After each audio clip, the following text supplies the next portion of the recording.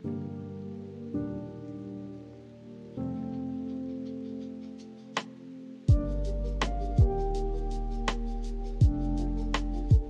a fucking liar, dude. What a fucking Weasley little liar, dude. What a fucking Weasley little liar, dude. Holy shit, dude. Fuck it. I'm saying it.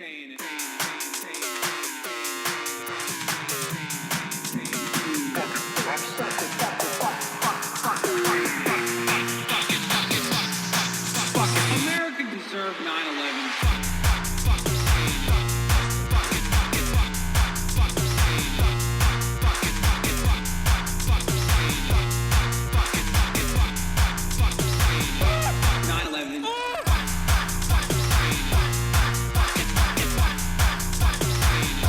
Only thing I know about the song is I think it's really funny. What a fucking liar, dude.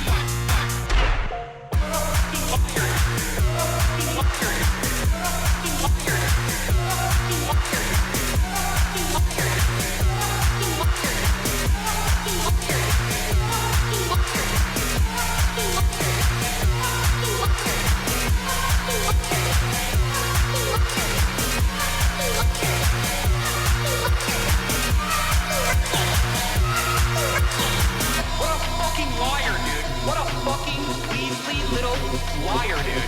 What a fucking Weasley little liar, dude. Holy shit, dude. Holy fucking shit, dude. Literally lying. What a fucking liar, dude. What a fucking Weasley liar, dude. What a fucking... Holy fucking... What the fuck?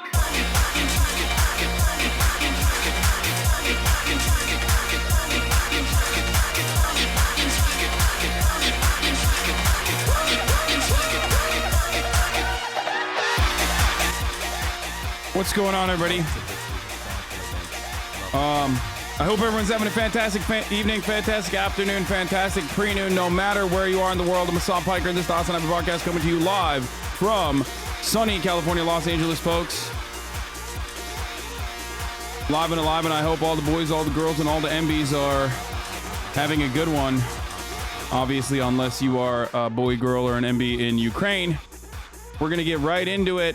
The Joseph Robinette Biden press conference is live currently, and that's what we're going to be walking into. Sorry for the abrupt change of pace. NATO countries. Well, if he did move into NATO countries, he will be involved. It is what it is. No personal news today, folks. Let's get into it. If we don't stop now, he'll be emboldened. If we don't move against him now with these significant sanctions, he will be emboldened. I'll be tweeting that I am live and alive and blast off in a second. And can you talk anything more about your conversation? And we'll figure it out, okay? I'm gonna go back and try to see what the fuck is going on. But all hell has broken loose as of last night. You guys were already here. No swift sanctions. I'm sorry, I can't hear you.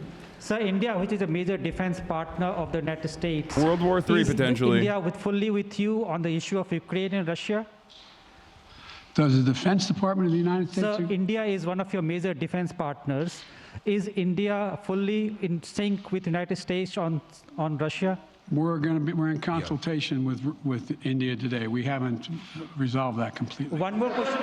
All right, here. I'm live, and I'm tweeting out that I'm live, blasting off immediately, okay?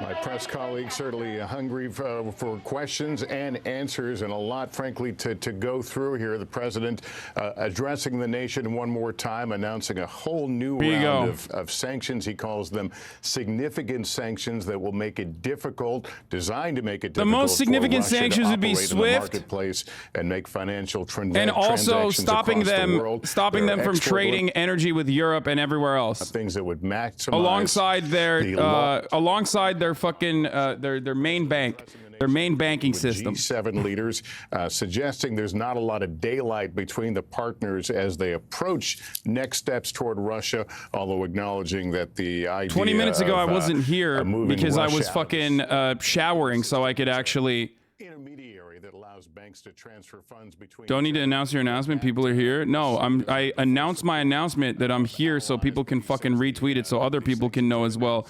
Okay. let's get right into it. Okay, let's get right into it. I showered.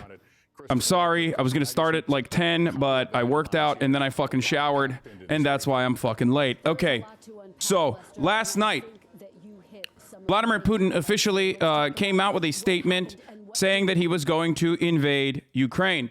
The original sentiment for why he was going to invade Ukraine was because he wanted to recognize the independence, or rather a day before he recognized the independence of these two regions within the Donbas region of eastern Ukraine that has Russian people living in that region.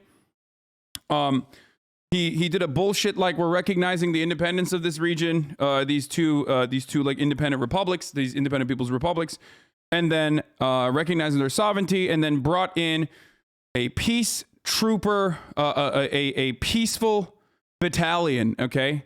Not a real thing, all right? Not a real fucking thing at all. Then, which I consider to be an act of war, an act of invasion, boots on the ground within Ukrainian borders, and the suspicion was that he was going to overtake the entirety of the Donbas region and potentially some forward areas that are completely outside of the scope of Donbas, exclusively to neutralize Donbas and make everybody hyper-focus on a different part of Ukraine. He didn't just do that, but also officially declared an invasion, said that he was going to denazify Ukraine, said he was going to basically do this because the LDR, the LPR, DPR regions had asked for help, okay? Had asked for help, and they said, please, we need your help. We need to be defended. Now, there has been ongoing shelling on both sides in that region for a very long time, since 2014. There are Russian people that are living there for sure as well. That's become a proxy war, though, all of the Russian separatists have been getting backed by the Russian government. And not only that, but now it was just complete fucking bullshit. I mean, the idea that like additional shelling occurred in the past fucking month or so, and that's precisely why today is the day you had to recognize it, and not fucking 4 years ago, not 5 years ago, not 8 years ago, but now 8 years 8 years into this conflict, after doing military trainings every fucking year after year in that same exact fucking area over and over again, this idea that he would basically, have to defend the sanctity of this region and the safety of these citizens or whatever by lying and saying there's an active genocide going on or anything like that. Complete bullshit. This is an act of irredentism. It's further beyond that. It's taking over territory, Ukrainian territory, bombing Ukrainian territory. As of the last data that I got, okay, the last data that I got on the subject is that 40 military personnel had died. Okay, 40 military personnel had died, and I believe 10 civilians have died as a consequence of the targeted strikes that occurred on Kiev and in Western Ukraine and in numerous parts of the country. It's probably going to be more than that. They neutralized officially. The Russian officials said that they had neutralized their air defenses. Ukrainian officials have also stated that they've dropped 5 or 7 planes and 2 helicopters thus far. The number is, of course, growing in a situation like that. Those numbers immediately that come out from official authorities are probably going to be a little bit. I mean, they're going to be wrong. They're not going to be right. There's no fucking shot they're going to be right. And this morning, Joseph Robinette Biden woke up and decided to fucking, reveal what kind of action that they were going to take against Ukraine, or not against Ukraine. What am I saying? Against Russia. And we'll see what the fuck happens. But right now, the situation is complete fucking insanity. Let's listen to what Biden has to say real quick. Okay, because I want to hear what the fuck his analysis or what his take is. It's a question for the conflict, and it's a question for the economic picture too. As people here in Moscow, Lester, going to the banks today to try to withdraw dollars because of the crashing currency here in Russia, Lester. Keir Simmons, thank you very much. An economic battle. A 14-year-old girl was killed. Okay. Certainly in Ukraine right now. That's where NBC News chief foreign correspondent Richard Engel joins us. Richard, you're moving into another night. What are you hearing? What are you seeing? seeing? What do you expect? Thank you for turning me into a leftist. You have changed my life. So as we were talking earlier before the president came out, there had been speculation before this began that Putin might take a small option, that he might just take a piece of Ukraine, potentially a piece that Russia already held, the separatist-held area. But when we woke up this morning, when we woke up to the news that the war was beginning, it was clear that this was a total campaign. Russian forces first began with airstrikes, and then they moved in from the south, from the north, from the east. And initially, throughout most of the day, they were targeting military targets. They were targeting airfields, satellite facilities, radar installations. But now, as we are approaching night 2, or the second period of darkness of this conflict, it seems that the Russian forces who have poured into this country on tanks are making their way toward population centers, still in those 3 directions, one from the south, one from the east, and another from the north. And the 3 cities primarily are the main cities here in the south, including Mariupol, Kharkiv in the east, and the capital of Kiev. And there are great concerns about what will happen when Russian troops reach this city. Russian troops are already right now approaching some of the outer areas of Kiev after having taken an airfield to the north of the city. So I think we're at an inflection point right now where the first phase of this operation was... I'm going to rewind this. Wait, I can't rewind this? Fuck, why can't I rewind this? Okay, here. I'll rewind this one and go back to where Biden is talking so we can hear what he had to say. Or we can get a summarization of it, but here, Joseph Robinette Biden is live. Let's hear what he had to say on the Russian assault on Ukraine. A region in eastern Ukraine controlled by Russian-backed separatists. The Russian government has perpetrated cyber attacks against Ukraine. We saw now that Ukraine is being invaded, everybody raised their hand saying there's nothing we can do. Yeah, no shit. And for a lot of you, let me re-clarify my position, because there's a lot of new people in here, and there's a lot of people who don't understand what the fuck is going on. There's a lot of people who are probably in here like fucking confused. So let me explain something to you. Retaliation against the world's largest nuclear power was never a fucking option. That's precisely why people consider this to be World War III if World War III actually fucking breaks out. And what have I always said? World War III is not a real thing. We will always have proxy wars. Real nations, 2 warring nations, will never fucking war. 2 warring nations are not going to fucking go to war because they have nukes. Okay?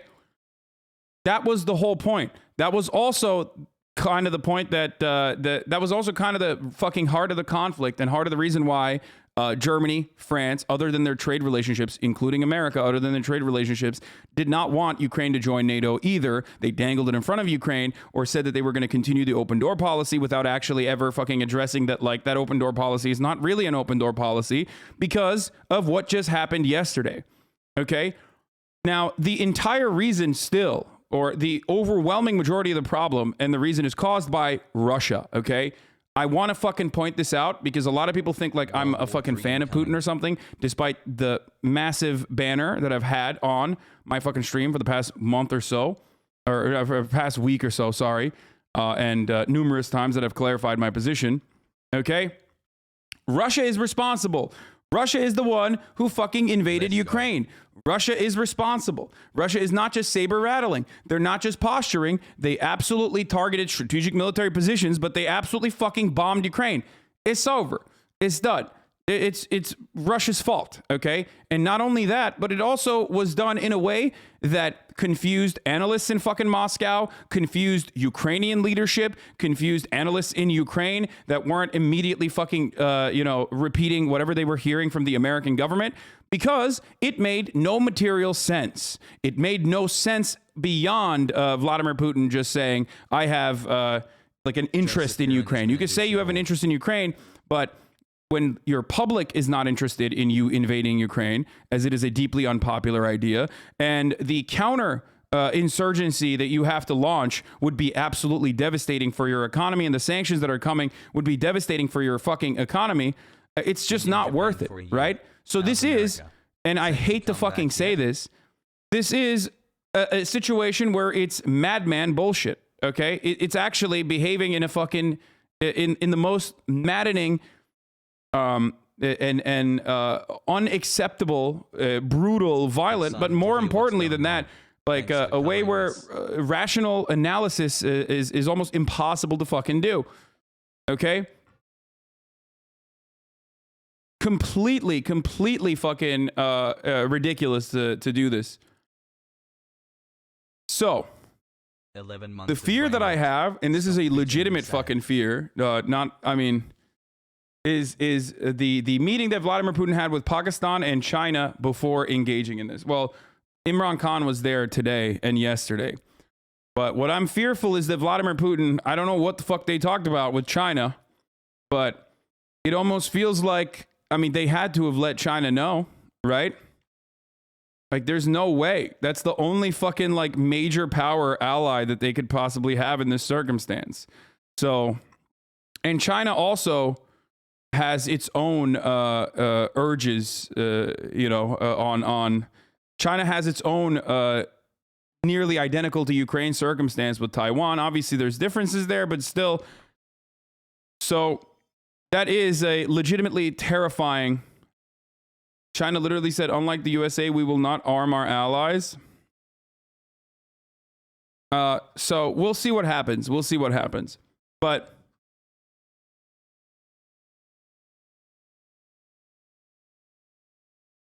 they won't be strong enough sanctions because the US and EU aren't energy dependent. You mean energy independent? Yes, Hassan, I know. On our 11-month anniversary, did you let So- Putin invade? So,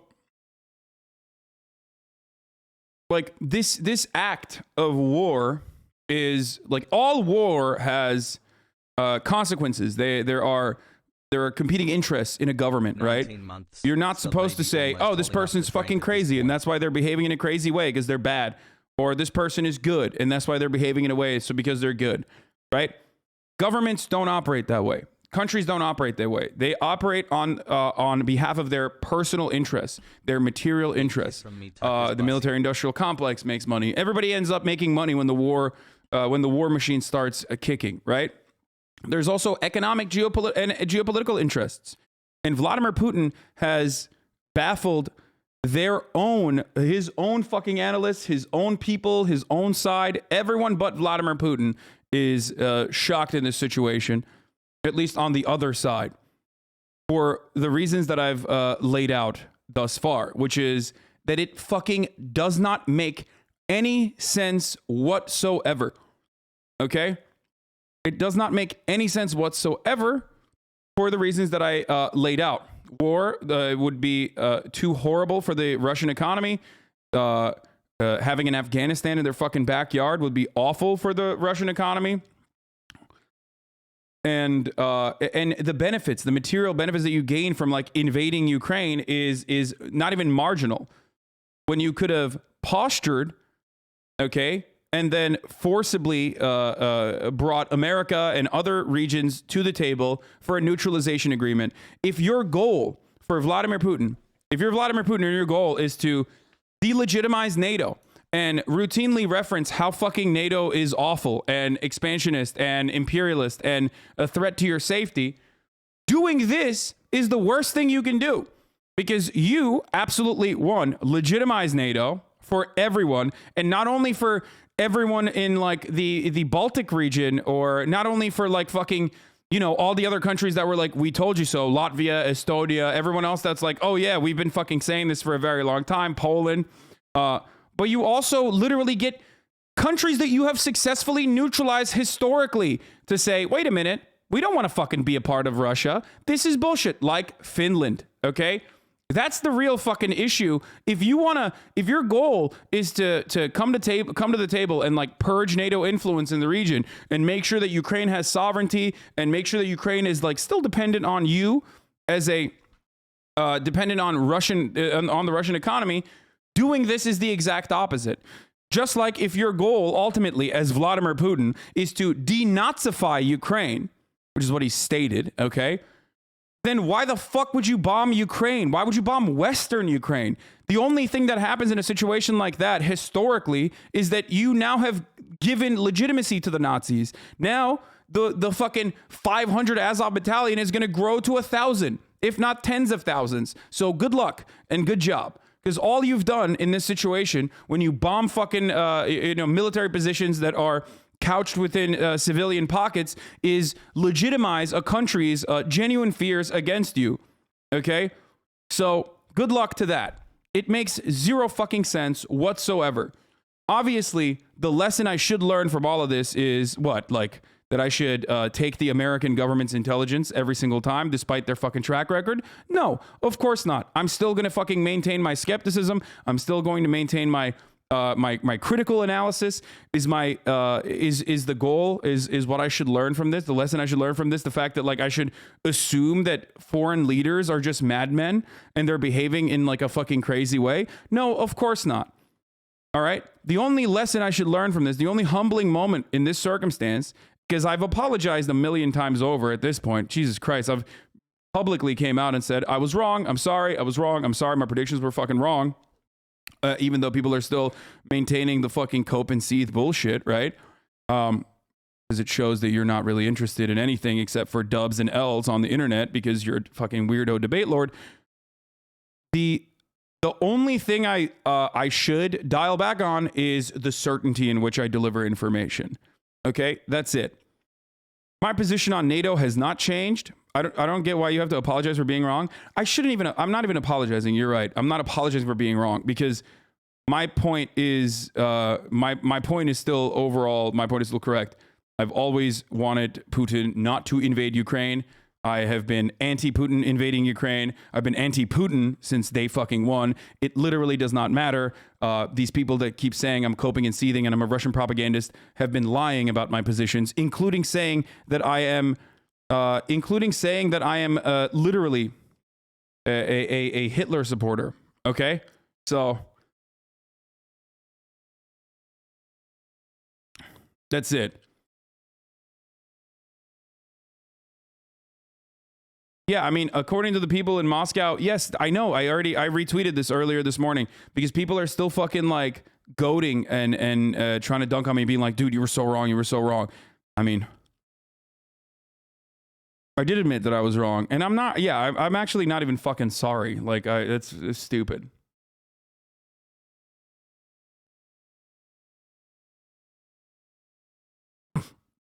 You're not evil or dumb for maintaining some skepticism regarding U.S. intelligence sources or State Department reports, just as you'd have for Russian state TV. Given what we've lived through since 9/11, it is in fact irrational to embrace our national security state as the arbiter of truth. 1,000%. So, you know, I really do hope that, first and foremost, I hope that,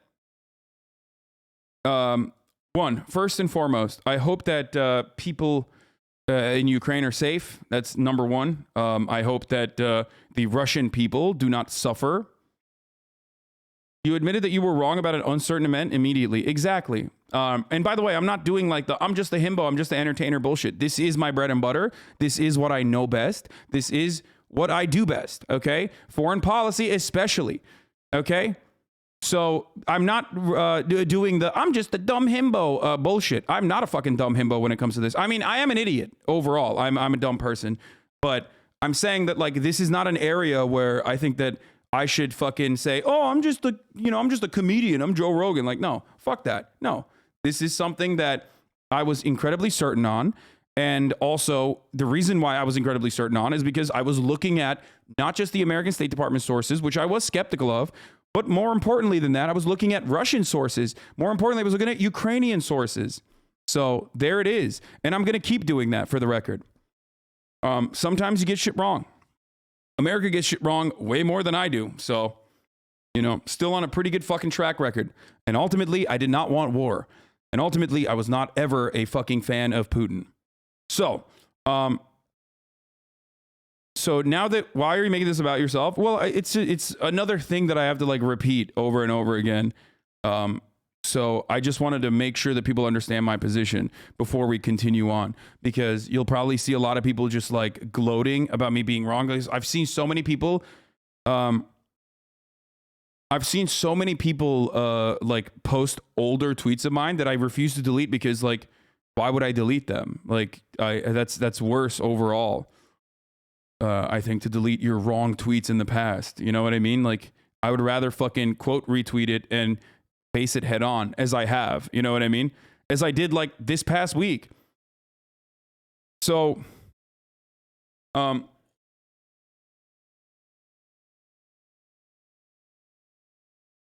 think your domestic policy is stronger than your foreign? That's patently untrue. I mean, my domestic policy is strong too. No, dude, it's not about trusting Russian sources, my friend. It's about understanding the Russian position, okay?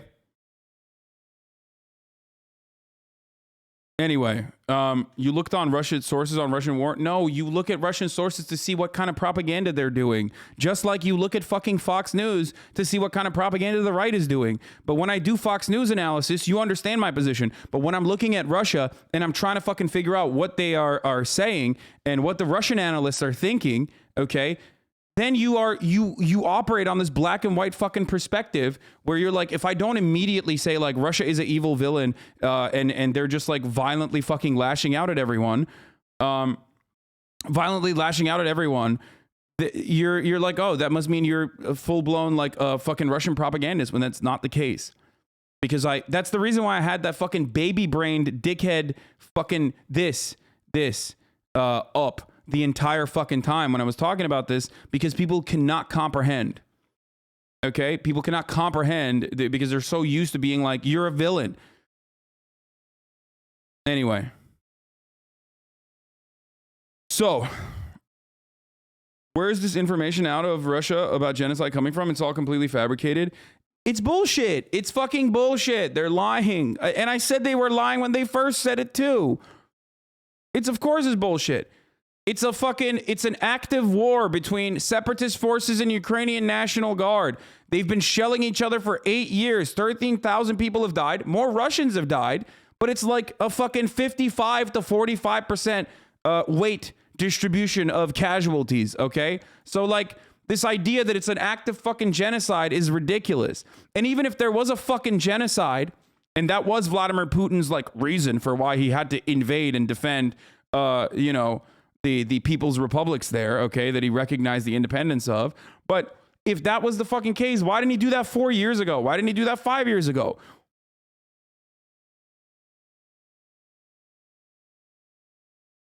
Okay.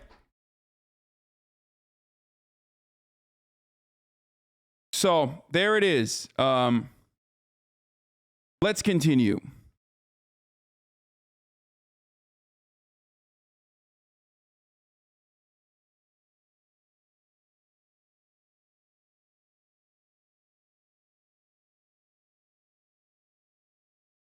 But, fuck. Oh, this is so ridiculous. Innocent people are losing their lives over politics they have little to do with. Of course. You're shadow banned on Instagram right now if you didn't know. I'm always shadow banned on Instagram. You have to write my fucking full name to find me.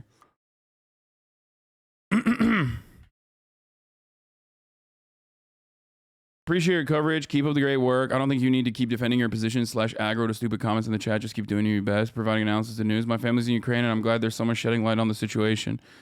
I hope they're all right, man. So, fuck. So what Vladimir Putin did, once again, is completely fucking unacceptable. Completely unacceptable. I just want to fucking point that out again and again and again, over and over again, because there's some dummies in here who probably don't understand it. What else did I say? Yeah, oh, here's what I basically, here's my repetition of what I said already. Didn't think a regional power would act so irrationally. I know Putin doesn't care about lives, but these actions also directly harm his geopolitical interests, his energy projects, his geopolitical interests being, vilification of NATO, right? And making sure that NATO doesn't expand further. If that's your goal, you did the actual worst thing you possibly could. That's one. If your other goal there is, defending your energy projects. You had Nord Stream 2, which was going really well. You know what I mean? It was like something that America didn't want, but like Germany definitely relied on. Okay, you were expanding your influence on the European Union by making them energy dependent to you. Okay, Like, that's a complex trade relationship that you have. That's a dub. That's a major dub for Putin. Major dub for Russia. Okay? So much of a dub that America was like, dude, no, you can't do that. Not only that, but also this legitimizes intelligence, like military intelligence, State Department apparatus, the pipeline between the State Department and mainstream media on the American side, on the European side, and totally fucking continues, if not emboldens all the fucking anti-Russian rhetoric. So, you know, it's GG's on that. This is like Cold War 2.0, which is horrible, okay? Horrible overall. The entire Hasanabi Clips industrial complex is shadow banned on YouTube, by the way. Wait, what? No fucking shot. There's anti-war protests that are fucking starting in St. Petersburg. And by the way, for the record, this is part of the reason why I said it was fucking bananas for him to invade, okay? Because of this. Because, like, it's literally unpopular. Vladimir Putin his popularity has waned over the years, okay? But not only that, but they have polls. You know what I mean? They fucking polled Russian people and they were like, no, we don't want you to invade Ukraine. That's insanity.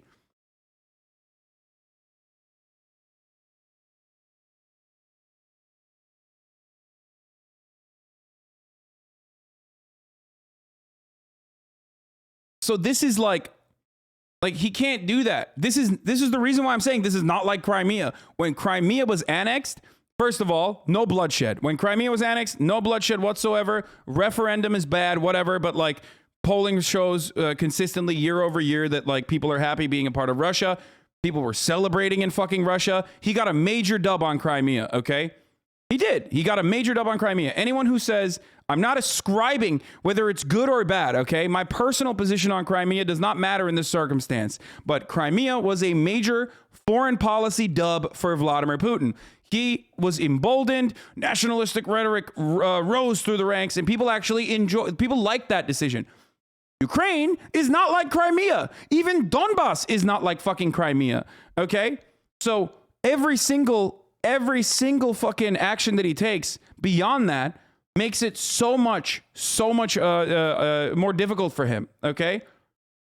Is dub good? No, a W for him, okay? A W for Vladimir Putin. I'm giving you analysis. Please stop fucking making me have to feed you the broccoli with like some sugar on the side by being like, Vladimir Putin is a bad guy. The fucking thing above my head is supposed to cater to your expectations, okay? Your methodology and the analysis was totally right. Also, Putin did invade Ukraine to keep as a buffer, as NATO members did not hard sanctions on Russia, as they, not North America, are dependent on Russia for petroleum. Okay.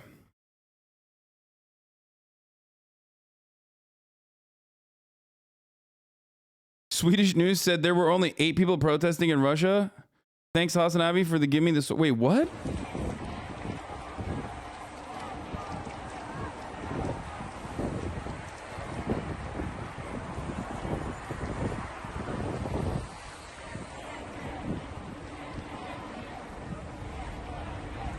What do you think that a reliable source when someone looks at a piece of information? Shut up. I'm not having a conversation with you, you schizo posting fucks, okay? We are not having a one-to-one conversation when there's 90,000 people in here and people have questions. You selfish, narcissistic fucking piece of shit. I want to have a conversation with you personally. You're biased. Okay, dude, you got me, okay? Anyway. Yes, this invasion legitimizes the worst people alive. Like, absolutely the fucking worst. It legitimizes the worst fucking interests. It legitimizes the worst attitudes. It's horrible for fucking the Ukrainian people, obviously, that their lives are now in fucking limbo. Okay? Hopefully there will be a little bit of fucking emancipation from all of this once the conclusion comes. And hopefully that conclusion is not like an awful and violent one or a continued fucking occupation by Russia. And instead is a reasonable agreement that offers some stability to Ukraine, a country that's already been like destroyed for the past many fucking years. Okay. Another problem here, another problem in this circumstance, of course, is like the consequences for the Russian people that will be hurt by the sanctions. It's not their fucking fault. They don't want this shit, but it doesn't matter. Anyway. But could they arrest Putin? No, of course not. And there is no fucking potential regime change either.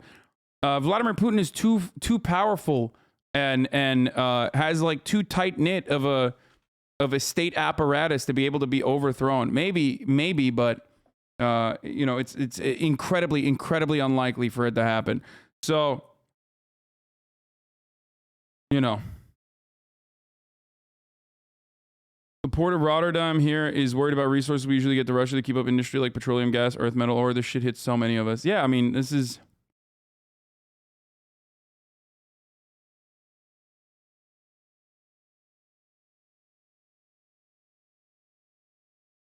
Middle of the fighting. Matthew, tell us what you're witnessing there. Oh my God, not the Toyota Camry. Are you serious? I mean, those things can withstand bullets, though. They're powerful. They're powerful machines. I'm not worried about the Camry. We may get... Jim, we've come out of the center of the Ukrainian capital, Kiev, and we are here at the Antonov Airport, which is about 25 kilometers, 15 miles or so out of the center. These troops you can see over here. Stand up, Lewis. These troops you can see over here, they are Russian airborne forces. They have taken this airport. They've allowed us to come in and be with them as they defend the perimeter of this air base here, where helicopter-borne troops, these troops, were landed in the early hours of... So, for those of you, let me just point something out here, okay? For those of you who are thinking, what the fuck? Why can't we just, like, go and help Ukraine? What the fuck? Why can't we just send military to Ukraine right now to defend them? Okay? Because I know that a lot of people have that take, right? A lot of people, understandably, reasonably, their first fucking attitude immediately is like, we're the world police, we're America, we have an incredibly big-dicked, long-dicked military. Why aren't we fucking sending troops there? Well, the reason is because Russia has nukes. So if there was a fucking world war between America and Russia, then it's a nuclear war. And that's precisely why...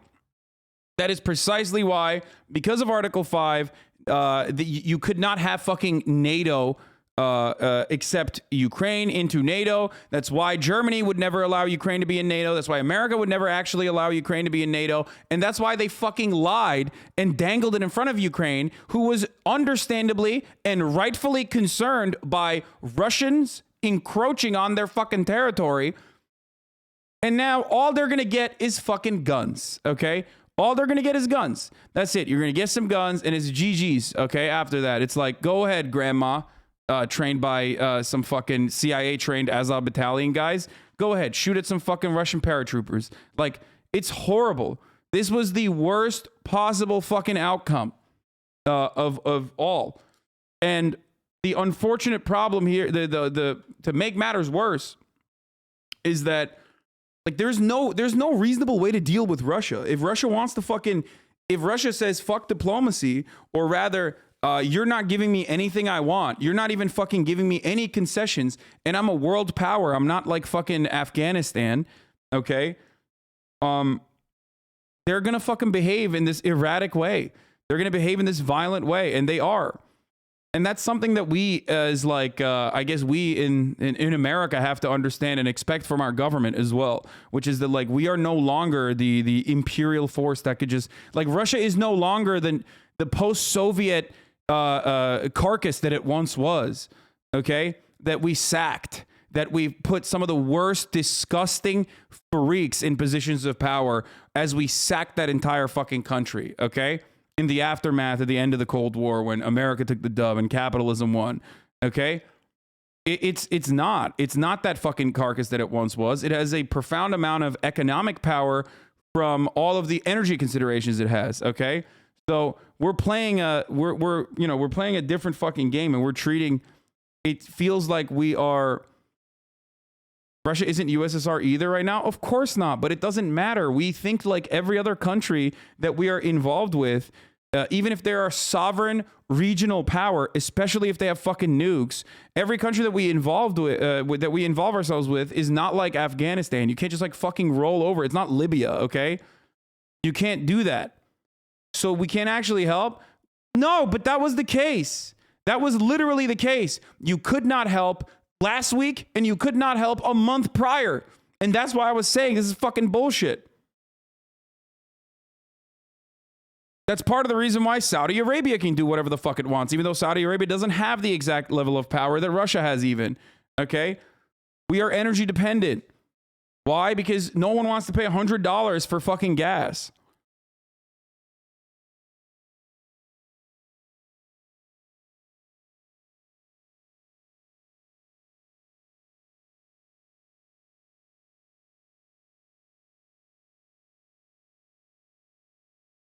Anyway.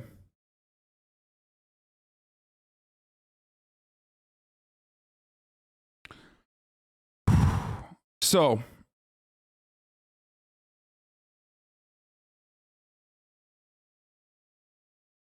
that's why it's like frustrating when people are like appeasement, appeasement, appeasement. Well, what's up? What are we doing now? We're doing appeasement now, aren't we? Sure seems like we're doing appeasement. Appeasement was always the fucking point. There's no way to fucking deal with Russia. Like, you're not gonna fucking go and actually engage in like active war, okay, with Russia because they have nukes. So this was fucked for Ukraine the whole time? Yes, yes. The only way out of it is to exhaust diplomatic options at least before this happens, okay? That's it. Kind of like how when America wants to fucking roll over territory, no one else can do anything about it. You can't do shit. You literally can't do anything.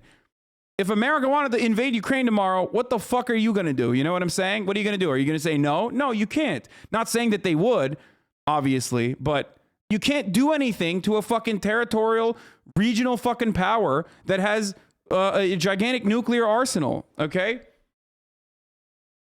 That's why you have to treat them as they are individual actors and go to the table and make concessions. That's what I've been saying since fucking day one. Okay? It's basically an argument for countries to nuke up. Yeah, I mean, I've been saying that. I got 3 rules here, okay, at the Hasanabi broadcast. 3 rules on nation building. Get nukes immediately, okay? If you don't have nukes, make nukes. If you do have nukes, never give up your nukes. And lastly, if America says you have nukes and you don't actually have nukes, Libya, never even, you're fucked. Make nukes immediately. You have to drop everything. Drop the fucking water, facilities that you have. If you're Gaddafi, fuck the water, fuck the fucking rebels, fuck the, Wahhabists that you're dealing with or whatever. Immediately get nukes. Too late. Gaddafi couldn't do that. And then he got, the ass blasted literally by a bayonet on television. But that's the whole point. Like, when a country says you have when America says you have nukes, you gotta fucking try to find nukes immediately, whatever you do. Like, do some James Bond shit. Okay, can you give some examples of concessions they could make? Yes, Minsk 2, okay? Minsk 3. Minsk's so nice, they had to do it twice. That's it. That was what I've been saying from day one. It's a neutralization agreement that would identify DPR and LPR as autonomous regions that are still a part of Ukraine, okay? That would allow them to have at least like, to maintain their cultural heritage, like their Russian language and shit like that, while simultaneously, I would assume they would also make sure that like Crimea's water crisis was no longer a crisis, because one thing that Ukraine did do was dam up the river going into Crimea after Crimea was annexed by Russia. And at first, the water reserves were enough for Russia to deal with, but it was becoming a water crisis. I think someone wrote about it like a year ago. So that probably would be another part of that neutralization agreement. And ultimately, this idea that no one would violate a deal that would make both sides happy, that no one would fucking violate. But Ukraine didn't like the Minsk agreement, and Russia was not really involved in it regardless. So it did not happen in the way that it was supposed to.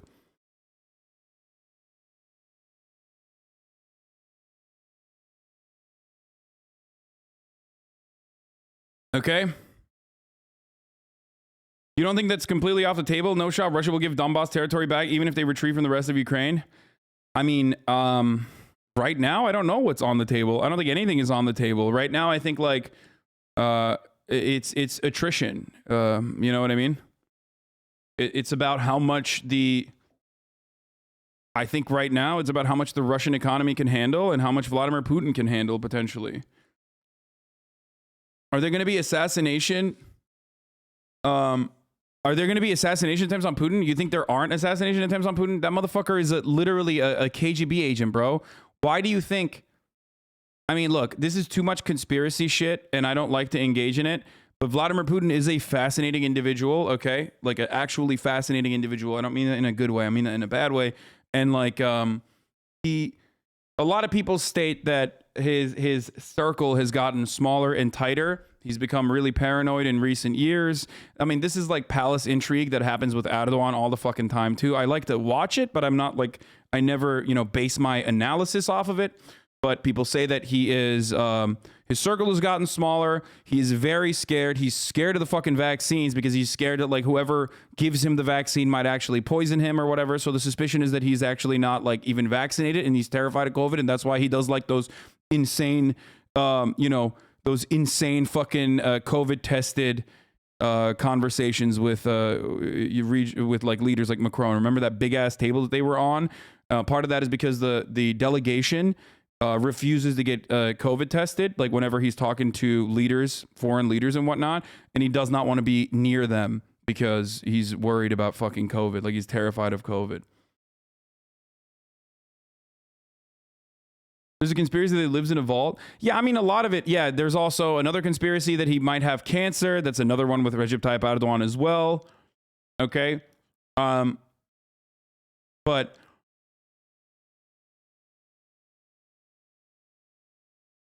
more and more Russian soldiers are surrendering after finding out they're on an offensive against Ukraine. Thoughts on this? A bit ago, a whole Russian tank platoon surrendered. I don't know if that's real or not. I will not look at unconfirmed reports on that stuff. But it was not. This was not even a popular fucking move within, from what I understand, within the military either. It's just not popular. It's not a popular idea to just like fucking all out invade Ukraine, bro. You can't do that.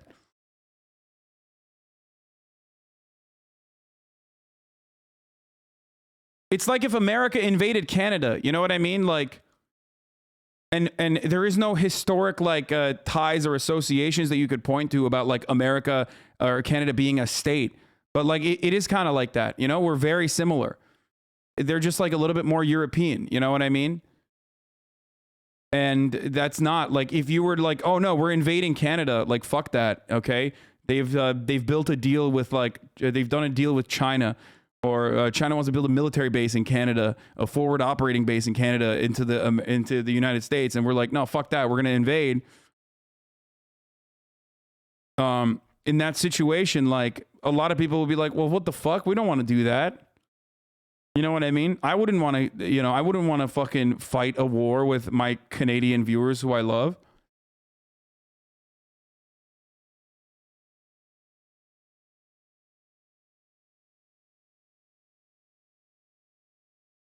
Anyway.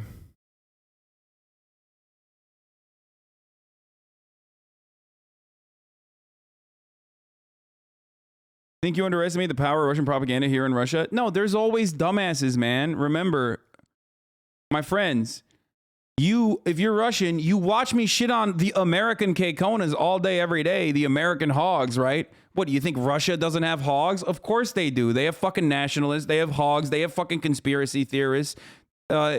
Just like every other country, it's not a monolith. Of course, there's going to be people that love the idea of invading Ukraine and taking it over and like killing everyone or whatever the fuck. There's also Nazis on the Russian side too. So like, there's a whole birth of different ideas and ideologies in Russia as well. So that's not new. We often always have this tendency, and that's something that I want everyone to fucking get out of. We have this tendency to think that like foreign nations are monolithic and that they're operating on like the basis of good or evil when they're not. They usually, in most circumstances, are behaving in a way that benefits their interests. They're also, regardless of how authoritarian they are, they do actually fucking look at what the public's opinion is on the actions that they take. Because you know what happens in an authoritarian country? When your popularity is waning, do you know what happens? You get killed. Okay, you coup d'etats and you get fucking killed. So that's the reason why, like, even someone like Vladimir Putin, who's like very successfully maintained his grip of power, is not going to make insane fucking moves that harm his position, that actually hurt. You should add an emo for when you don't want to fight against destructive repetitive criticism. You end up repeating yourself frequently because people love arguing with you so much over little points. Yeah, I don't know what to that. This morning to take and to form an air bridge to allow for more troops to come in. You can see these are Russian forces. You can tell they're Russian. I've spoken to them already. You can tell they're Russian. They've got that orange and black band to identify them as Russian forces.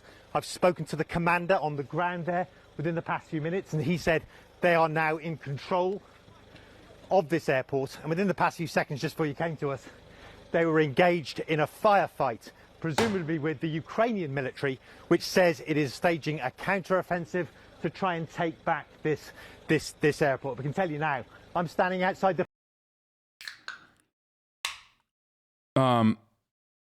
Massive news, Russia's crossed the Dnieper River in the south with tanks under fire from the Ukrainian side. So this is another thing that is like very confusing to me, because like I just don't fucking understand, right? I don't understand what the fuck they're doing. Like I don't, like, what is the goal? What is the purpose? What the fuck? What are you doing? The fuck are you doing, dude? Vladimir Putin, what the fuck are you doing, bro? Stop it.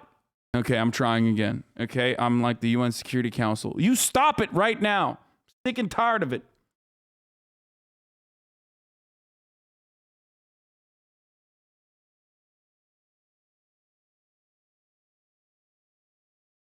Okay.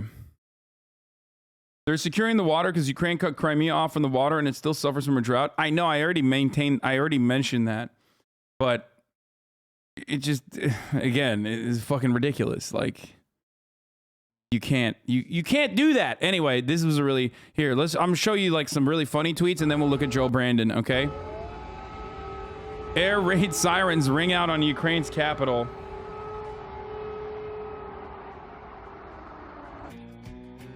And a little bit of chicken fried. Cold beer on a Friday night. A pair of jeans that fit just right. Dude, dude, you know, it's just, oh, Jesus Christ, dude. This World War III breaking news report was sponsored by Applebee's. Oh, this one's fucking insane. I don't know if this is legit or not. Rip. Oof, they lit that fucking thing up. Look at the traces. This one is literally Arma 3. It's fake. It's Arma. Oh, god damn it! I hate it! Why? This is what I mean. This is what I fucking mean. This is what I mean. They always... Motherfuckers constantly posting fake bullshit.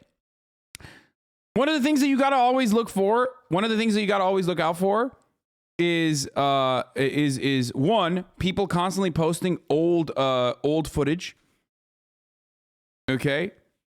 One of the things that you have to look out for is people posting old shit from other conflicts, from prior conflicts, or even fucking video games, I guess, apparently. I don't even know if that's a video game or not, but he fell for it. Dude, that's not funny. There's like, for the record, like I'm pretty good on identifying it quickly, and I usually don't even click on shit, but I guess I clicked on it earlier when I was just starting the stream. One of you motherfuckers sent it to me. Bannon says people should support Putin because he's anti-LGBT and anti-woke. Yeah, I know. We're not even going to do that. We're not even going to fucking get to that, okay? What do people gain from doing fake posts? Western allies see Kiev falling to Russian forces within hours.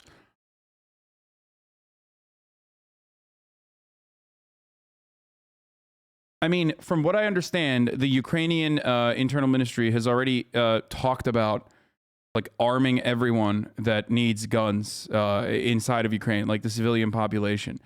And I don't know if like they're like, we have guns, we're going to give it to anyone who wants it. Which is, of course, not great. You know what I mean? Like that's some fucking Chechen shit, right? We all know how that went.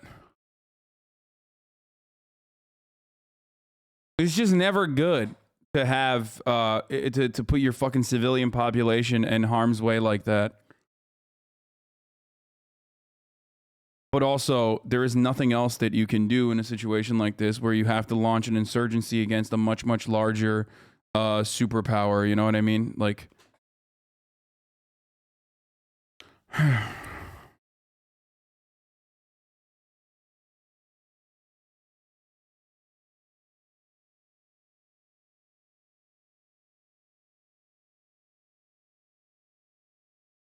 yes, turn to America. Good guy with a gun beats bad guy with gun. Yeah, that's not. First of all, America's never the good guy with a gun. Okay, no. Turning to America in that situation would be use the bad guy with a gun to beat the other bad guy that's immediately attacking you with a gun.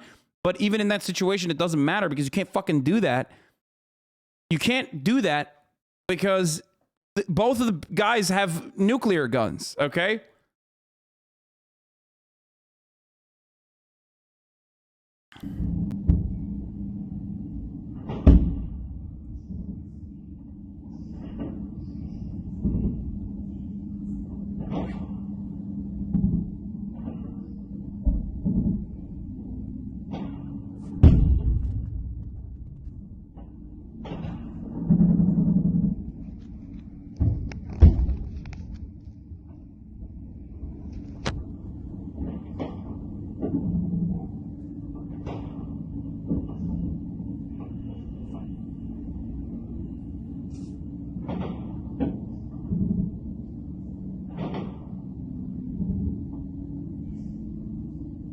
Russian prisoners of war? Wait, what? That seems like fucking fake news. Taken by... Okay, maybe it's not. Taken by the Ukraine's 93rd Mechanized Brigade.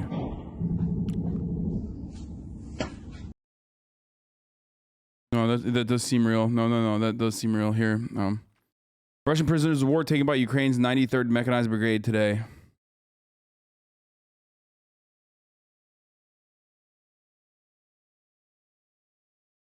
Fucking kids, dude. Look at that. Literal fucking kids.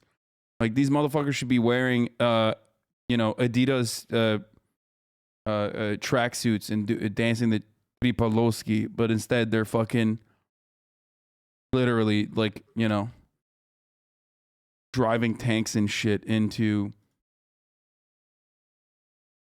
the Ukraine. Watch this. Putin has brought fear to this home. He's destroying lives.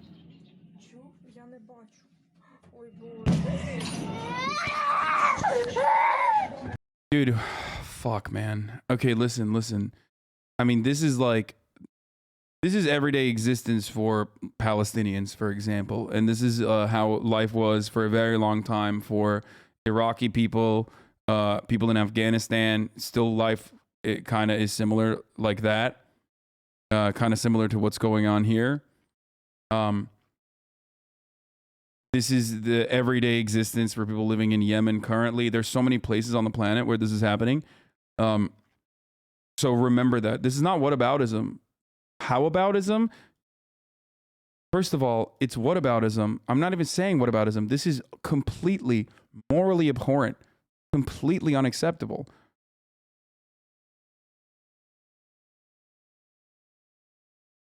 That video was a Ukrainian MiG-29.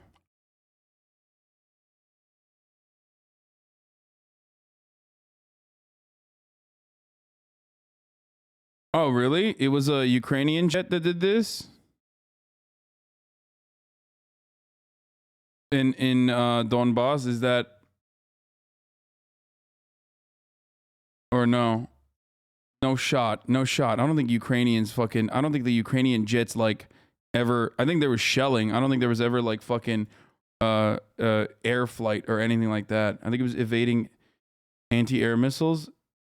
Yeah, no, I don't believe that. You're getting one guide. It's a Russian jet targeting Ukrainian BMPs.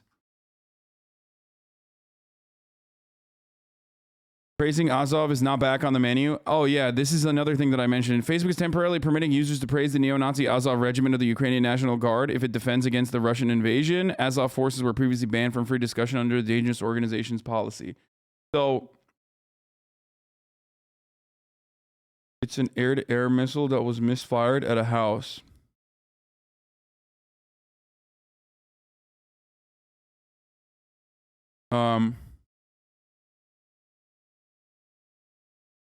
Seeing a lot of leftist socials I follow implying that Ukraine has been aggressing in Donbass and that Russian invasion is warranted. Element of truth, or is this pro-Russian propaganda? No, that's like, no, that is pro-Russian propaganda, man. That's like, that's, there has been active conflict in that region for the past 8 fucking years, okay? This notion that like Ukraine decided to like act out and literally like increase their shelling and behave in this way when 200,000 Russian troops are at their border? Are you fucking insane, dude? That's so stupid. Why didn't they do this when, you know, there isn't a military exercise happening at their fucking border? Yeah, they decided to maybe research it. What do you mean? I have researched it. I've talked about it. 13,000 people have died in Donbass, and the majority of people that have died are on the Russian side. The majority of the conflict has occurred on the Russian separatist territories, okay? Like the Russian separatist controlled territories. But, and I have talked about this on stream as well. I've researched and talked about this on stream. But having said that, though, that is over the course of the past fucking 8 years. And it's absolutely psychotic that it would happen. It's absolutely psychotic that like the shelling would increase. I know that that's what the Russian narrative is, or the death and destruction would increase in the past week when like Ukraine is going to do it in the least opportune time for them. They're going to start agitating Russia. They got rolled over in like 4 hours. What do you mean? And Russia was able to overtake their fucking main airports and destroy all of their air force, like destroy their air systems in a matter of an hour and 45 minutes. Are you fucking insane?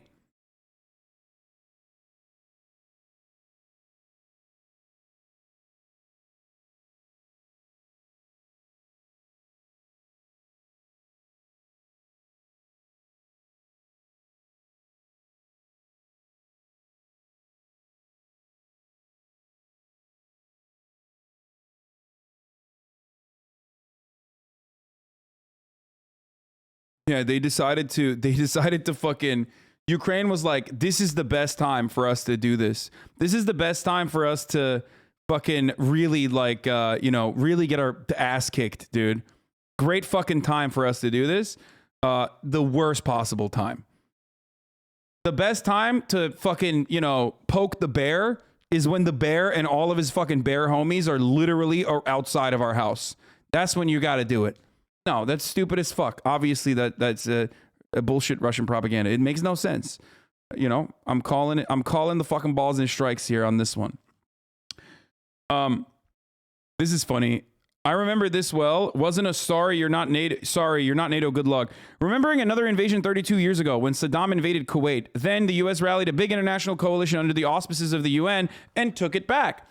How things have changed. The world order isn't under attack. It's dead. Richard Engel says, I remember this well. Wasn't a sorry you're not NATO, good luck. I wonder why the motherfucking chief foreign correspondent of a major news network is completely oblivious to the difference between fucking Saddam and Russia, which currently maintains the world's largest nuclear arsenal. I wonder if there's a big difference between that. This is what I mean. Americans are fucking brain dead, dude. Americans have lost their minds. They literally think like we are the world police. And the people that we're fucking fighting against, like they're so used to whipping fucking Muslim nations around and doing whatever the fuck they want all around the world that they think they can deal with China and Russia in the exact same way. These motherfuckers have had empires for far longer than America has existed, okay? That's crazy to think you could just like literally operate in the exact same way and not as fucking peers, okay?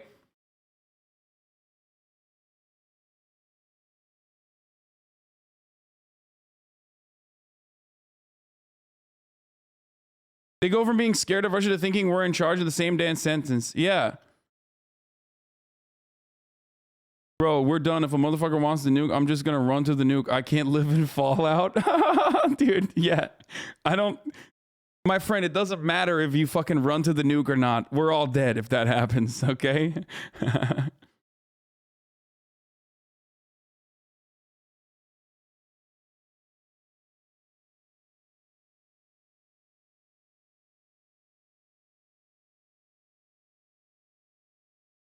Jesus.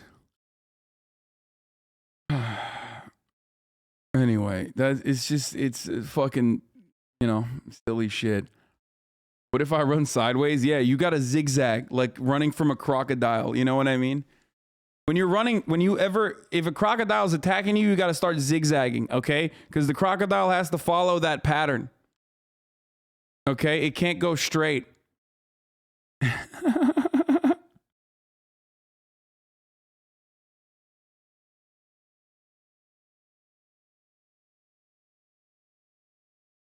So that's also the way that you run away from a nuke. It's okay, I'm stepping in. Fuck it, dude. I'm stepping in too. That's it, bro. I'm sick and tired of it, okay?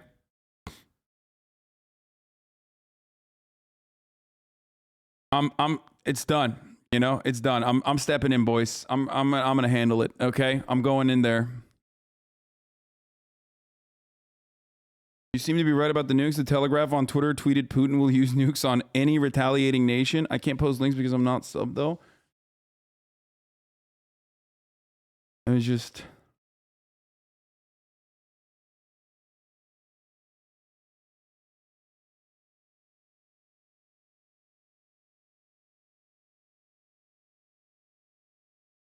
Why would NATO dangle the membership in front of Ukraine? It's not even NATO dangling it. Germany and France were not dangling anything. They were like, chill the fuck out. The only people that were dangling the NATO membership was America.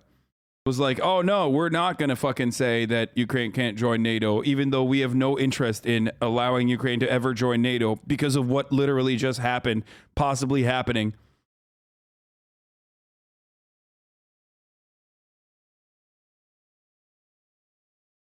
Breaking the Turks have joined Russia in invading Ukraine. That's not true, dude. You fucking idiot. Turkey is literally NATO and also has already pledged support for Ukraine. They sent like supplies to the Kiev airport immediately.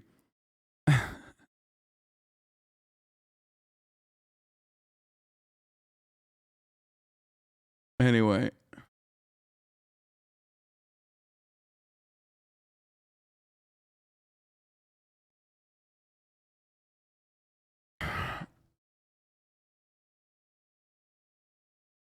So, Russia TV is running all of the pro-Putin shit from Trump, Tucker, and Ingram from last night. Wait, Tucker and Laura Ingram were pro-Putin last night? That's fucking insane. Okay.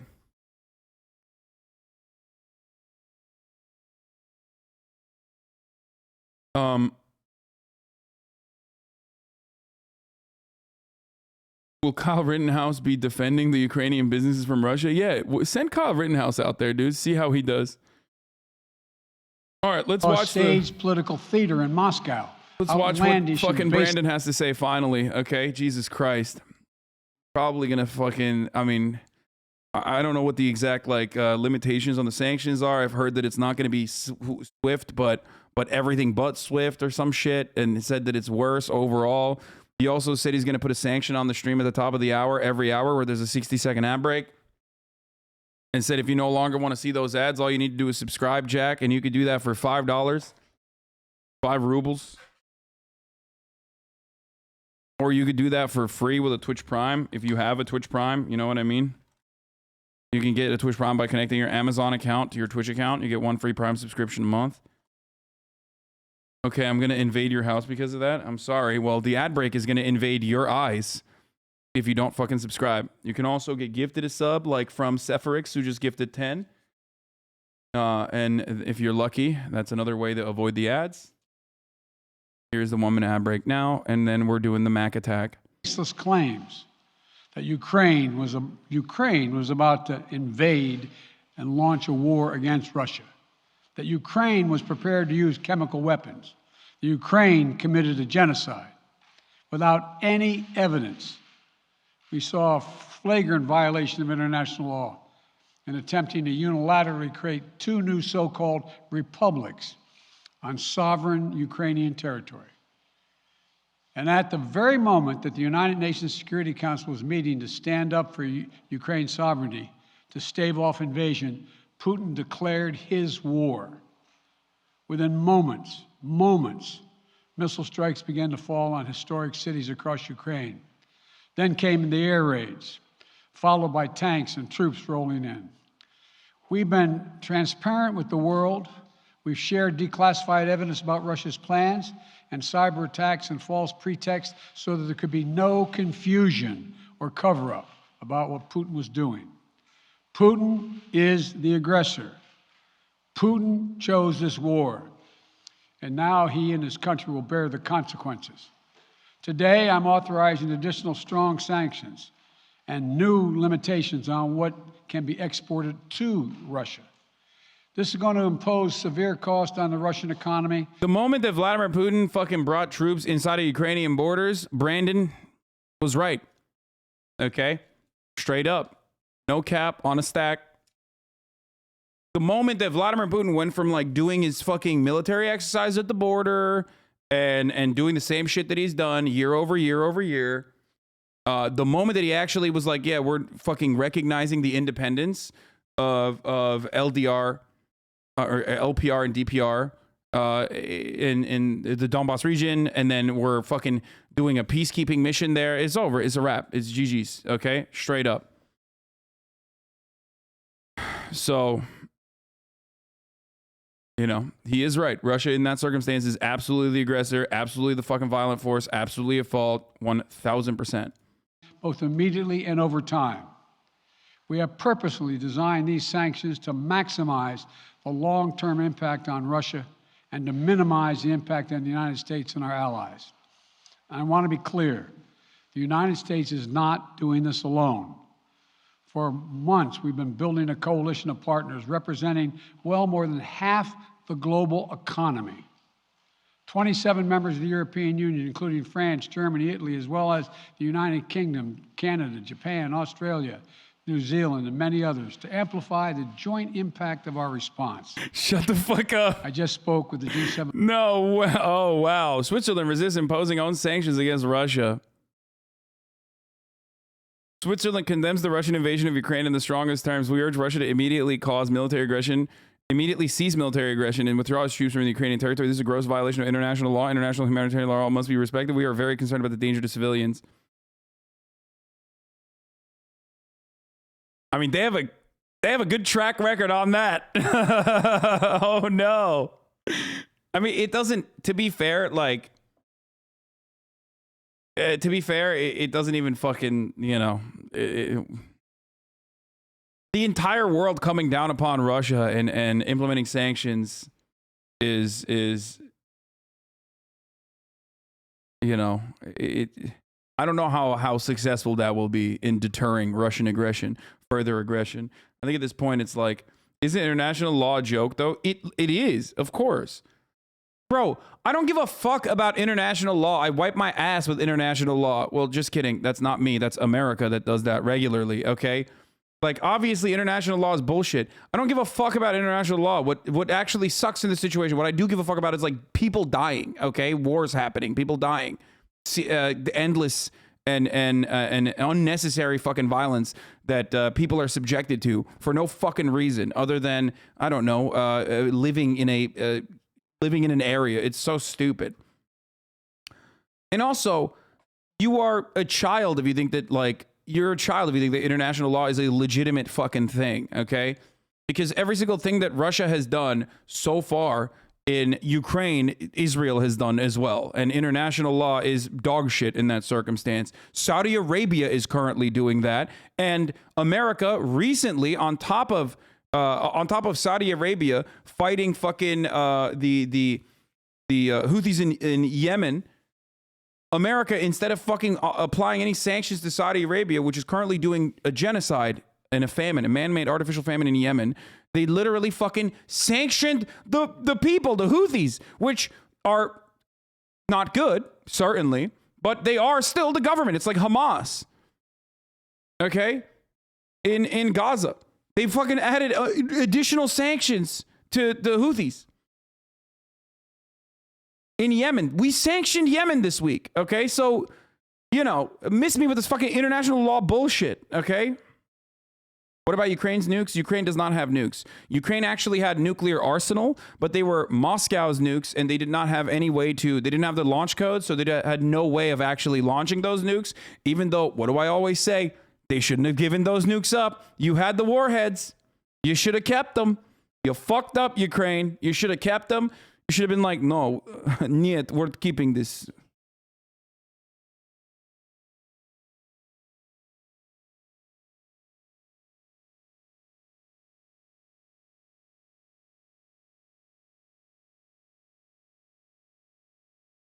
The EU is voting tonight on getting Russia out of SWIFT to support Ukraine. Germany and Italy are holding against. German and Italian friends, make your voice heard enough. Are you stupid though? Houthis are literally bombing Saudi Arabia every now and then. Do you expect them to just wait for those stupid sanctions? No, you should. Just the remaining fucking dying Yemen babies deserve the collective punishment. Good take. You know, good job. You really fucking nailed it, dude. You know.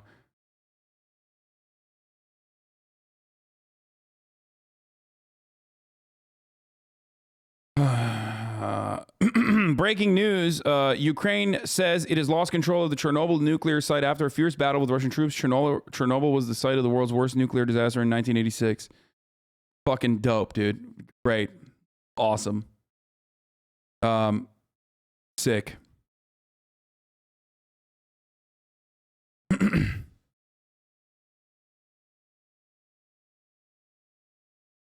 leaders this morning, and we're in full and total agreement.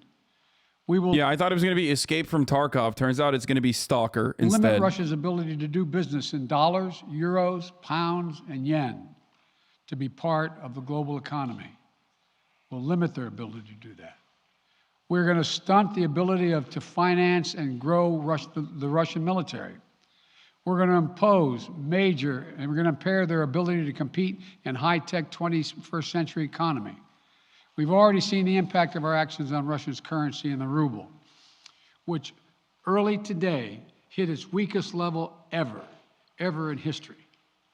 The Russia stock market plunged today. The Russian government borrowing rate spiked by over 15%. In today's actions, we've now sanctioned Russian banks that together hold around one. Do you still love Putin now? Look at your name on my screen. Look what it's next to.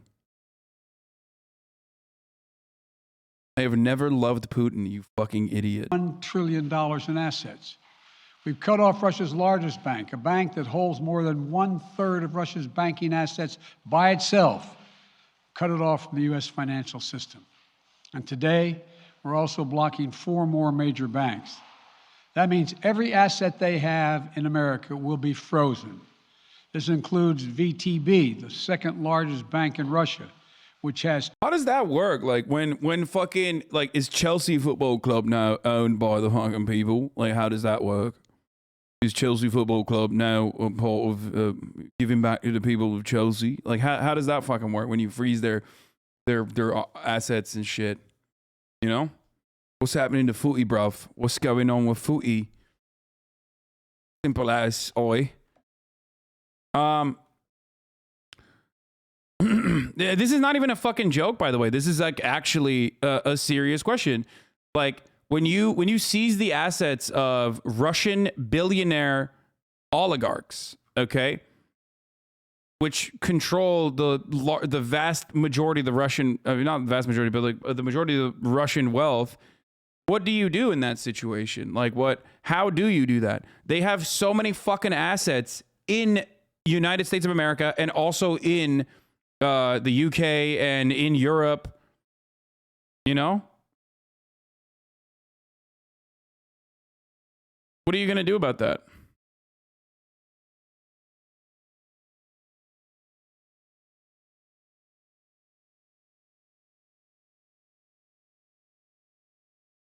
Also, the main thing that they're not fucking sanctioning is what, 30% of the Russian economy? Energy. Because of our reliance on Russian energy, both in Europe and in America as well, they not only fucking, even in the first round of sanctions, they bought $700 million or like a... Hold on.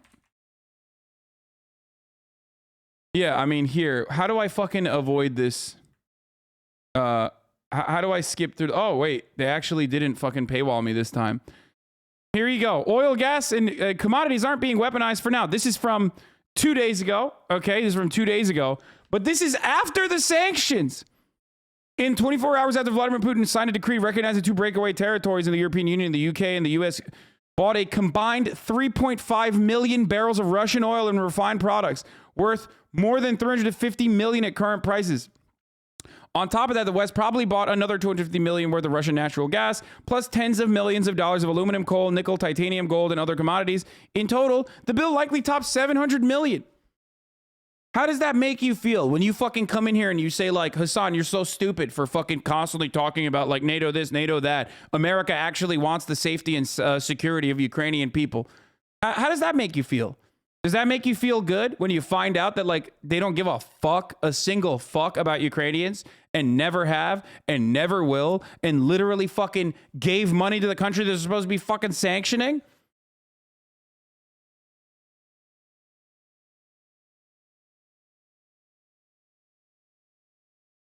Does that make you feel good? Does that make you feel smart? Saving the banger sanctions for later, possibly. If we sanction all, we have no more leverage. Dog, what are you going to do? Are you going to sanction when they fucking do a nuclear first strike? What the fuck are you talking about? They already invaded Ukraine. What are you talking about? Yeah, I'm gonna do this when the nukes start flying. We got the ICBMs, okay? Nuclear warheads are like boop, boop, boop, being built. And fucking the top of the nuclear fucking warhead is like opening up, and I'm like, hey, the fucking sanctions are coming, dude. What are you gonna do? Oh, we had to save the banger ones. No, dude. This is not saving the banger ones. This is literally stacking the fucking deck against sanctions that you're gonna do because you don't want to buy these commodities at a way higher price point later. This is why these countries that have like complex trade relationships can't fucking do this sort of they can't engage in this sort of action.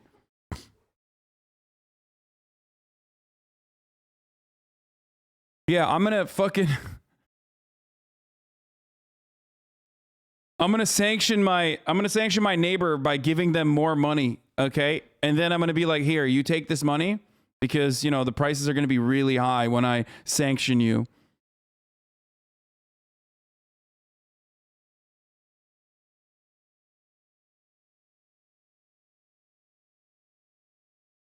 Dude, they're trying to avoid sanctions that hurt the West as well. Hello? Yeah, exactly. Yeah, totally. Exactly. You're right, actually. It's to make sure that the West is not hurt. You know who is hurt, though? Ukraine. Okay? They just get fucked in the process while America's like, oh, man, we're going to sanction you guys, okay? And it's going to be bad and it's going to be scary. But also, at the same time, we do want to buy the commodities, please. Anyway, and that's the way it's going to be, at least for now. The U.S. and its European allies will continue buying Russian natural resources, and Moscow will continue shipping them, despite the biggest political crisis between the former Cold War warriors since the collapse of the Soviet Union in 1991. Both sides are aware of the contradictions. The West knows that commodities are a cash cow for Putin, fueling his imperial ambitions thanks in great part to ultra-high oil and gas prices. But the Allies are also aware of the economic self-harm of cutting imports to zero.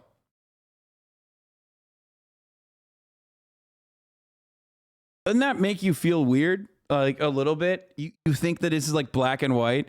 You think there's good and bad? Right? You're like, everyone is telling you a story. Okay, you go and you go to the news, and the newscaster tells you a story. Vladimir Putin's a madman. He's a bad man. He's a madman. He's crazy. He's fucking going crazy. And America is the good force for good. Okay, they're gonna do good things, and those good things revolve around sanctions, right? We're gonna sanction them. We're gonna fucking stop them, and like, you know, we really care about the Ukrainian people. We really care about the Ukrainian people. And then like 40% of the fucking news coverage while bombs are fucking flying revolves around like, what's this gonna do to the gas prices? Okay. Oh shit. Okay, I guess we don't care about the Ukrainian people as much if it fucking impacts our wallet, okay? If it hurts our wallet. Germany's energy dependency on Russia is 35% oil for gas, 55% coal, 50%. Yeah, exactly. This is why Germany would have been a perfect fucking person to sit at the negotiating table. Okay? And this is why they were taking a way less aggressive stance. This is why they only sent fucking 5,000 helmets. This is why they stopped Estonia from sending German-made weapons into Ukraine. Those were the reasons. There was only one fucking guy. There was a couple countries that are supposedly, well, the main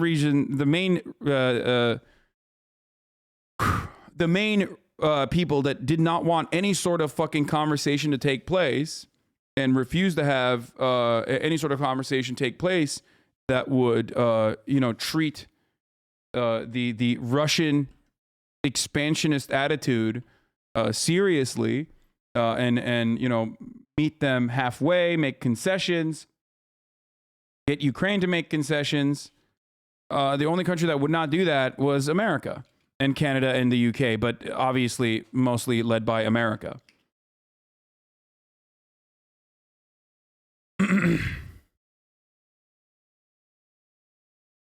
Anyway.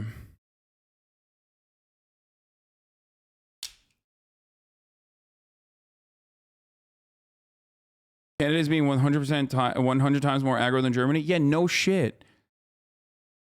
The further you are from fucking Russia and the less you deal with Russia, the more you can be aggressive. But it's posturing. The point is, it's just aggro posturing, but it's fucking bullshit.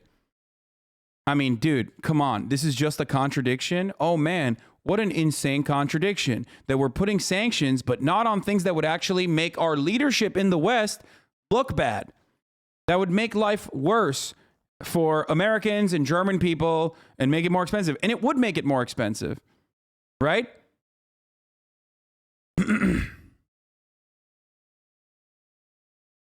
Anyway, for its part, the Kremlin may be tempted to weaponize its natural resources, which would trigger blackouts in Europe, but it also knows commodity exports are its own economic lifeline. It's the commodities market version of the Cold War doctrine of mutually assured destruction. With other adversaries, say Iran or Venezuela, the White House has been quicker to use oil as a geopolitical tool. As a result, both Tehran and Caracas cannot sell oil legally in the world markets, not just into the U.S. However, Russia remains free to ship its oil into America, and the UK continues to buy Russian diesel too. By the way, that's why I said you can't do fucking sanctions on a country like Russia. You could do it on Iran, you could do it on Venezuela, but it's too late. GG's for Russia. You can't do it for Russia. You can bully other countries like Iran, and you can bully other countries like Venezuela and destroy them, cripple them economically, make sure that no one fucking deals with them, and ruin their people, kill their people, literally, because sanctions are an act of war. Sanctions are an act of collective punishment that international law says is appropriate and available to use in your fucking tool belt as a Western superpower. Sanctions are the reason why there were 500,000 dead Iraqi children, which Madeleine Albright famously said was just the cost of war that they were willing to take. Okay? But you can't do that for Russia. You can't do that for Russia. You can't do that. You can do that for Cuba. You can't do that for Russia. Right? And that's precisely why you have to meet them halfway at the table and take them seriously. I understand that it sounds like I'm fucking defending Vladimir Putin or anything. No, he's a madman. He's a mad lad. He's crazy. He's bad. All of that stuff. Okay? He's violent. The actions he took are completely morally abhorrent, completely unacceptable, but you have to take him seriously because he has nukes. And not only that, but also because he has commodities and goods and oil and gas that the American government is refusing to fucking give up on. Okay?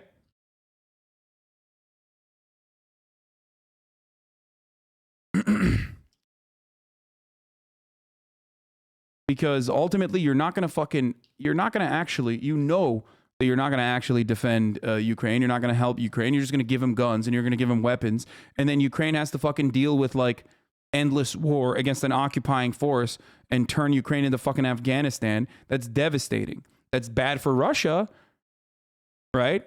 As I've said time and time again, from the fucking jump, from the start, who stands to benefit from this circumstance? Not the Ukrainian people. Who stands to benefit from this circumstance? Not Russia.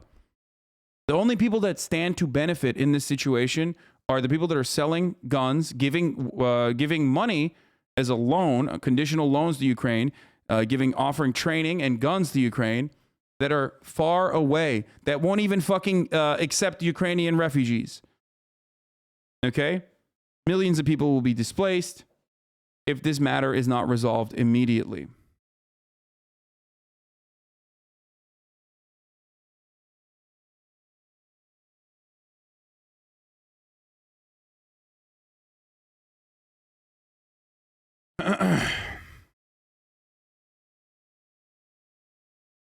Anyway, what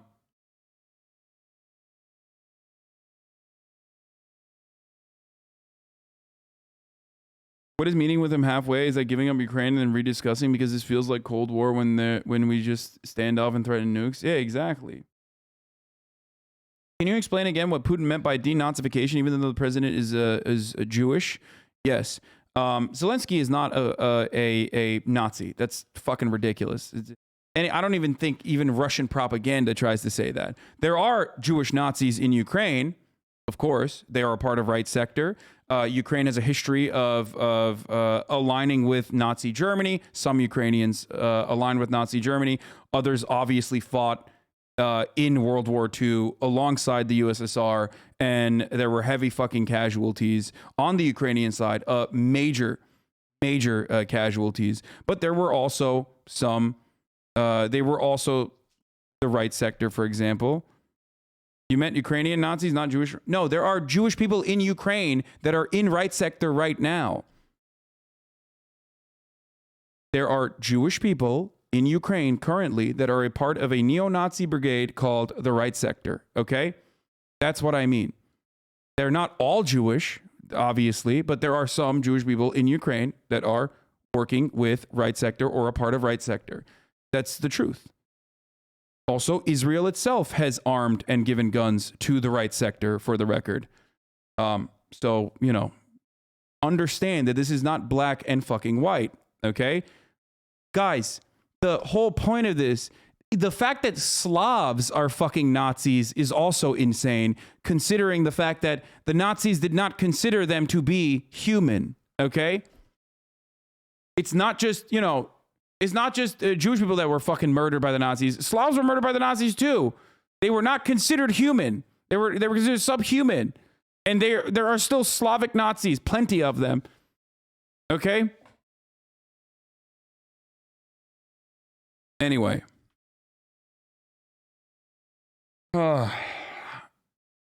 So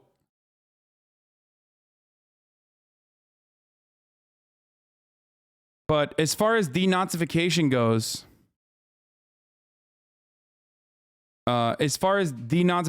like, that's Putin's justification for military action. It's bullshit. Are there actual neo-Nazi brigades in Ukraine? Certainly, absolutely.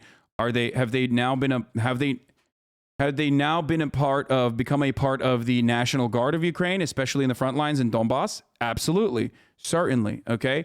Did these guys get CIA training? Also, yes. Did they get guns from America? Also, yes.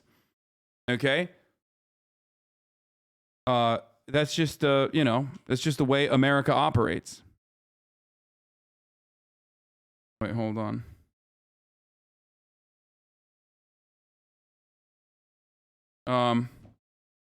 America will fund reactionaries and legitimize them and hype them up in an effort to you know, destabilize regions and use them to their desire, to their heart's content.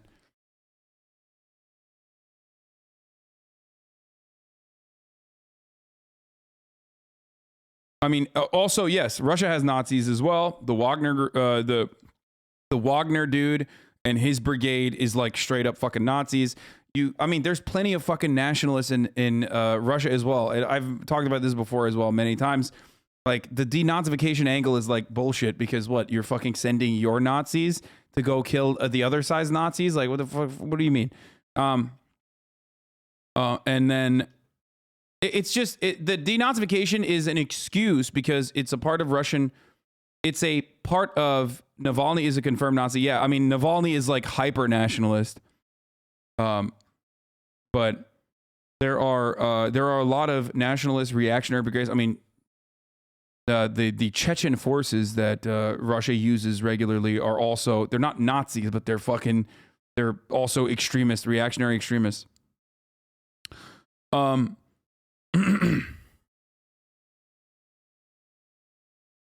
So,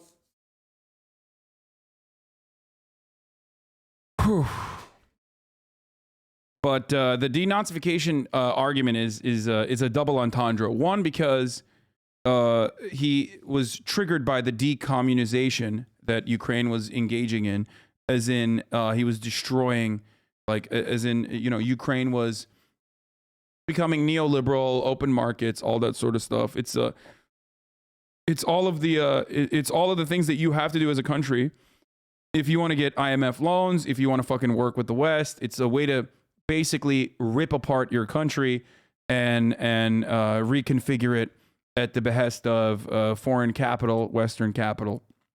Pretty basic stuff. And decommunization and the liberalization, and rather, or the fancy term is the democratization of Ukrainian markets was the thing that he was upset by, especially considering that the original position is like he was saying in the original conversation he had. He talked about how, like, you were disrespectful to Lenin, which gave you Ukraine. You were disrespectful to Lenin, which was Ukraine was his project. You know what I mean? You were disrespectful to the fucking. You were disrespectful to Stalin, who was totalitarian. But, like, you know, you were. If you want to decommunize Ukraine, like, I'll show you decommunization. Like, I'll take over Ukraine. That's what he was saying. And the denazification basically is just a double entendre for that reason. They're saying, you know, we're not going to do decommunization. We're going to denazify Ukraine. And the other reason why they're mentioning it, or the other reason why he mentioned it, is, again, propaganda. Make it seem like the entirety of fucking Ukraine is run by Nazis. Not true. And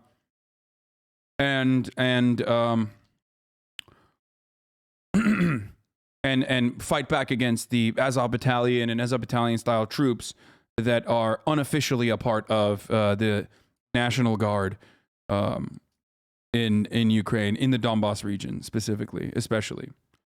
Nationalism is not Nazism, friend. Stop. It's we're talking to Americans, okay? I'm trying to describe it to Americans. And also, it doesn't matter. They're still fucking fascists, dumbass. Who cares?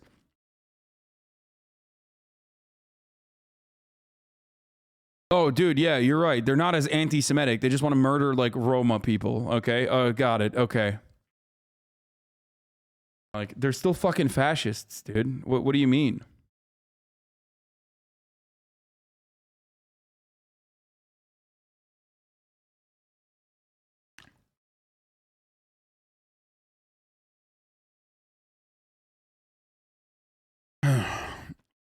Yeah, also the irony is that the Wagner group, for the record, are Nazis as well. On the Russian side, worth re-upping this since the Wagner is already reportedly in Ukraine again. A Russian mercenary corps expressly named for Hitler's favorite composer has arrived to denazify a country led by a Jewish president. Yeah.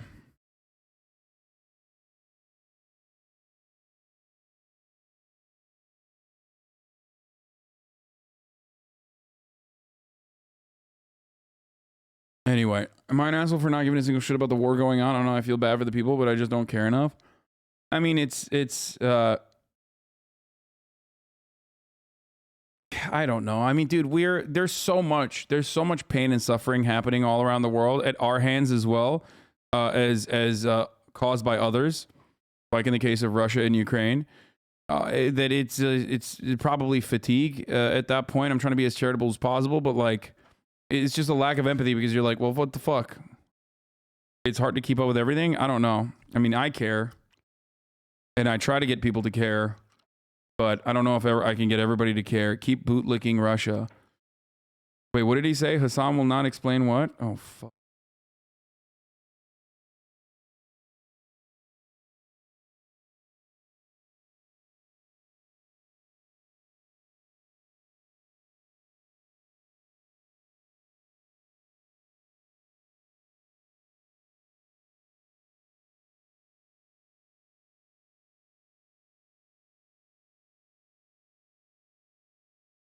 All right, let's continue. Let's hear what Brandon had to say. We haven't finished Brandon.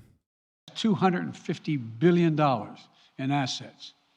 As promised, we're also adding the names to the list of Russian elites and their family members that were sanctioned as well.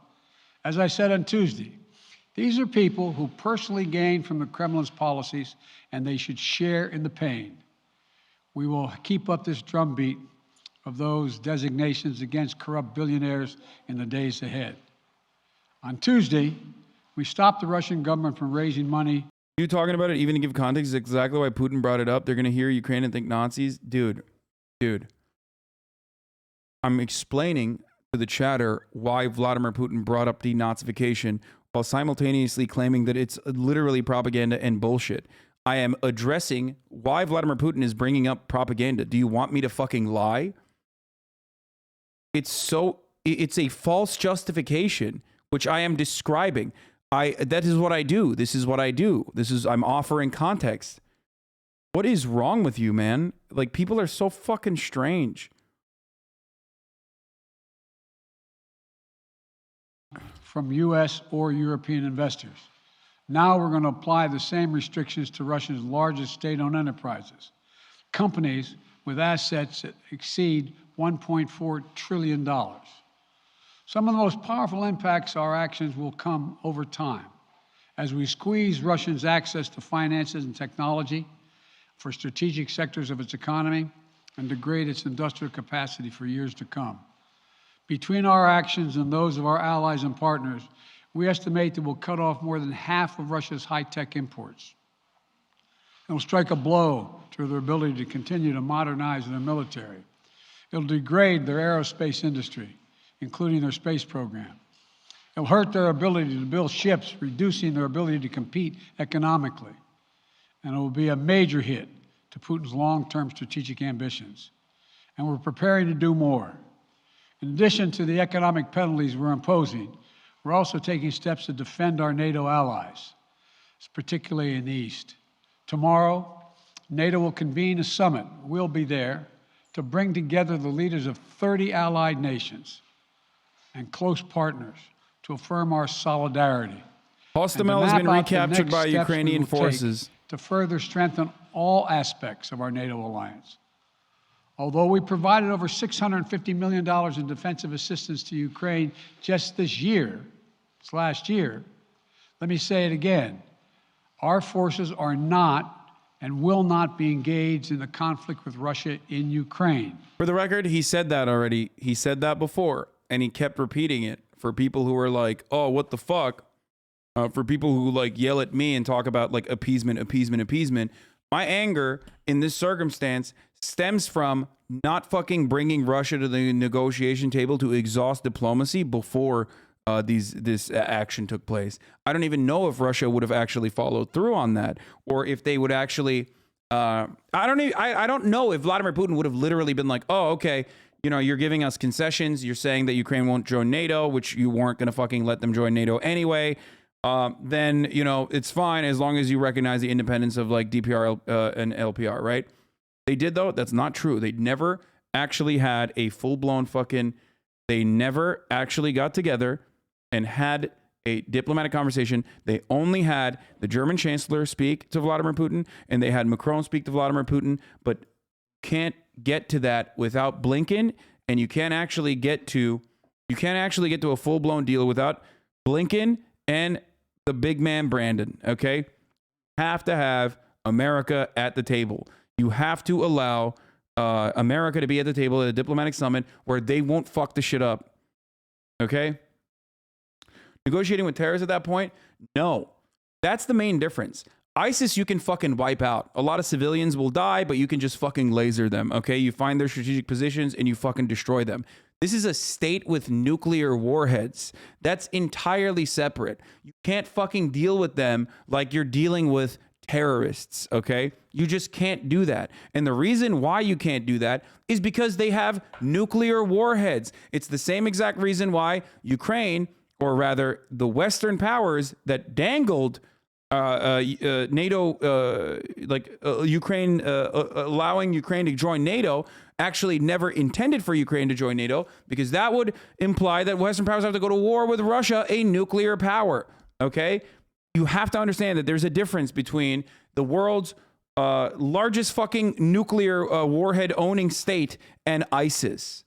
Americans, unfortunately, are conditioned into seeing like, oh, terrorists are irrational. They're behaving like terrorists.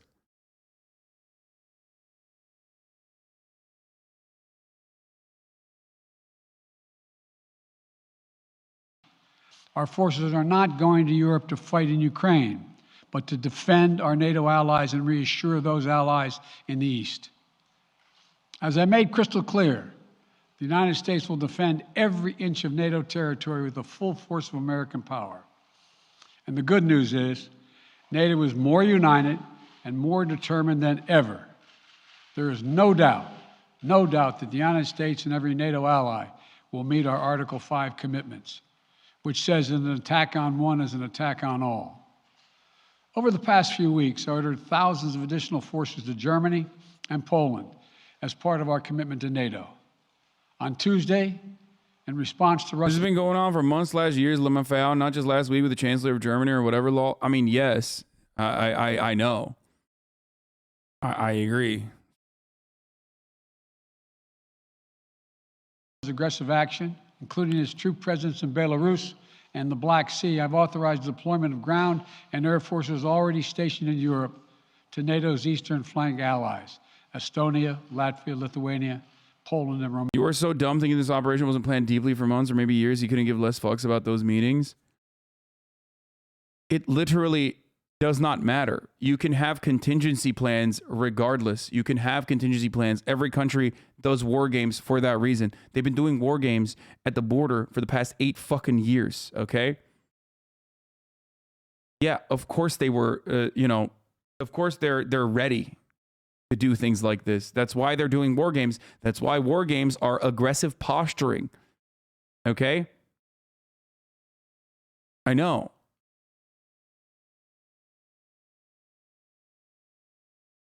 The issue is war games is one thing. Actual fucking hot invasion is entirely different. That's actually a fucking aggressive, that's an escalating aggressive fucking stance. Romania. Our allies have also been stepping up, adding the other allies, the rest of NATO, adding their own forces and capabilities to ensure collective defense. And today, within hours of Russia's unleashing its assault, NATO came together and authorized and activated an activation of response plans. This will enable NATO's high readiness forces to deploy and when and where they are needed to protect our NATO allies on the eastern boundaries of Europe. And now I'm authorizing additional U.S. force capabilities to deploy to Germany as part of NATO's response, including some of the U.S.-based forces that the Department of Defense placed on standby weeks ago. I've also spoken with Defense Secretary Austin and Chairman of the Joint Chiefs, General Milley, about preparation. Hey, sorry, Ukrainians. Hey, Ukrainians, the 300 Ukrainians watching, I'm sorry. It had to be done, okay?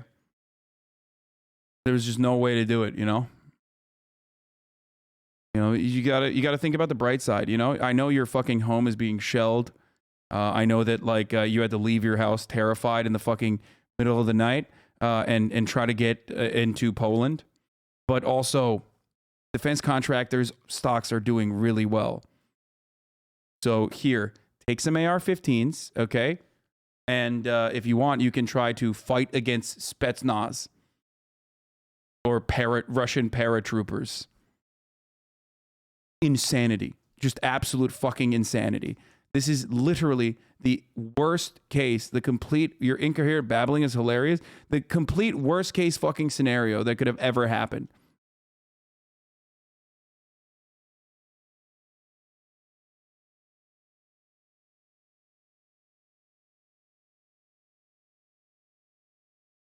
What?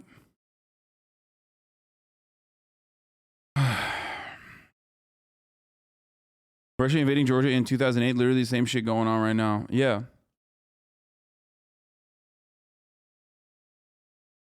So far, 10,000 rifles have been distributed in Kiev to civilians. 10,000 automatic rifles have been given to regular civilians in Kiev in the last few hours, says the Interior Minister. Jesus Christ, dude. That's a lot. For comparison, that's about 10% of the automatic rifles in the Dallas-Fort Worth area.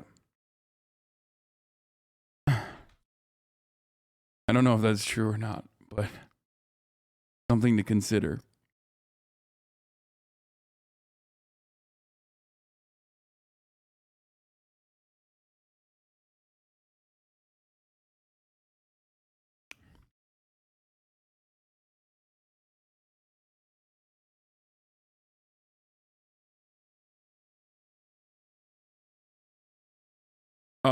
Also, guys, hold up. I think we got it. Okay, stop everything. Stop the presses. Sean Penn is on the ground in Ukraine filming a documentary about Russia's invasion. We're good. Okay, we're good. Fuck, thank God. Thank God, dude. I was thinking to myself, like, how will we solve this conflict? Motherfucking Sean Penn, dude. The director specially came to Kiev to record all the events that are currently happening in Ukraine and to tell the world the truth about Russia's invasion of our country. A translation of a statement from the office of the president reads, doesn't giving rifles to civilians make them combatants? I mean, it's a unique situation. On the one hand, you're being invaded, so you have to fucking defend your country. On the other hand, yes, you do become an enemy combatant.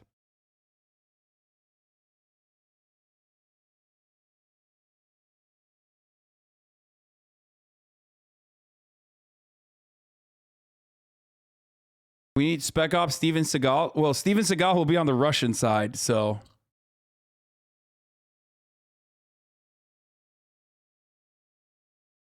Maybe they'll like, okay, here. Okay, here. Here's what we're going to do. Sean Penn on the Ukrainian side, Steven Seagal on the Russian side, because he's obviously, Steven Seagal, anti-America, loves Venezuela, loves Russia, says he is from the continent of Asia now, like the entire continent. So we get Steven Seagal to do Aikido against Sean Penn. The winner of that hand-to-hand combat gets to, give the entire country to whoever they are championing. Trial by combat. Now, of course, Sean Penn, allegedly good at beating women, might think Steven Seagal is a woman, so that could be helpful. Okay? That could be helpful in this situation. He might think Steven Seagal does have long hair. Steven Seagal, on the other hand, literally just not even aware of fighting. Like, he's just never actually fought someone who hasn't, like, taken a dive. So I don't know. Yeah, he has the misogyny passive. Do you think if the Ukraine campaign goes well, Russia will shoot for Belarus too? I fear this might be the first step. What do you mean, dude? Belarus is already Russia, dog. What the fuck? Are you serious? Belarus will most likely... Belarus is like democratically going to become a... Well, not democratically, but, you know. You know what I mean. The fucking... Belarus's leadership has Putin's fucking... boots so far shoved up their asses that they literally invaded Ukraine at the behest of Russia last night. What are you talking about, dude? Belarus is like, why not me? They're looking at Ukraine and going, why not me? Why won't you annex me? If anything, people should be fucking scared in Georgia. Like, you're talking about a country that is literally a vassal state that is currently invading Ukraine at the behest of Russia, okay? That's insane. Here are all the Ukrainian territories that are occupied by Russian forces, okay? So I guess the information on Mariupol was bullshit, for the record, because they were talking about how like they moved into Odessa and Mariupol. This is directly coming from, I think this is coming from the Ukrainian, I think this is coming from the Ukrainian Interior Ministry, so it's not like...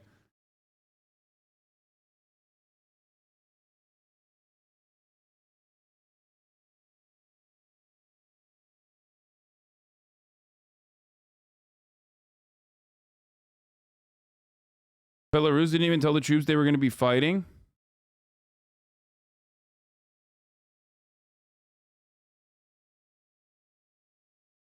France is insane.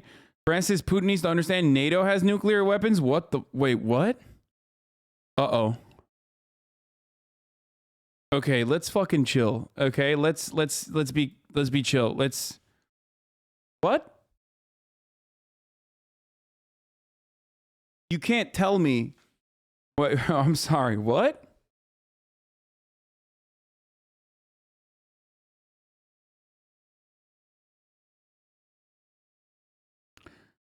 He's not wrong, and mad has been a thing for decades, dude. I know, but, you know.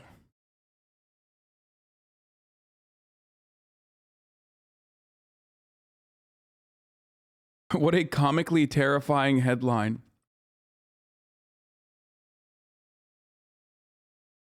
Fuck it, launch the nuke, see who survives. Well, not any of us.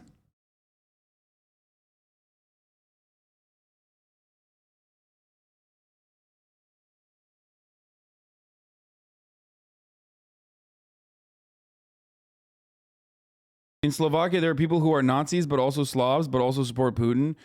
Yeah, nationalism is kind of the fucking name of the game out there. Trudeau just announced new cyber support to Ukraine, which includes a brand new top-of-the-hour ad break. Fuck you, dude. That's mine. You can't...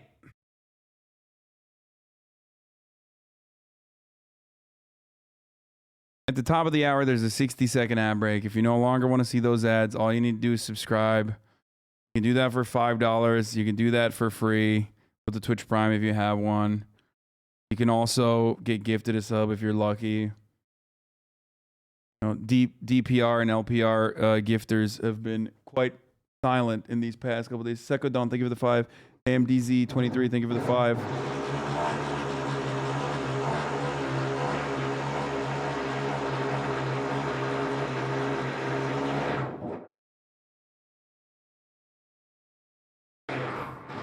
Oh my God.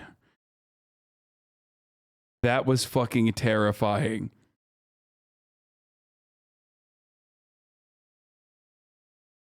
Holy shit. That was fucking terrifying. Is your house farting? No. I'm getting work done. Oh, okay, here's the ad now. Hold on. Holy fuck.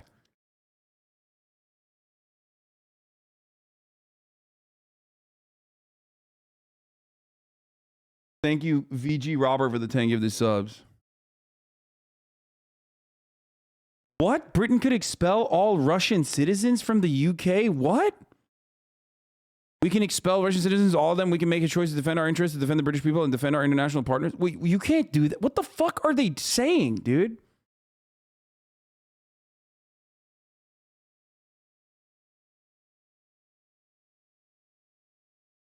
That is completely fucking psychotic, dude. What is a Tory? So I don't know. They're just probably saying like stupid shit. Okay, it's just like a fucking stupid idiot Tory saying stupid idiotic shit. Okay, but also still crazy that.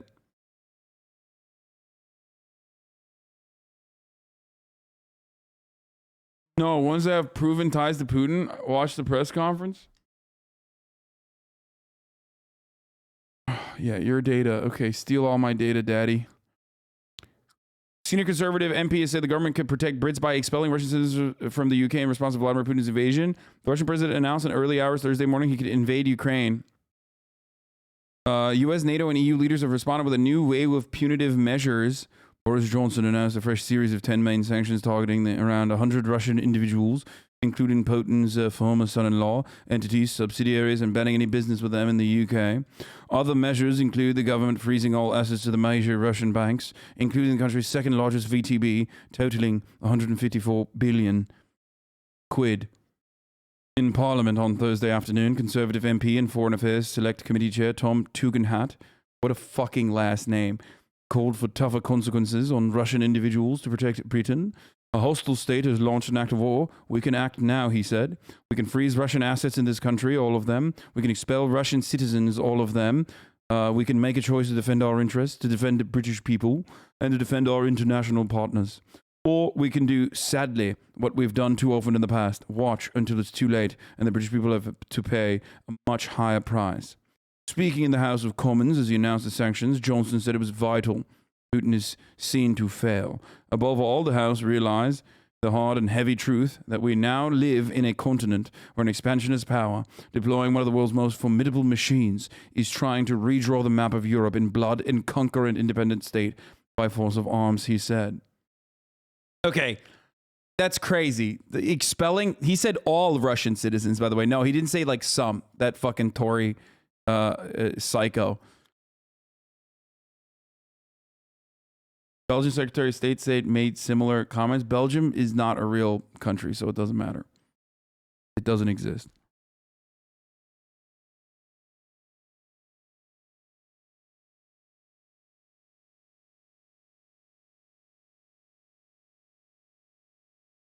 They should expel the Tories, honestly.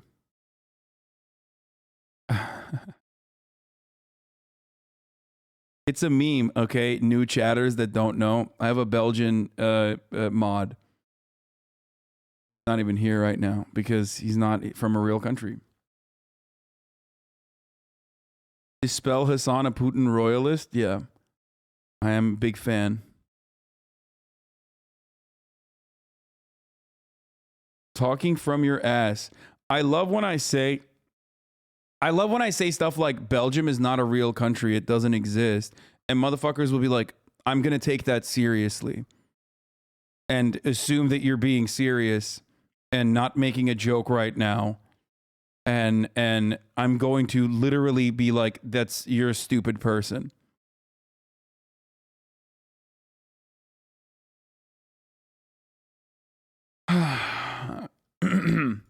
People in Finland are now talking. Yeah, Finland says they are going to debate on NATO membership will change after the Russian invasion. Exactly.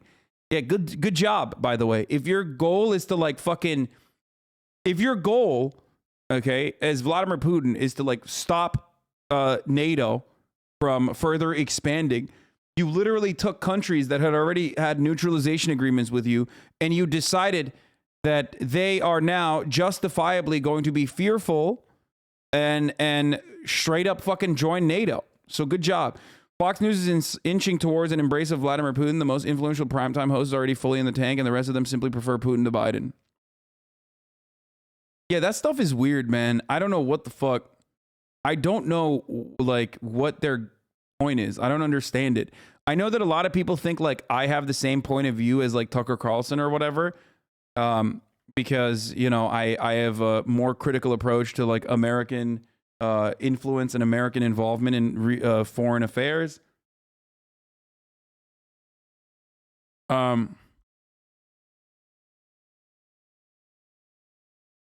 like it's insane. Defending Putin or defending Russia in this way is completely psychotic. So I want people to understand. That's why I have that fucking childlike banner above my head. So that people get what I'm saying, so that they don't misinterpret what I mean and then take like an uncharitable position. There's a lot of people who are trying to promote uncharitable positions that I've had on things that I've said from day one. Often the exact opposite.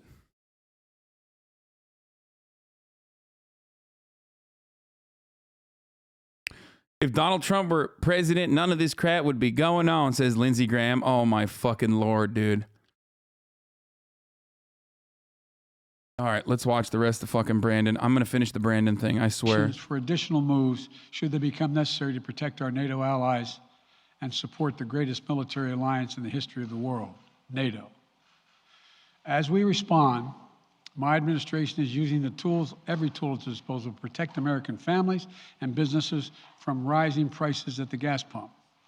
You know, we're taking active steps to bring down the cost, and American oil and gas companies should not exploit this moment to hike their prices to raise profits.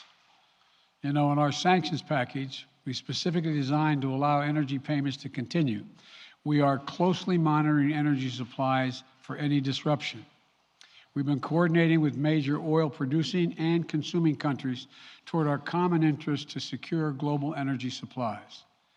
We are actively working with countries around the world to elevate collective release from the strategic petroleum reserves of major energy consuming countries.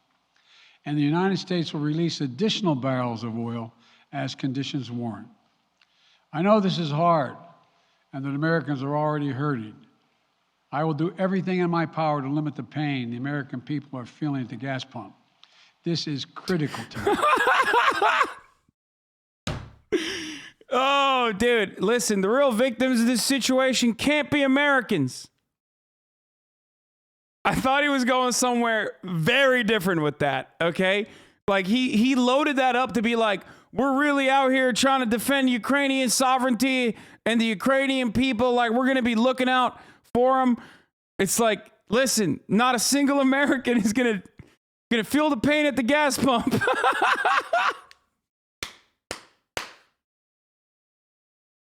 Sorry. Hey, Ukrainians, sorry. We had to buy $700 million of oil and commodities from Russia while claiming we're going to give them sanctions. Sorry, we lied to you and said, you know, you're going to join NATO. We just gave you guns over and over again.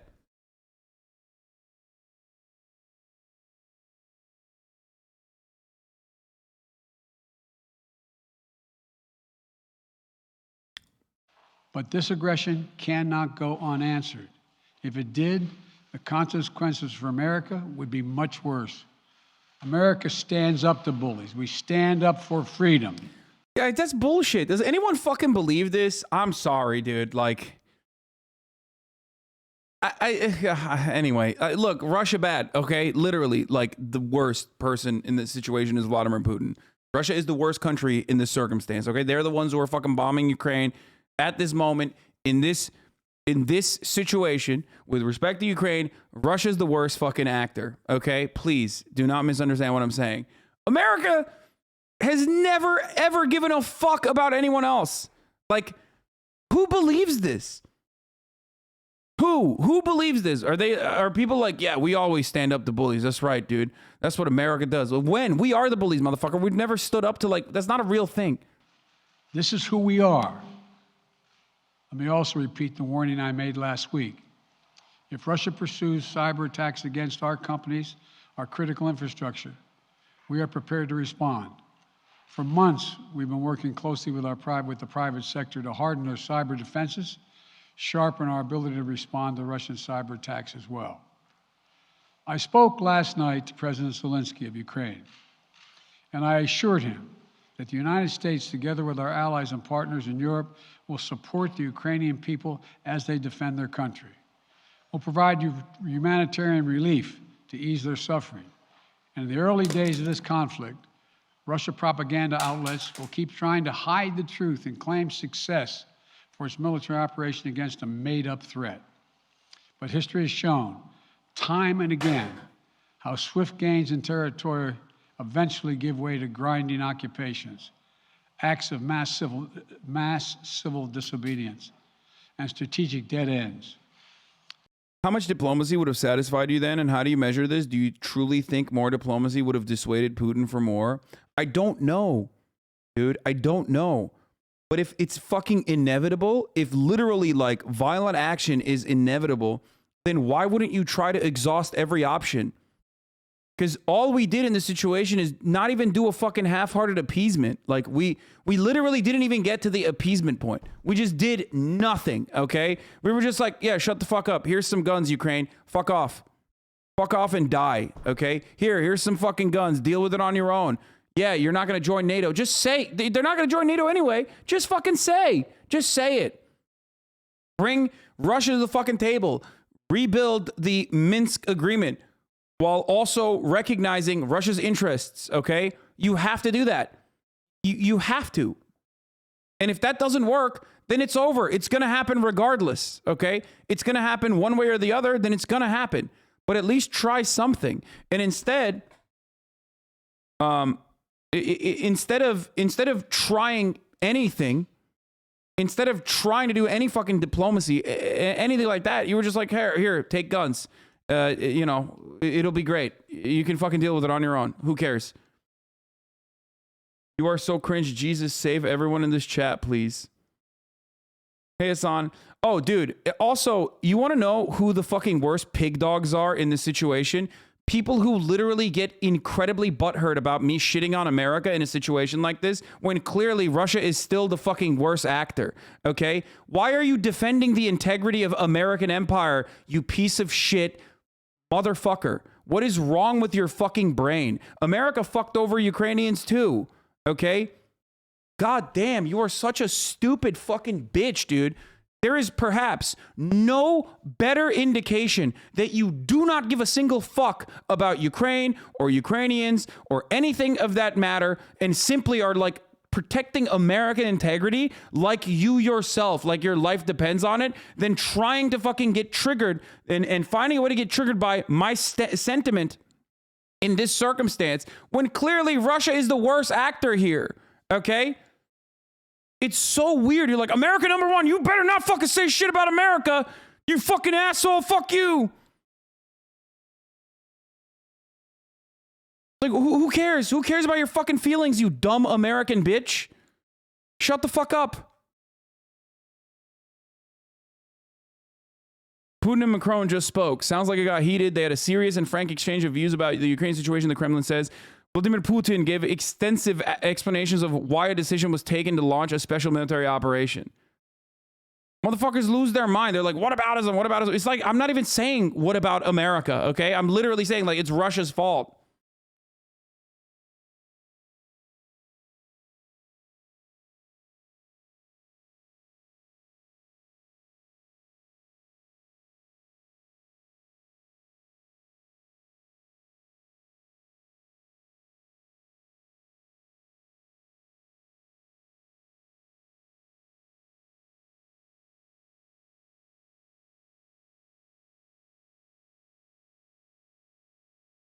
Anyway,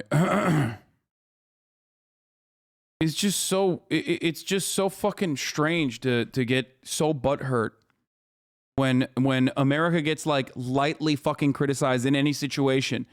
Clearly, America's fucking actions in this circumstance as the world police has not worked, right?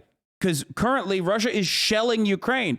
Are there fucking boots? Are there American boots fighting back? Are Americans defending Ukraine right now? No. Why are Americans not defending Ukraine? Think about that for a second. Should Americans defend Ukraine? You love talking about fucking appeasement, but like, what's the exact opposite of appeasement? You want fucking America to go to war in Ukraine at the behest of Ukrainian people, right? Except these are two superpowers with nukes, okay? So when that happens, the moment that happens, it's over. We're dead, okay? Mutually assured destruction. It's done.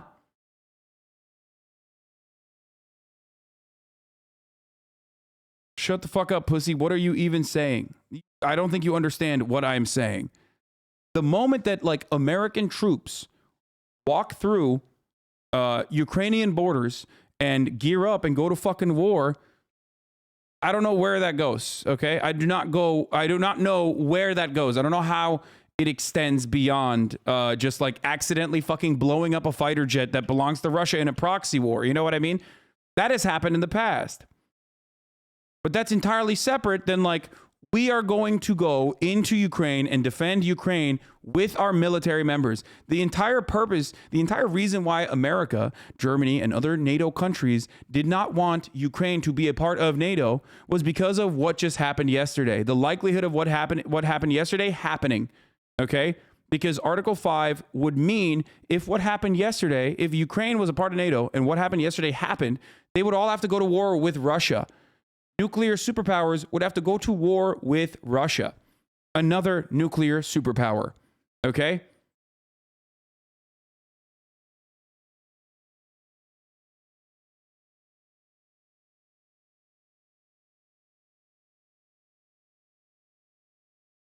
Now you're talking about, now you're fucking, you know, now you're talking about like France having nukes and shit. What the fuck?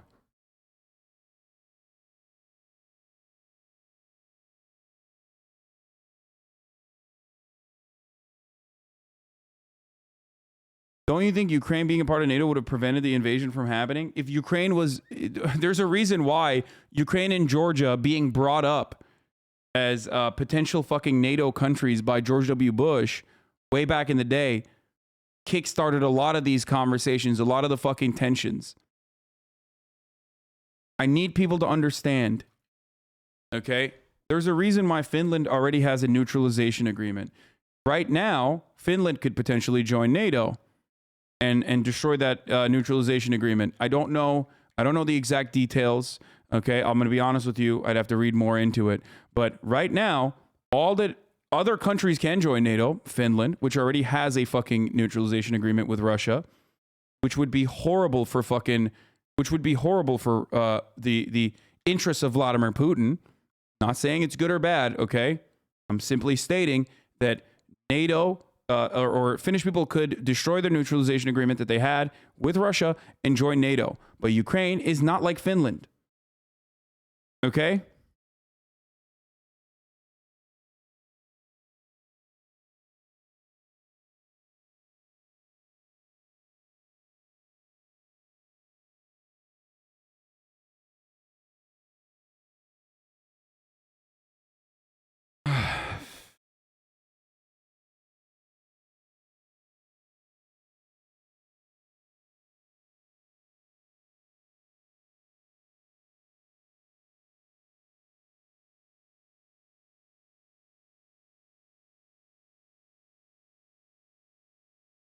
Ukrainian diplomat has confirmed heavy Russian casualties. Russian deployment near Kiev was crushed. Heavy Russian casualties. Ukrainian army stands her ground. I don't know how real this is. There's a lot of misinformation fucking flying left and right, by the way. But yeah, this is Putin did this, for the record. Good job to Putin. If his goal was to fucking, you know, show the rest of the world how big of a dick he has and how, you know, Ukraine can never join NATO, well, good luck. Because now, while you already re-solidified a position that like every other fucking country shared about Ukraine's NATO application, you now have given absolute fucking legitimacy to other countries that you have already secured neutralization agreements with to, you know, go ahead and join NATO. Actual justifications.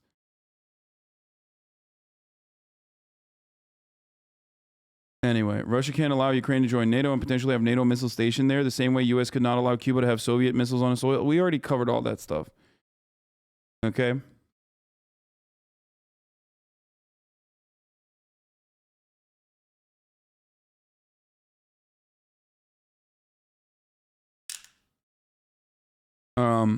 Anyway, I fucking still haven't finished Brandon. Next few weeks and months will be hard on the people of Ukraine.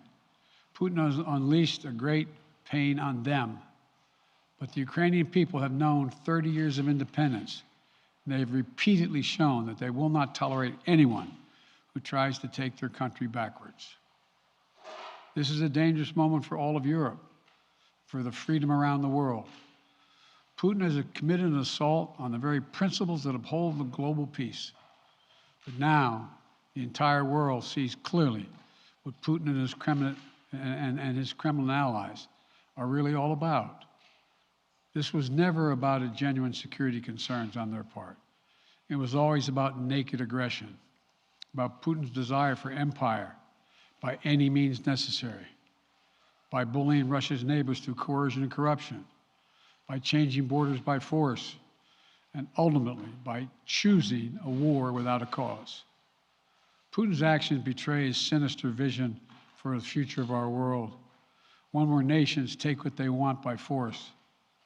but it is a vision that the United States and freedom-loving nations everywhere will oppose with every tool of our considerable power.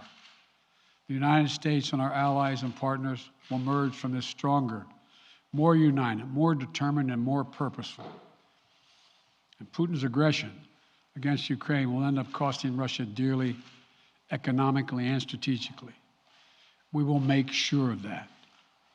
Putin will be a pariah on the international stage. Any nation that countenances Russia's naked aggression against Ukraine will be stained by association. When the history of this era is written, Putin's choice to make a totally unjustifiable war on Ukraine will have left Russia weaker and the rest of the world stronger. Liberty, democracy, human dignity, these are the forces far more powerful than fear and oppression. They cannot be extinguished by tyrants like Putin and his armies. They cannot be erased by from people's hearts and hopes by any amount of violence and intimidation. They endure. In the contest between democracy and autocracy, between sovereignty and subjugation, make no mistake, freedom will prevail. God bless the people of a free and democratic Ukraine, and may God protect our troops. Mr. President. Associated Press, Zeke. So do you have any plans to speak with President Putin at this point? And what interactions have you had with the Russian government? I heard the first part. Do I have any plans to speak with Putin at this point, and what? What communications have you had with the Kremlin as far as military operations in Ukraine and making sure this does not spiral into a larger conflict? Why are Germans such pussies blocking SWIFT and energy sanctions? Do they want another Hitler ravaging or war? I don't know why. First of all, America itself is also fucking still doing energy trade agreements with Russia. So it's not just Germany, my friend. I like that you think that America is like postured up, stands the fuck up against Russia, but that's not the case. That's what I've been talking about. It's money. It's energy. It's having an energy crisis in Germany.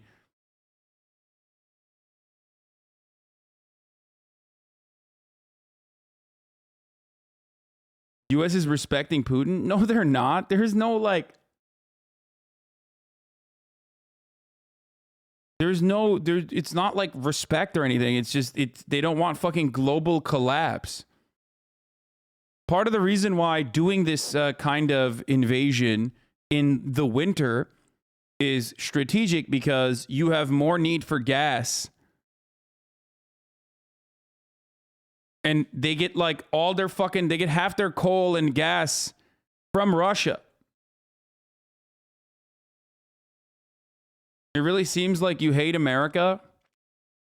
Okay, dude, shut the fuck up. Yeah, okay, so what? Yeah, okay, I do. That's why I live here. I chose to live here, and I live here, and I think America has a lot of potential, and that's why fucking I constantly criticize it. But even if I fucking did hate America, so what, you fucking idiot? I'm not talking about America's stances here, okay? Like, you can't have a conversation about geopolitical conflict without talking about the largest imperial superpower on the planet.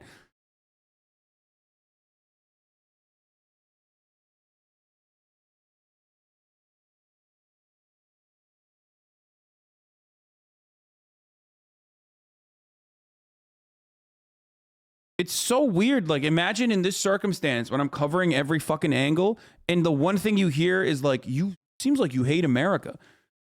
You stupid bitch. Go watch fucking MSNBC then. Go watch Fox News. Don't worry. They'll cater to your American exceptionalist expectations. Like, god damn, dude. Like, I know I joke about like American nationalism being like baby shit in comparison to like all these other countries, Turkey, Ukraine, Russia. You know what I mean? Uh-oh, the fucking sounds are starting again. Uh-oh.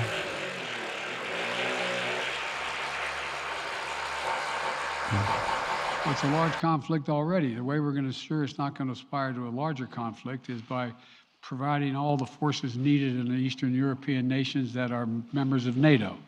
NATO is more united than it's ever been. And I have no plans to talk with Putin. I literally had to mute it. Oh, God. I don't know what it sounds like on your end, but it's so fucking loud. It's like killing me.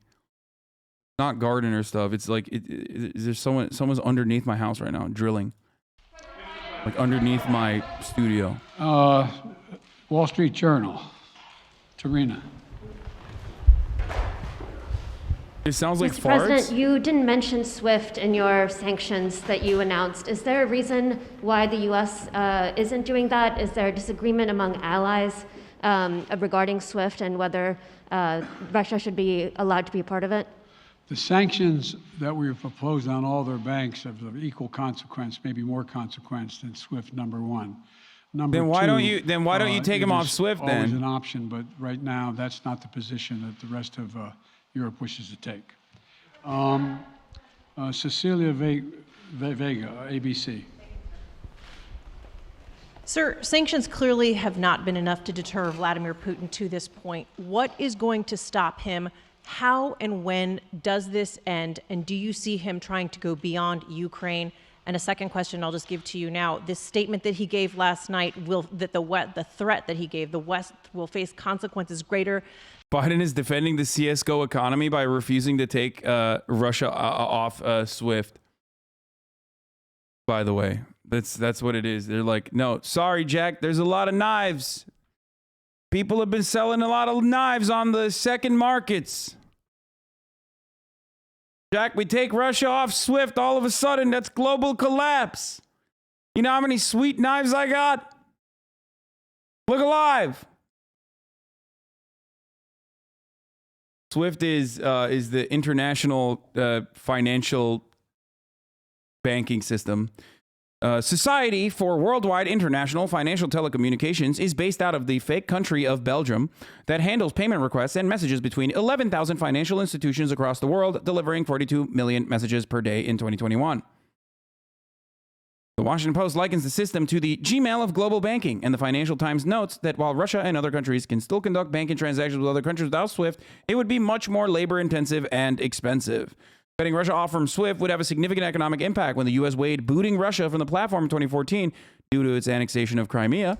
Former Russian Finance Minister Alexei Kudrin estimated Russia's gross domestic product would shrink 5% in a year without SWIFT, and then Prime Minister Dmitry Medvedev likened the move to a declaration of war.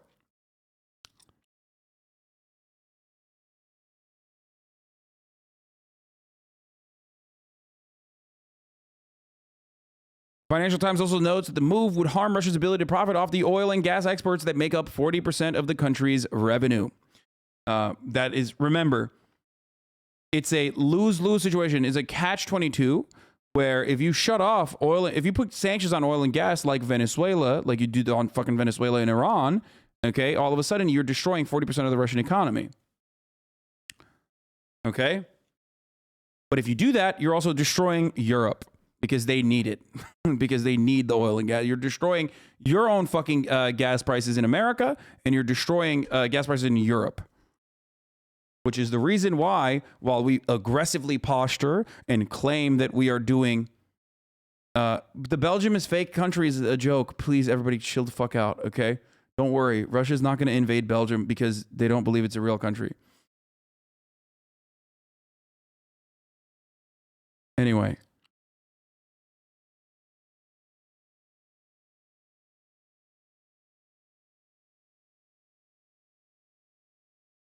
Anyway, you can't do that because it's not a price that America is willing to take. It's not a price that European countries are willing to make. Just like nuclear war is not a price that they're willing to, take for Ukraine. Which, that part I do understand, though, to be fair, because that would kill all the Ukrainians and all the Americans and all the Europeans, just everyone in general, except for maybe New Zealand. So, that part I do understand, like not putting military boots on the ground.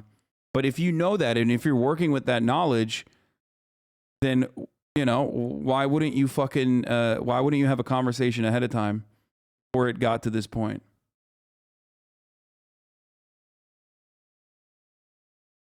than any you have faced in. It has taken you 2 hours to show one video. Yeah, this is Jesus Christ. By the way, this is precisely why I laugh at motherfuckers on the internet who say pause, who say Hasan just clicks on a video, plays it, and then walks away.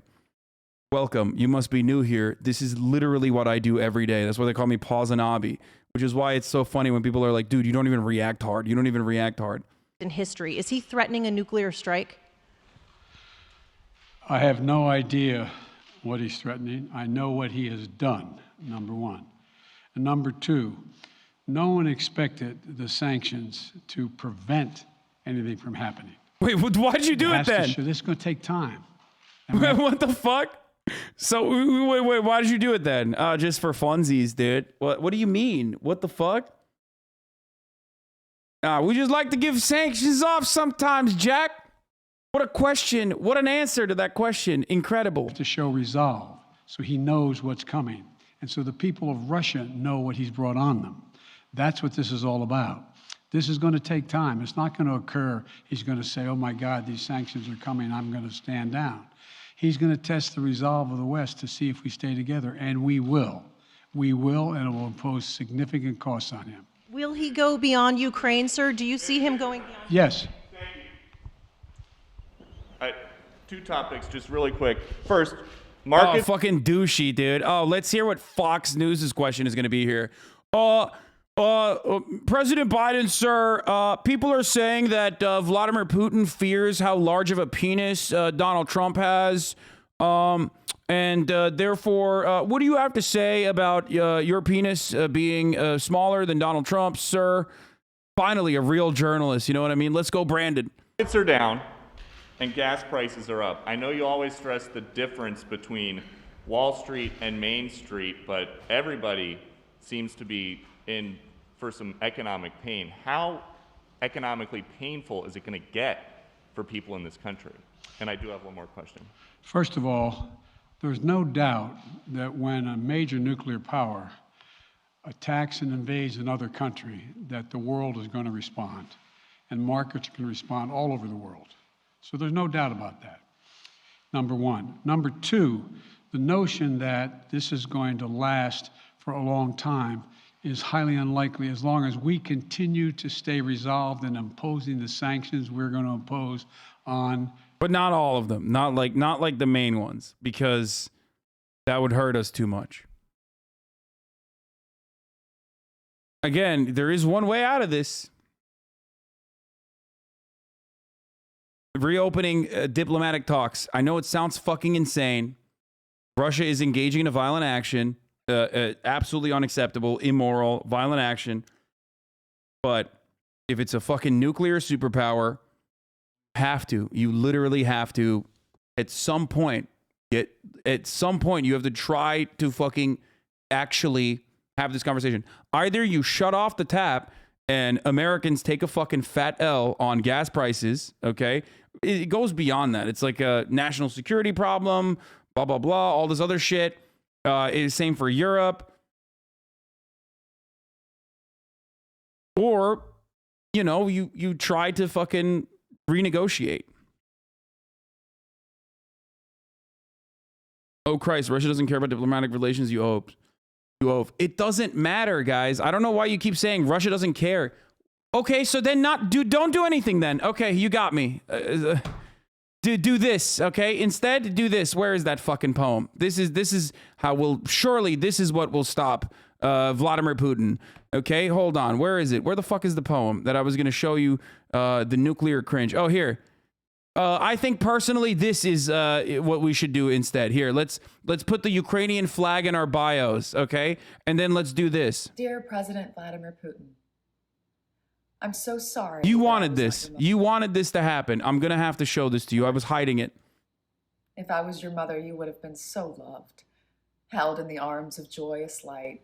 Never would the stories plight the world unfurled before. When I see stuff like this, I think to myself, why couldn't they invade Los Angeles? Okay, why did they have to invade Ukraine? They didn't do it. They didn't deserve it. But we do. I personally, okay? For our eyes, a pure demise of nations sitting peaceful under a night sky. If I was your mother, the world would have been warm.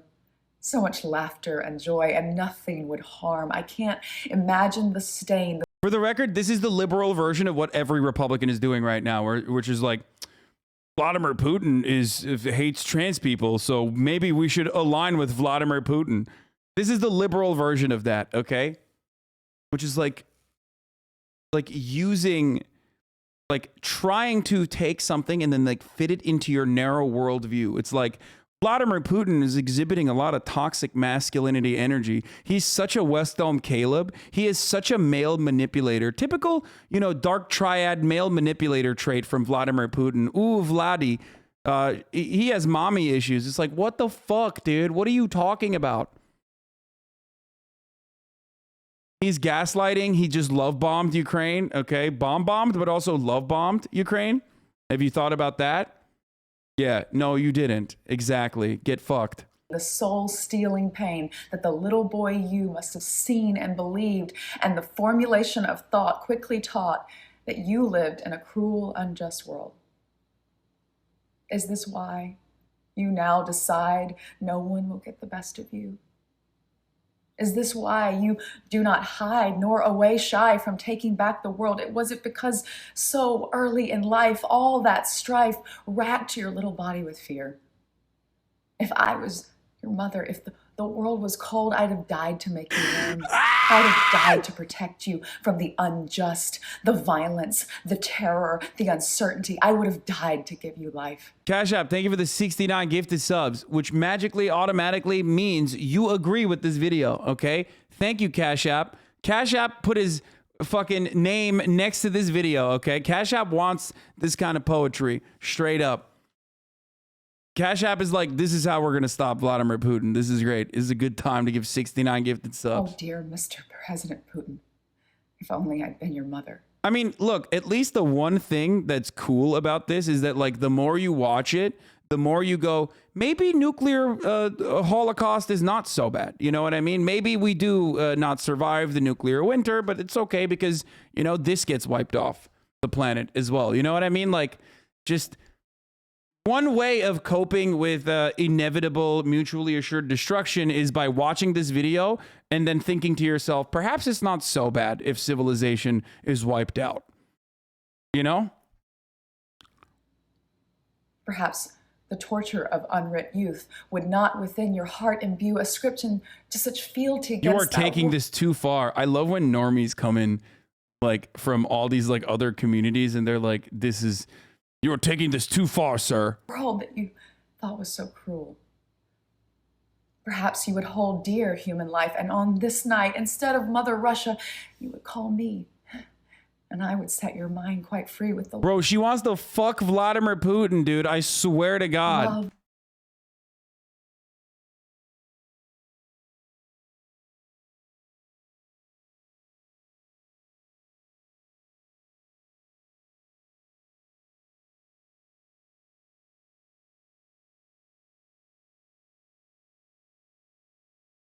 Okay, hold on. I just got to tweet out.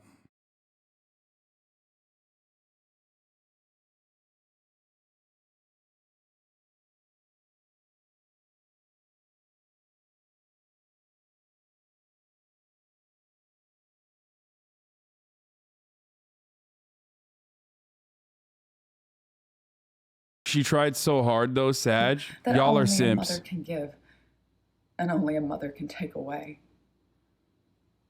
When holds she doesn't the harm at bay and leaves her boy for the promise of a man, whatever your story, Mr. President Putin, I can't imagine how it feels in your heart, but I know if I was your mother, that would be a start towards the awareness of what a powerful being of light you could be if your mind was only free from the violence you've seen when you were just 2 or 3. I cannot believe I was born too late in a different place when I would have loved you so. Watched you play wherever you go. Bro, the 300 Ukrainians that are watching me are right now like, bro, come on, dude. Like, why you gotta show me this? I already packed my bag. I'm like watching you on my fucking phone on the border of Poland, And you're just literally showing me this. This is like, just, they didn't deserve it. Okay, I'm sorry. Everyone else, we deserve to watch this, but the Ukrainians, you didn't have to also fucking withstand this. Why are you making fun of these straight bars? Oh, dude, yeah, I talked about this yesterday, but yeah, the reason why this happened is because Putin's Mercury is in Gatorade. Putin has transiting Saturn opposing his natal Pluto all year. This can be a very destructive aspect / transit. As I can feel, there will be a high mortality rate in Ukraine. Russia is Scorpio rising, which makes the country powerful, while Ukraine is Cancer rising. Things will always happen according to the divine plan, and we can't change it.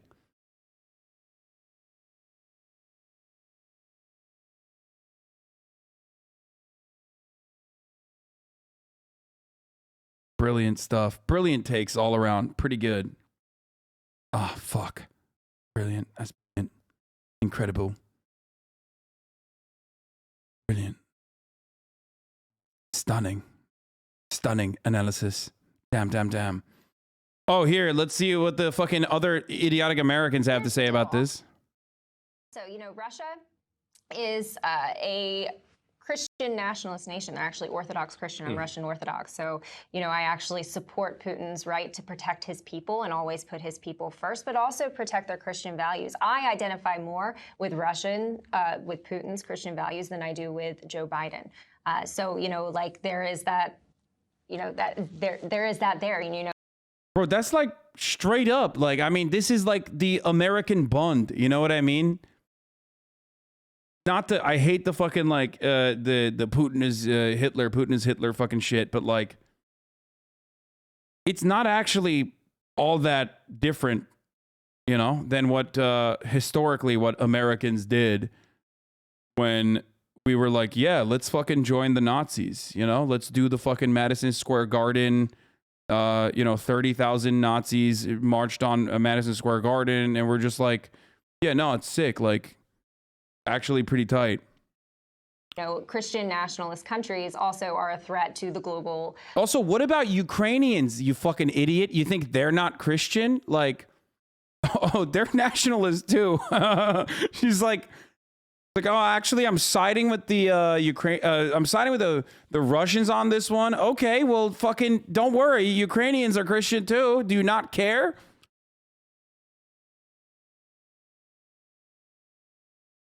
Regime, like the Luciferian regime, it wants to mash everything together. But the Luciferian regime looks out for his people. I watched as he deported, like they literally walked them through the streets, the criminal illegals who were coming into their country. Yeah. They walked them out and they escorted them out and they said, get out. You know, I can respect that. I can respect that, and I can respect the fact that Putin does everything he can to protect his people. Here's the deal also, you know, Russia. That's awesome. That's brilliant. Stunning analysis. What is this? Dear President Vladimir Putin. This isn't real. Belly, you'd laugh so much you'd shake like a bowl of Putin jelly. No. Don't give me this shit, dude. Don't give me fake stuff that people are trying to be funny. Unless it's real.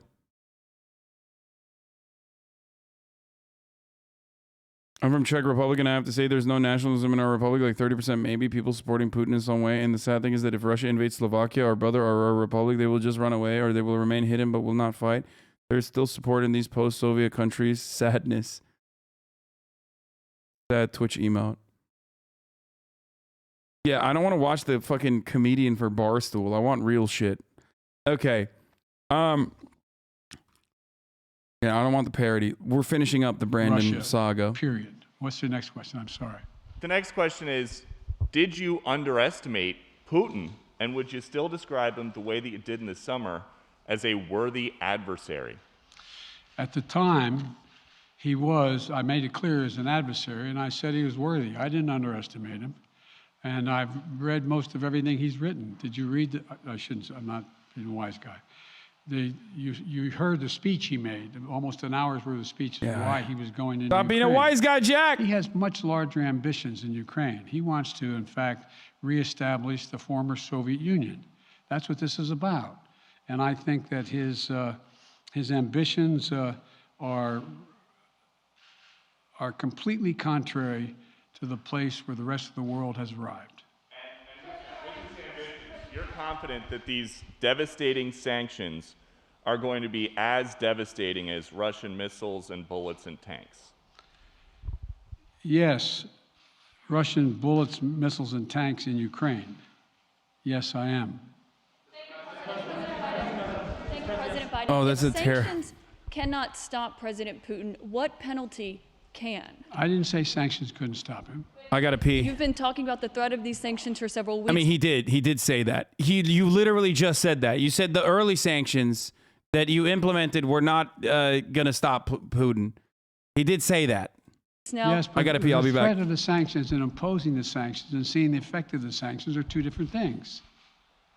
They're two different things. And he's going to begin to see the effect of the sanctions. and what will that do? How will that change his mindset here, given he's Because it attacking will so Ukraine as we weaken his speak? country that he'll have to make a very, very difficult choices of whether to continue to move toward being a second-rate power or, in fact, respond. You said in recent weeks that big nations cannot bluff when it comes to something like this. You recently said that the idea of personally sanctioning President Putin was on the table. Is that a step that you're prepared to take? And if It's not a bluff, it's on the table. sanctioning President Putin? Yes. Why not sanction him today, sir? Mr. President? Why not sanction him today, sir? Mr. President, if I can, you detailed some severe and swift new sanctions today and said the impact it will have over time. But given the full-scale invasion, given that you're not pursuing disconnecting Russia from what's called SWIFT, the international banking system, or other sanctions at your disposal, respectfully, sir, what more are you waiting for? Specifically, with the sanctions we've imposed exceed SWIFT. The sanctions we imposed exceed anything that's ever been done. The sanctions we imposed have generated 2/3 of the world joining us. They are profound sanctions. Let's have a conversation in another month or so to see if they're working. Yes. Can I ask you about Zelensky? Sir, you spoke to Vladimir Zelensky yesterday, sir. What's the risk that we are watching the beginning of another Cold War? Did he ignore a question? What did I miss? And is there President Putin was on the table. Is that a step that you're prepared to take? And if It's not, not a bluff, it's on the table. sanctioning President Putin? Yes. Why not sanction him today, sir? Mr. President? Why not sanction him today, sir? Huh, interesting. The Mac attack. Like, look alive, fatty. Sit down, Jack. Mr. President, if I can, you detailed some severe and swift new sanctions today and said the impact it will have over time. But given the full-scale invasion, given that you're not pursuing disconnecting Russia from what's called SWIFT, the international banking system, or other sanctions at your disposal, respectfully, sir, what more are you waiting for? Specifically, with the sanctions we've imposed exceed SWIFT. The sanctions we imposed exceed anything that's ever been done. That's fucking bullshit. Then why wouldn't you do SWIFT? If it exceeds SWIFT, then why wouldn't you also add that to the package to be like, this is the most comprehensive shit? It's bullshit, by the way. That's a lie. But look, sadly, the West weak response will drive Ukraine to the hands of the nationalists. That's literally what I've been saying. There is no way out of this for Ukraine other than the most reactionary forces taking root now and being seen as liberators, okay? Because they will slowly but surely recognize that the American government just fucking said like, oh yeah, NATO, Jack, we'll give you NATO, we'll give you guns. While Russia is also obviously the fucking main reason why they're also being driven in the hands of nationalists too. So now they're stuck between America not doing enough and or was never going to do enough, and Russia doing the most as far as like actually fucking active conflict and active warfare. So the only people that are left there are to their own devices. They're left to their own devices, and the only fucking people are I keep pushing this as a Ukrainian leftist, but as an incredibly popular leftist progressive, you're being irresponsible when you parrot Russian propaganda, especially the sensational slide about far-right Ukrainian nationalists. Ukrainian far-right nationalism does not have popular support. Stop promoting this idea. This is literally what Putin wants. Dude, listen to me. I understand that right now, in this very moment, far-right nationalistic ideas are not as successful and grossly exaggerated in American news. And not even in a fucking negative way either. Okay?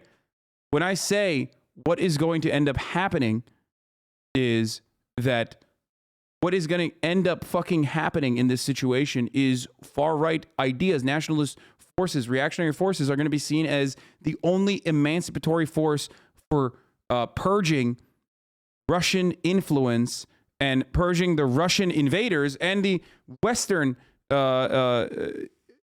the Western forces that didn't even help them, okay? This is what has happened in Iran. This is what has happened in Afghanistan. This is what has happened time and time again wherever Americans have fucking been involved.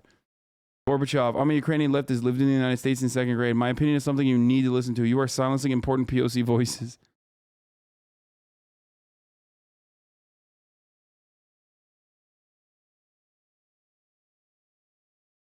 The sanctions we imposed have generated 2/3 of the world joining us. They are profound sanctions. Let's have a conversation in another month or so to see if they're working. Yes. Can I ask you about Zelensky? Sir, you spoke to Vladimir Zelensky yesterday, sir. What's the risk that we are watching the beginning of another Cold War, and is there now a complete rupture in U.S. and Russian relations? There is a complete rupture right now in U.S.-Russian relations if they continue on this path that they're on. And in terms of a Cold War, that depends. You have the vast majority of the rest of the world in total opposition to what I don't know if this is true or not. I don't know if the Spectator Index is like reliable. Ukraine's interior ministry bans men aged 18 to 60 from leaving the country. I don't know if that's real or not. I don't know if it's true or not. I have to see more from like I have to see some other confirmations, not BNO.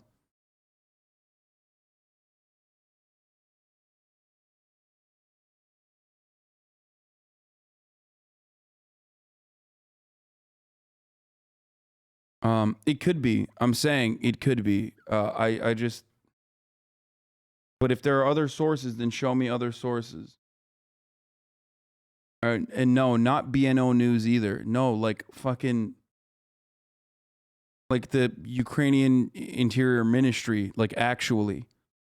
Or fucking BBC or the AP. You know what I mean? That's what I.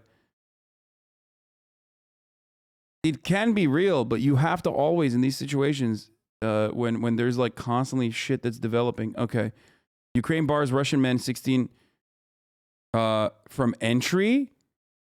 What? No, that's Ukraine barring Russian men aged 16 to 60 from entry in November 30th, 2018. That's the opposite. What the fuck, chatter? Okay, you tried it. It's fine.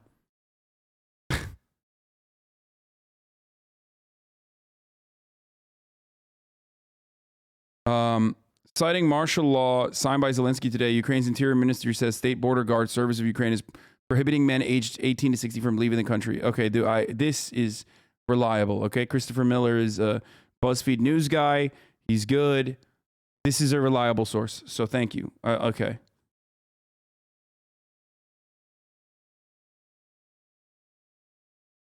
All right.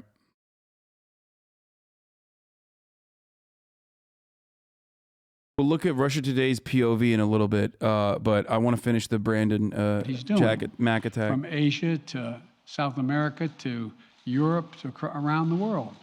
And so it's going to be a cold day for Russia. The idea, you don't see a whole lot of people coming to his defense.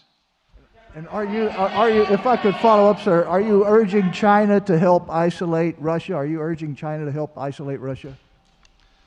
BuzzFeed News is reputable. Stop saying BuzzFeed Omega Lol. BuzzFeed News is not the same as the rest of BuzzFeed. BuzzFeed News actually has reputable and good reporters.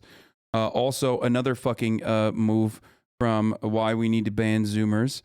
Might get canceled for this one, but the aesthetic feels so special. I get that you might worry about the situation if you're Russian or Ukrainian, but the rest of the world should just enjoy the apocalypse vibes. Events like this are rare, and we should live the moment. Incredible stuff. I'm not prepared to comment on that at the moment. Wait, what was it? China to help isolate Russia. Are you urging China to help isolate Russia? I'm not prepared to comment on that at the moment.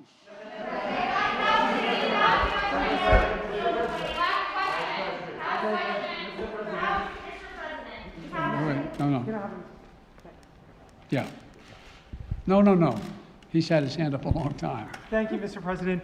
How concerned are you that Putin wants to go beyond Ukraine into other countries, and the U.S. will have to get involved if he moves into NATO countries? Well, if he did move into NATO countries, he will be involved. We will be involved. The only thing that I'm convinced of is if we don't stop now, he'll be emboldened. If we don't move against him now with these significant sanctions, he will be emboldened. And look, you know, well, anyway. Can you talk anything more about your conversation? Mr. President.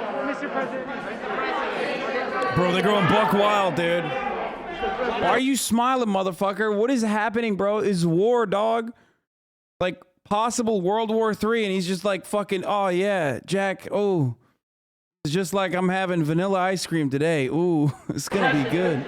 Why not sanction Putin directly today? I'm sorry, I can't hear you. Sir, India, which is a major defense partner of the United States, is India fully with you on the issue of Ukraine and Russia?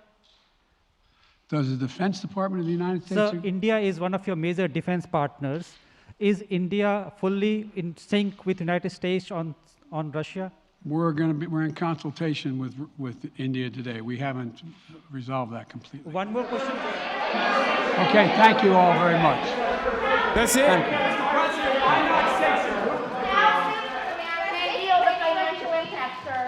Oh shit. Okay, so we saw that part. That's it. God damn, dude. That was a fucking whole ass that was a whole ass mess, dude. Are you serious?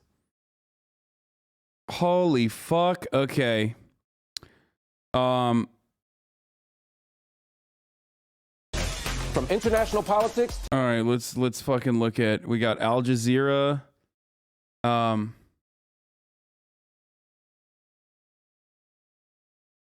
Need to consider thanking Daddy Putin for all the content. What? Oh, dude, what the fuck?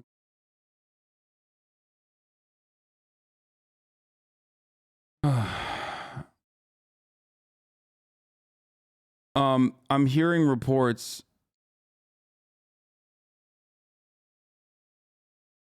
I'm hearing reports about potential movement and like. Wait, hold on. Is this live? In this it video, is live. and we could see we had chatted that I'm it was hearing happening. I'm in hearing Kharkiv. reports about like possible fucking bombing happening in Kiev again, but I don't know if that's confirmed or not. Was exactly that landmark in the background, and actually that says Kharkiv in the background. And so using that, we could find it on Google Maps, and we could match all the roads around it, and we could really geolocate where exactly that tank was and where all the other vehicles were. But yeah, we talked about this earlier, but Ukrainian troops are in full control of the Hostomel airport. Russian airborne force has now been eliminated. This region near the airport. But what really gave it away for this one is that island in the middle of that, in the middle of the water. We were able to quickly look on satellite imagery, pick that up because it really stands out, that kind of curved nature of the island. And so we could really quickly pinpoint where that video was filmed from on top of that hill and match the location on satellite imagery. Oh my gosh, Bianca, you are like a social media detective. It is really fascinating to understand your process. Thanks for coming on and explaining it to us. Thanks so much for having me on. And that does it for us for these 3 hours on NBC News Now. But don't go anywhere. We have more coverage. Hallie Jackson starts right now.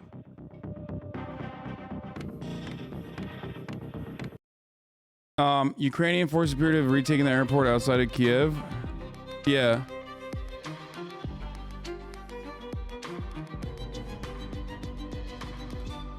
We're coming on the air as the world watches a war unfold, basically live on TV, in what could be the biggest crisis point in Europe since the end of World War II. And tonight, our mission over the next 60 minutes is to be crystal clear about what's happening now, what's happening next. Reports from Ukrainian defense officials that a Russian bombing raid will hit Kiev at 3 a.m. heading to shelter. Where senior defense officials tell NBC News Russian troops are moving closer to the capital of Kyiv, could even target government buildings there. We're going to take you live inside a country under martial law and a new curfew. We're also getting new details about Chernobyl, the site of that huge nuclear disaster something like 3 decades ago. Ukraine says it's now in Russia's hands, why the Ukrainian president calls that a declaration of war against the whole of Europe. And so now President Biden's trying to... Dude, the Ukrainian meme account, the Ukrainian government's account is fucking psychotic, dude. I don't know what the fuck's going on. Hey, people, let's demand Twitter to remove Russia from here. No place for an aggressor like Russia on Western social media platforms. Like, what are they doing? They're like trying to fucking ratio Russia. Like, they're posting memes and shit. I mean, at the same time, I'm like, what are they supposed to do? They got nothing. You know what I mean? But like, bro... Like, who cares? Yeah, fuck it. Like, okay, Russia's taking off the platform, but like, they're still bombing you, you know? Like, what is going... Dude, I don't know. Maybe it's like I'm too old. Maybe this is our future forever. You know what I mean? But it's fucking wild to just think. Defense official says Russia is getting closer to Kyiv, the Ukrainian capital, as we're learning in just the last hour or so that 57 people have been killed so far, 169 people hurt across the country. Those who are still in Kyiv are under a new curfew put in place tonight. And look at this, these videos, they're gut-wrenching. They show Ukrainians who are just scared. They're scared. They're lining up to get cash, backed up in traffic. They're trying to escape. And then look at this video taken by our NBC News team in Kharkiv with Ukrainians huddled in a subway station to try to stay out of danger.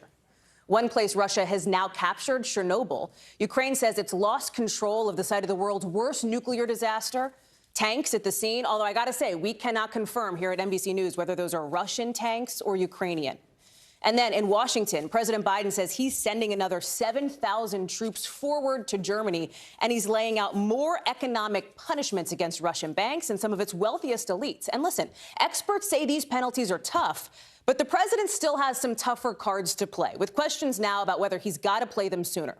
So, big picture. This is where we know that Russia has attacked. These red circles here that you're looking at on the map, those are confirmed attacks from Russia. They're near big cities. You can see it, like Kyiv here, like Kharkiv. We're going to take you live to Kyiv in just a second. Right now, U.S. sources say Russia has launched more than 160 missiles. You've got these circles. You see them here, here, and here. Those are reports of where Russian forces are building up. And then the parts that are shaded over in the eastern part of this country and down south, those are the areas controlled by Russian-backed separatists. We're starting tonight in the western part of the country, in Lviv. That is where we find our Cal Perry. And Cal, this is a city where you've got, I know, journalists that have gone, diplomats have gone to as well. You are there, and I understand you are in your hotel room because of some security issues. I don't know how to characterize it, Cal. I don't want to get ahead of myself. What do you see? Yeah, so about an hour ago, the city decided to go into what is called blackout conditions. They gave us a couple hours heads up, and they've said for security reasons, they don't want buildings to be putting any lights into the street. So we have shuttered the curtains. We're still able to use our lights. We're not putting any light onto the street. But it's very indicative of an unknown here. People, assumed for a long time that this city would remain safe. That map you are showing and the air sirens that I heard this morning are making it clear that nothing is off limits for the Russian army. It is clearly concerning when you talk about the diplomatic missions that are based here, that were supposed to be based here. The American Diplomatic Corps was supposed to be based here. They are now in Poland. They are not going to commute back and forth anymore to Ukraine.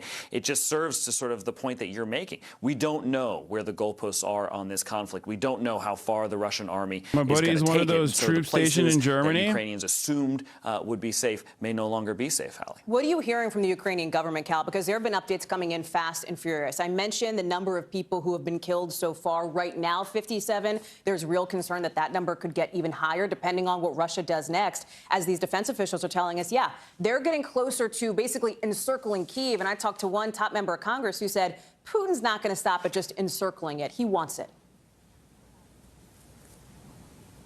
Look, we're going to use the at least 59 people killed, at least 149 Antonov Airport is still being fought over. The Ukrainian minister said it was recaptured, retracted their statement. Oh, Jesus Christ. My whole old unit got sent over.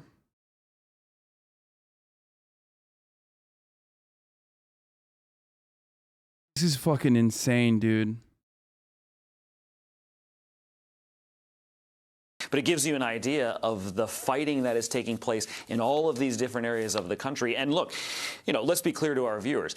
I'm here in Lviv. Right. Aaron McLaughlin, my colleague, is in Kyiv. Matt Bradley is in another spot. Richard Engel is on the front lines. And we don't really have the ability to move around that much, right? In Kharkiv, we're kind of stuck where we are. So a big picture of what's happening, we just don't have at this point. We're only 16 hours into it. And not only do we not have kind of the full picture, the Ukrainian government doesn't have the full picture because there are cyber attacks, there are communication issues. And the first thing that the Russian military targeted were command and control centers. Right. They wanted to knock out that communication and leave people wondering what's going on. You make such an important point, Cal, because we are sort of triangulating based on reports that we are getting from you and our teams in the field in Ukraine. But even top, U.S. officials are relying on some of these reports too. Like, for example, how much of resistance is the Ukrainian defense forces, the Ukrainian military, putting up at this point? There are reports that they are hanging together, that they are hanging tough, essentially, to try to turn back this Russian aggression. But there's a question mark of how long that lasts.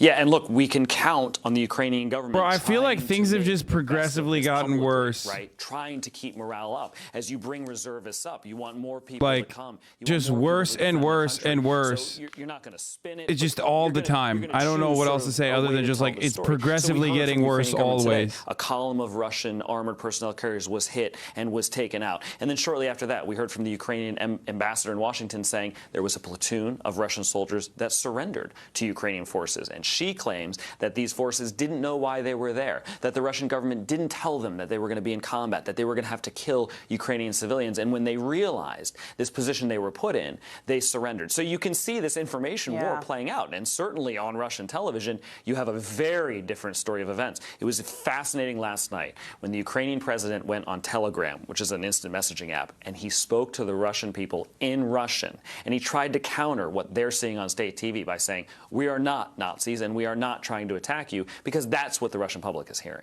Cal, real quick, what is the rest of your night? I mean, are you going to be in there, curtains drawn till dawn, basically? Is that the plan?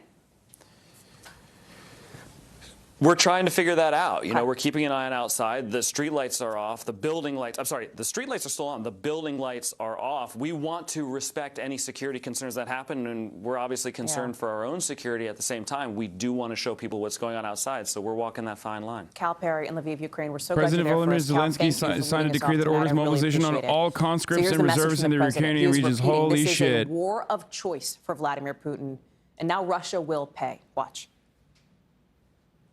Putin is the aggressor. Holy shit. Putin chose That's it. war. Everybody's this is like straight warfare, dude. They're not letting people. Holy fuck! I hope all of you Ukrainian motherfuckers left the country immediately. Okay, all you people watching. Holy fuck. That's a lot, right? I mean, technically, if your IP's in Ukraine, I don't know. I hope everyone from watching from Ukraine is watching with a VPN or something, and they're actually not in Ukraine. And then he's punishing members of Putin's inner circle, basically cutting them off from the U.S. altogether. The president's also not ruling out sanction Putin personally. 18 to 60-year-old men are not allowed to leave the country at the moment, and also on top of that, all the conscripts, all the reserves are 24 hours ago, including on a key gas pipeline. But it doesn't include anything that would block Russia's You said this wouldn't happen? Dude, are you fucking stupid? I already admitted that like last week. You're working on last week's intel, okay? Memley is at the White House. And Mike, I talk about what SWIFT is, and I want to explain that clearly to folks, because there is some appetite, even from the president's own party, still. that, while he put in place those sanctions that we just showed everybody on the screen there, he may need to go a step further and go ahead and try to cut Russia off from SWIFT. He's in a bit of a tough spot since European allies aren't really with him on that front. Yeah, that's exactly the issue, Hallie, because as you say, some of the president's fellow Democrats want him to do that. You know, most Republicans are calling for him to do far more than he's doing. And yes, even the Ukrainians have made it clear they think that this is a step that the president should have taken by now. So why hasn't he done it?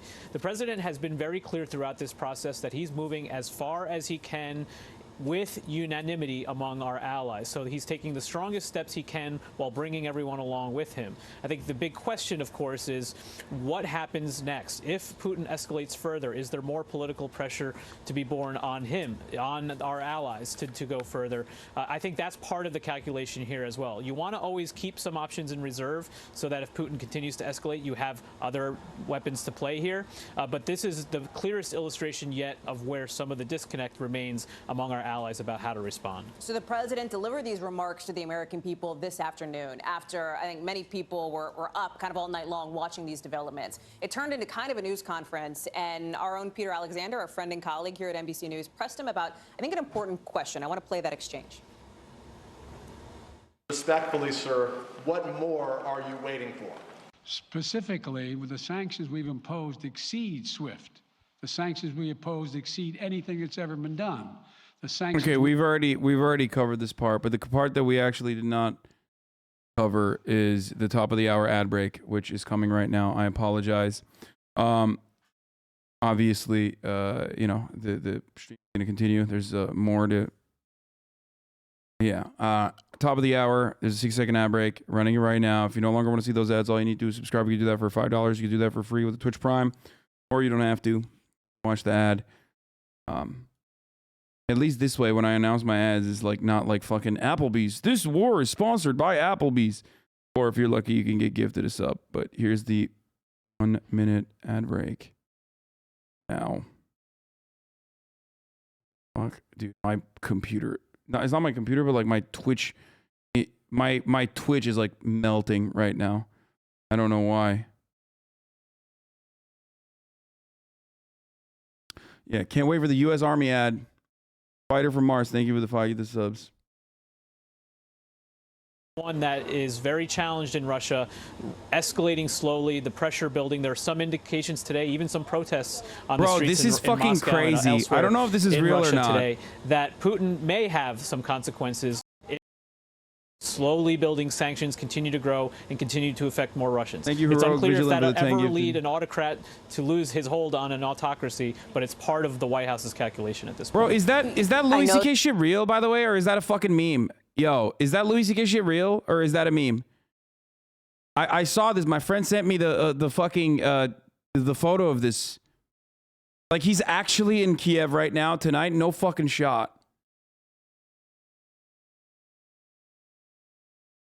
If you're in danger in Ukraine, you can ask for asylum in Romania. If you need to do it at the border, Romania will help you guys. It's real, but he canceled the show. Damn, that's the real cancel culture, dude. Oh my God, he's literally fucking stuck in Ukraine. Okay, if he saves Ukraine, then he deserves to be uncanceled. I don't know how he would do it, but...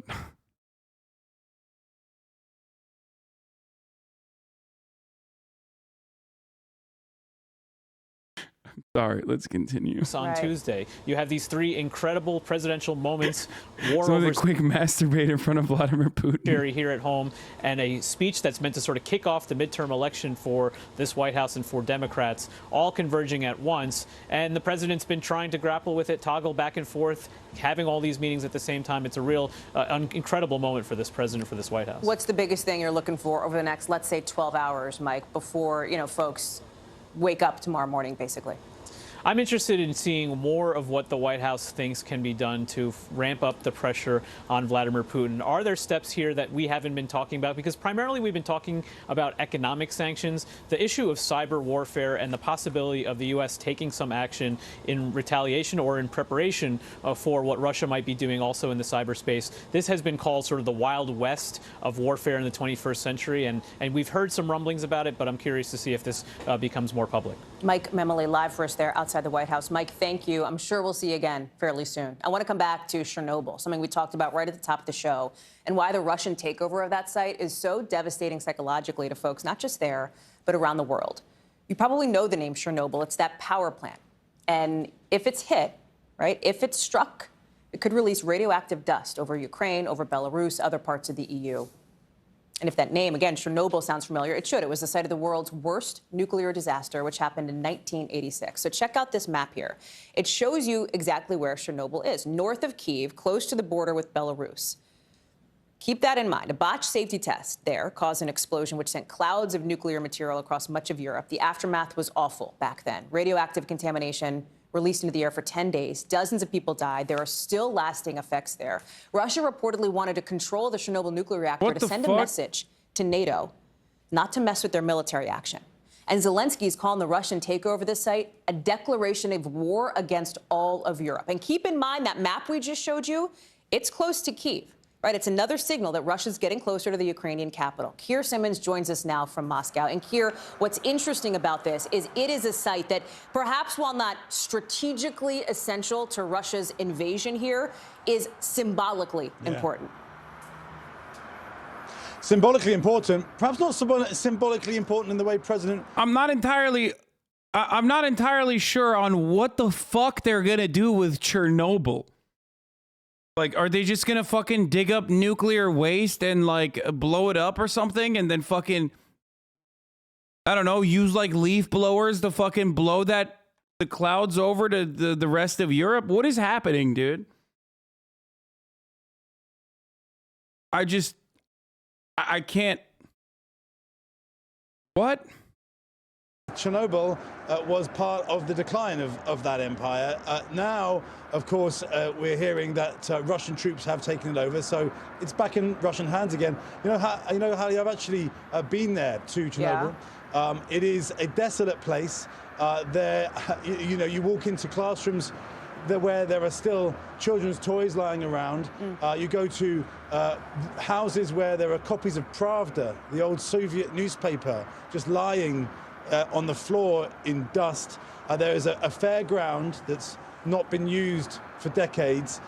It's a stunning place. It's safe to go to now, apart from right in the center where the reactor is, which they have encased. Quite sophisticated science. They've encased it in order to ensure that it does not cause a danger. That's it. Bald and bankrupt has to fucking fix the situation. Around that particular piece of Chernobyl. Well, and by worse I mean artillery or even missiles. Well, that would be very worrying. It sounds like it is now in the hands of the Russians. Send Bald in there again. Send Bald into Chernobyl again. In the hands of somebody, assuming that they know what to do with it and how to ensure that it continues to be safe. We have to assume that. But yeah, it's symbolic more than important, but still strategically tells us something about where the Russians are in the way that you mentioned. Such a good point. Here, we're seeing you live in Moscow now. I've seen you live in Moscow since this invasion began some 16 hours ago. Can you give me a sense of what it's like on the ground? We've seen some anti-war protests there. Mike Memoli referenced that. How significant is that in your view, as somebody who well knows this area? Yeah, it's well, they're now saying, according to an NGO, 1,700 arrests in 52 cities across Russia. Now, that sounds like a lot. I guess you could say it's not a lot in a country of almost 150 million people with multiple time zones. But the pictures are impressive, compelling, and maybe sending a message. Certainly the protesters will want to be sending a message.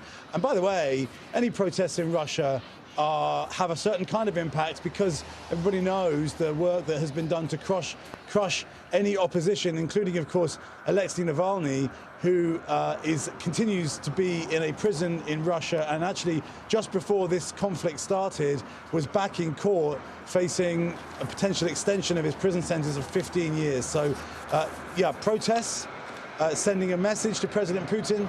Question is President Putin listening? I suspect not. That's right. Keir Simmons, live for us there in Moscow. Keir, thank you very much for being up for us. We're going to keep talking about what's going on with this Ukrainian. I'm trying to find the motherfucker who keeps saying, bro, you have lice, and ban him, but I can't catch him. One of the Moscow clap his ass. It'd be Guilty nice. Of violating George Floyd's civil rights. This is a trial we had been watching. Prosecutors have. Okay. Let's move back to Al Jazeera. He's held back on some other measures he could make.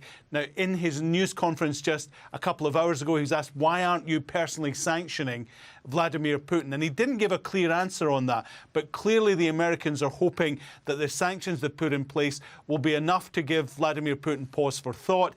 And if it doesn't turn the White House tanks presser back, is happening then soon. he's going to start cranking it up with more sanctions, including those targeting Vladimir Putin himself. And of course, Biden had some very strong remarks about the Russian president's intentions. Any indication as to how the US will respond to this continued attack and destabilization of Ukraine, particularly if the Russians try to force regime change and possibly even take this attack beyond Ukraine's borders? Well, clearly in Ukraine, the concern is that there's going to be no Americans fighting there and no NATO troops will go into Ukraine either. What they can do is provide financial support, and as we've already seen over the last few months, they've provided extensive training and also lethal force weapons, not just defensive force, but things that they can use if the Russians attack, such as Javelin anti-tank missiles. And they have been using them, we are told, in the few hours that there has been since the Russians crossed the border. The biggest concern, obviously, for Joe Biden and others is any possible attack on NATO countries. And that is why 7,000 more troops are being sent to Germany, and we've already had deployments to countries like Poland and Romania to shore up defences there. The worry would be that if any Russian troops cross the border into either Poland, Romania, or even the Baltic countries, then that would trigger Article 5. That itself is not too much blood. It's not TOS, but I just don't want to risk it. Sorry. In New York, and then the US benefited there when they went to war in Afghanistan. And so this is all about trying to contain the situation and perhaps put enough financial pressure on Vladimir Putin, the banking sector, the technology sector, and overall the economy in Russia, and make him think again and perhaps stop what he's doing right now. Thank you very much. From Washington, Alan Fisher. Well, the Secretary General, Antonio Guterres, says that the United Nations is scaling up its humanitarian efforts in Ukraine and that the protection of civilians has to be a top priority. He also repeated his call for Russia to immediately pull its troops back. The decisions of the coming days will shape our world and directly affect the lives of millions upon millions of people. In line with the Charter, it's not too late to save this generation from the scourge of war. We need peace. Well, our diplomatic editor, James Bays, joins us live now from Brussels. And James, I suppose the issue for EU and NATO member states is that they are going to be affected by... By the way, this chatter is correct. Once again, when Vladimir Putin annexed Crimea, there were celebrations. People celebrated, okay? Right now, people are protesting because they think this is completely unacceptable. And I don't mean like fucking civil society orgs are backing protests or whatever the fuck. Like, this was a deeply unpopular move. Are going to be putting it in place, and some of the sectors are going to be affected. We don't think the SWIFT banking system that Alan was talking about a moment ago is going to be targeted, but I can tell you that one of the delegations here says that the discussions go on, even though they've already put out a statement, and that particular delegation reckons this will be a long meeting going on into the early hours. Certainly as they arrived here, some of the leaders were saying this really needs to be the big one. This needs to be the thing that really forces Putin to think again.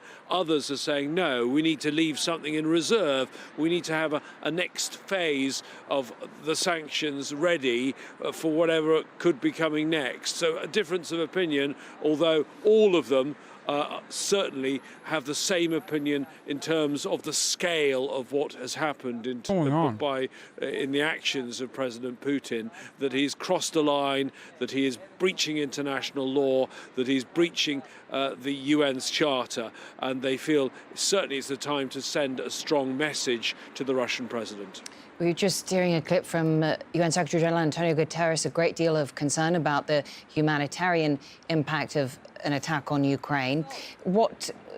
Does Europe have a plan or a strategy for dealing with the human cost of this, with casualties and refugees expected to be one of the consequences? Well, it's certainly something I actually raised at the weekend with the President of the European Commission, Ursula von der Leyen, when she spoke to... Oh, shit. When the U.S. drove 5 waves of NATO expansion eastward and all the way to Russia's doorstep, did it ever think about the consequences of pushing a big country to the wall? Oh, shit. Yeah, they're...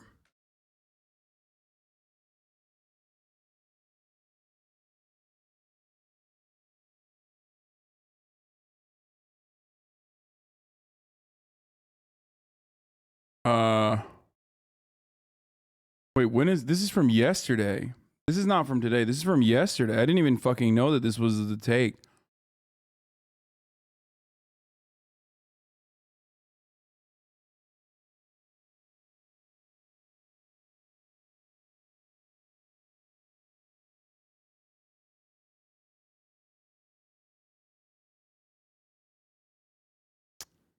Statement contains more parts about historical background on U.S. imperialism.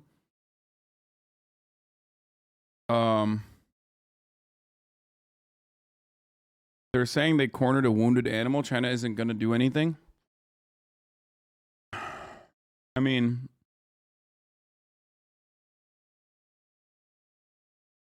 it just means that they're going to remain neutral and not, and most likely they're going to, and yes, they're not wrong, but I mean, I said this earlier today where, like, part of the problem is that we think, you know, we can just roll over Russia, that we can just like fucking, you know, put sanctions on the table, but not actual sanctions that will harm ourselves. Okay.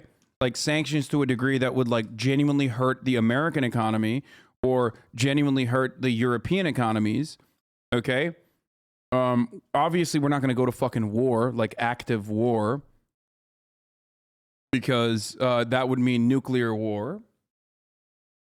Okay, and ultimately, it's the people of Ukraine that are getting fucked because they're in the middle of the conflict.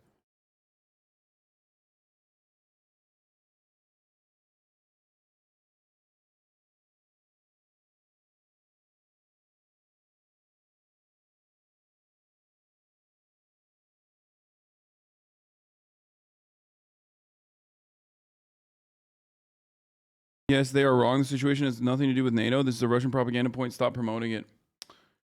Dude. If someone is a madman, and I said this already, but if someone is a fucking madman and they're crazy, but they tell you, like, I want fucking Ukraine. I want Ukraine. Especially because you are fucking decommunizing, you're fucking healing to the Western influence. You're becoming a threat to my regional sovereignty. If you don't fucking stop it, like, we'll force you to stop it. And to the rest of the Western world, if you're gonna continue with this shit, like, we're gonna show you what we mean. That doesn't mean it's right, by the way. It's not. It is still morally abhorrent behavior. Still absolutely fucking disgusting what Russia did. Okay, completely unacceptable. And I would go so far as to say entirely counterproductive to the ultimate goals that Putin espouses. Okay, I'm not talking about the propaganda points about like denazification or whatever, which of course, ironically will make this country, Ukraine, more nationalist as a consequence of being invaded. That's what countries do historically. They rely on nationalist forces, will do the justifiable violence to save the rest of the country, will do everything they can when they are being invaded. Okay? Yes, it's NATO's fault for invading another country. Dude, shut up. Shut the fuck up. Like, that's not... I'm in the process of describing to you that this is like Russia... This is Russia's fault. I'm in the process of describing to you how this is Russia's fault, but you do not want to even fucking comprehend like any sort of exhaustion of any sort of concessions. Like, this guy has been spamming this. There's been 15 diplomatic contacts to Russia ongoing since December 2021, 6 of which were by the U.S. This has got to be a fucking bot, okay? I mean, literally, dono wall. 6 of which were by the U.S., most of any country. You yourself didn't believe the U.S. intelligence and that war would occur. So isn't it easy to complain in hindsight for more diplomacy, Hasan? Okay. None of those conversations, none of those fucking conversations had a single piece to do with revitalizing or having a neutralization conversation. None of them came with concessions. This is what happens when you assume that Russia, a superpower with the world's largest nuclear arsenal, or China, okay, is the same as Iraq, is the same as Afghanistan. I already addressed this issue. America thinks everyone is fucking Iraq. America thinks everyone's Afghanistan. They behave like they're fucking not dealing with another regional power.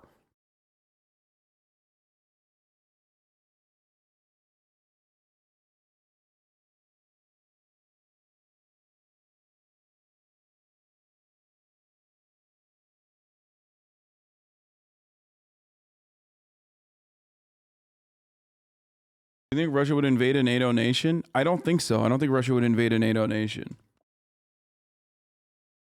But there are certain nations that Russia will invade because how much NATO has fucking expanded. It's a constant fucking. I mean, to be fair though, I don't even know. Honestly, I don't even know at this point because I didn't think that he would invade Ukraine either, especially to the degree that he did. Dude, Ukrainians, shut the fuck up about nationalism not being the same as fascism, okay? Please. Please, dude. Please.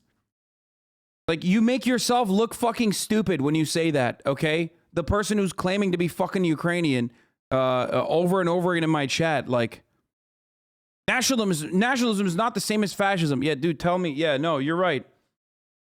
Totally, dude. Like,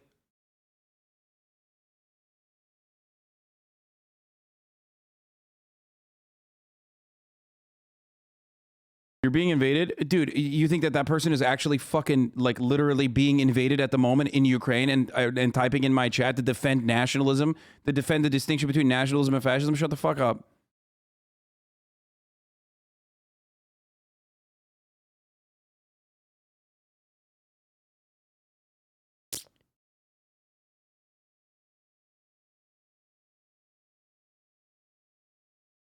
Okay. I think you are just another biased American. Nationalism and fascism are not even close. Look at a dictionary. Dude, a lot of fucking people are gonna start saying shit like this. Back into the 20s over the week. Yeah, dude, when National Socialists were doing nationalism, it was the nationalism part that made it fascist, not the fake socialism part that made it fascist. I hope you understand that. Nationalism is how you get to fascism, okay? It's literally kind of the component that makes fascism what it actually is. And also, we're talking about the actual fucking nationalists. Like, I don't even want to get into this because it's a fucking idiotic semantics argument that we're having. It makes Ukrainians look worse when you fucking say this. Backed by popular demand. If he decides Nationalism isn't blind nationalism. Anymore, okay, he might dude. have a future in our business. Or in the press office. So Dilip is back. He's going to give some brief comments at the top, take a few questions, then we'll do some briefing after then, and I'll just say at the top for anyone who needs to leave for TV, feel free to go. It's all fine. I will turn it over to Dilip now.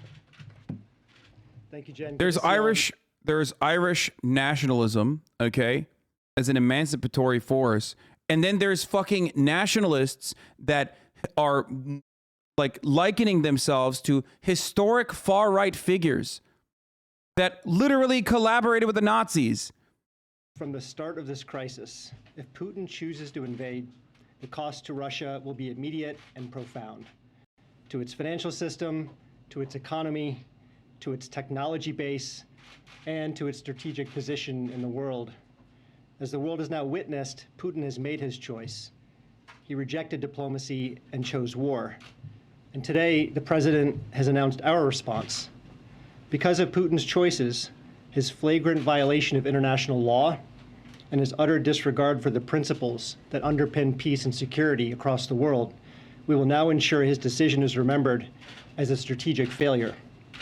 Today, we impose an unprecedented package of financial sanctions and export restrictions in lockstep with our allies and partners that will isolate Russia from the global financial system, shut down its access to cutting-edge technology, and undercut Putin's strategic ambitions to diversify and modernize his economy. Let me walk you through a few specifics, and I'll be happy to take questions.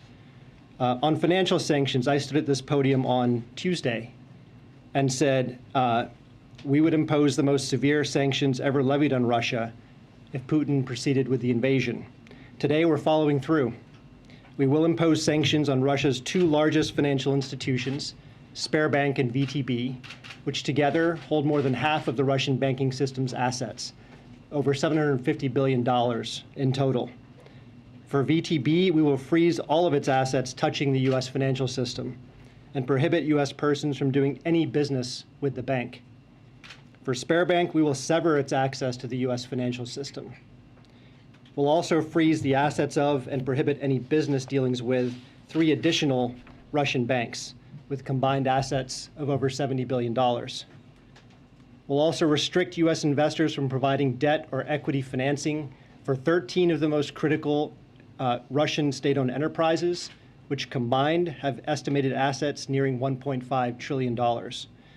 And finally, we'll also impose sanctions on the executives at these state-owned institutions, as well as additional Russian elites who are complicit in Putin's kleptocracy, and their family members. Those who've shared in the Kremlin's corrupt gains and stored their wealth in yachts and luxury condos and fancy cars will now share in the pain of these measures. In terms of the financial impact, as I said, these are the most impactful and significant sanctions the U.S. has ever taken. But financial sanctions are just one part of our response.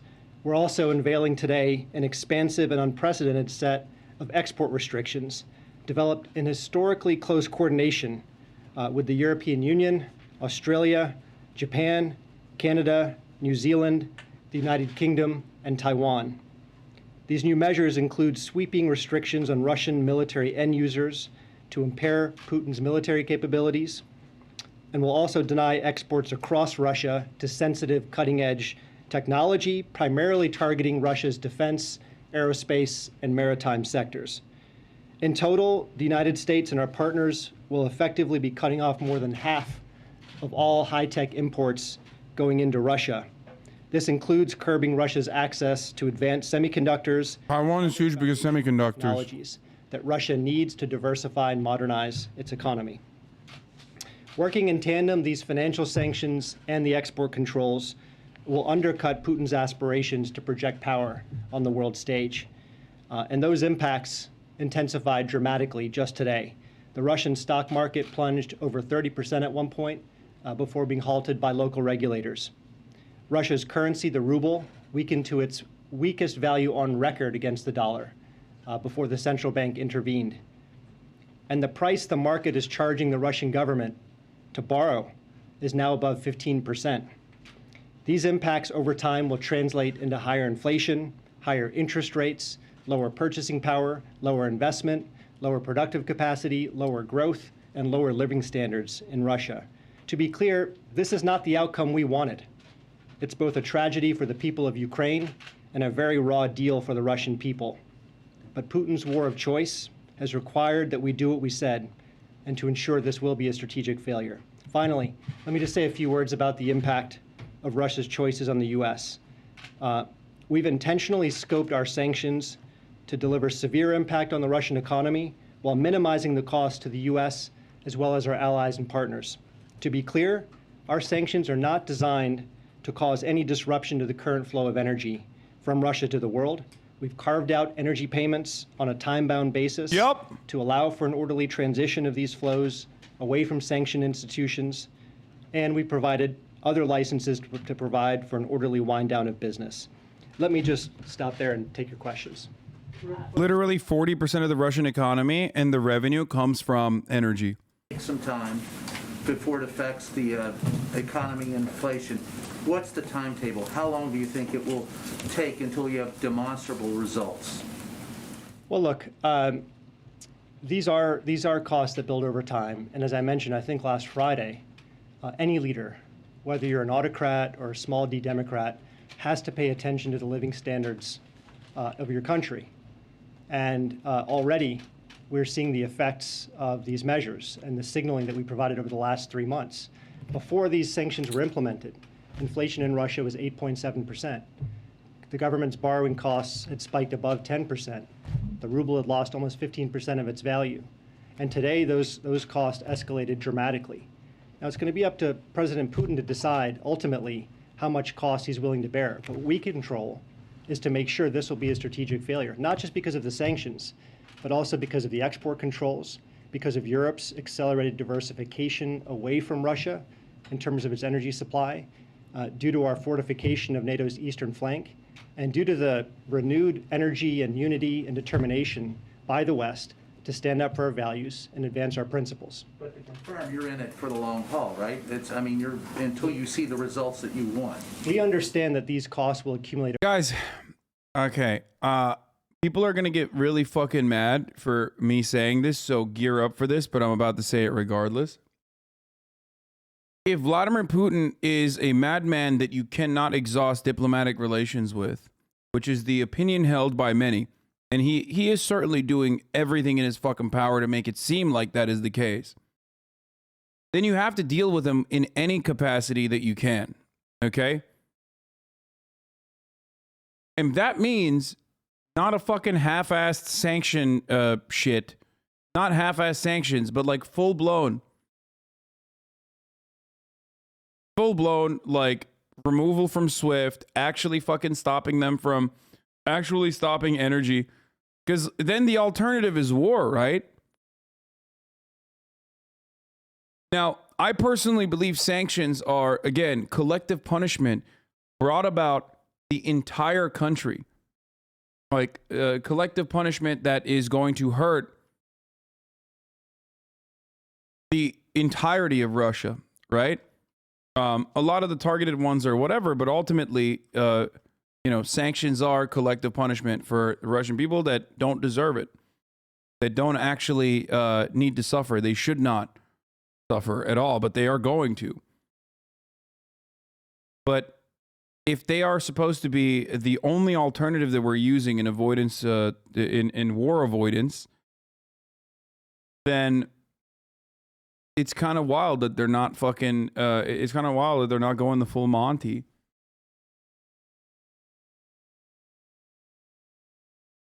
The sanctions that were announced against individuals and entities in Belarus, can you tell us whether there are... Of course, the irony of the energy shit is that, like, you would literally be destroying, like, implementing sanctions on Russia for implementing energy sanctions on Russia would mean, like Eastern Bloc countries who literally rely on Russia, regardless of their defensive posturing against Russia, nearly, not even like not even to the same degree as Europe, but like straight up like 90%. You know what I mean?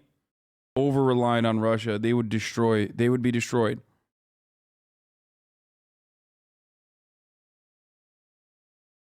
I wanted to ask you about some of the carve-outs. There are general licenses for more than a dozen areas, agriculture, energy, and you just said that the importance is to limit the impact on Americans. But I was hoping that you could say, is there a percentage that you can share of the number of exemptions that make up the overall transactions? So the general licenses, what percentage of the transactions are under those licenses?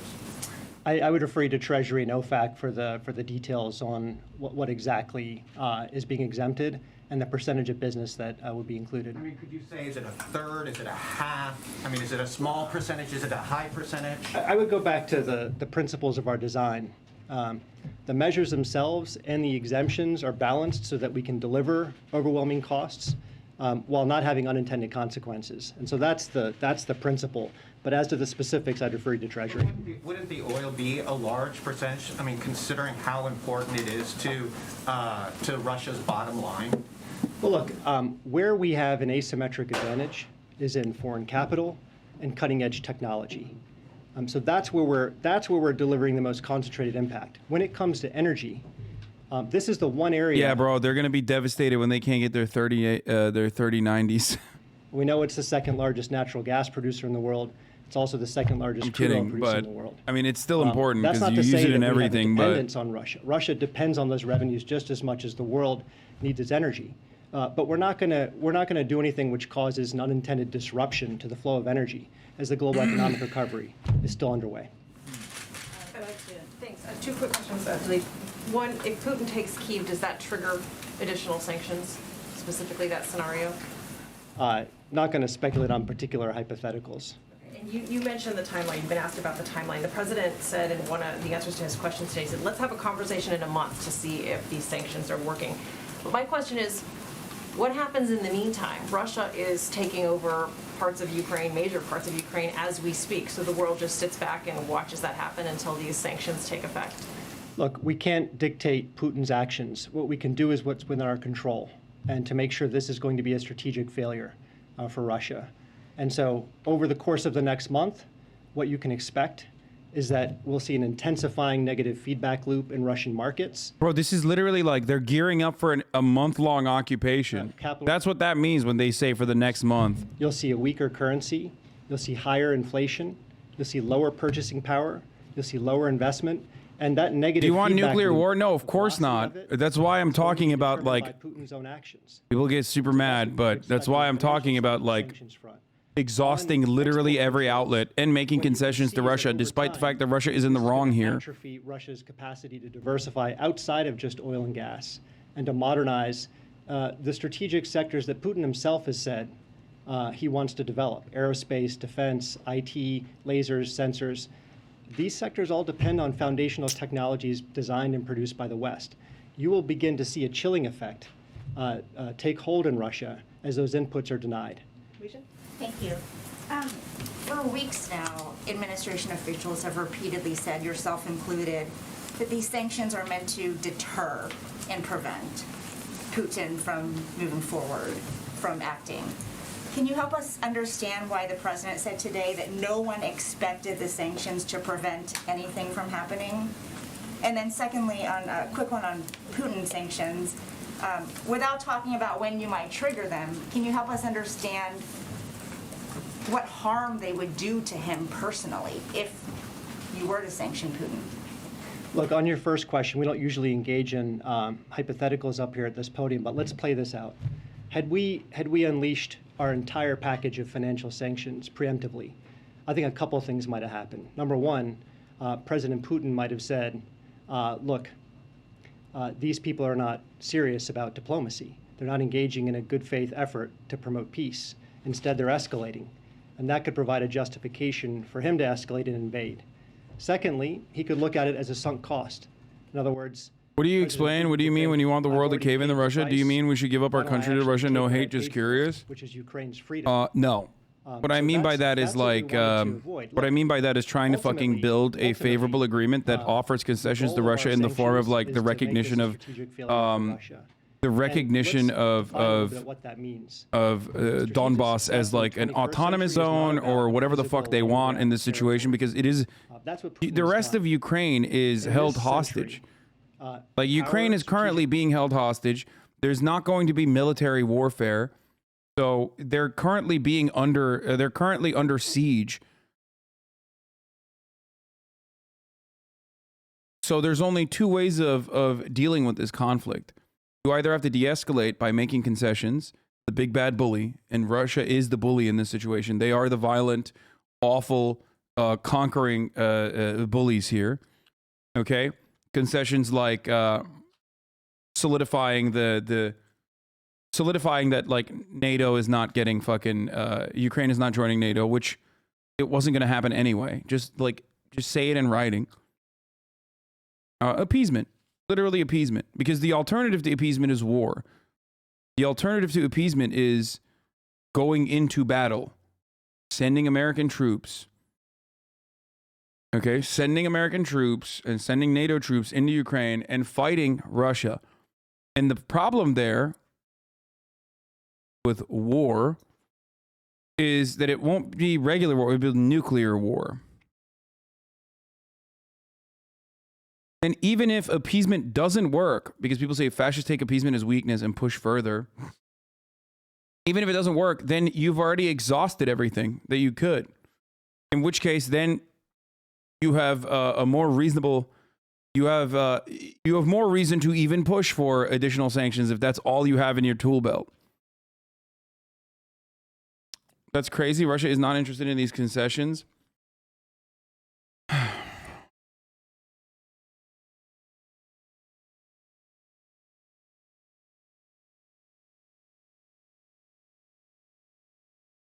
Yeah, in like 2 hours, Ukrainian intel is stating that bombing of Kiev will start again.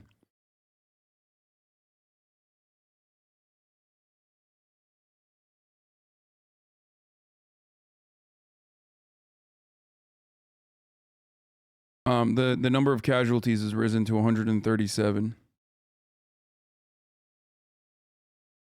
Yanis Varoufakis talked about it.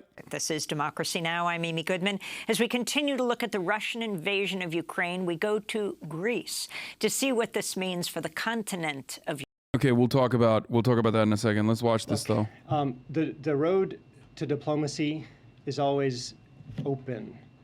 Diplomacy is never dead. But in the current circumstance, in the immediate aftermath of an invasion, that option is not available. Right now, we're imposing severe consequences on Russia for its decisions. If there were to be a shift in Russia's strategic choices that upheld... People keep saying, yeah, because appeasement worked so well in the past. You have no other option. Then go to war with Russia. Go to nuclear war. Let's all die in fucking nuclear war. Except America knows that, and that's why they're not even doing that. So, like, that's the stupid conversation that we're not having. The alternative to appeasement or diplomacy is harsher sanctions, which Russia considers at least SWIFT to be a declaration of all-out war, okay? And they're not even doing that. They're not doing that. They're not doing anything. They're not even fucking willing to take an L on the energy side because it would destroy, it would destroy the European economy. It would be incredibly fucking difficult. It would be incredibly fucking difficult and possibly deadly for European countries if they were to completely shut off Russia's fucking oil and gas and commodities. But if you're fucking pumping sanctions out while simultaneously buying $700 million worth of oil, gas, and commodities in an effort to fucking gear up for an extended period of time to manage your energy crisis that might happen so that you don't get fucked over in the midterms or whatever, then you're not doing anything. Your heart's not in it at all. You might as well just basically say, hey, man, we don't really care that fucking Russia is invading Ukraine. We just don't give a shit.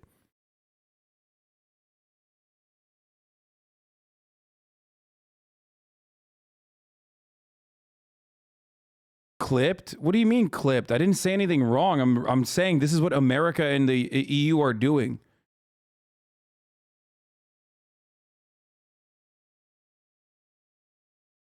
What is it? Ukrainian President Zelensky, the enemy sabotage forces have entered the capital. Me and my family are remaining.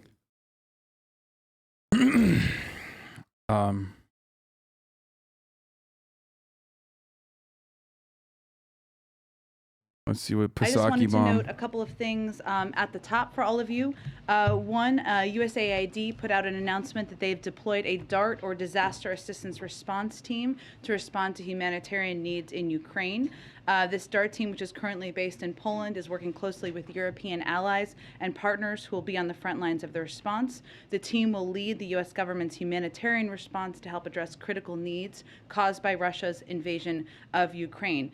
The DART comprises 17 17 disaster experts from USAID who are assessing the situation, identifying priority needs to scale up assistance inside Ukraine, and working with partners to provide rapidly needed assistance to communities affected by the conflict. I know a number of you have also asked me, and we've tried to provide as much detail as possible about how the president has spent his time over the last period since last evening. I think we put out a few details, but just to reiterate for all of you, he closely monitored the events on the ground from both the Oval Office and then back in the residence over the course of last evening. We put out a few details last night, including the fact that he spoke repeatedly with his national security advisor, Jake Sullivan. He also spoke with his U.S. UN ambassador, Linda Thomas-Greenfield, before she gave that powerful speech at the UN last night. He received a briefing from Secretary Austin, Chairman Milley, Secretary Blinken, and his national security advisor around 11 p.m. approximately last evening as well. And as you know, he also spoke with President Zelensky. He continued to monitor closely into the wee hours last night. This morning, as you all know, he met for just about an hour with his national security team, which included both a full table in the room and full members from the cabinet, from the national security team on the screen. During that meeting, as is standard, he received an update from, of course, Defense, Intel, his diplomatic team about the status on the ground, and he has, of course, remained closely engaged with them through the course of the day. As you know, he also had a G7 meeting that lasted a couple of hours this morning, and he also spent an hour this afternoon on the phone with the leaders in Congress, Democratic and Republican leaders in Congress, briefing them on the situation on a secure call, briefing them on the situation on the ground, answering questions they had as well. So that has been his day to date, and he is continuing, of course, to focus on other priorities as president. But why don't we go to you, Zeke? Thanks, Jen. Just picking up on that, has the president made any additional foreign leader calls today? Has he spoken to President Zelensky since their call last evening? There's not been another call to President Zelensky. I expect, as you have seen over the past several days, he will continue to have calls with leaders. We will keep you abreast as those happen. And with the U.S. government saying that it believes that the Russian objective right now is to decapitate the Ukrainian government, does the U.S. believe that President Zelensky at this moment is safe? We're not going to get into security questions, but we are in touch with President Zelensky, and we are working to provide him a range of support. And President Zelensky, in addition to calling for the West to cut Russia off from SWIFT, also proposed. Wait, is fucking CoffeeZilla in Ukraine? Oh, he's trying to get someone out of Ukraine. If anyone's in Lviv planning to leave in the next 24 hours, DM me trying to get someone out, and the options are horrible. Bad news, Ukraine is not letting men under 60 leave the country. They've been drafted as reservists in a law passed less than 24 hours ago. If anyone knows a way around this. A way around this? Stop it. And don't encourage anyone to do anything that could get him in trouble. Are you fucking stupid, bro? If you have like a fucking loved one and you don't want him to get fucking ass clapped by some Russian fucking helicopter lighting up their entire fucking building, you absolutely should help them get around it. Are you fucking crazy? Yo, people are wild on Twitter, dude. They really are. They're just like, motherfuckers in the comfort of his home in Ohio, and he's just like, dude, basically, like, you know, you should, basically, you should not violate the law that was created 24 hours ago. Aside from past ones that you were fully tracking. Yeah, I guess I mean in the last 24 hours. I understand. Can you explain more of the White House's thinking on kind of this debate in Washington about whether a cyber attack against a NATO ally would trigger an Article 5 response, a response from the alliance?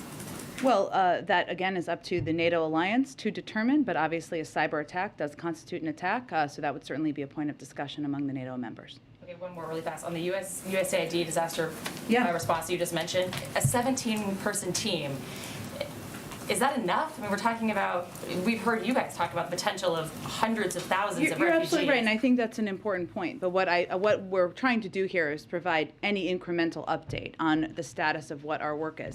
And I'll just note, and you may be fully aware of this, but in terms of humanitarian assistance, we have been the biggest provider of humanitarian assistance to Ukraine. We've provided over $52 million in humanitarian assistance to Ukraine in the past year. Over the past few weeks, we've committed additional funding and supply supplies to humanitarian organizations. There's been a specific need and therefore a focus on support services, food, clean water, hygiene, shelter, trauma, primary health care, and we're prepared to certainly provide a significant amount more. So this is just one step, obviously less than 24 hours after the events of last night, and we will continue to plus up from here. Go ahead.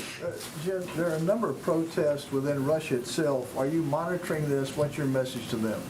Well, there certainly are, and I know with everything going on, this may not have caught everybody's attention, but let me just note that, today we're seeing Russian people in the streets, open letters from leading Russian journalists and cultural figures denouncing President Putin's war of choice, and reports of Russian mothers concerned about the reckless deployment of their sons to this fratricidal war. I think it's important to remember back in 2014 when they didn't even acknowledge that they were sending Russian soldiers. They didn't even acknowledge when there were body bags coming back from Ukraine into Russia. And there is an outcry in the streets by Russian people, by more Russian people than I think many would expect.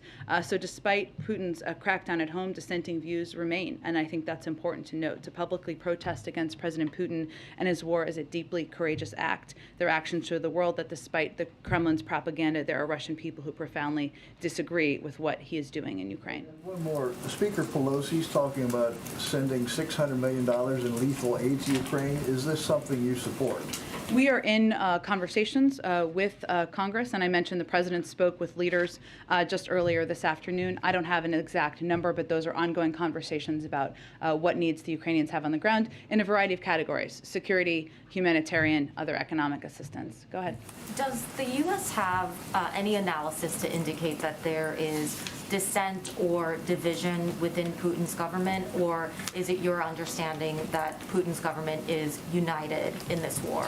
It's an interesting question, and Jamie, without getting into intelligence. Dude, as much as I got like Russia's actions completely fucking wrong, if there's one thing I got completely fucking right, it was America's actions, which was, oh yeah, war is inevitable. War is inevitable. Here, have some fucking lethal aid. Have some fucking lethal aid, and then fuck right the fuck off.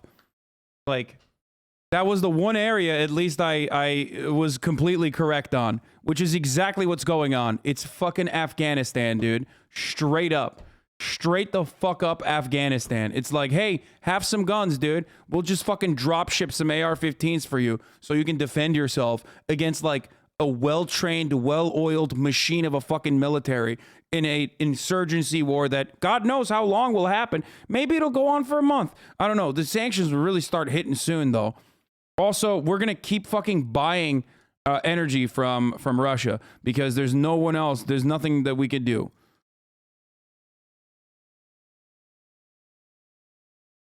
Are they really that good of a military? I mean, it doesn't matter. They have power in numbers, dude. It's a fucking massive country. Who cares who the fuck is right or not, bro? Relax. Focus on what is now. I know I am focusing on what is now. Oh. Like, I know posturing and you know, taking this like aggressive stance in this circumstance is what seems to be right? What seems to be the liberating thought, because Russia is 100% in the wrong here. Like 1000%. But if it were up to me, I would fucking grovel in order to avoid any fucking additional conflict. That's my stance on it. Because war is not like active. You can say pussy all you want, dude. If it avoids fucking people dying on the fucking streets, if it avoids people like actually using automatic weapons when they were trained with wooden AKs, and not even in fucking, like, the people in Kiev weren't even trained. They're just, they have nothing. They have no training. Now they're forcibly being conscripted.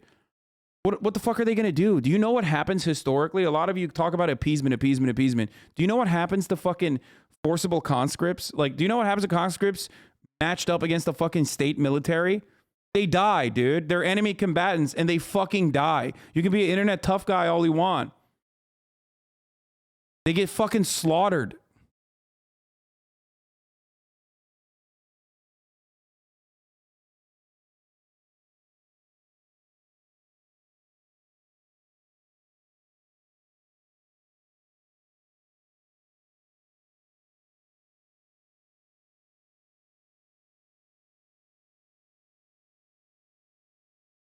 industries about what they need to do, about the potential threats, and that's something that happens obviously privately and through a range of agencies. I can see if there's anything more specific that we can read out to all of you. Just real quick, one follow-up.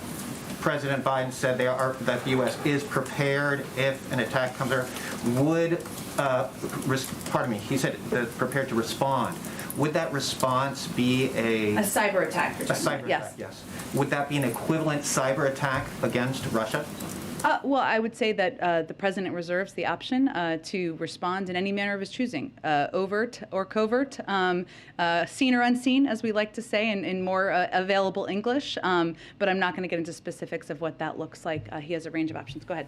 Thanks. On oil prices and the SPR, does the administration have an oil price in mind that would trigger another release from the SPR? I think not that we're going to get into detail or from here, JJ. I understand certainly the question. The people that keep saying, thank God you weren't around during the Nazis, just remind them that the Nazis did not have a nuclear weapon. Or rather, the largest nuclear arsenal on the planet. So, you know. I mean, fuck it. Like, let's just end it all. Who cares, right? You know, things aren't going too great anyway. Fuck it. YOLO, right? Let's just escalate to actual hot war and not cold war. And see what happens. Maybe Putin, who was insane enough to fucking literally bomb Kiev and Western Ukraine, will also just, before he fucking dies anyway, he's old, he'll just fucking launch a couple nukes. Fuck it. You know? Let's test it out, dude. Obviously, natural gas shortages and supply is an enormous regional issue, one that would hugely impact Europe more than here, of course.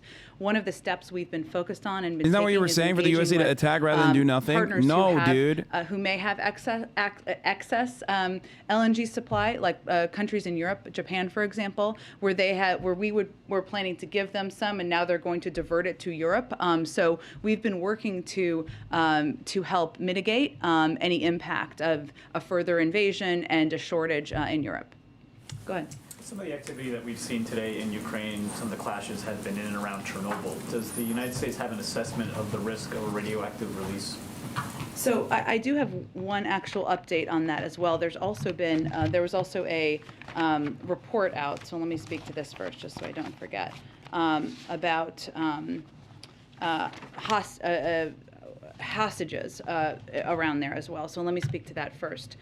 We are outraged by credible reports that Russian soldiers are currently holding the staff of the Chernobyl facilities hostage. This unlawful and dangerous hostage taking, which could upend the routine civil service efforts required to maintain and protect the nuclear waste facilities, is obviously incredibly alarming and greatly concerning. We condemn it and we request their release. In terms of a further assessment, I don't have anything more on that from here. You gave a readout of how the president spent the past 24 hours or so.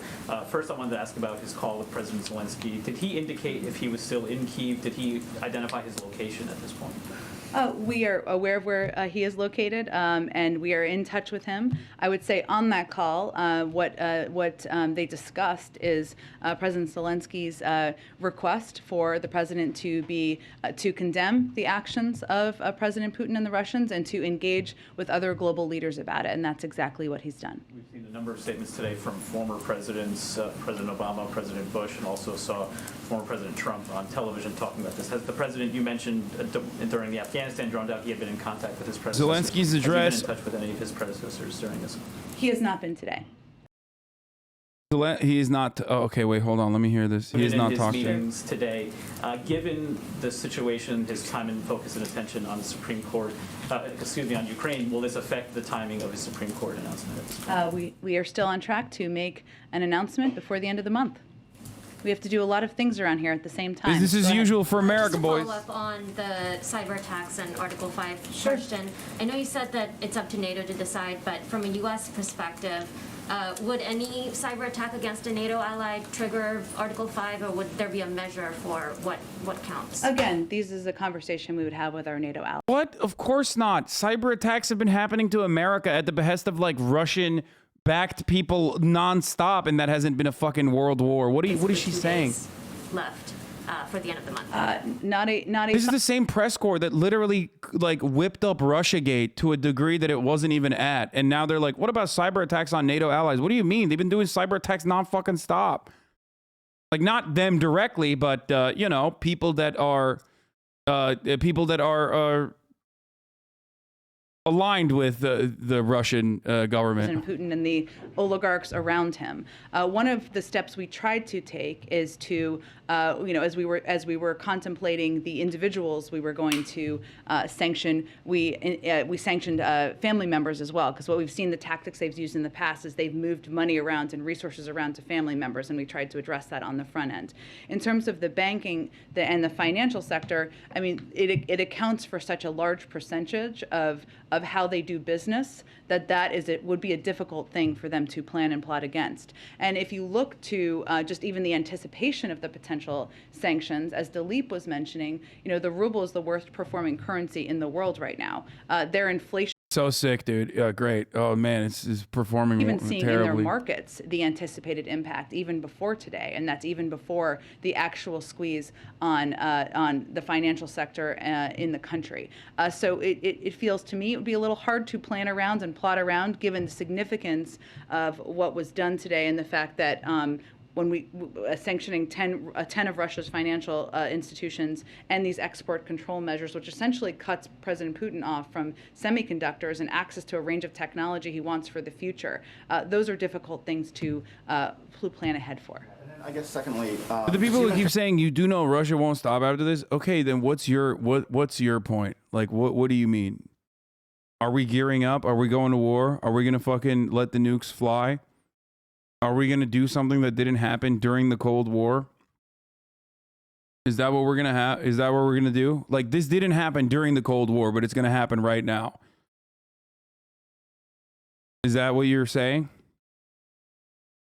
Like, the people who keep saying, like, Russia will further go into other territories, that's why there can't be any appeasement. Do you not understand what the opposite of that is? This is not fucking Nazi Germany, okay? They have nukes. They have the most nukes. This is not me like defending Russia or anything like that. This is just me trying to help you understand the severity of the situation. And the severity of the situation and the reason why America keeps saying, of course we're not going to send troops. Of course we're not going to send troops. Why do you think Joe Biden keeps saying, of course we're not going to send U.S. military? Does that not strike you as odd? Do you think he's being a pussy? Do you think he's like too much of a coward? Do you think he's like secretly in the pocket of the Kremlin too? No, the reason why he keeps saying that and has been saying that for fucking months is because troops will actually imply full-blown hot war between two fucking states, both with a nuclear arsenal. Okay? For the people who are saying, fuck it, let him take Europe, let him take the entirety of fucking Europe, whatever, all the shit that you're saying in the chat, obviously not. There has to be a fucking endpoint to this, and the endpoint has to revolve around diplomacy no matter what, because the other alternative endpoint is nuclear holocaust. And if you guys don't have a problem with that, then okay, like, you know, YOLO, like I said.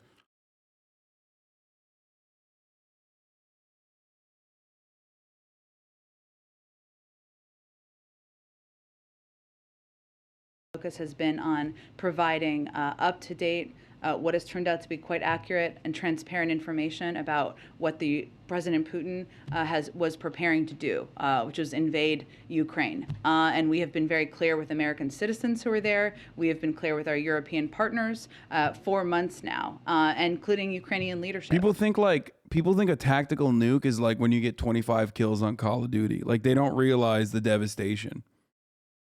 You know what I mean? They think like, oh yeah, you know, what do you mean? Sometimes I get a kill streak going and then I get a fucking nuke and I wipe out the entire map. Like, that's not how that works. You know what I mean?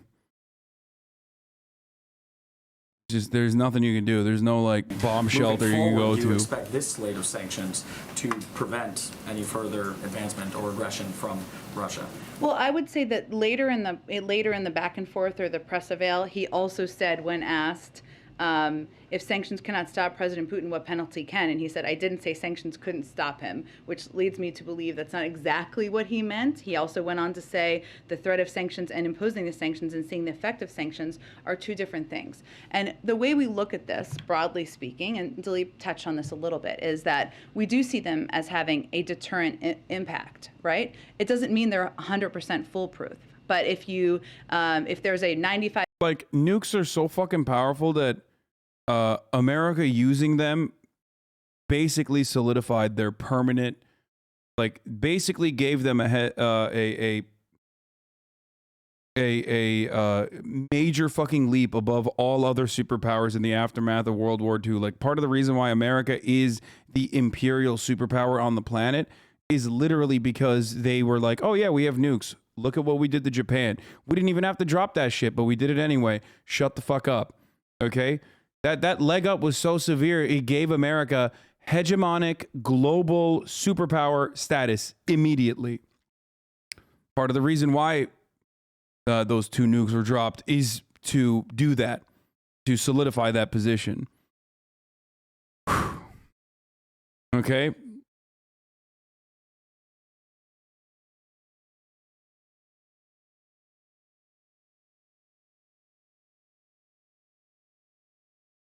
As far as like Russia encroaching on further territory that would imply nuclear war, any country that you move beyond the buffer state of Ukraine is a NATO country that would imply like genuine fucking all out nuclear war.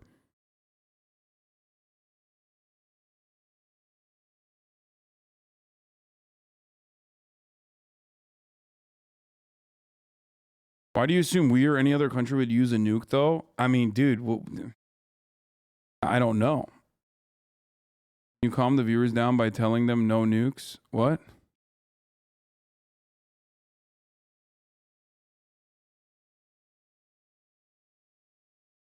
Off topic, just there's been a lot of questions about refugees in the region. Yeah. For Ukrainians that are in the country, Yeah. is the U.S., especially after yesterday, considering TPS or any sort of protection? Sure. As you know, that's a decision that would be made through an interagency process led by the Department of Homeland Security, and I don't have any prediction of that. I mean, I don't have any kind of prediction of that at this point in time. Obviously, these events are just unfolding as we speak. That process hasn't started, that conversation? I'm not going to give you any specifics on an internal process, but I would just say, again, it's an interagency process, and right now we're, of course, in the middle of an invasion and a war in Ukraine. Go ahead. Thanks, Jen. Earlier you had said you have to do a lot of things at the same time. One of those things, of course, is the State of the Union next Yes. week. Can you tell us how the president this week has been preparing for that, how much time he spent on this speech, and how he's juggling that? Felix did say that the funniest outcome would be a nuclear war over fucking Ukraine while both superpowers are at their weakest historically. He also said Biden winning would be the funniest outcome in like 2019.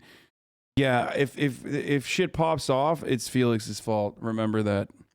Felix Biederman of Chapo Trap House. I'm just kidding. Please don't take that seriously. That's a joke. Working with members of his policy team to finalize details of his State of the Union, starting to do some read-throughs, not too many yet. I expect those will increase in the days ahead.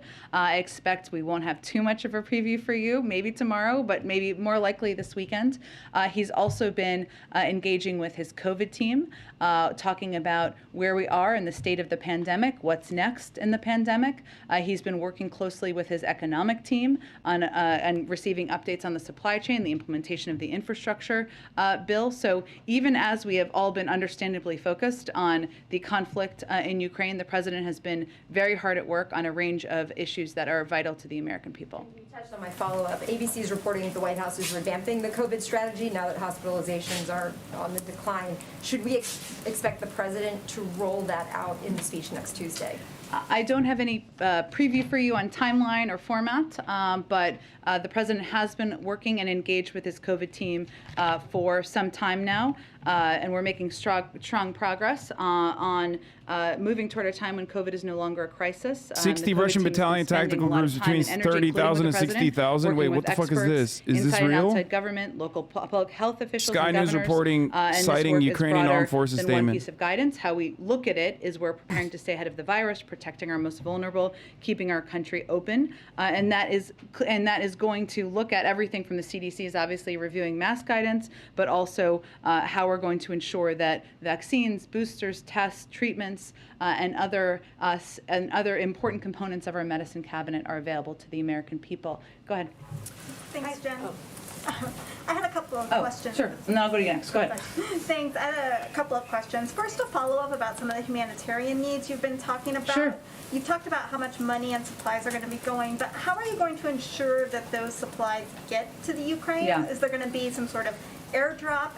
Genuine trying to understand. Can you explain why you think conventional warfare wouldn't be used between NATO and Russia first without escalating to nuclear war because of mutually assured destruction? Mutually assured destruction means no hot war between countries with nukes. No nuclear superpower countries are getting into official full-blown, hot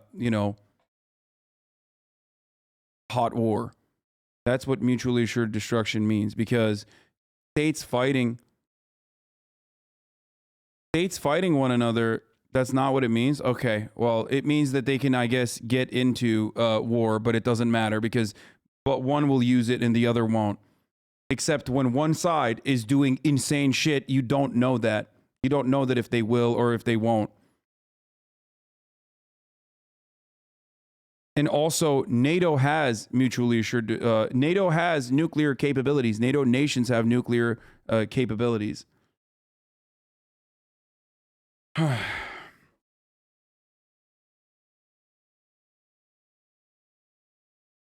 You have the people who are like, dude, Vladimir Putin is fucking crazy, bananas, insane. You can't have a conversation with him. He's going bananas and he's doing crazy shit. Are now telling me he's actually so rational that he won't actually fucking deploy a nuke in a moment during a situation where he's just like losing to the entirety of fucking NATO. I like that. I like that now Vladimir Putin is actually behaving in a rational way. Like, why do you think America says we're not going to send troops to Ukraine? Why do you think that? Why do you think that that's the reason?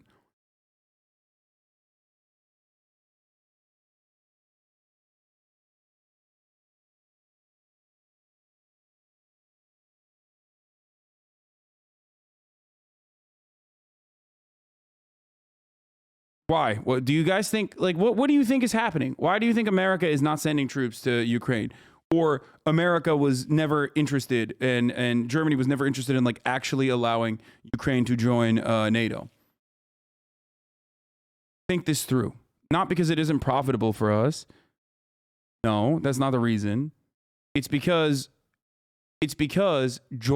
allowing Ukraine to join NATO when it is sharing a gigantic fucking border with Russia would imply that Russia could easily fucking move in to Ukrainian territory and trigger nuclear holocaust. Because if they have to defend Ukraine, then they have to then all of a sudden Russia is in a war with every single NATO country.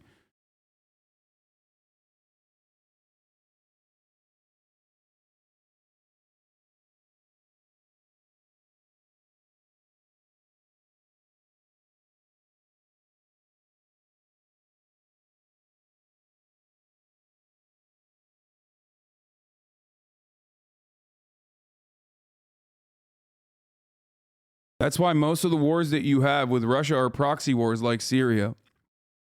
We certainly understand, and he said this today, right? May have been in response to your question. I don't remember, but that's why all of the fucking conflict that you see between nuclear superpowers often engage on third world territory in developing nations, with one side either actively sending troops to combat the other side's like troops that are getting material support and tactical support from the other side's government, or vice versa.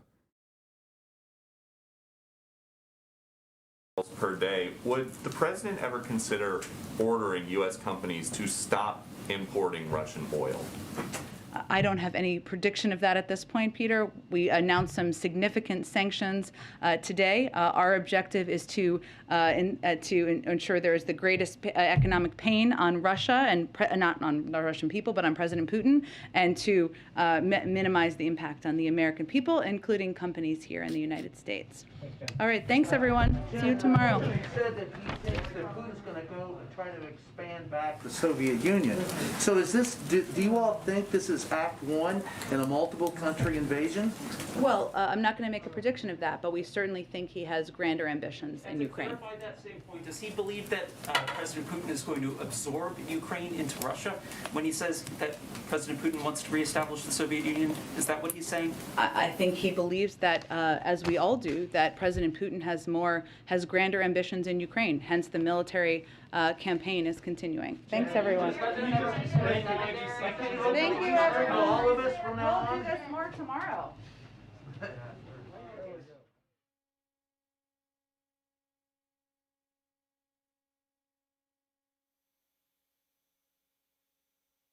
Reportedly, a waste facility in Chernobyl. I haven't seen official reports of this, but I do know that they took over Chernobyl, the waste facility. Reportedly, a waste facility at Chernobyl has been hit and radiation levels are increasing.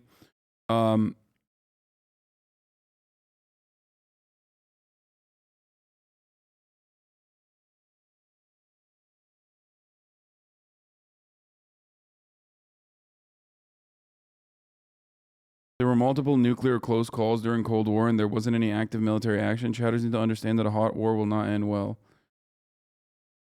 Yeah. I was a leftist before this war. Seems like all leftists want us to bend to Russia. Sadly, the truth is without American help, we'd be lost by now. Yeah, dude, fuck it. YOLO. You're right. This has everything to do with left and right. Because you fucking saw, you misunderstood or saw some dumbass people on the internet. You have incredible moral fiber, dude. Love that. If a fucking bread tuber or a YouTuber is like is changing your entire worldview and your opinion, then you know, I mean, it was not happening for you anyway.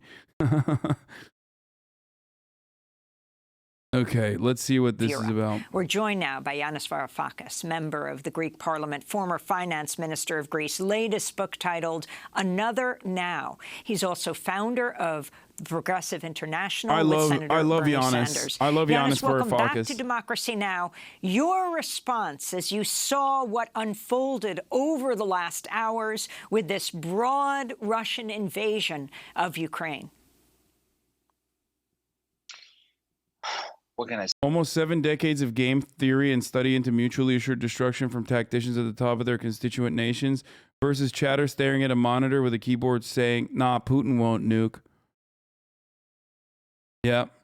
I mean, owned. Like, absolutely owned. Just like I was owned when I forgot to run the top of the hour ad break, which I will be doing now, because at the top of the hour, there's a 60-second ad break. If you no longer want to see those ads, all you need to do is subscribe. You can do that for $5. You can do that for free with a Twitch Prime.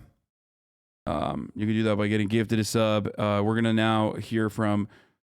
You love Yanis, unironically? Yeah, I think Yanis is great. Yanis Varoufakis is awesome. Okay, if you're lucky, you can get gifted a sub as well. Here's the 1 minute ad break now. I say it's a dark, bleak day for the world, for Europe in particular. War is back on the continent that was promised by our European Union, that war would never be back on our soil. Vladimir Putin is to blame entirely for taking this step, but at the same time, NATO must be condemned for creating the circumstances leading to Putin's escapade in the Ukraine. We have to stop this war right now, and we have to work very hard to stop any NATO escalation. We have to create international solidarity in order to ensure that the people of Ukraine live in peace, not under the boot of any army, and for NATO to keep Thank you, out Patagonia Vest of, Andy, for the Europe, 5 and especially Eastern subs. Europe, as let's not forget, George Bush, the senior George Bush, had promised Mikhail Gorbachev. What should be the European Union response? The EU has promised unprecedented sanctions, holding an emergency summit in Brussels. European Commission President Ursula von der Leyen said sanctions will target strategic sectors of the Russian economy by blocking the access to technologies and markets that are key for Russia. And if approved, will, quote, weaken Russia's economic base, its capacity to modernize. She said, in addition, will freeze Russian assets in the European Union and stop the access of Russian banks to European financial markets. Your response? Believe me, Amy, that Putin is not trembling in his boots listening to all this. Allow me to preface my answer by saying that the European Union is the greatest loser from what's happening, apart, of course, from the people in the Ukraine who are suffering the slings and arrows of war. The European Union is discredited. It has failed completely in its mission, which is to keep our eastern flank free of war. And now what we have is essentially adopting the NATO language, as if the European Union is simply an appendage of NATO. And also huge amounts of hypocrisy. You mentioned all those threats of great sanctions. It's like, a pea shooter trying to stop a tank because there is one sanction that could work, one sanction that Putin fears, and that is ending the purchases of natural gas from Gazprom. As we speak, Nord Stream 1 is a gas pipeline, is feeding the German industrial machine. Damn, Giannis and I have similar. I had not seen this, but the interesting takes from Giannis Varoufakis. Rational gas. They're not going to say anything about that because this is a sanction they're not prepared to make. And therefore, we have this combination of diplomatic atrophy and hypocrisy. What about the possibility of this escalating into a nuclear war? You have the very ominous threat of President Putin, who oversees the world's largest nuclear arsenal, saying in his speech, no one should have any doubts that a direct attack on our country will lead to the destruction and horrible consequences for any potential aggressor. You have the major nuclear power plants in Ukraine. We already know what happened with Chernobyl. That was when it was part of the Soviet Union. But the possibility of one of these plants being hit or workers not going to work out of fear or a cyber attack on them, what it could mean, possibly another Chernobyl. How do we deal with this around the world? Well, when... Is something like Russia dropping nukes on all of NATO at the same time possible? Dude. One nuke flies off and it's over. I don't know how many nukes it would take to destroy the entire planet, but the moment that like one nuclear warhead is deployed, there are other active, like there are submarines that are circling around the fucking planet. Okay? Like nuclear warhead, submarines with nuclear warheads in them.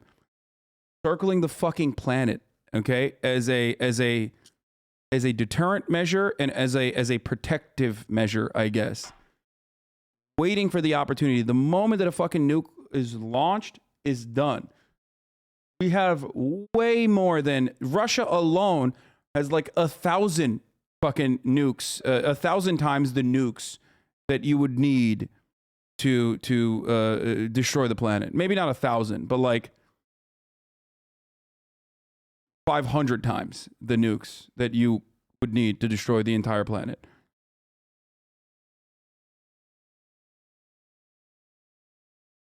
There are enough nuclear weapons to end life in the world 13 times over. Like the moment one nuke is launched, fucking, you might as well launch all the nukes, okay?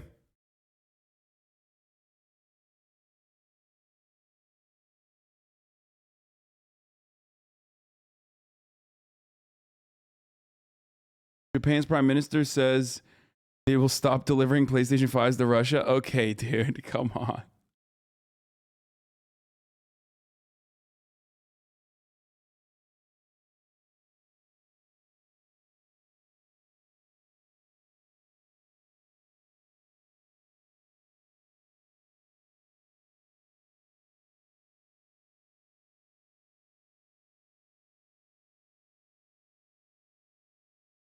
if all this nuke talk is making you anxious, then welcome to the fucking Cold War.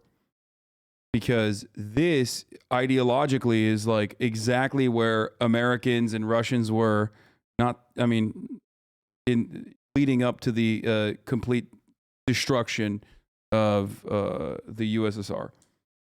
And it was not a good time for foreign policy. It was we did a lot of brutal, awful shit during that time.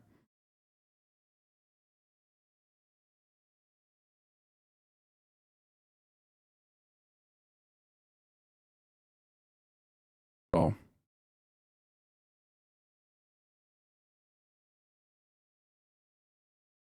And not only that, but like even one nuke, like we don't even know the entire impact. I don't even know what a nuclear warhead would do to the atmosphere. You know what I mean? According to Russia invaded Ukraine, what now? Wait, what the fuck? Why am I on this thumbnail, bro? What am I? Am I invading Ukraine? What the fuck? Or maybe he means I'm defending Ukraine. We sent Hasanabi out there to defend Ukraine. Defend Ukrainian territory. The beast of war is unleashed from its lair, then all sorts of catastrophes are possible. I don't believe that Putin or the United States are planning to go that far, but you never know, because this is the great uncertainty that is liberated the moment the hawks begin to fly menacingly, over the heads of European peoples and peoples all over the world. The number one priority now is for I'd fight him. Serious diplomatic initiative that sorts this mess out by giving Putin something that he can present the Russian people with as a victory. And that's something that would not have any costs for anybody around the world, would be. He pretty much says you were wrong and had bad taste and then apologized. My takes were good. My predictions were wrong. My takes are still good. And I wasn't alone on bad fucking takes. If you were to, pull your head out of the mainstream media circle in the United States of America and like actually looked at what people were saying in Ukrainian media, Ukrainian leadership, and analysts that are in Russia, even if they're Western.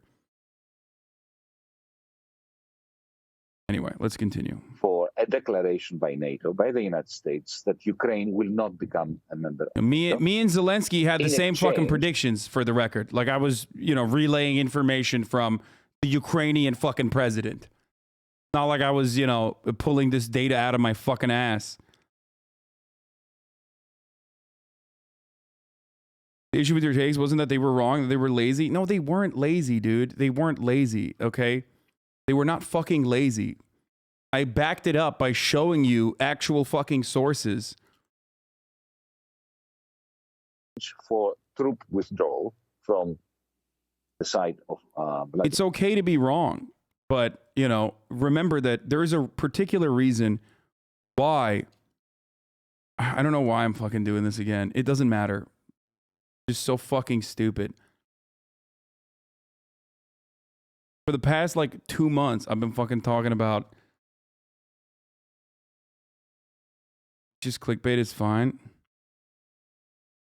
You said Putin wouldn't be dumb enough to do anything with Ukraine. I mean, I was wrong. Yes, he was dumb enough. Not even dumb enough, mad. I said Putin is bad, not mad. Those are the words I used. And guess what? He was fucking mad. He literally was mad. Mad out of his fucking goddamn mind, okay? Off his rocker.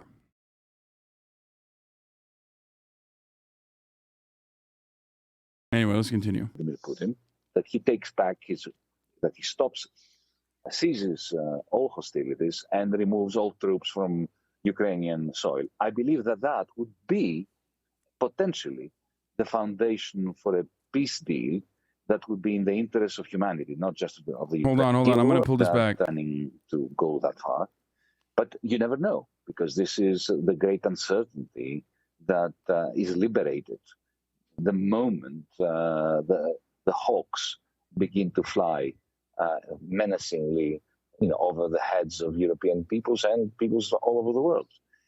The number one priority now is for a serious diplomatic initiative that sorts this mess out by giving Putin something that he can present the Russian people with as a victory.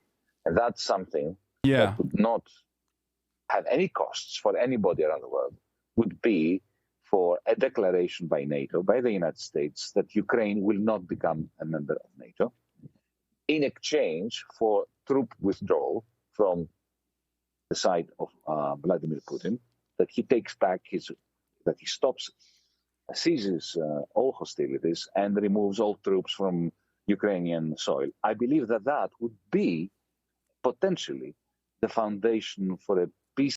Got to understand how prediction or theory works. You had good material analysis. The only thing you didn't predict was Putin's insane behavior. People who say your take is bad when you had good, solid foundation are so annoying. I know. Listen, I agree.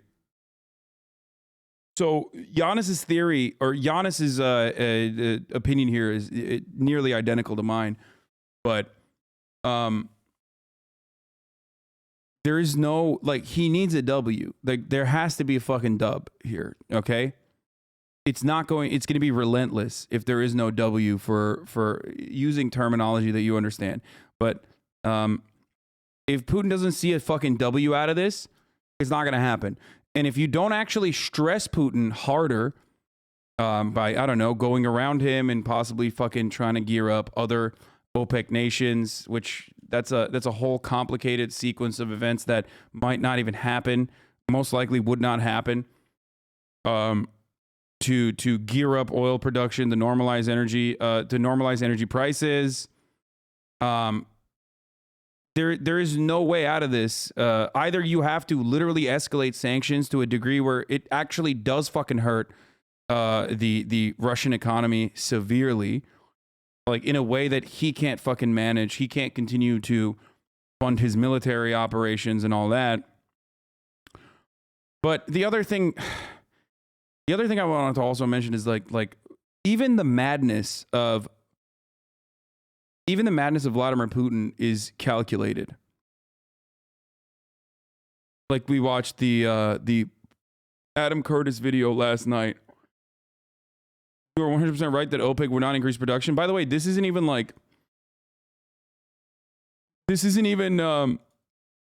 new information. I mean, I love Ken, but I talked about this before. This happened out in the open, like almost a month ago, or whenever this meeting took place.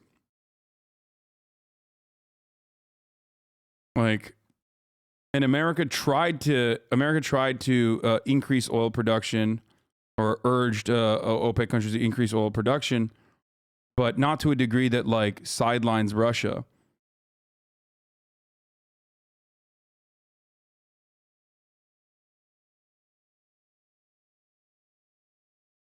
POTUS is appealing to American gas companies. My administration is using every tool at our disposal to protect Americans and business from rising prices at the pump.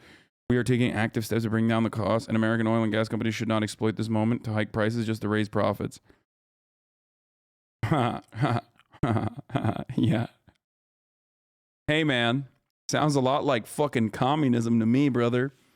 Let me just say something here. Good luck with that. Okay.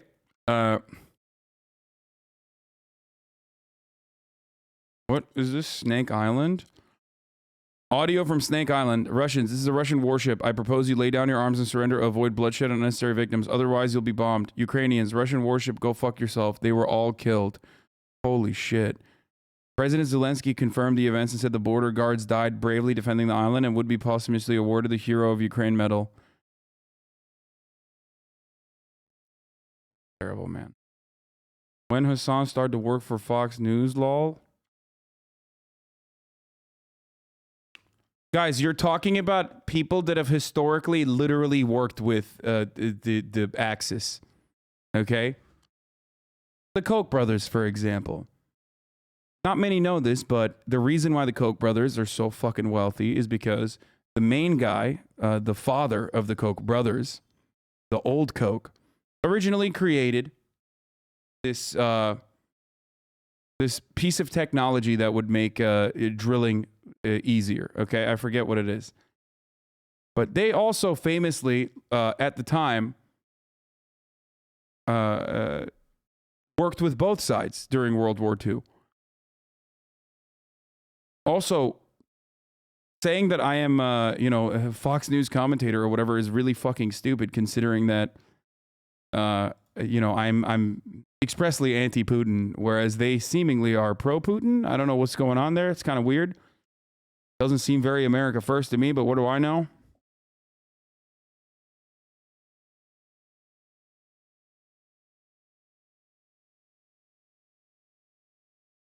This deal that would be in the interest of humanity, not just of the Ukrainians. Both sides need to take a step back. Oh, you're saying that because I have the Fox News logo colors? Is that why? Like right up here where it says Putin is very bad, Fox News breaking? Yeah, that's deliberate. Sorry, I didn't realize that. Yeah, my bad. Okay, yeah, Haas News breaking.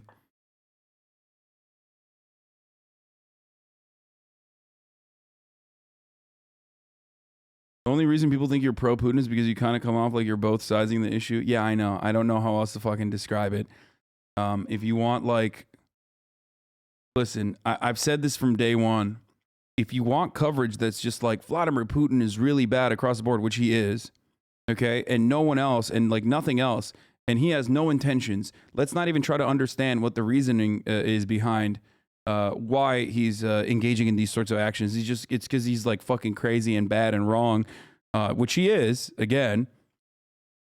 But like no need to offer additional context. And go watch CNN. Go watch any other fucking. You can get that information on every outlet.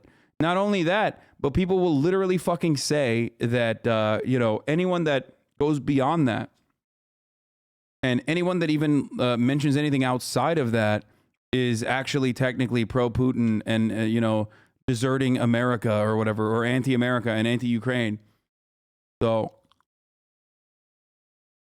yeah, I don't know. You can get that everywhere else. Major step back must be Putin's, but the United States, and I'm mentioning the United States because the European Union is non-existent, it has rendered itself non-existent. The United States has to make a deal that involves a kind of neutrality for the Ukraine. The United States is never going to send troops to the Ukraine, will never prevent Putin from trampling upon the rights and lives of the Ukrainians. At least declare that and make this part of the bargaining process by which the people of the Ukraine will be liberated from Russian troops. Like, that is the part that is, like, incredibly fucking dangerous. Like, America claiming that they were gonna, act if, America quite literally fucking poking the bear. At the behest of Ukrainians who have a very legitimate fear of Russia, was not good. It was not the right thing to do. And to the people who are saying, like, well, what else were they supposed to do? What can they fucking do? Well, then what are you going to do? Is it going to be war? Because if you can't go to fucking war, if you can't actually engage in war because, nuclear deterrent, okay? You can't actually engage in war because you're terrified of Russia's nuclear power, then what are you supposed to do? It's the worst consequence. It's the worst way to deal with this problem.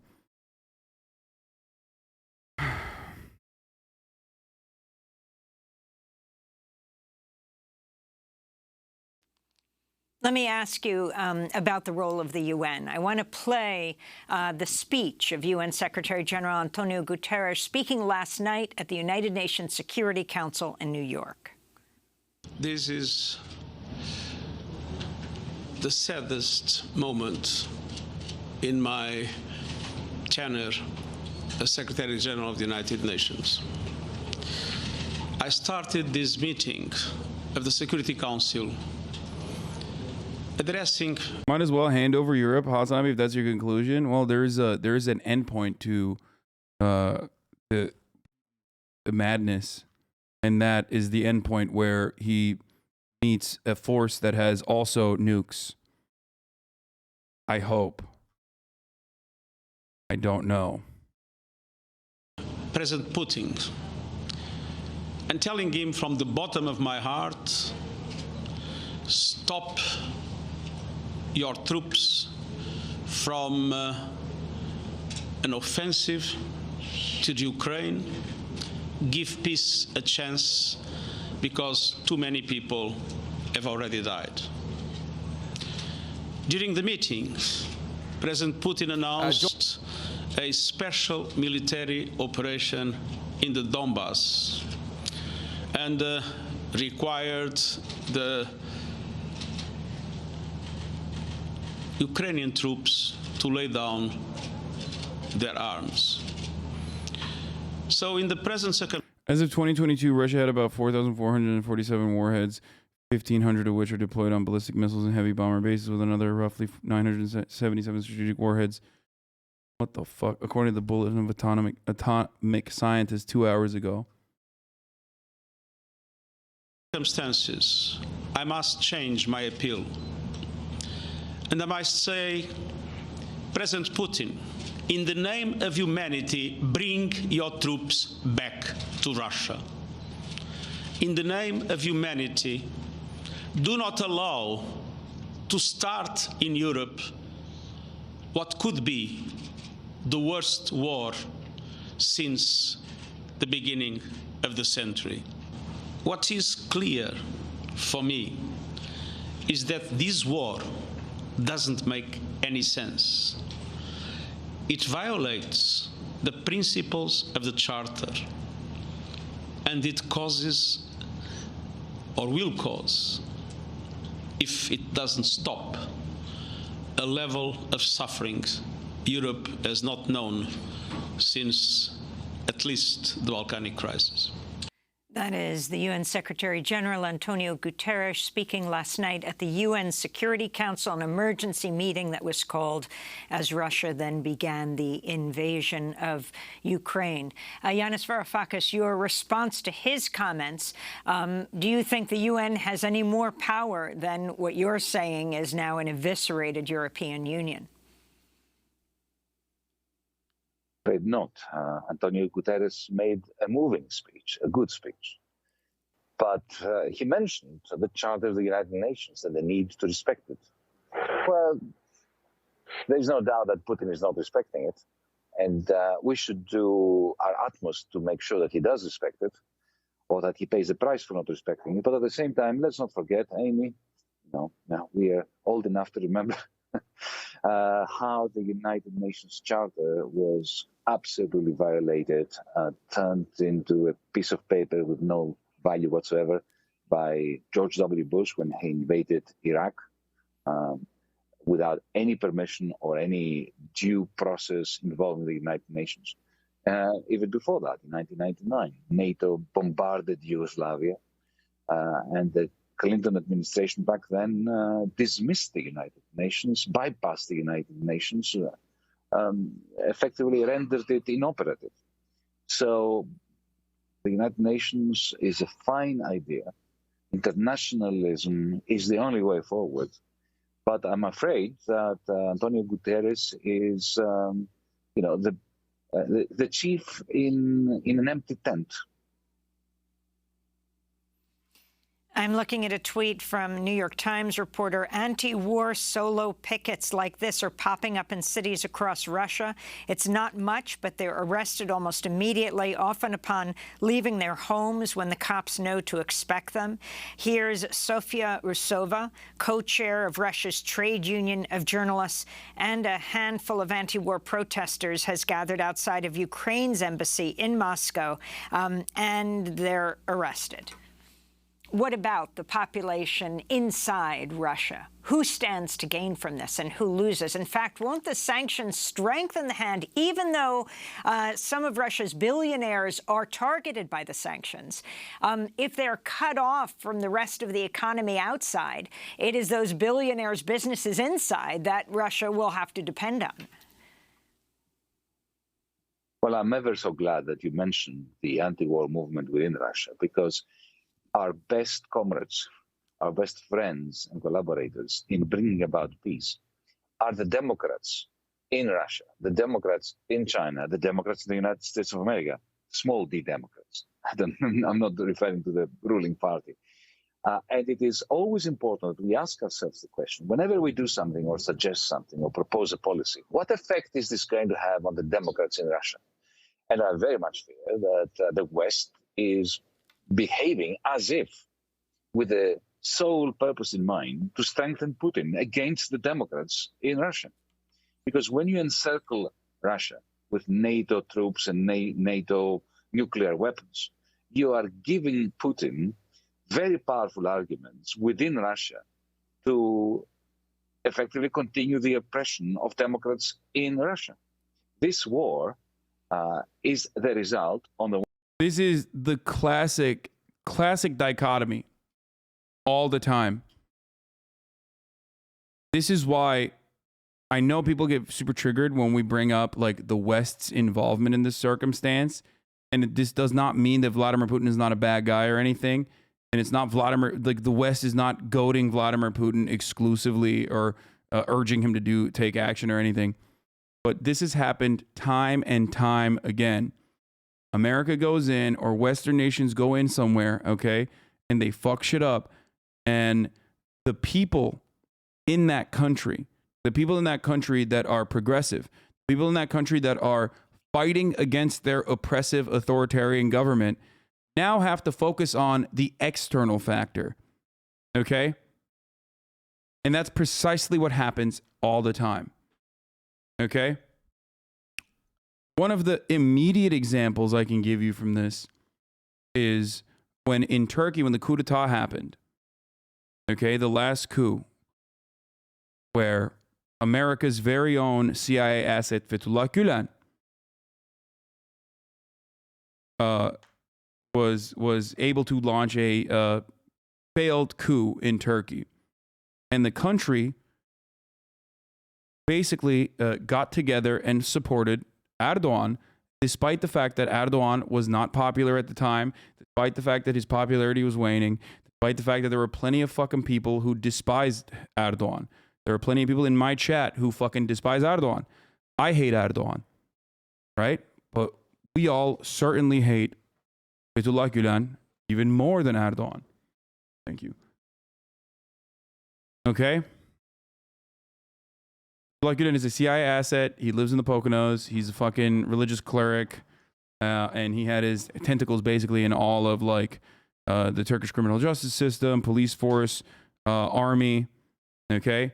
He was able to launch like basically like sleeper cells pretty much.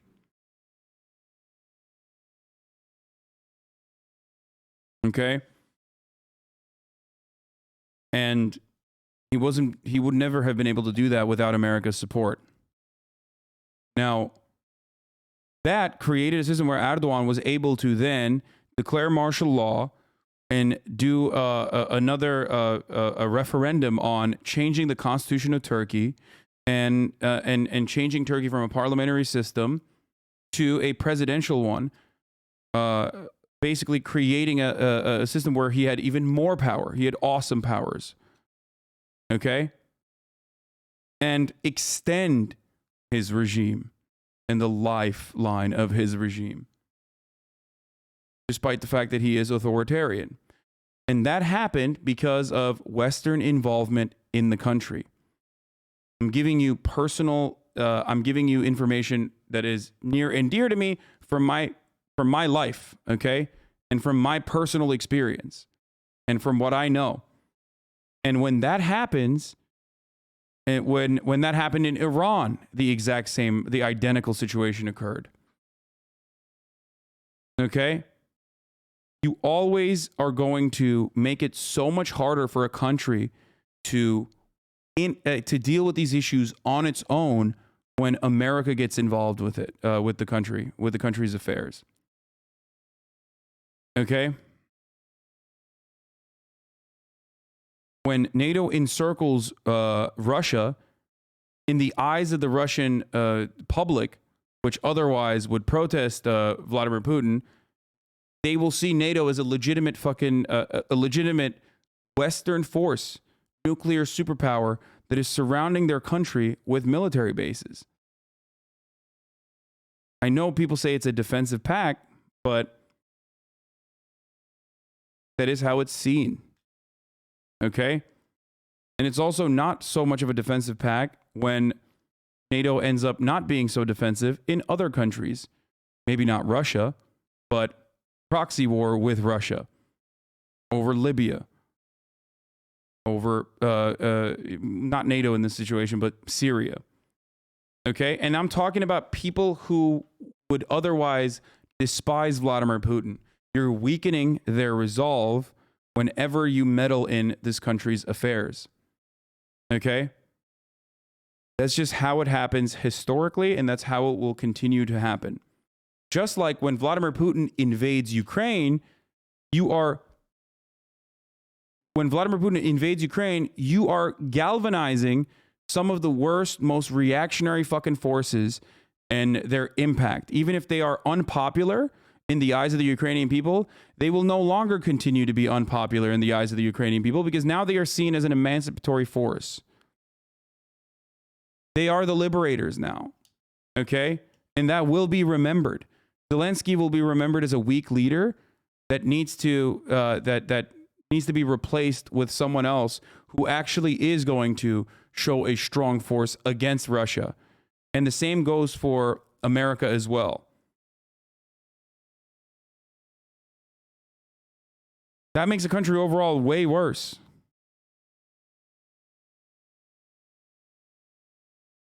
Even if the United States does not successfully facilitate a coup d'etat and put in position of power a reactionary leader like they have done in Latin American countries so many times, even if that fails, you are then strengthening the leadership that is reactionary, that comes and takes control and points itself as a anti-imperialist, anti-Western force, the liberator, the force for good, for the good of the people.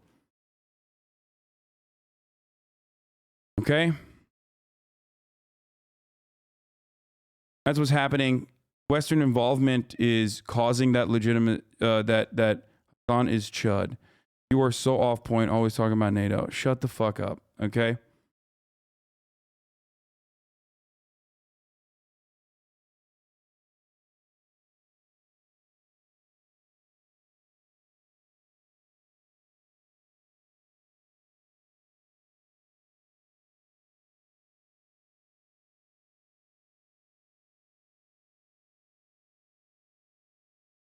Anomalous jumps in radiation levels recorded in Kiev region near Chernobyl. Oh, Jesus fucking Christ.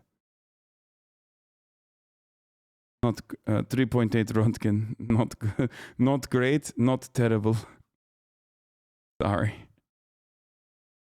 That's not good. Not good at all. I don't even know what to say about that. Okay, let's continue. On the one hand, of NATO expansionism, and on the other hand, of course, crucially, the great glee with which Putin grabs the opportunity that the United States and NATO and Europe give him to have this war in order to enhance his authority. Bro, why listen to this neocon? This person worked with Mike Pompeo. Check your source piece. Yanis Varoufakis, who is the fucking socialist leader of Progressive International. You're calling him a neocon? Yeah, he's a little bit too much of a fucking pan-European supremacist. For sure. There is a little bit of too much of that, like, he maybe loves Europe a little too much, okay? That's a reasonable thing to say. But, like, he literally a socialist. Also worked at Valve, too. His brutal, cruel authority over the good people, the good Democrats of Russia. Well, We want to thank you so much, Yanis Varoufakis, for joining us. We're hoping also to be joined by a peace activist from Ukraine, but he had to make his way into a war underground shelter in Kiev. I also want to say about the peace movement in the United States. I know that Code Pink has Saturday called for an emergency rally online to demand no war in Ukraine. I think it's particularly important for the corporate media to pay attention. They're going to be featuring peace actors from the U.S., UK, Ukraine, Russia, Germany, France. How important it is to hear those voices as well. Yanis Varoufakis, member of the Greek Parliament, former finance minister of Greece, founder of the Progressive International with Senator Bernie Sanders. Thank you so much. That does it for our broadcast. Democracy Now! Is job openings, human resources management.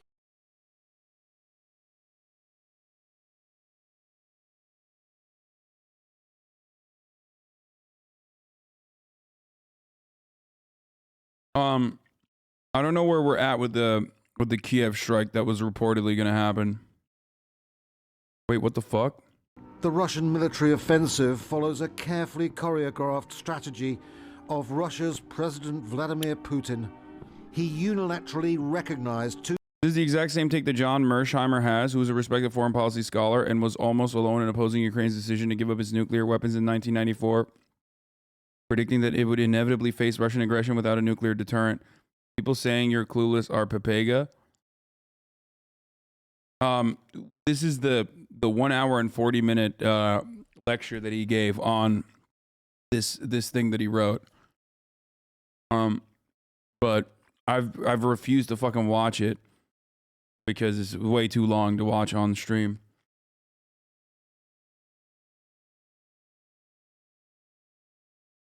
One hour from now. Exactly 1 hour from now. There are reports coming in from Ukrainian intelligence that states that Russia is potentially going to... Wait, hold on. Two things. One thing is two separate reports coming in from Ukrainian intelligence. This is like the OSINT guy who is posting about them, but two separate reports coming in from Ukrainian intelligence. One saying... one stating that there are the special ops guys, sabotage groups. Looks like Russian SSO specialists with helices and vans in Belarus. Zelensky said there were sabotage groups in Kiev. These are the type of guys he's likely referring to. Here they are moving along the R37 highway towards Narulya Mazir. And then the other report is that there will be a bombing campaign in Kiev once again tonight, 3 a.m. Ukraine time, as in an hour. I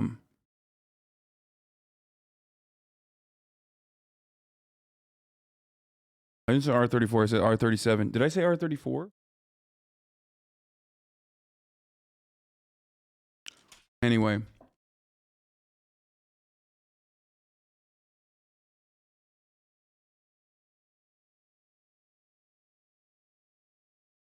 Still don't understand how you left wingers believe Russia is a real counterbalance to the U.S. I don't think that. I think China is a better counterbalance to the United States than Russia is. We are the only thing keeping the world from breaking out into all-out war with the ad breaks. Oh, come on, dude.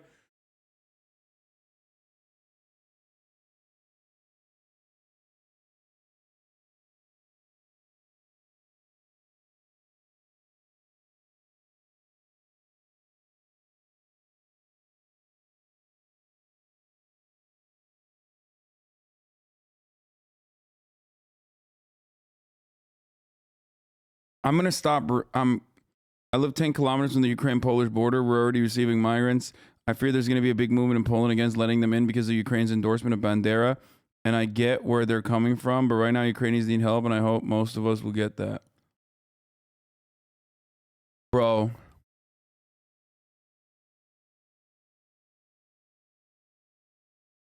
You have to stop. I'm going to stop reading chatters going forward if this is how you're going to keep doing this. Okay? You keep baiting me with the ad breaks when I think you're going to give me actually good, useful information. Or at least bring up an interesting talking point. Okay, but at the top of the hour, there's a 60-second ad break. If you no longer want to see those ads, all you need to do is subscribe. We're going to watch CNN capturing the intense firefight outside of the airport, outside of Kiev in the airport.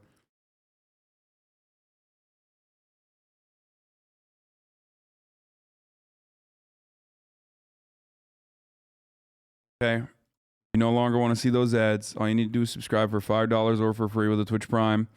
Or get gifted a sub if you're lucky. Here's the 1 minute ad break now.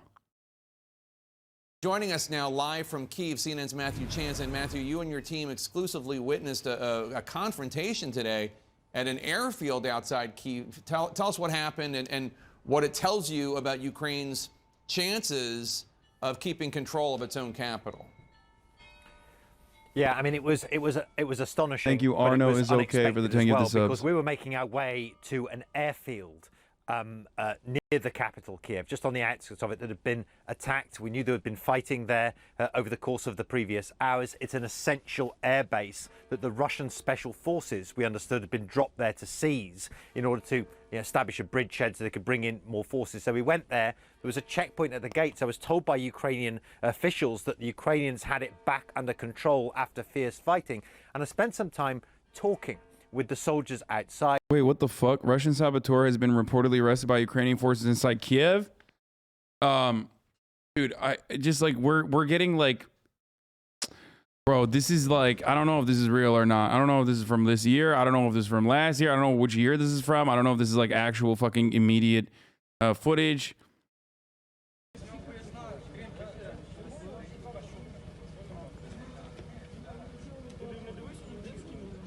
Like, where is his fucking car? Like, he was driving a Camry? Stop saying it's Arma. Stop. Stop saying everything is Arma, please.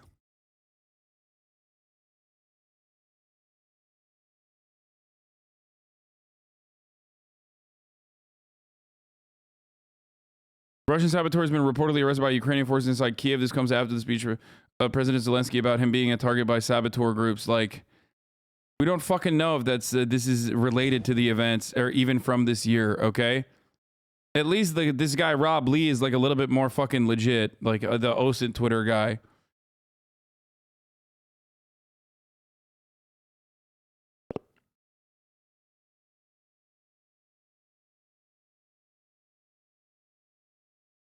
Chernobyl has been shelled and or the new foot traffic has flung up dust. The maximum reading of fucking... Wait, what is this? Footage appears to show evidence of Russian soldiers giving up the fight on day one, taking off their uniforms and fleeing.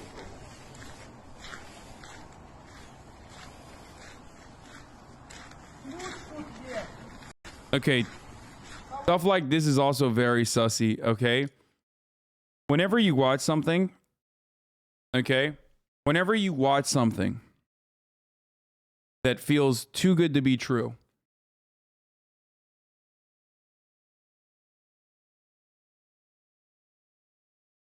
there's a likelihood that it might be fake.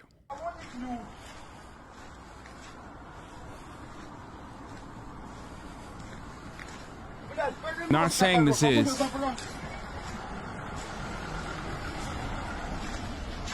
Ось дивись, Олег Василь. Переноска, блядь. Хтось босяка даже побіг, он де, блядь. Один, блядь, вообще без обуви.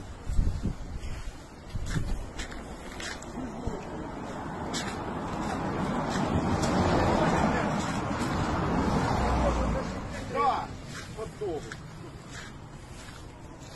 А це що таке? Шапка, блядь. Шапки.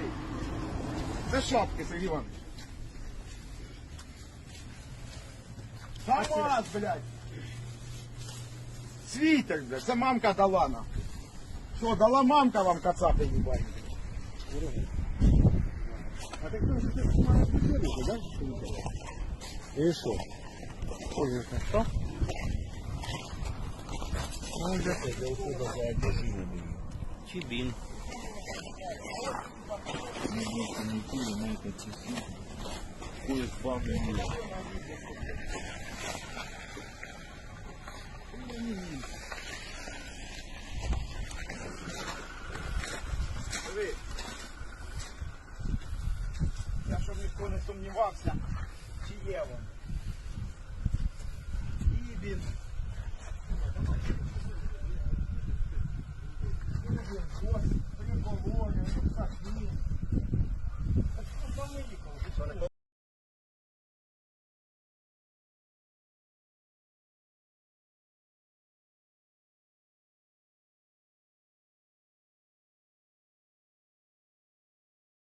It can be abandoned for many number of reasons. I mean, I don't know. I don't know.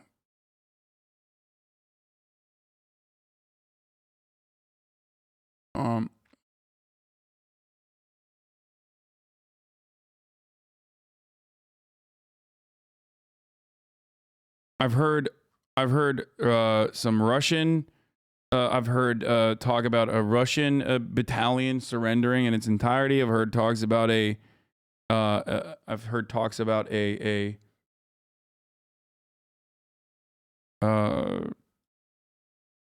Estimates what are. is this? You have to almost have respect of Joey Behar's unwavering commitment towards ensuring the boomers are the most hated generation alive. I've heard talks about a Belarusian, like a Belarus battalion. Also surrendering, stating that they did not know that they did not know what they were in for. Like they thought that this was just like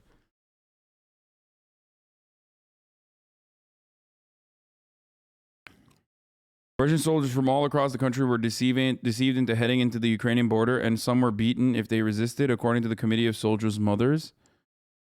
We've had a flurry of calls from scared mothers all over Russia. They're crying. They don't know if their children are alive or healthy. Andrei Korochkin, the deputy chairman of the Committee of Soldiers' Mothers.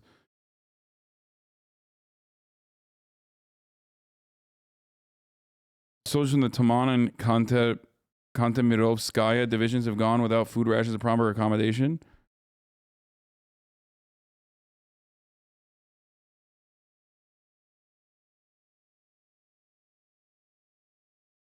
For the record, it might actually, you know, this might be real.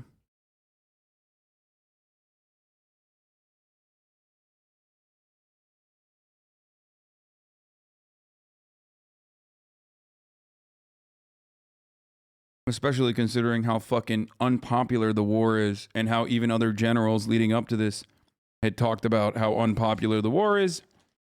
But this also is even fucking creepier because if they're willing to do this, if Vladimir Putin is willing to do this at a time when, like, you know, his population is desperate and not interested in this kind of war, what the fuck is going on? Why is he doing this? Columns are advancing south towards Kiev. This is the western side of the pincer movement. The bigger concern is the lack of reporting on the 44th CIA and the forces that were deployed by Klinsky Northeast. There's another axis of advance there.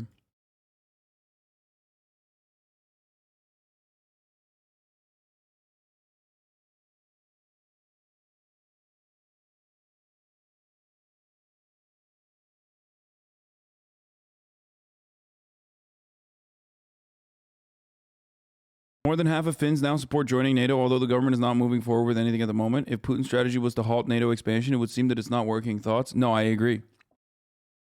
That's exactly what I said too. It's literally the dumbest thing you can fucking do. If your goal is to stop NATO expansion, then the actual stupidest fucking thing that you can do is justify NATO expansion further. Like, there are ways that you can agitate and show and flex your fucking dick, okay? And show that you're powerful enough that, like, if Ukraine were to ever join NATO, you would react, right? Without actually fucking doing this.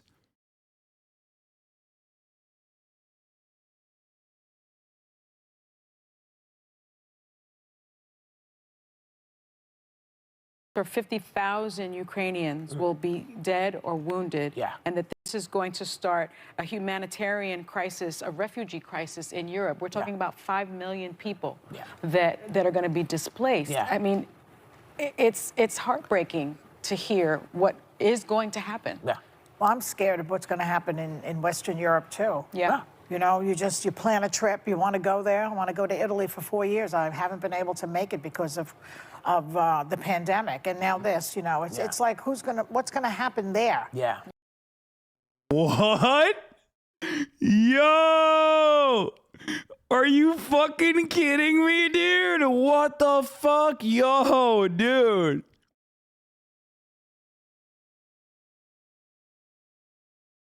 Is that like a joke? Is she doing comedy? Like, is she fucking... Because like, it's like me saying, oh no, like, Ukraine got invaded, so I can't play Elden Ring. You know what I mean? Like, that's... like, I'm joking because it's such a fucking insane thing to say. Like, that is the...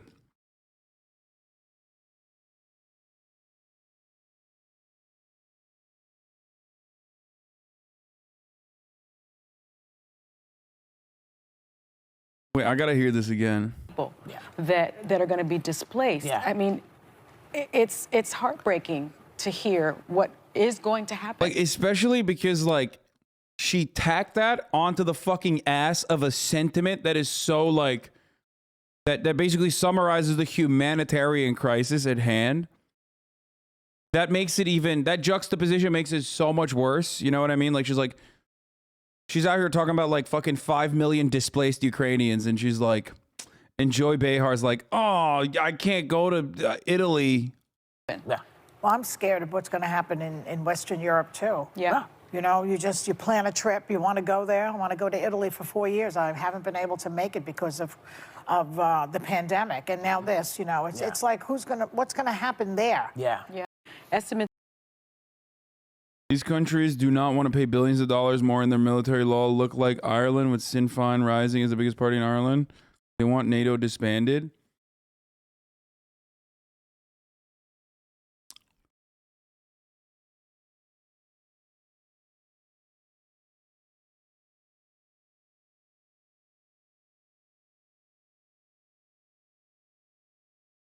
I don't know how to say it.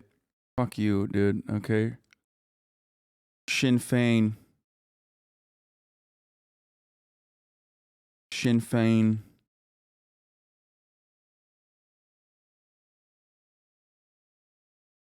Why would Zelensky think Ukraine will be able to enter NATO while in this climate? Zelensky, today I asked 27 leaders of Europe whether Ukraine will be in NATO. I asked directly. Everyone is afraid, does not answer, and we are not afraid. We are not afraid of anything. Dude, what? Is he fucking crazy? What does he do? What is he saying?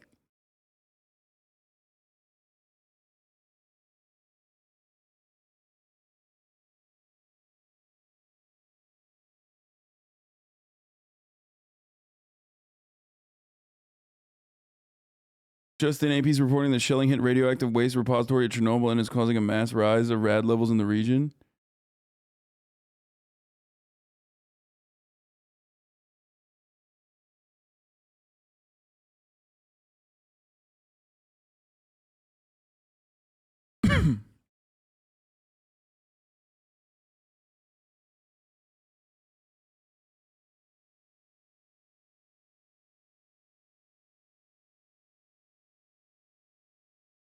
The poor guy just wants to help for his people. I don't blame him. I mean, yeah, but like, he's a fucking dude. If at a certain point you got to recognize, like, these guys are not here to help you. Okay, they're not.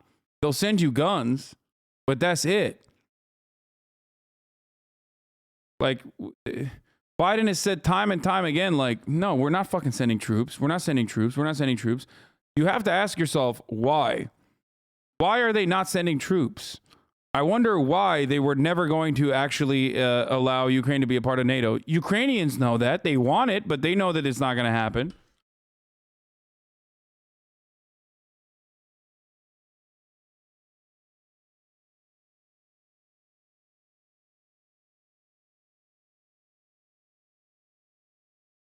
Saying, you know, who is it that's in control right now? I said to the commanding officer in my broken Russian, and he said, it's the Russians that are in control. And I said, okay, so where are the Russians then? And he said, we're the Russians, which was incredible because it was we thought they were Ukrainian forces. I looked at their insignia and suddenly realized that... Wasn't one of Putin's concerns that Ukraine would join NATO? Sounds like he's just trying to show that Putin's worries are unjustified. Then he should basically fucking say that and be like, NATO, like, just...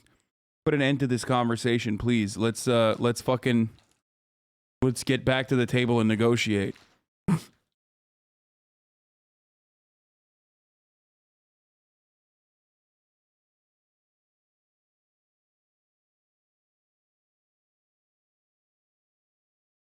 I believe this encapsulates everything. I will do it. I will face Russia. You have my sword. You have my bow and my axe. I mean, yeah, pretty much. But instead, I also don't believe Ukraine would say, I will do it. I will face Russia. Okay? If it wasn't for the fucking fact that, like, they were saying, you should do it. You should face Russia. And also, it's not even Ukraine that swung first. It was fucking, you know, Russia that did that. And Ukraine has reasonable, justified fears of Russian, Russian aggression.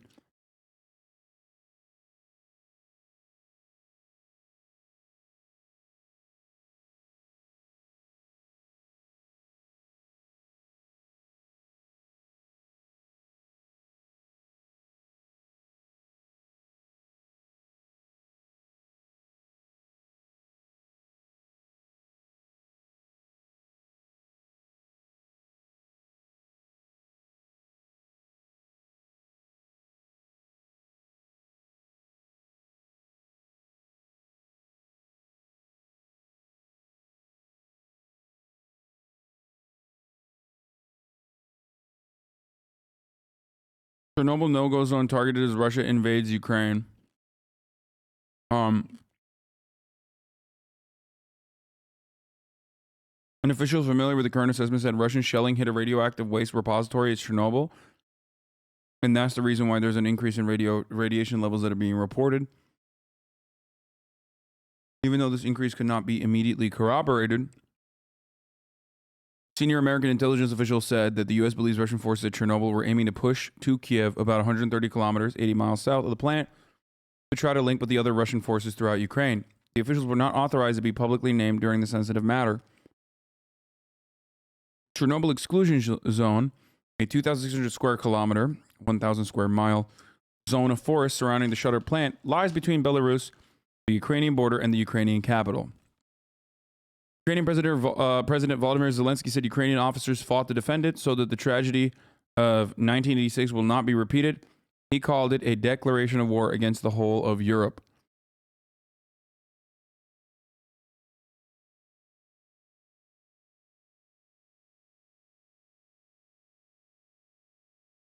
What is this?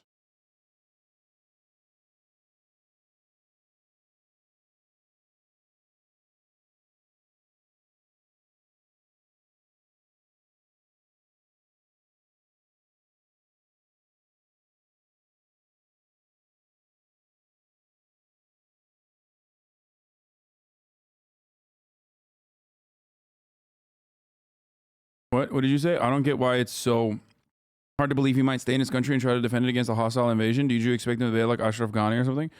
No, I don't have a... Of course he's going to fucking... No, it's good that he's staying in his country and trying to defend it. It's honorable. I totally understand that. But at a time when you're like gearing up to fucking send civilians in the war in harm's way, because there's literally nothing else you can do.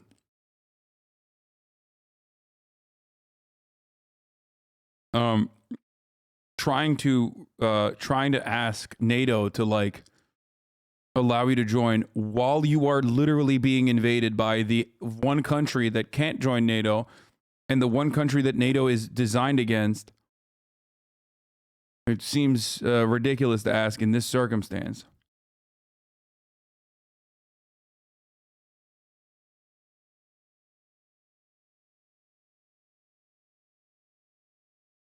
A country that could potentially join NATO, however, is Finland. That's who could potentially join NATO. Now, after all this. Affordable housing fanboy, why is NATO hesitant to let Ukraine in? Because because it can easily be invaded by Russia and is currently being invaded by Russia. That's why. And if Ukraine was a NATO country, that would mean like that's Russia's red line. Okay? There's an alternative total surrender. Is it worth to end the war? I don't know.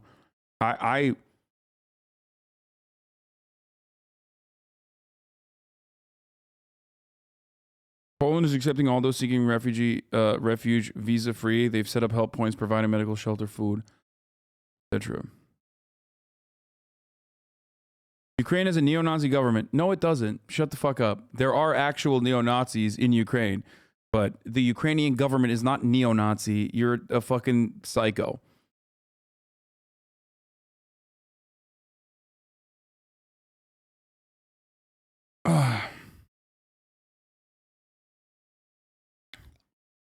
Like Zelensky is a typical fucking centrist lib.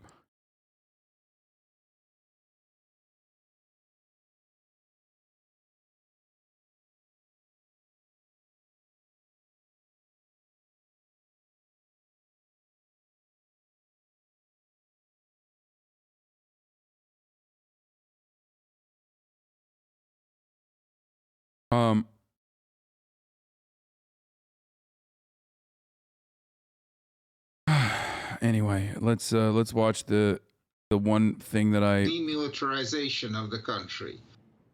At an afternoon meeting with businessmen, no one admitted to Vladimir Putin any worries about sanctions.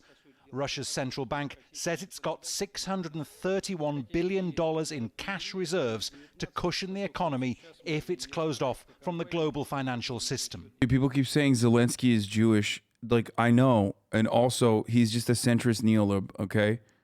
But there are, you know, Jewish Ukrainian people that are quite literally a part of the right sector, which is a neo-Nazi paramilitary. So, you know, if you don't have a better understanding of what's going on in Ukraine, just don't say that. Zelensky is not a Nazi. But, you know, just being like, oh, he's Jewish is not going to absolve him from being a neo-Nazi in this circumstance.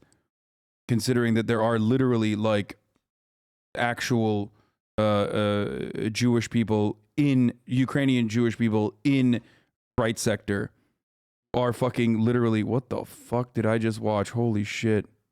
UN estimates that around 100,000 Ukrainians have fled their homes. Well, Russia's president has said that he had no option but to order what he's calling a special operation against Ukraine. Мы просто не оставили никаких шансов поступить иначе. We were not given any other chance to act otherwise in the security area. We couldn't react any other way. All our tries came to no result, and we didn't move any further, not even an inch. We had to do it because the risks were very serious for the whole existence of our country. Secondly, we totally understand which world we're living in, and we're ready for what's about to happen with sanctions. Western powers are hitting Russia with more sanctions. The US is blocking the... Both Georgia and Ukraine have occupied territories. They are not eligible for entry unless they give up claims on those territories, which they obviously won't. Yeah. Part of the reason is so that they can't, the part of the fucking land grab is to strategically make sure that they can't as well. Putin chose this war.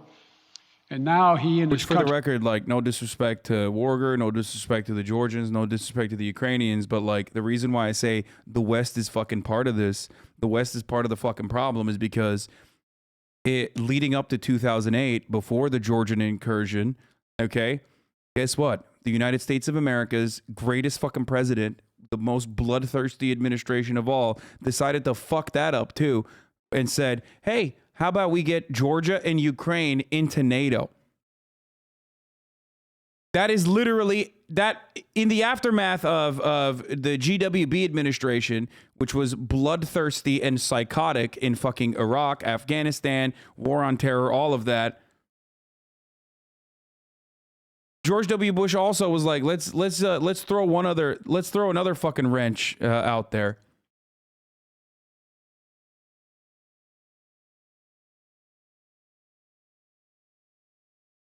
What an impactful president. Look at what Biden's CIA director said at the time about that. Oh, this is from WikiLeaks, yeah. Ukraine and Georgia's NATO aspirations not only touch a raw nerve in Russia, they engender serious concerns about the consequences for stability in the region. Not only does Russia perceive encirclement and efforts to undermine Russia's influence in the region, but it also fears unpredictable and uncontrolled consequences which would seriously affect Russian security interests. Experts tell us that Russia is particularly worried that the strong divisions in Ukraine over NATO membership, with much of the ethnic Russian community against membership, could lead to a major split involving violence or at worst, civil war. Oh man, that's such a crazy thing. This is, by the way, this is in 2008. In that eventuality, Russia would have to decide whether to intervene, a decision Russia does not want to have to face.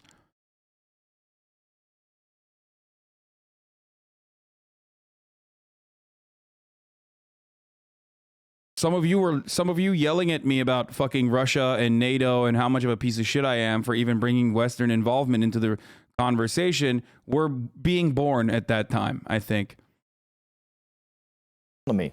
Some Ukrainians are fleeing to neighboring Poland. Just shattered, not for myself, I don't care about my own safety. I care about Ukraine.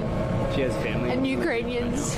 I'm of Ukrainian heritage, and to see this happening to the country is just devastating. I just can't believe someone could be so evil. President Vladimir Putin announced the invasion on a televised, pre-recorded address. Here it is. U.S. President George W. Bush vowed on Tuesday to press for Ukraine and Georgia to be allowed to start the process of joining NATO despite resistance from Russia and skepticism from the alliance's European members. Bush in Kiev, on his way to his farewell NATO summit in Romania, said Moscow had no right to veto bids by the two ex-Soviet states. There was no link between their ambitions and a planned U.S. missile defense system in Europe, he added. Washington has long lobbied for Ukraine and Georgia to be granted membership action plans at the Bucharest summit. Russia denounces the bids on grounds that NATO is intruding on its sphere of influence, and France said it would oppose granting the membership action plans to the two ex-Soviet states. This motherfucker literally ruined, he ruined the planet in every way that he could. Incredible stuff. Except this didn't happen, so it means, oh, so I guess it just it just was an accident that then all of a sudden, literally what you are watching in front of your eyes unfold happened exactly in fucking Georgia. Georgia first, and then Ukraine now. Well, in 2014, and then once again now.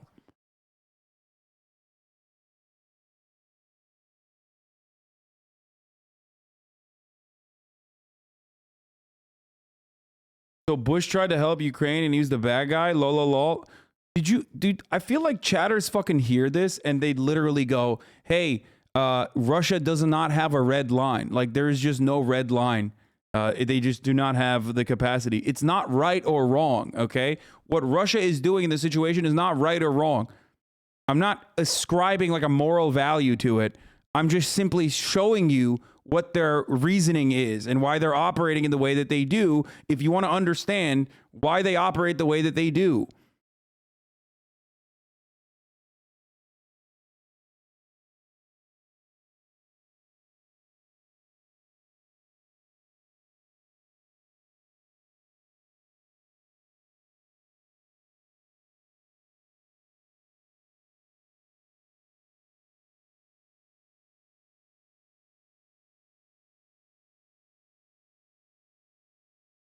Putin is a bad guy. Putin is the bad guy in this situation. But bad guys still operate on the principle of self-defense. Bad guys still have personal interests in the actions that they take. They don't just fucking do bad things just because they want to be bad. Okay? And if you can't understand why bad people do bad things, then you're no different than, I don't know, some fucking 14-year-old child. You might not agree with that, but that's where it comes down. That's where these decisions come from. Okay? This is not a justification. This is an explanation. An explanation that at the time, the American government absolutely understood. Of course they did. And that's why there are so many foreign policy people that also have routinely brought this take up over and over again. But what Putin did goes even beyond the red line, like bombing Western Ukraine and all this other shit. Like, is a complete psychopathic way to fucking deal with this. Like, it's full scale. It goes way beyond what is necessary. Like, it's like he threw the kitchen sink.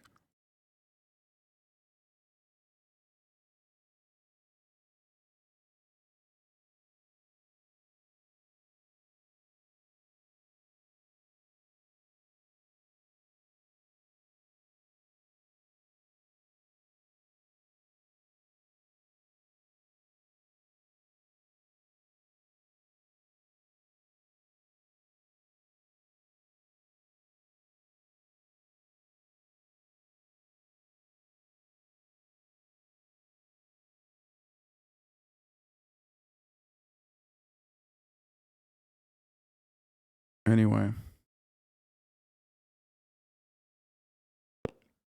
Okay. If I understand correctly, that Russia is going to threaten the Eastern Europe.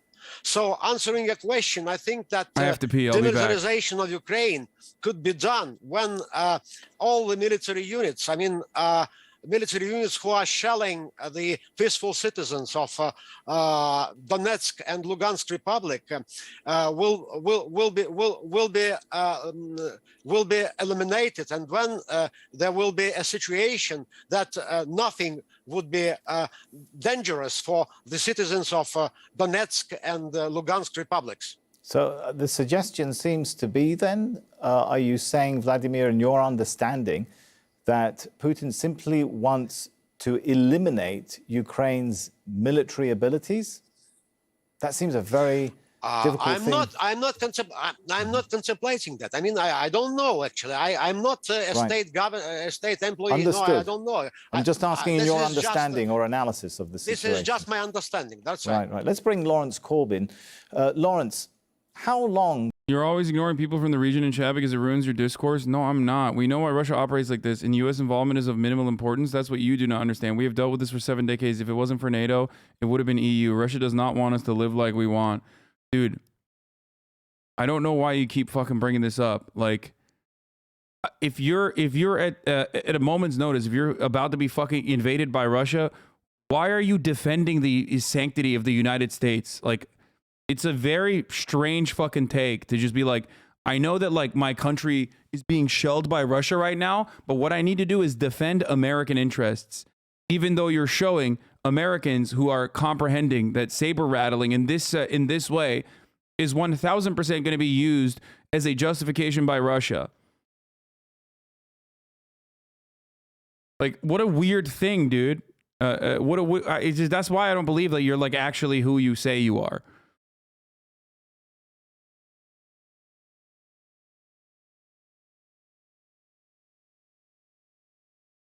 Not defending U.S. I'm saying you're deviating the discussion from what matters, and it makes it all about the U.S. We have bigger worries. Dude, there is no bigger worry than Russia doing what they're doing right now.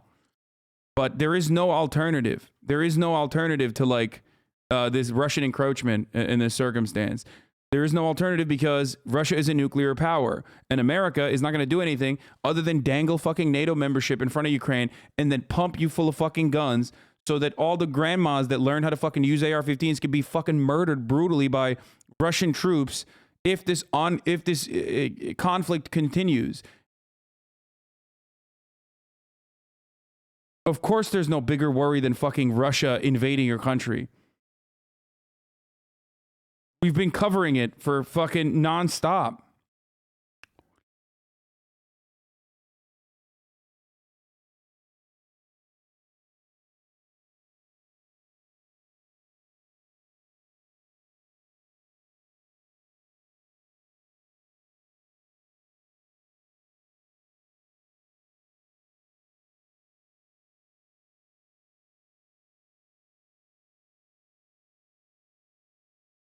Anyway.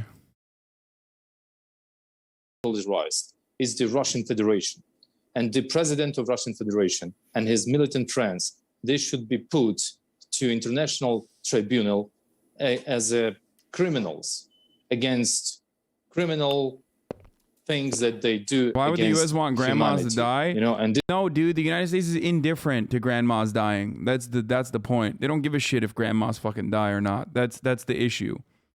Jesus Christ. I don't know why you don't see this. They don't give a fuck. Also, potential Kiev bombing is going to happen in 15 And minutes. this is what I gotta he go was pee. trying to do at the time.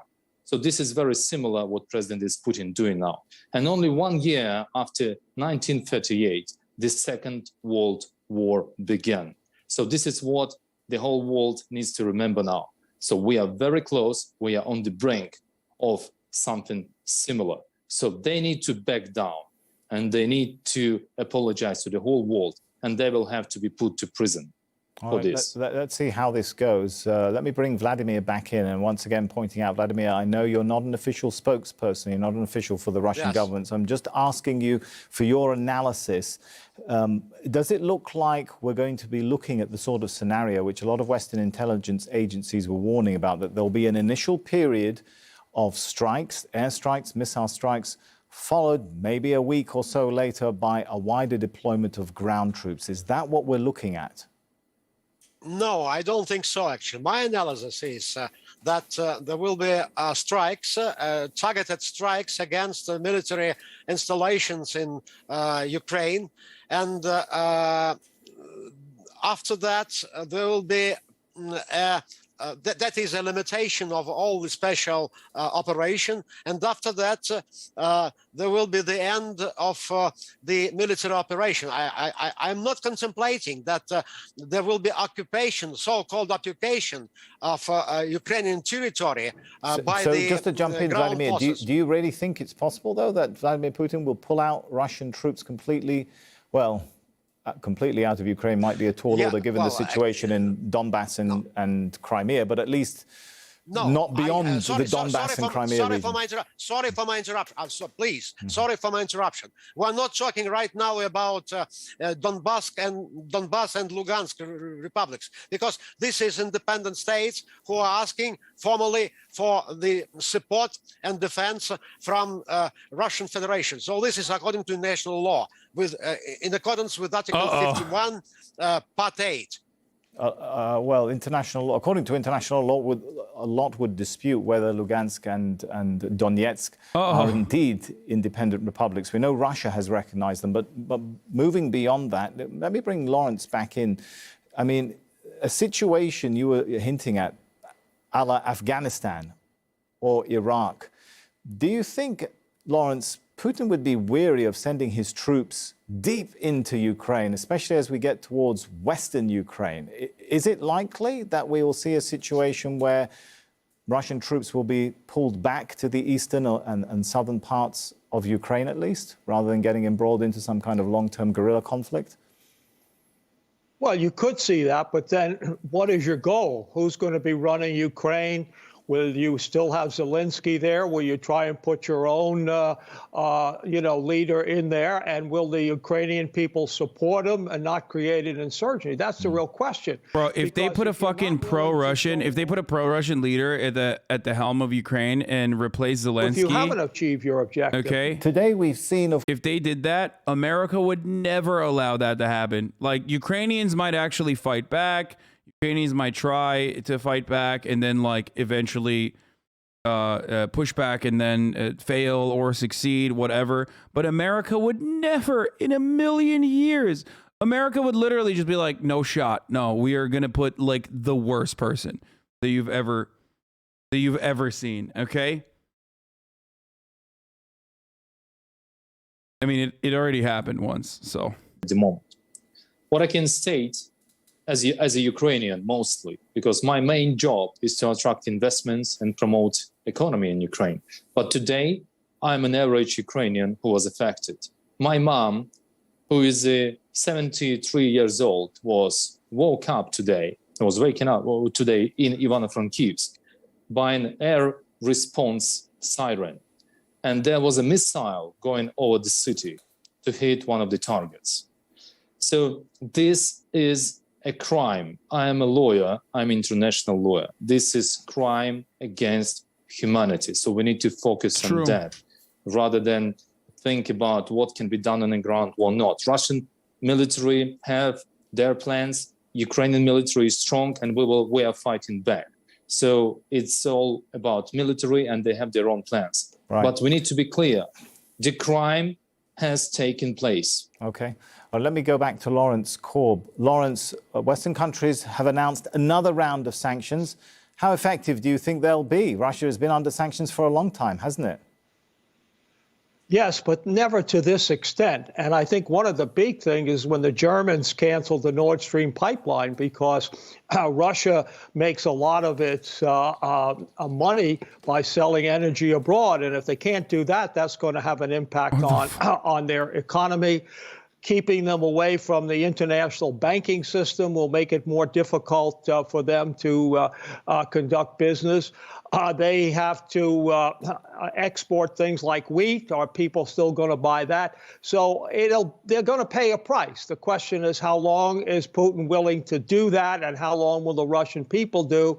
And if you go to a ground war, there are going to be lots of casualties. There'll probably be more on the Ukrainian side, but you're talking about 5,000 to 10,000 Russian soldiers being killed. And don't forget, the Russians still have conscription. So these are people are not volunteers. A lot of them have been forced in there. So what we need to do is find a face-saving way out before my colleague from Ukraine pointed out this thing gets out of hand and it'll be a disaster. Let's take the view from Moscow. In your analysis, Vladimir, Russia has large reserves. It's about $600 billion.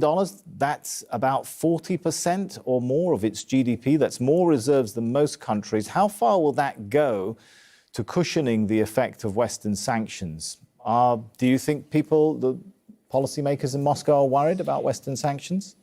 I think yes. You know, there are two actually things, analytically speaking, which are going after your question. The first thing is that Moscow actually has used to live under sanctions, and somehow Russian government actually managed to redeploy economic resources and financial resources under these permanent sanctions, which have been going on for already 8 years.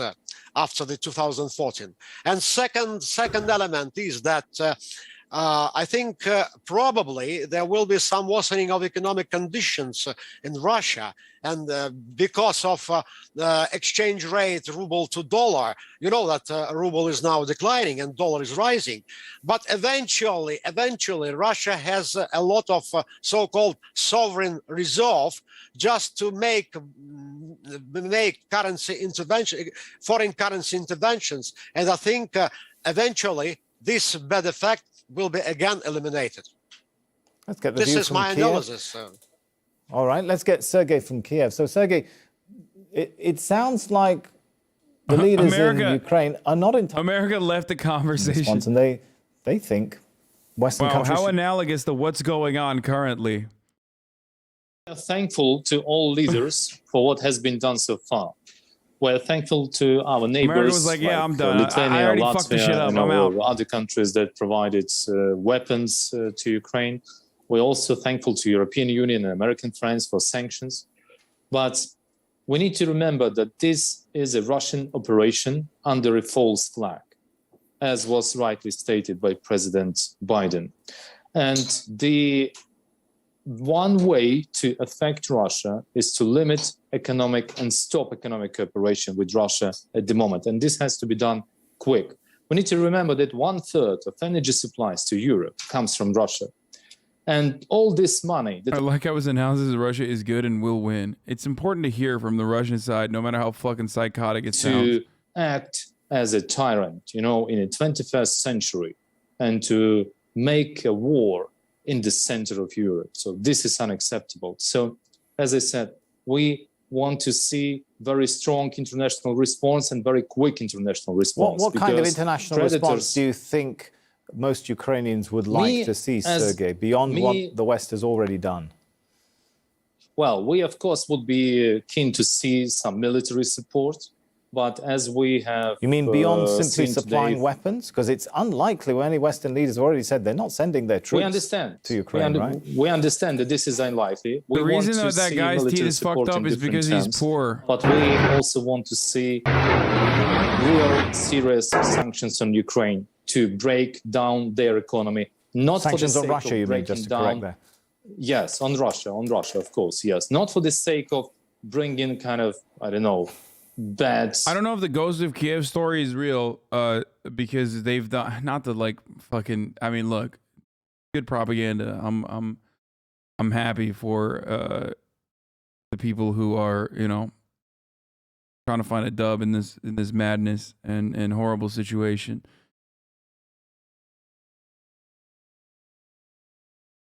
Okay, yeah, 6 minutes.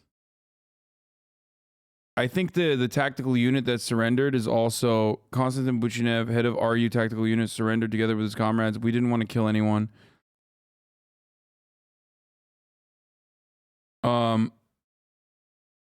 The jet plane videos of an old air show. Yeah, I think so too, right?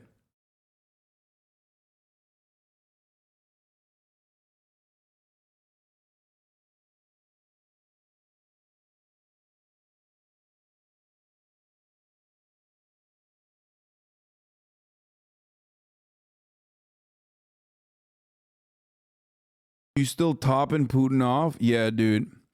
I haven't stopped. 13-month subscriber. I love it.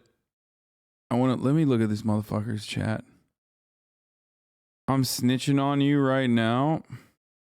Joe Biden's home is 2.7 million. You got a more expensive house than Uncle Joe.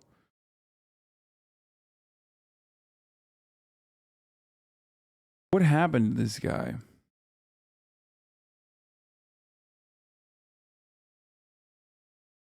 What the fuck happened to this dude? Easy snipe. Man, shut the fuck up, dude. Kind of sad that you're just like looking for attention. You know, we had stumbled upon and we here's that forward group of Russian special forces that CNN video at the airport just a few hours before by helicopter, had engaged in fierce fighting and were now facing a counterattack from the Ukrainian military. At that point, we stepped away and witnessed this.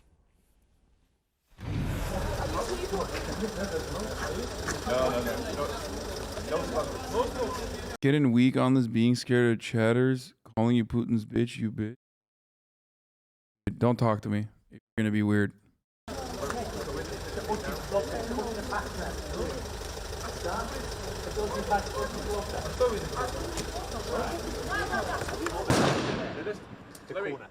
Keep inside, in here, against the wall.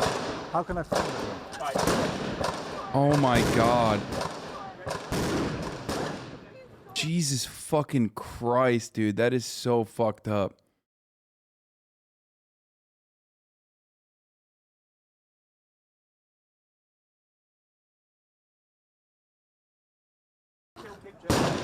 Focus.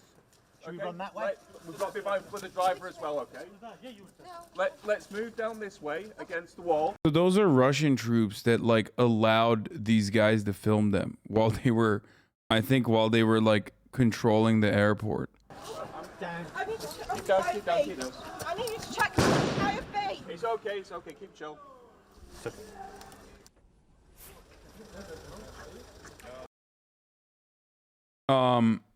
Four reporters got that reality TV brain of keep filming no matter what. Yeah. Okay, I'm gonna run the top of the hour ad break right now. If someone said air raid alarms are starting in Kiev. We're gonna move on to live coverage there right now. People in Donetsk. This fucking Russian dude is going crazy.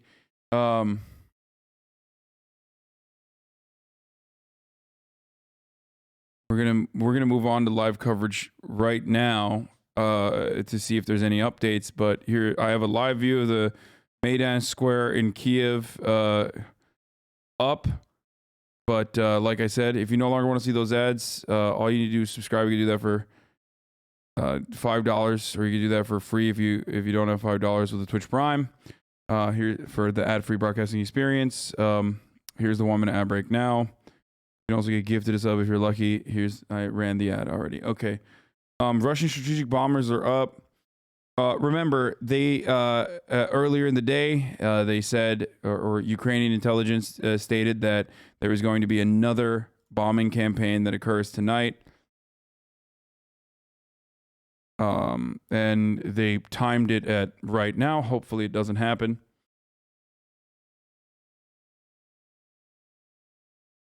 That Kiev is a hacked loop? Wait, really?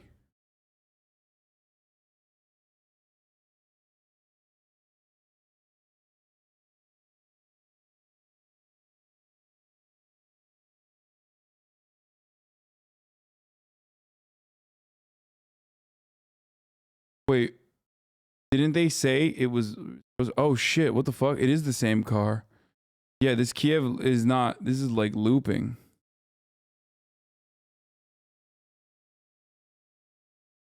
Okay, that's, yeah. Let me see what the NBC, is there an NBC feed?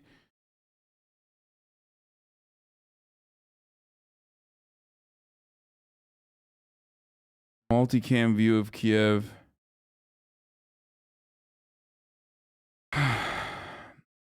Bro, this is like 1p.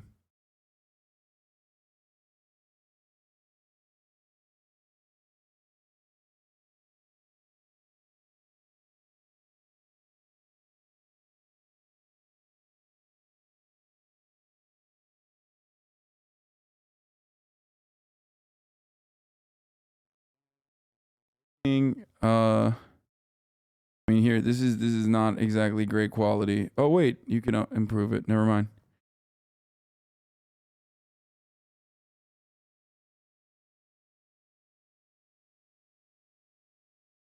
New York Times reporter urban fighting in Sumy.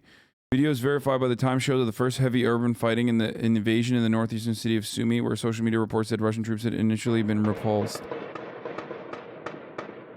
From 30 minutes ago? Like, this is happening right now?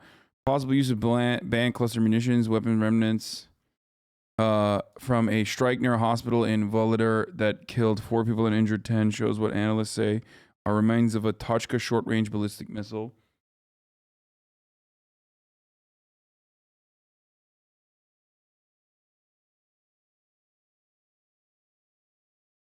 Two hours ago? No, it's from 2 to 3 hours ago? Okay.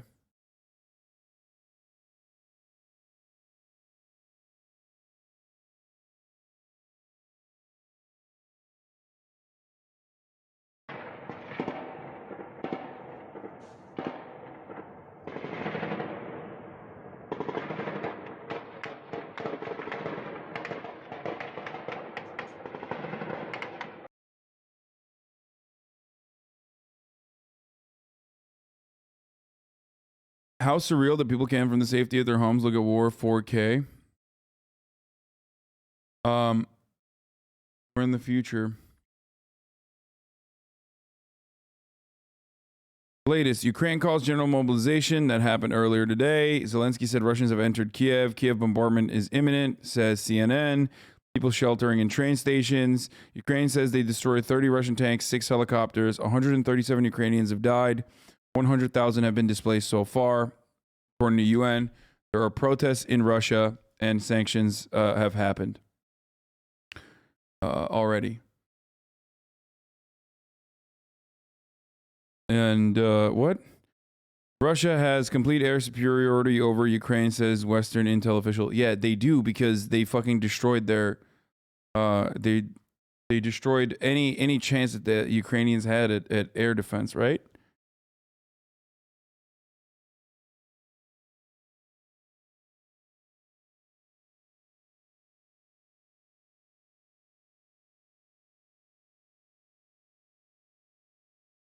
What? Fatux News? Collaborator? What? Oh, it's from Fox News. Fox News says Russian strategic bombers are up. Okay. Go to the CNN live feed.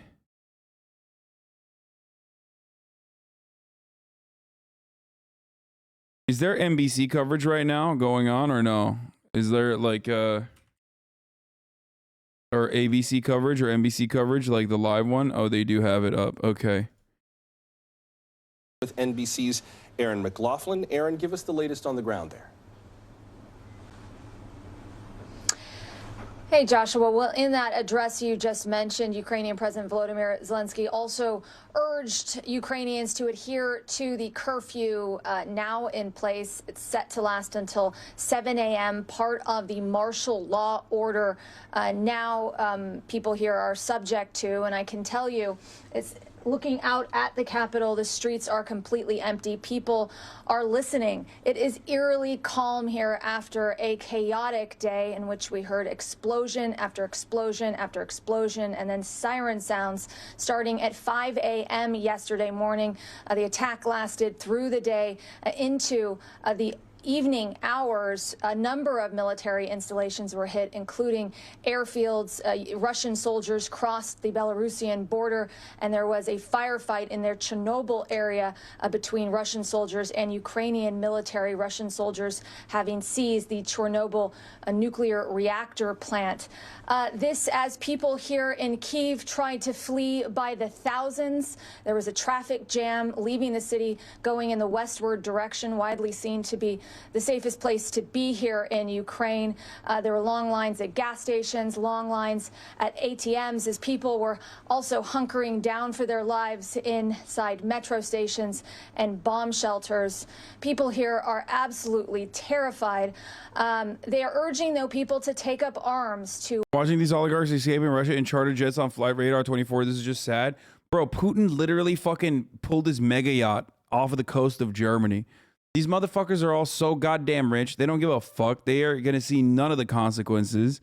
They already have so much cash that is like comfortably offshored anyway, right? All these sanctions are like, oh yeah, it's terrible for my businesses, but ultimately it's not even a fucking, not even a thing. Why take Chernobyl? It's an entry point into Kiev. That's why they're taking Chernobyl. Like they're moving through Chernobyl. Officials that they do believe Russian forces are closing in on Kyiv. So people here, again, still bracing for the worst, Josh. We heard from a number of our viewers in terms of their feelings about what's happening on the ground. So you think it's better to do nothing? Wait, what do you mean? What, for the fucking Russian oligarchs? I don't give a fuck what they do. Fuck them. I mean, what are you talking about, dude? Oh, dude, are you telling me that Putin shouldn't pull his fucking mega yacht off the coast of Germany? You're telling me he shouldn't do that? Yeah, dude, that's what I'm saying. I mean, fuck that yacht, okay? What do you mean?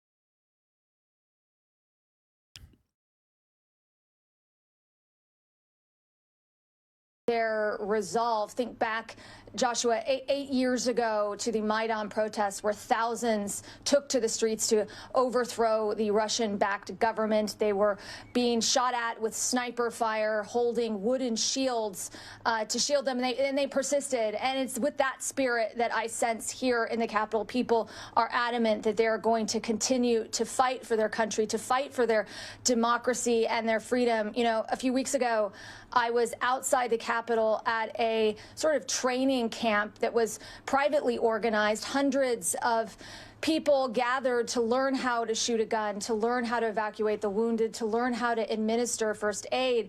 And it was there that I met this 17-year-old kid. He was there to learn, participate in the training, and he told me that he was going to fight for his freedom at all costs. He said that he knew what was at stake here. He knew that the Russians had surrounded his country, and that he knew how valuable the freedoms of freedom and democracy are, and he was going to do, he said, whatever it takes. And it's a sentiment that I've heard echoed over and over and over again the time that I've been in this country, Joshua.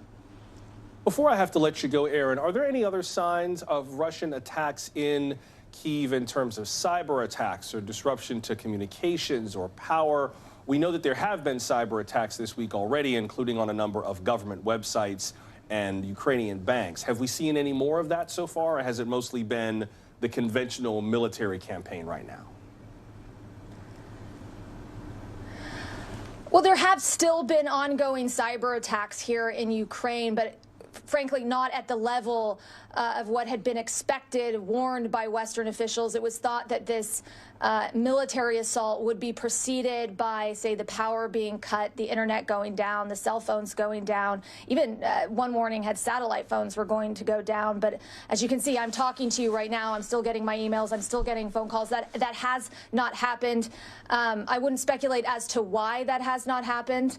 But, you know, I've heard some U.S. military officials say that perhaps they don't want to anger the population too much. So far, the targets have been primarily military installations, and there's this thinking that perhaps President Putin feels that the people of Ukraine would welcome this kind of military activity, that perhaps that they feel that they are being kept captive in some way. One of the more delusional theories that you hear with respect to the Kremlin. But again, we simply do not know.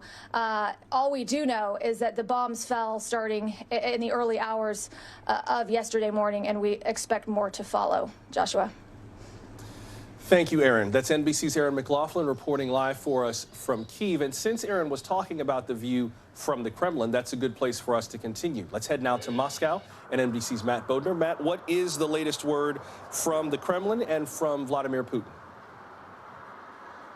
Thank you, Josh. Well, we saw Vladimir Putin show up later this I guess yesterday evening now in the Kremlin. He actually summoned the leaders of Russia's business community. You could perhaps say that these are the modern oligarchs here in Russia. And he told them, he essentially warned them that sanctions were coming, and he kind of explained to them that he really had no choice. He had to do this move. He had I clicked on the wrong thing.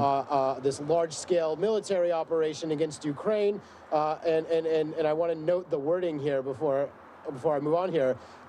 He's not calling it a war. It is a special military operation. So he explained to the business community that it had to be done. He had no other choice because there was no other way to ensure Russia's national security interests on the world stage after basically several months of playing a very high-stakes game of brinksmanship with the West. You know, we've spent a lot of time on our networks talking about those Russian security demands, those ones from back in December where Russia demanded essentially that NATO dismantle its eastern flank, guarantee that Ukraine would never join NATO, for example. So he was basically saying, sorry, you're going to get hit with sanctions, but I had no choice. How are Russians responding to this? I mean, we've already seen protests across Russia, particularly in St. Petersburg. We've heard of hundreds of people who've gotten arrested. Is that the mainstream of what Russians are expressing? Is that more on the fringe? What's the response been like from the street? First boom heard in Kiev. This Aaron is McLaughlin. I think, the most interesting kind of factor that's emerged, at least Aaron here McLaughlin on the of Moscow end of NBC. things. I think, you know, the Says really the first striking boom thing was has how been this all heard played out on today. So Vladimir Putin Kyiv. announced the beginning of this operation, declared war on Russian state television this morning at yesterday morning. Sorry, Explosion just went off on the stream. Where? Sleeping. Of course, Russia has a lot of time zones, so there was plenty of the country still awake already. But in Moscow, people woke up to the news that their country had invaded a nation that they consider to be a brotherly nation. And I have to say, this very dark sense of bewilderment very quickly set in. And I kind of spent the morning working my social networks, my extended social networks, kind of talking to people wherever I could to try to get a sense of, does anyone want this? And I have not found a single person. And I'm not saying they don't exist. Obviously, there is a certain demographic in Russia that will want to see this, that is supportive of this thing, this kind of action in Ukraine. But I think people are in shock. Wait, this is the Putin speech, right? From earlier today. Коллеги, друзья, добрый день. То, что происходит, вынужденная мера. Everything that's happening is a desperate measure. They left us no other option. Bullshit.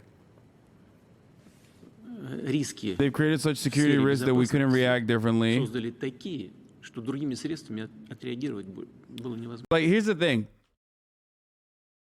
Even if you're legitimately fucking worried about NATO, you didn't I can read. I know, but not every single person is like locked in here. Okay. So I'm going to be helpful and read it for people who are just like listening to the broadcast. How about that?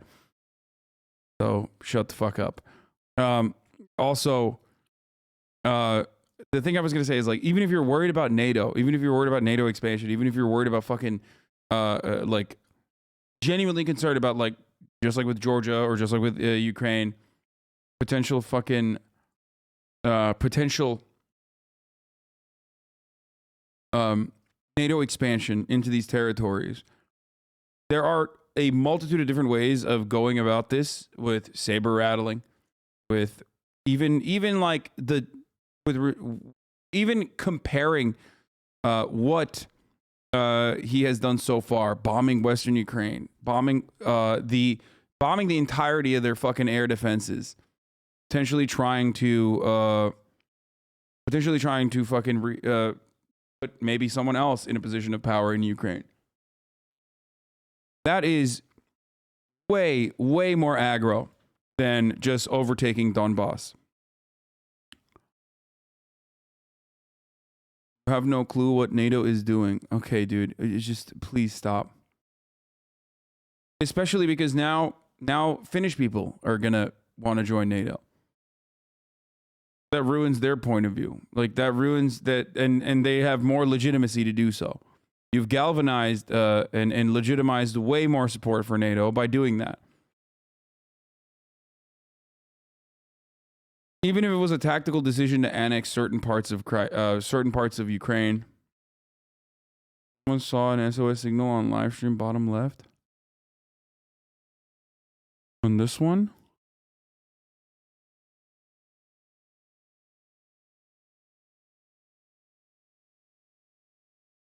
GGX gang member 304 wrong on all accounts.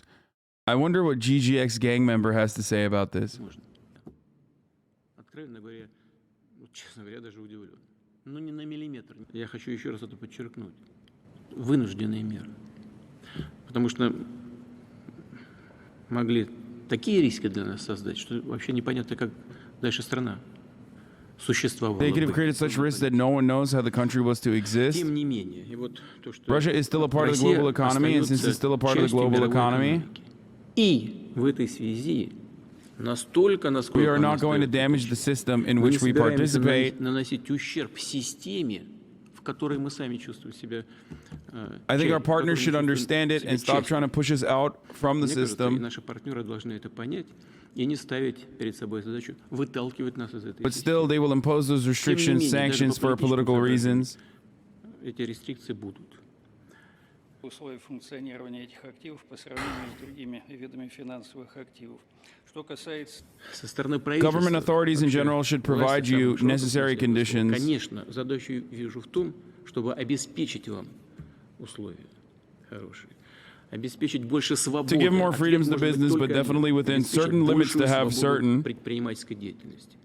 Конечно, в известных рамках с тем, чтобы certain limits to give more freedom to businesses, but certain limits to have certain predictability from both government and the business. Правительство, но мы ожидаем, что и предсказуемость со стороны бизнеса должна быть. Obviously, we cannot forecast geopolitical risks. Ясно, что мы не можем полностью. He's a commie though, lol. Bro, Vladimir Putin is not a fucking communist. Are you insane? He is literally an anti-communist. Like, there is not like. People just say, people out here saying anything, bro. You just see, like, you hear motherfucker, one of the richest men alive, okay? One of the literal richest men on the planet. And you're just like, bro, this guy's a communist, actually.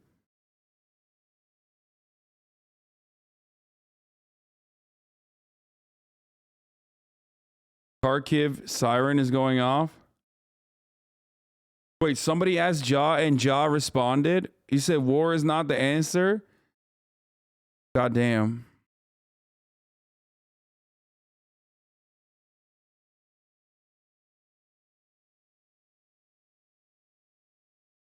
Typical communist is fucking, you know, soothing the interests of the other oligarchs in the room that control the Russian economy. Откровенно говоря, честно говоря, даже удивлен. Ну, ни на миллиметр не сдвинулись.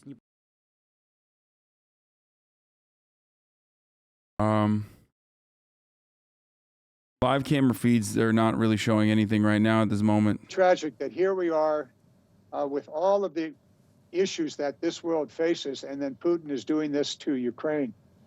You know, I would think that the world should just. Thank you, Evie, everything for the I don't know how we could possibly express such anger and dismay, but we have to do it.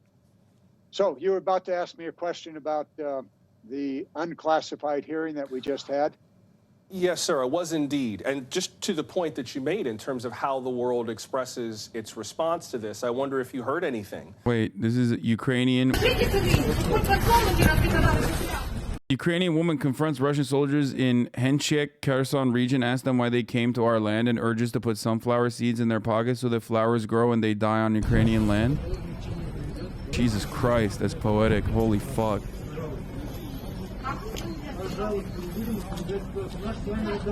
Okay, that's actual. That's not like the American fucking black rifle coffee guy being like, oh, tonight I fear for my livelihood. Tonight I fear. That's like actual fucking poetry.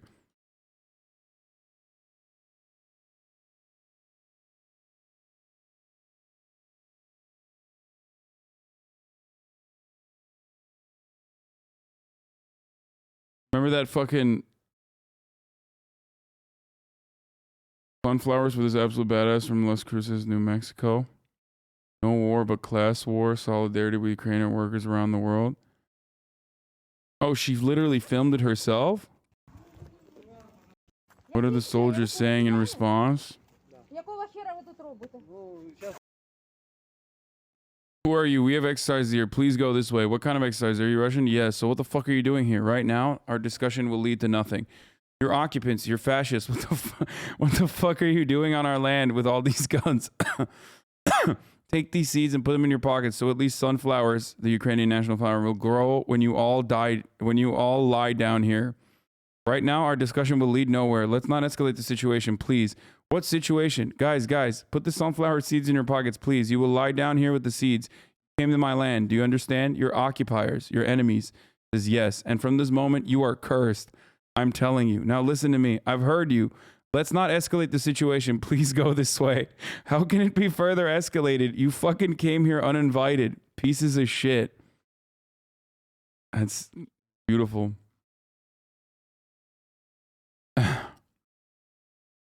She fucking cursed them, dude.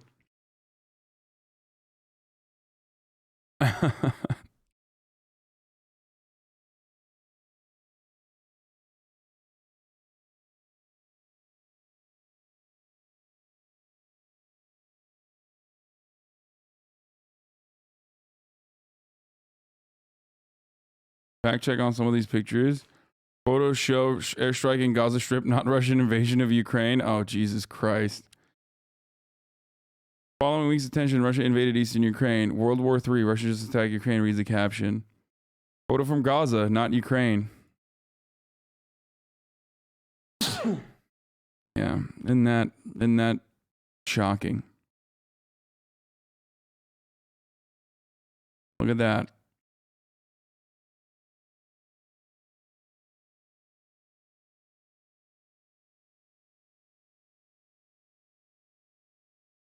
You heard what Josh said, but have you heard Gunna's take? We push in peace.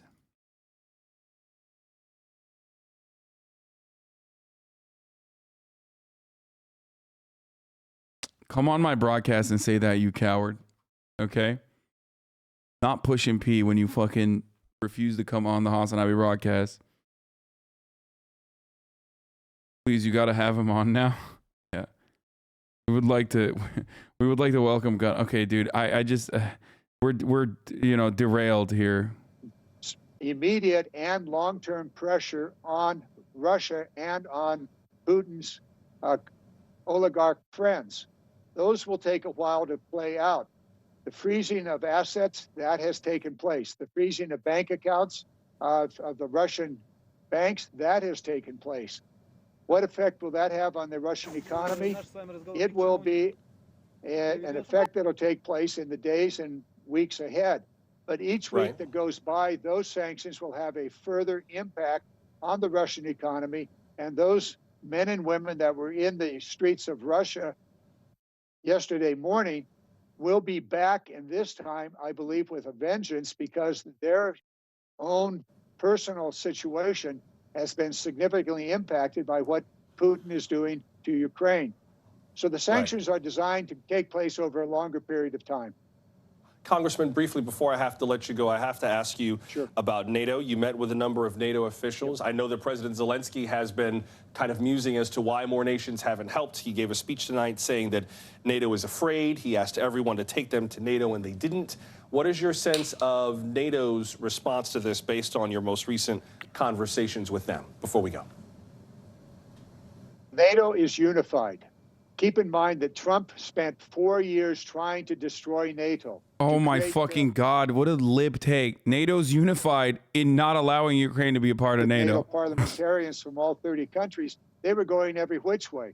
Now that this attack is underway and the buildup to it, NATO came together, 100% together, 100% Thank God, man. To put in place all the deterrents necessary to keep... Bro, thank God NATO is unified, bro. Unified and also not going to do anything. The European Union has also unified. They couldn't even agree on milk prices, but they surely now have agreed on how to push back. Yeah, again, the European Union unified on not offering stricter sanctions to Russia that would truly hurt the Russian economy because of their over-reliance on Russian oil and gas. And other Pacific countries to stand in solidarity, to do what is ever necessary to make the sanctions really hurt Russia.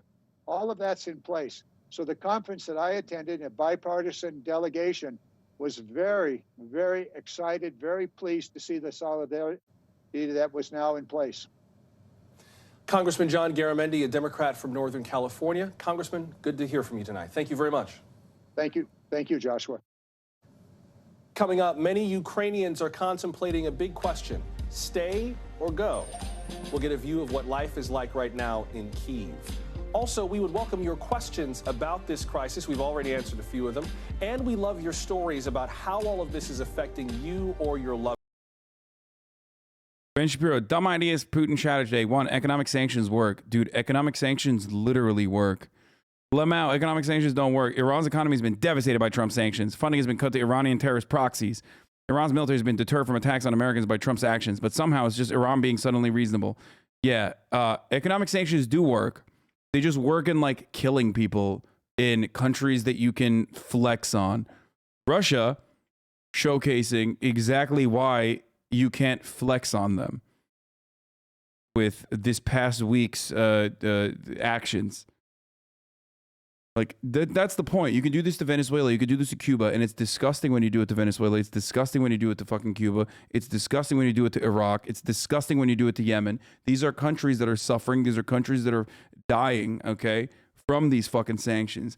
When you do it to Russia, one, you're, again, engaging in collective punishment, okay, for the actions of a fucking regime that those people did not actually vote for or want, okay?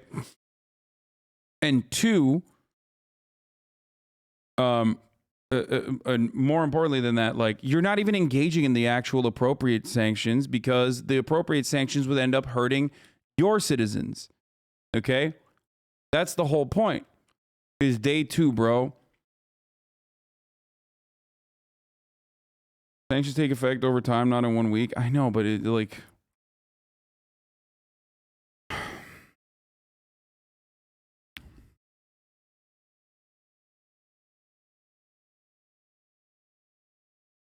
Russia has already been fucking getting throat fucked by sanctions leading up to this, or numerous other things.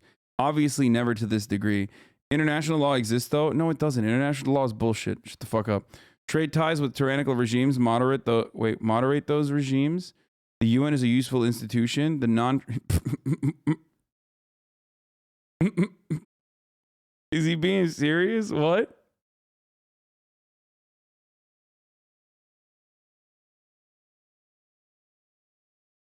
He's saying Putin shattered. Okay, he's right about that. He's right about these. Sorry, he's saying Putin shattered this. Economic sanctions do work if your goal is to fucking kill people. But he is right. The UN is a useful institution. He is right. Putin did shatter that. Non-treaty promises by major nations are trustworthy.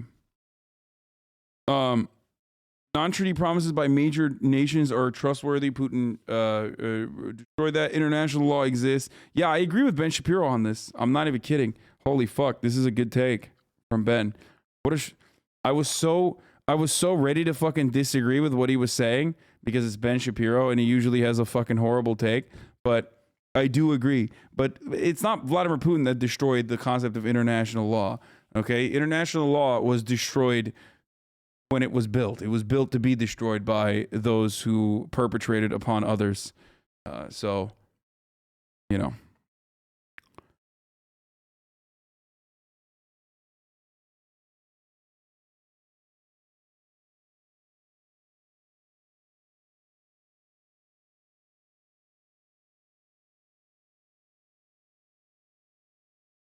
Broken clock. International law exists. There is no international law only exists for smaller countries, okay? International law, in the way that it works, only exists for America to uphold for other countries while consistently violating those exact same rules. Many of you, there's 124,000 people in here right now, so it's a good time to repeat something that many people don't know and are always shocked. Whenever people come in here and tell me, Hasan, what are you talking about? International law is incredibly important to me. It's incredibly important to you. It's how the world goes around. And I tell them, have you ever heard of a little rule called the Invasion of the Hague Act? Okay?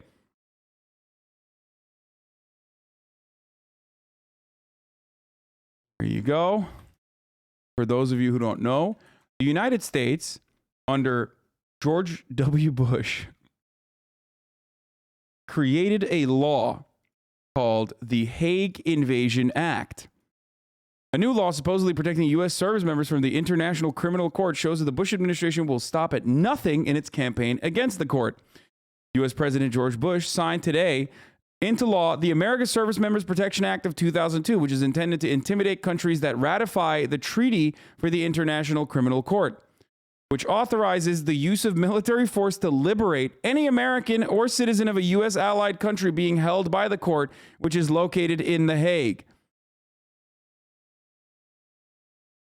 So when America and American service members, or even allies of America, engage in war crimes that we have sanctioned off, which we do many of, we have the legal right to be able to go and invade The Hague. So talk to me more about how you think international law exists.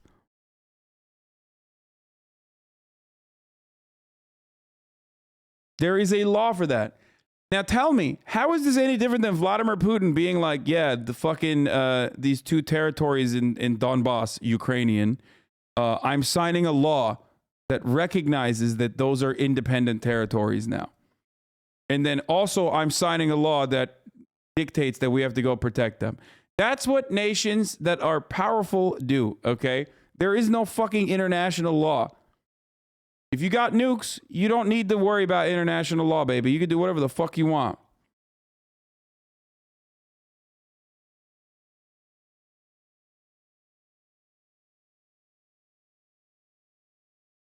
That Hague Law is precisely what is used to prevent Israel from having any accountability to. Well, that too.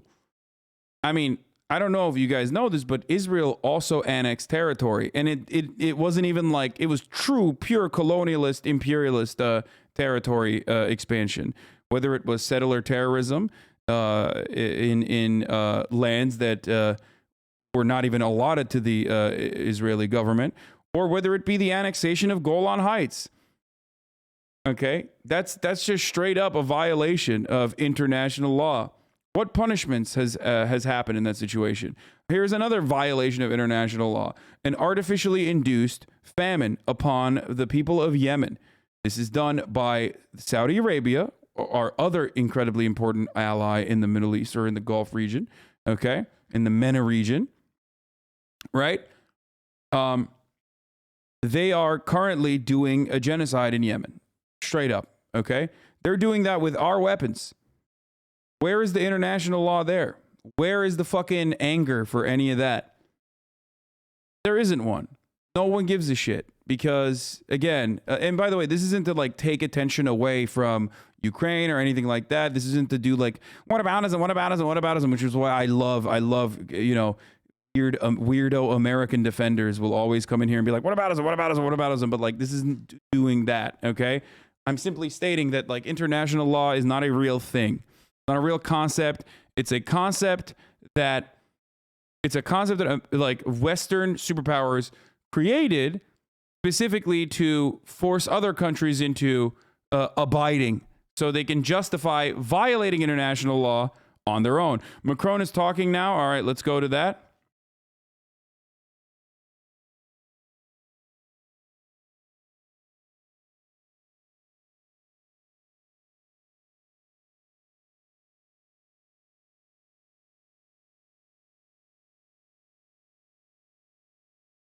Notice difference in reactions when we do it. Virtuous pride and patriotism.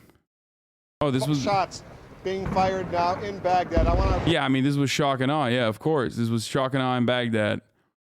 72% of America supported doing the Iraq what Putin is starting to do to Ukraine. Hundreds of thousands killed, millions displaced, all based on lies.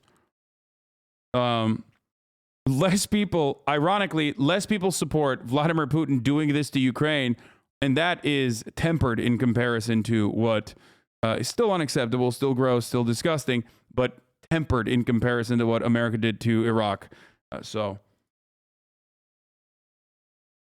Fair thought for Somalia this week as the U.S. bombs it for the first time in 2022, and the latest time in a 15-year-old war that never received enough attention for it to qualify as a forgotten war.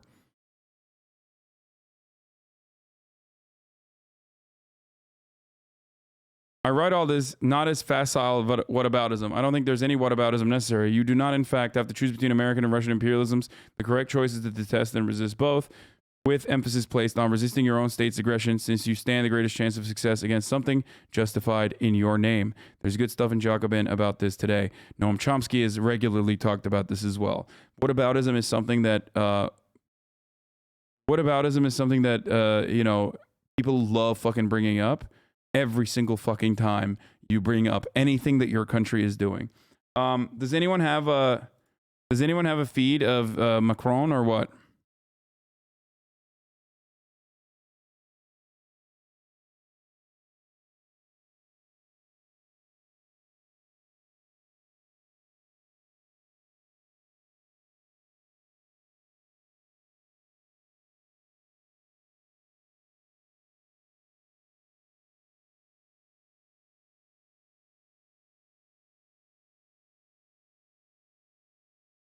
To the Arabs, to the Muslims, people watching me in other parts of the planet where your relatives get bombed on a daily basis, because there are some people I keep hearing, they say, why is there's so much attention on Ukraine? Unfortunately, the sad reality is that your pain is not unaddressed on this broadcast. I talk about this all the time. But the reason why you don't hear about it and this kind of coverage does not exist is because, unfortunately, the people that are oppressing you and the people that are bombing you are considered to be America's allies, and in some instances, Americans. Okay? And in a lot of instances, Americans. The reason why we get this level of attention on Ukraine is, of course, it's still incredibly important. Do not misunderstand me. Okay? But the reason why it gets a lot of attention here is because it's America's greatest foreign adversary engaging in this brutal action. Okay? That's it. That's the difference. I'm Syrian myself, and you're the only one that covers what happens in the Middle East. Thanks for what you do. Yeah.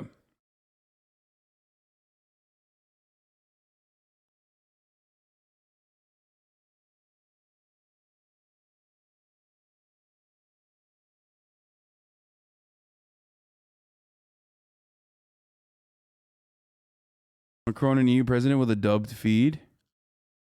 To believe in a rules-based system, believe in international law, believe in the United Nations Charter to ensure stability, security, and mutual respect. Why is he live at this hour?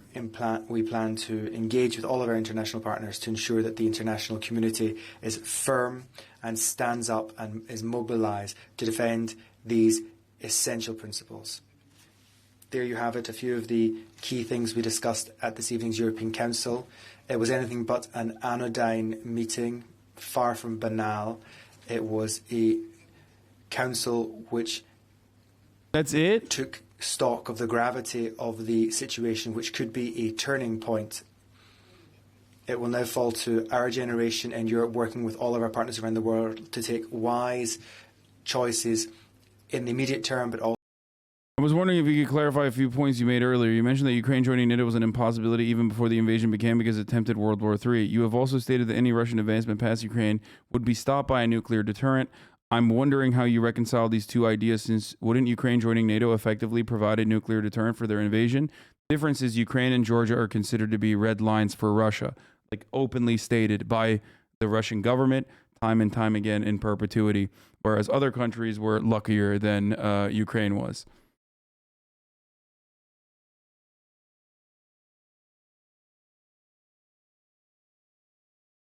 That's it. Poland is so hospitable when it's white people. Remember when Poland deployed 15,000 troops to keep out refugees from the Middle East and let them freeze to death? I'm sad for people in Ukraine under attack right now, but this conflict is another stark reminder what kind of lives really matter to Europeans and Americans. I mean, it's true. That is also sad, but it's the truth. Straight the fuck up. I mean, I'm glad that like Poland is opening and welcoming I'm glad that Poland is welcoming people into their country, you know? Well, they are neighbors. Yeah, okay, dude. They're still humans, you know? It doesn't matter if they're fucking neighbors. Poland and Ukraine are historic enemies. Lots of bloodshed over what land belongs to who. And they'll still unblinkingly give Ukrainians preferential treatment over brown people. Do a bunch of races. Just search the word Poland all day to reply to this shit. Don't you have a light bulb to screw in? Okay, dude.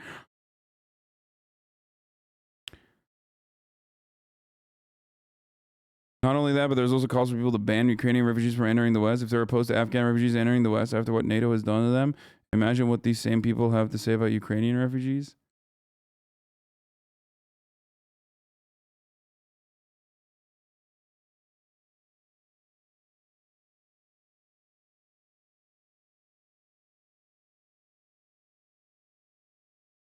But they crossed the border of Poland and Ukraine legally, just saying, dude, legality in that circumstance is a piece of paper that you can wipe your fucking ass with. What do you mean, dude? Oh, legally? Don't come to me with like Donald Trump level fucking arguments, okay? We don't respect that shit around these parts. Come on, dude. I don't know why. This is the funniest thing. Maybe because I'm Turkish and I always have like a more international perspective on these matters. But it's always funny whenever like you see progressive people, right? You say that, but you don't pay for it. Yeah, totally. I live in America. I could pay for it. I pay for a lot more. Shut the fuck up. And yet the government doesn't spend it in the way that I would want it to. Okay. One of the funniest fucking things is legally because the Polish government stated you are Ukrainian, you can come in, but Afghan and Syrian, get the fuck out. So legal for Ukrainians, illegal for Middle Easterners. Yes. So here's the other thing. The other thing I was going to mention is like a lot of progressive people, whenever they talk about like international politics, they forget that like the same principles apply in other countries too. That's why you see this like inherent contradiction with like a lot of progressive people who then will totally forget about those exact same principles when it comes to Israel, or a lot of progressive people who then forget those exact same principles when it comes to other countries that they feel like they have a they're first generation, second generation immigrants from, oftentimes European countries. It's a very strange. Which, by the way, the fact that it's illegal for one group of people to join and it not illegal, you're not a U.S. citizen. Yes, I am. Why are you telling me what my citizenship is? What is going on right now in the chat? I mean, I guess there's a lot of new people, so like the what?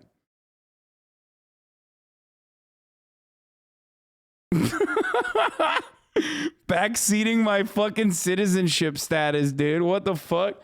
Homie just straight up said, your name is Hassan, and I don't think you're from around these parts.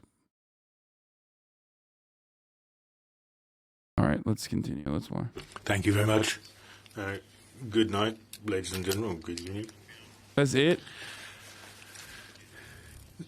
The President of Council and President von der Leyen have reminded us of the context. It's not a crisis, it's a war. It's a choice President Putin took to launch a number of military operations, massive military operations, not targeted ones, like he said a few hours, massive military operations, not just in Donbass. This is the most swagged out translator I've ever heard. Ukrainian civilians, as indeed we heard directly from President Zelensky a few hours ago when we spoke to him. The city of Konotop and Sumy Oblast is under siege now. Russian military convoys are moving west towards Kiev. The ones that are the choice of President Putin. I gotta pee, I'll be back. He wants to make European history stutter again and to bring us back to a logic of empire and confrontation. This other choice he's made is to trample over all principles, international treaties, international law, treaties Russia entered into as a sovereign state over the last decades. Having made this choice, faced with this choice he's made, we've decided to anticipate what could happen and to stay united, as we did this since the beginning. Our unity is aimed at initially giving diplomacy a choice, discussing, not making any unnecessary concessions without naivety, but through the Normandy format, through a dialogue, including Germany, and other contact that other European colleagues and indeed our institutions have been engaged in the last few weeks. It was a deliberate choice that, on the behalf of the Russian president, not to go down that path. We prepared in a unified way, as the Commission did in its preparations. I thank the President of the Commission and the Commission and the whole team for working on all this, and the close contact for over several weeks with our allies, the US, the Canadians, the UK, working our way to the sanctions which have been politically endorsed formally by the heads of state and government earlier this evening. And this has been done. And I won't go into the details of the list.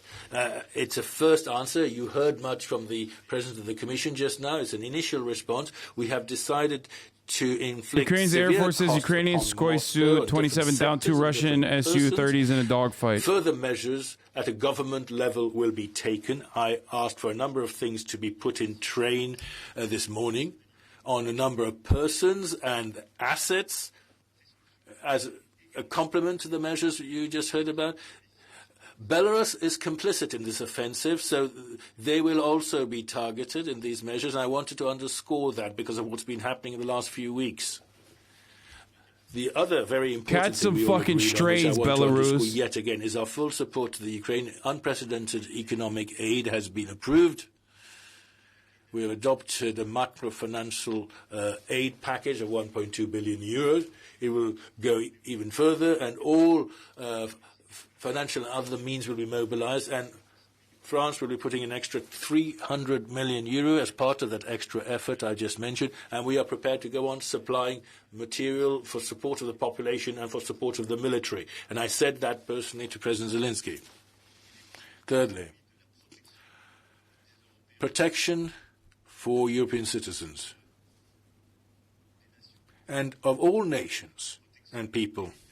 That starts with military protection. As I confirmed today, and we notified NATO, and tomorrow there's the NATO summit, and I'll be confirming the detail there. France will continue to play the reassurance role that she plays with our allies. We're going to be sending a new group of troops to Estonia as part of the advanced force presence. We will continue to be policing the Baltic airspace as of March, and our deployment in Romania will continue and be expanded. We also have VGTF as the framework nation, and we will continue to hold our place there. We stand with our allies infallibly. Also, rapid measures to deal with the crisis on another front, particularly the energy price front. Measures to help citizens of Europe, our businesses, to protect them and help them.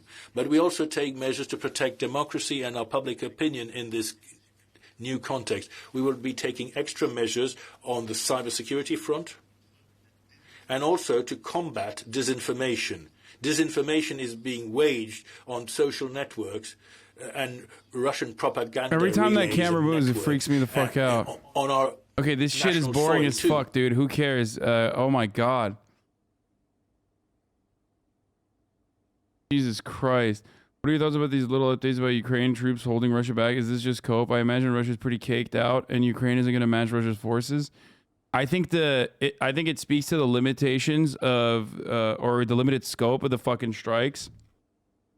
And I hope that it doesn't fucking urge Russia into, I hope that it doesn't, like, you know, get Russia to fucking further engage in military action.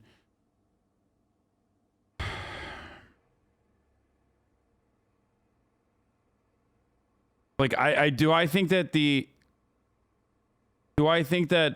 they have any fucking capacity to hold Russia back militarily? No, of course not. Even right now, even with 200,000 people, they don't.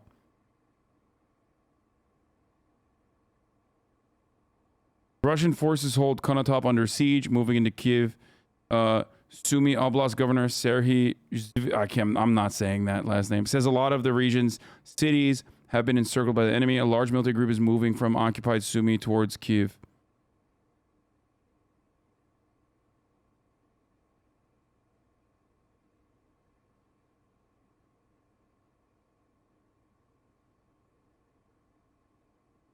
Kamala tweet, why is she involved? As the president made clear from the beginning, if Russians were to take aggressive action against Ukraine, our response will be swift and certain. These actions will have a direct impact on Russia's economy. Yeah, no, she's talking about the sanctions. Also, nobody needs to hear from Kamala Harris right now, okay? Let's be real. Mayor of Kiev will take up arms. Breaking. Mayor of Kiev, Vitaly Klitschko, a former heavyweight boxing champion, says he plans to take up arms to defend the country. Uh-oh.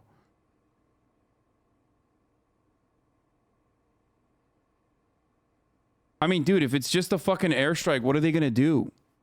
I mean, this is about to fucking heat up. I mean, I guess there's on the ground troops that are also moving in the positions. So why is none of the fucking news actually covering this right now? You gonna punch the bullets like a JoJo character?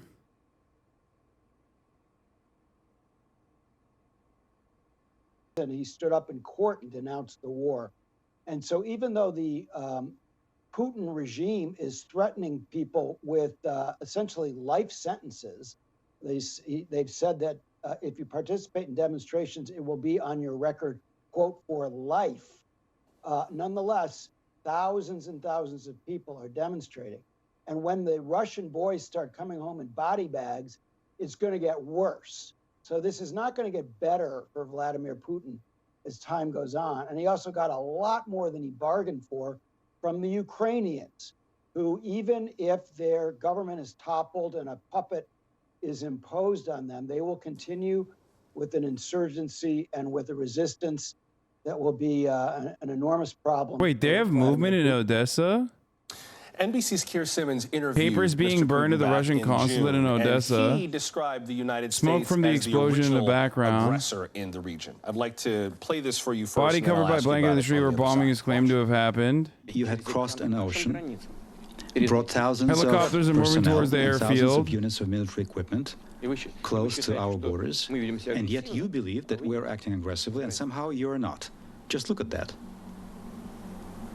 Pot calling the kettle black.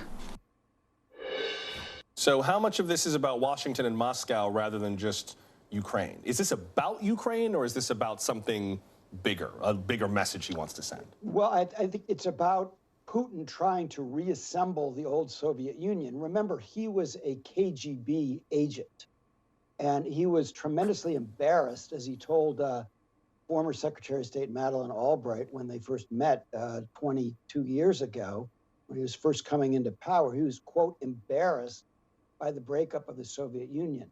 So, and then he was further embarrassed in the Maidan Revolution of 2014 and 15 in Ukraine, where his puppet was thrown out and had to go with his tail between his legs to Moscow.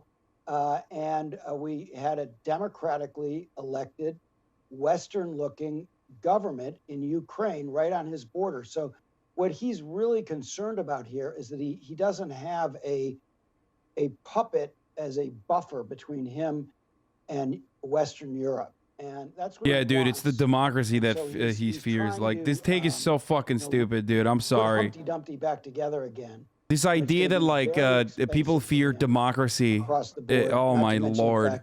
God, I fucking hate... I hate media so much. Look, I'm a dumb fucking himbo, but at least I'm not doing idiotic shit like this, okay? Yeah, dude, he's terrified of a civil democracy, a civil...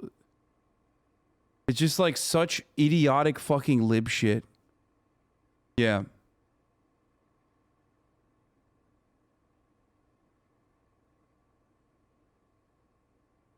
He's on the left has the worst cut ever. Yeah, it's not great.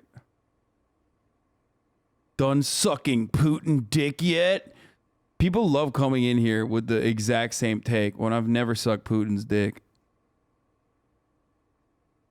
But if you are going to tell me that you wouldn't suck Putin's cock right now to end the invasion of Ukraine, kind of selfish. Are you telling me you wouldn't suck Putin's dick one time? Give him a good suck. Just a hearty suck to completion. And he stops invading Ukraine. You're not going to do that? Incredibly selfish behavior.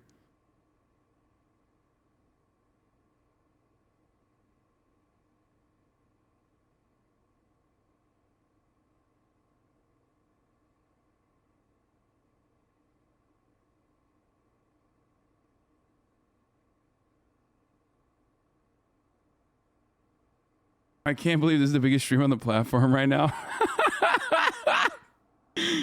It's the greatest commentary you're ever going to get. I'm serious. Like, this is what differentiates, this is what separates me from MSNBC and NBC and CNN, okay? I'm here to say things that they're afraid to say. That I would suck Putin's cock if it meant ending the invasion of Ukraine, okay? Yeah, I fucking said it, dude. I'd suck it so good, you don't even know.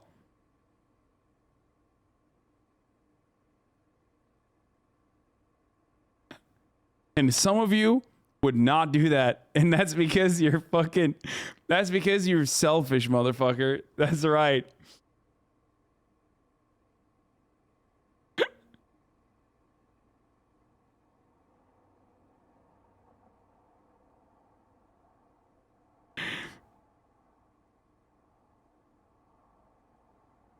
As they prepare for what's next. Before we go tonight, from our partners at Sky News, correspondent John Sparks has the story from Kharkiv. The people of Kharkiv now live... Listen, listen, you're selfish if you don't. I'm just saying, straight up. Wow, prevent a war, and you're like, no, I'm not going to do that. Fucked up.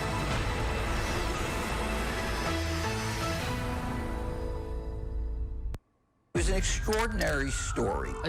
Dude, this sucks. Why is there no live coverage right now? I don't understand.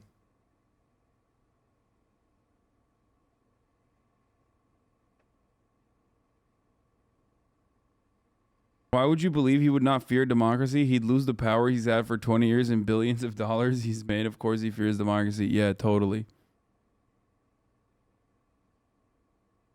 Bro, he doesn't, like, that's not how this works, okay? You don't just, like, see democracy happening or whatever you would consider, also democracy, you know. Like, what is democracy? Do we have democracy in America? Do you feel like you live in a democratic country when you're like, I want fucking healthcare, and America's like, no, just bombs. Sorry. We're all out of healthcare. We used it all on fucking bombs. Does that feel like a democracy to you? No, shut the fuck up, okay? So don't give me this bullshit.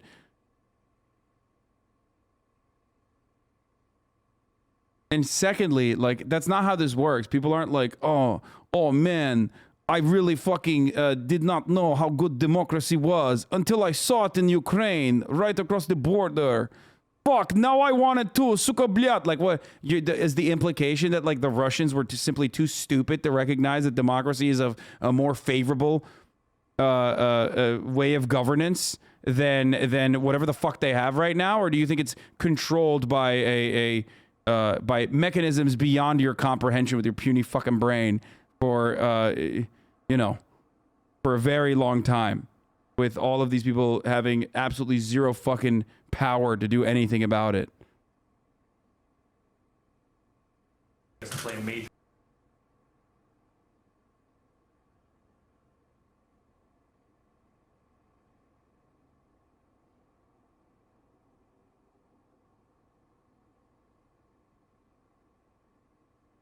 Talking about semantics again, nerd. No, it's just stupid. It's the thing that fucking Vladimir Putin is afraid of is not democracy. It's a military base on his fucking border, or the likelihood that a military base on his border is going to happen, and that the only way to fucking and if he wanted to prevent that, he would have to go to a nuclear war.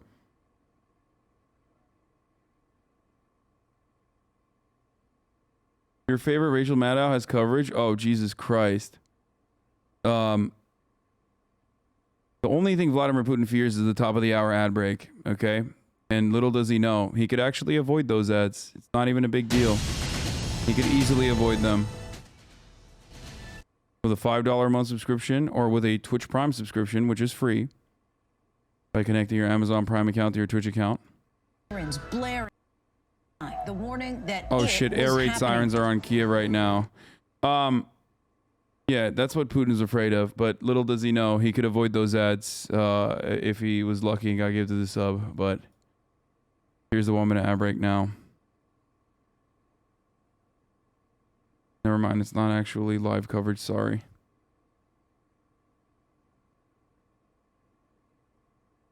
Last time Russians were brought democracy at the end of the USSR, their life expectancy dropped 15 years. Yeah. Yeah, that's called democratization of the marketplace in the aftermath of the Soviet Union. Is literally what they call it.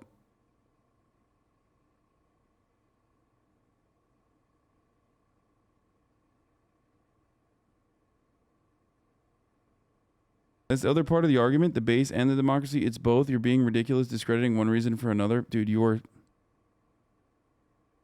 No, the democracy thing is not real, okay? Like, first of all, what do you think? Ukraine is a fucking perfect democracy? What are you, insane? What are you talking about? Like, the Ukrainian democracy is what? Like, okay, Ukrainian oligarchs are running the country. Like, I mean, it's still more democratic than Russian oligarchs running the country. But, like, what take is this?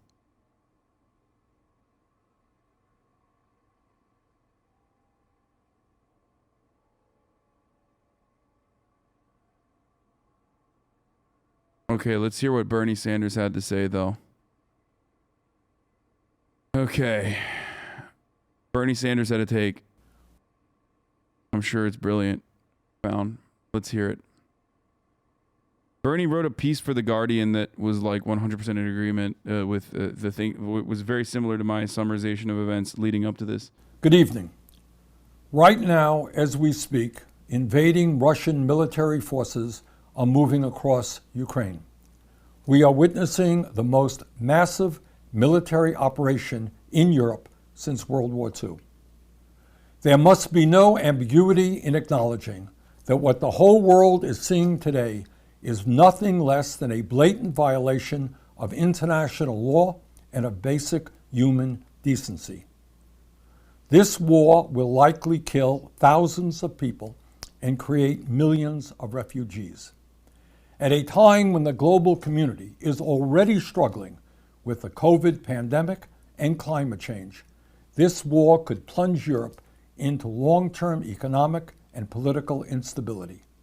Make no mistake about it. The effects of this war will be felt here in the United States and countries throughout the world. Russian President Vladimir Putin has justified this war in various ways, including by claiming in a recent speech that Ukraine is not a real country, but simply a part of Russia. Regardless of what revisionist historical argument or flimsy legal pretext Putin may offer, This war is clearly an act of premeditated aggression against Ukraine and its people. This aggression is unacceptable, and the nations of the world must respond vigorously to defend democracy and the rule of law. In my view, it is clear that the United States and our NATO allies made real efforts over the past weeks and months in trying to address Putin's stated security concerns.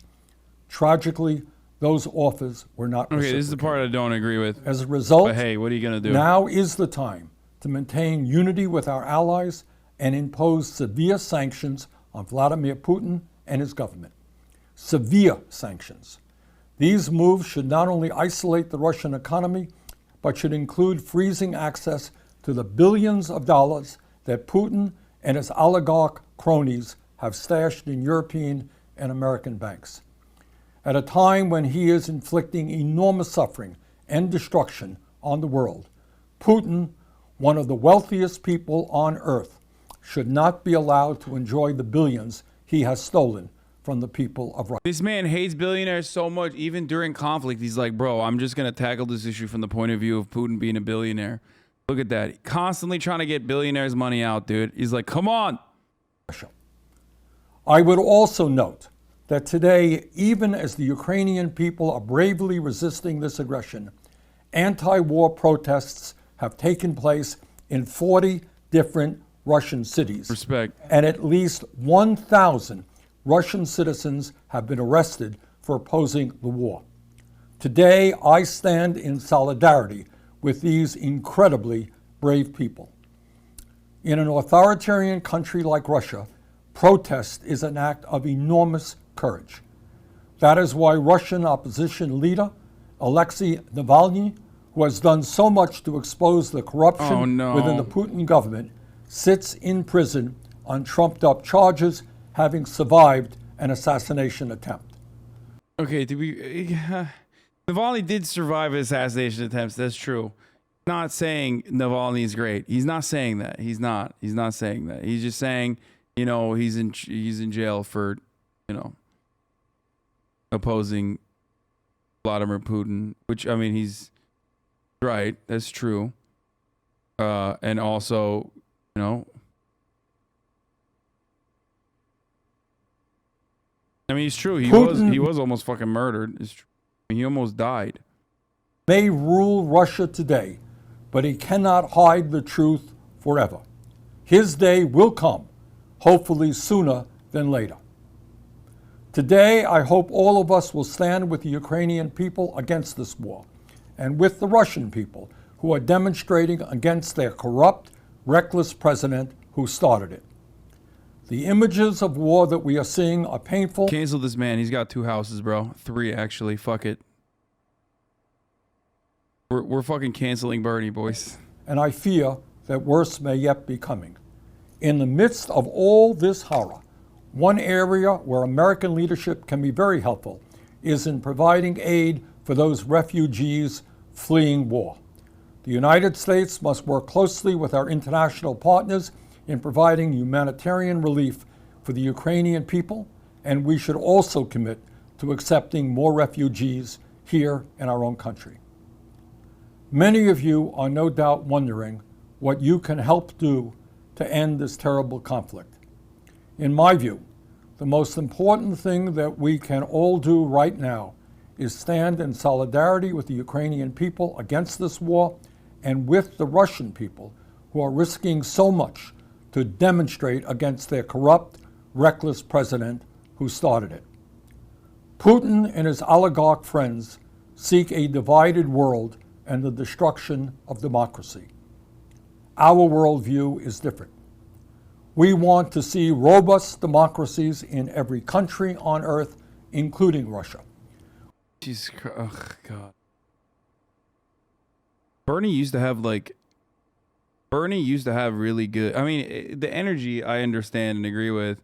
Also, he literally fucking talked extensively on the Guardian article that he wrote about like the build up to this situation, about the lead up to like, you know, Western involvement and whatnot. This is just the exact same fucking take that you hear from every single fucking liberal when he's like, oh yeah, he's fearful of democracy, yada yada yada, like completely not addressing any of the other concerns. It's just basically just like DNC. Any other fucking politician would say this exact same thing. Corbyn did attack NATO and got shit for it. He's too scared to attack NATO. I mean, yeah, Corbyn got ass clapped. I think again, most of the BBC adjacent Andes in the UK were most of the people were literally like they were using this as an opportunity to attack Jeremy Corbyn the other day. We want a world in which people come together to address the enormous problems facing us all.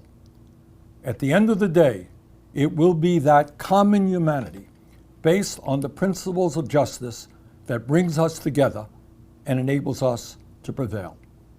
Thank you very much.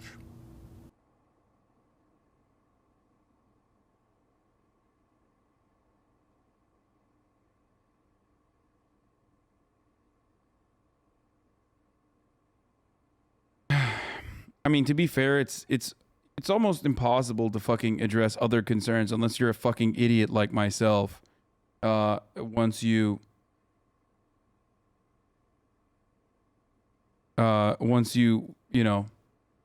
Russia is 1000% at fucking fault, unless you're like a total fucking moron like myself, you're not gonna really keep repeating that or talking about that. Out of Ukraine, there are a lot of Americans still inside Ukraine, coming out of there and helping them, and with the refugee crisis that is almost certain to happen here. But no U.S. forces inside. In fact, we have learned that they are no longer even flying reconnaissance and surveillance aircraft over Ukraine.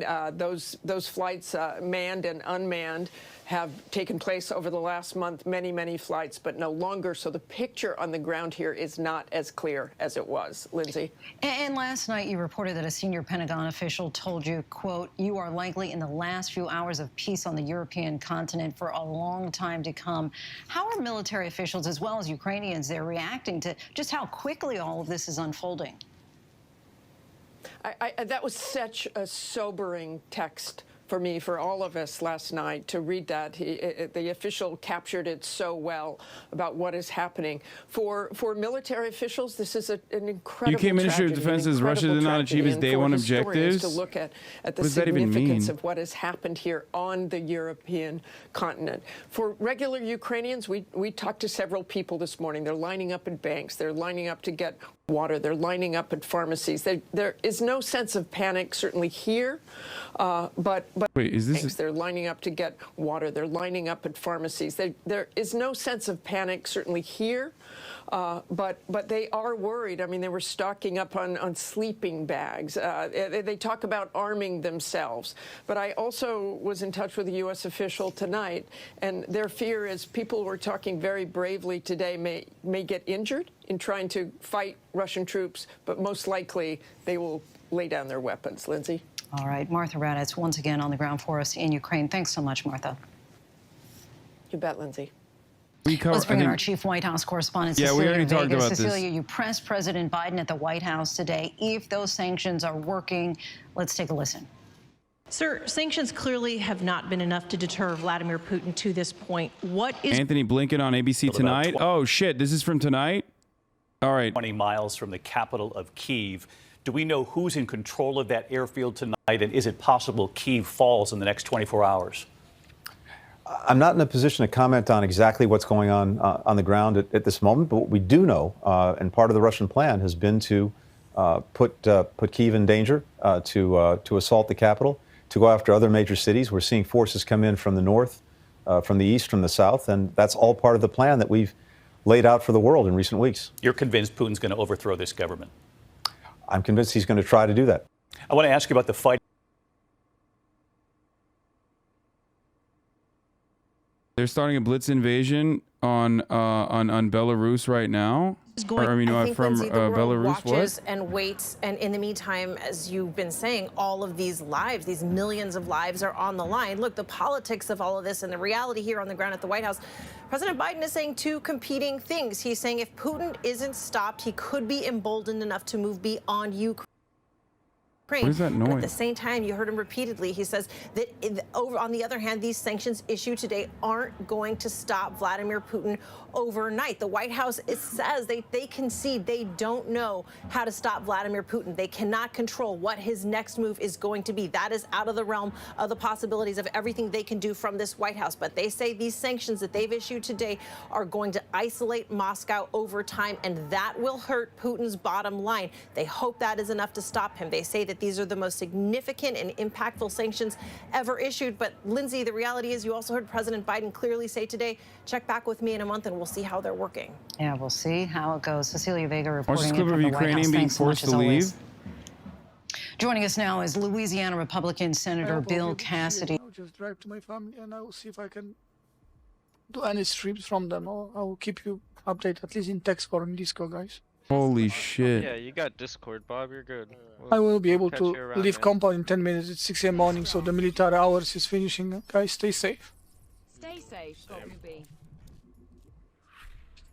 I love you guys. Thank you for whatever you've done to me, for every single one of you, all of you. And I just wish it will not spread from here to everyone else. Hey, Bob. I none love of you this is- None of this is in your hands, dude. Don't blame Watching your yourself. stream and I noticed you're hopping off. I just wanted to wish you good luck and everything, safe. brother. Best wishes, Bob. Thanks, brother. To all of you, thank you very much. Good luck, bother. Keep them safe. Stay safe, guys. We'll see you soon, Bob. Don't even Stay sweat it. safe. We gotcha. Fuck.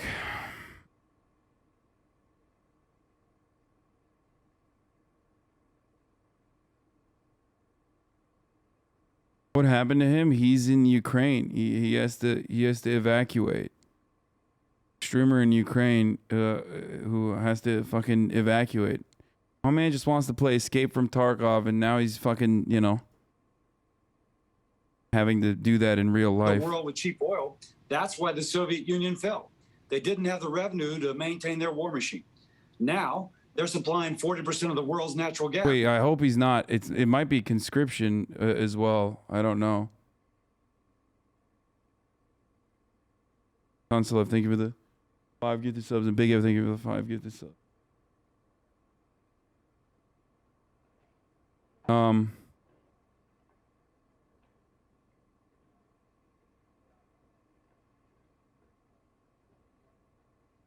Does the West actually care in any meaningful capacity? They seem resigned to this loss. I'm not banging the war drum, but what will NATO do? Russia has slated itself from sanctions. Germany is largely dependent on Russia's exported energy. What will the West do? I mean, they also are, like I said, they bought up $700 million worth of fucking oil, gas, and commodities leading up to the sanctions. So, that's where they're at right now. Conscription 60 and under, yes, 16 to 60.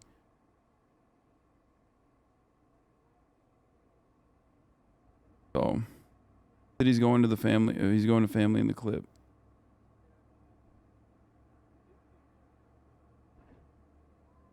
I don't think Ukrainian border patrol or whatever is going to be able to stop fucking every single person that's trying to escape into Poland and shit. Because from what I understand, they are, you know, Poland is welcoming all of the Ukrainians that are escaping, all the refugees. Or not 16 to 60, 18 to 60. Sorry.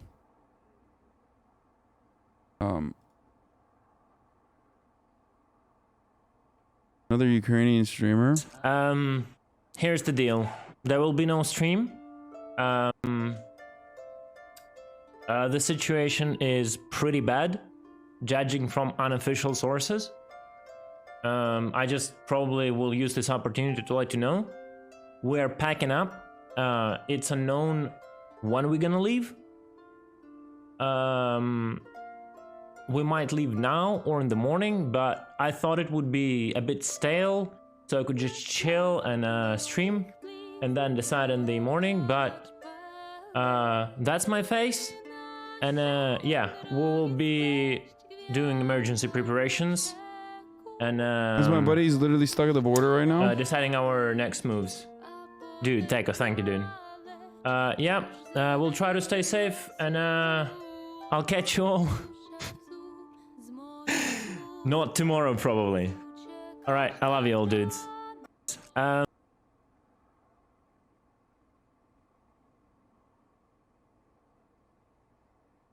Dude, the puts into this once again puts into fucking a totally different frame of reference. The Joy Behar fucking tweet. Ukrainian Pro Dota 2 player in Lviv, Dendi tweet. I went to sleep with a new patch and woke up with a war. I can't believe what is happening right now. I'm very, very sad and worried for all the people around. Ukrainian people are peaceful. And we don't want this war. Stay safe, everybody.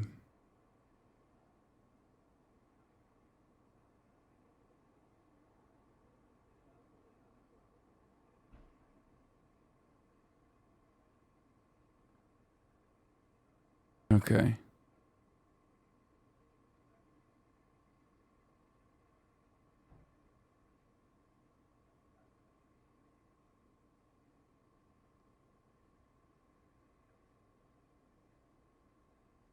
Think about Joy Behar fucking talking about, you know, Joy Behar talking about her Italian fucking, you know, her Italian vacation being ruined as a consequence of this. Help you understand what it's like in the real world.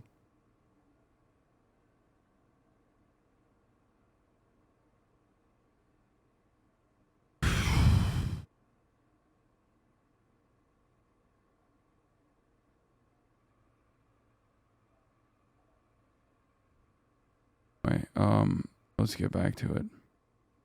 Controlled media, but for these mostly young people here, it takes a special kind of bravery to protest in Vladimir Putin's Russia, especially on the day that he goes to war.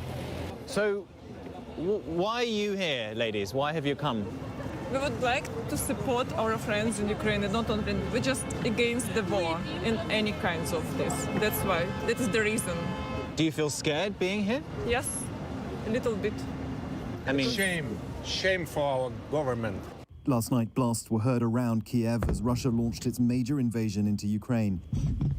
It came after Putin addressed the nation, announcing a special military operation against Ukraine, saying there was no other option. While students protest in the street, some of Russia's cultural elite added their voice online. Famous Russian actors and presenters are putting up black squares on their Instagram profiles. Fear and pain, no to war, one late-night show host has written. Students on the street and celebrity criticisms are irritations the Kremlin can ignore. But it's making sure the wider public is fed a very specific message. Russian state We watched TV this is last trying night. to dampen the tone. Oh, well, lies have a habit of catching up with you in the end. Because even Putin's supporters, many ordinary Russians, regard Ukraine with real affection. Many will have felt uneasy about an attack on their southern neighbor.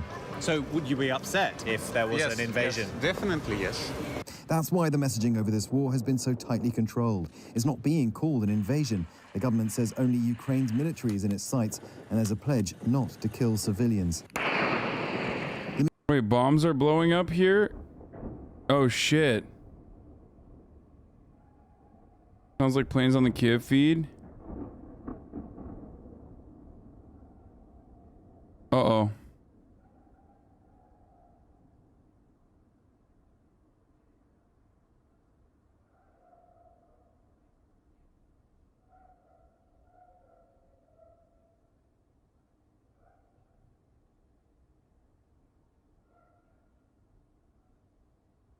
It's the Maidan Square audio.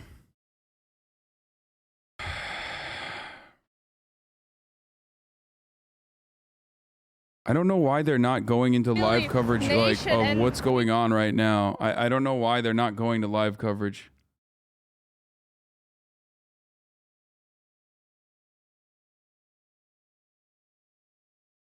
of a, quote, large-scale invasion. To help us understand what's happening now and what could happen next is ABC News contributor and retired Colonel Steve Ganyard. Steve, thanks as always. Why the fuck are they like, why are they putting, I don't get it. Like, who gives a fuck about the ABC contributor, retired colonel? If there's like literally ongoing, if there's like active fucking bombing happening in Kiev, I don't know why the fuck they're not like, is there a CNN live broadcast, chat?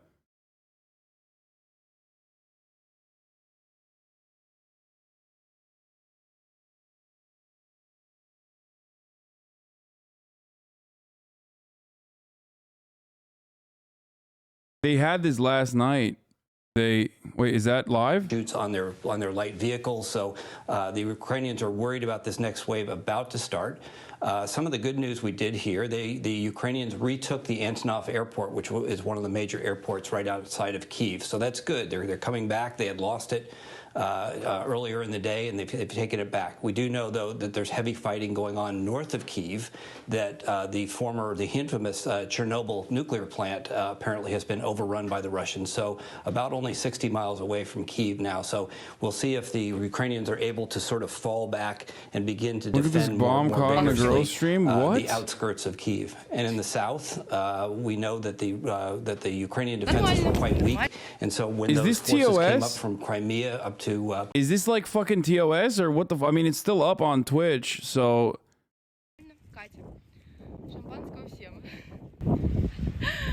Вся мама пошла за шампанским. Ладно, окей, нормально. bro, how the fuck are they like live streaming while this is happening? Короче, что вам еще рассказать?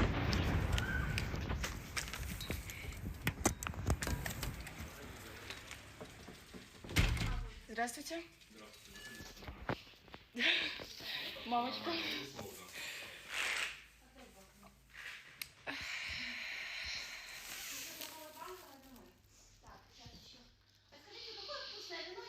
She said she went to get some champagne.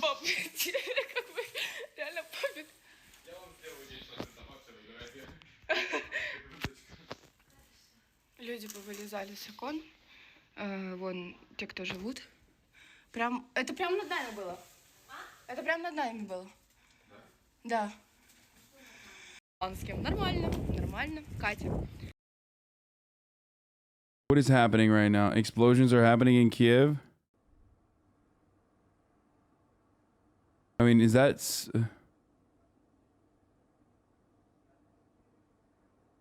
I mean, I see the fog. Scroll back on this vid.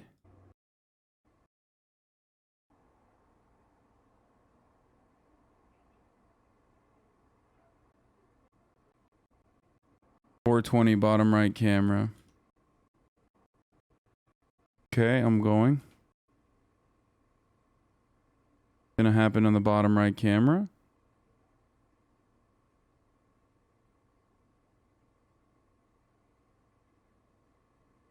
Whoa. What the fuck is that, dude? What is that? What is going on, dude? What the fuck is that? What is that?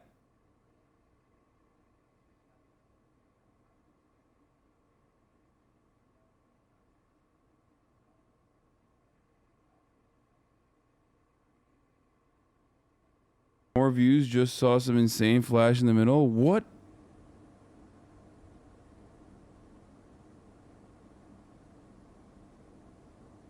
What is that? Like a fucking tactical nuke? What the fuck was that?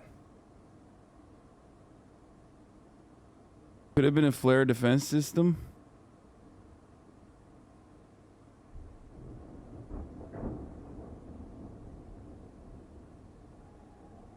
Okay, also, no, I'm joking. I shouldn't joke, but that's not a nuke, obviously. Sorry.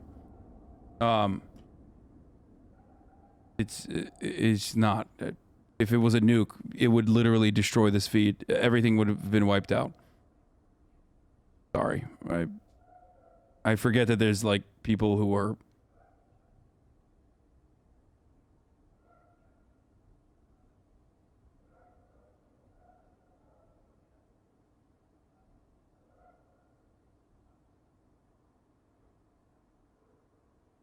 Missile flew past Ukrainian streamer while he was streaming. Can you tell Russia to chill? Gotta walk my dog real quick. Russians like using fuel air bombs. The massive explosion from dispersed fuel in the air. The shockwave and explosion is massive and extremely concussive.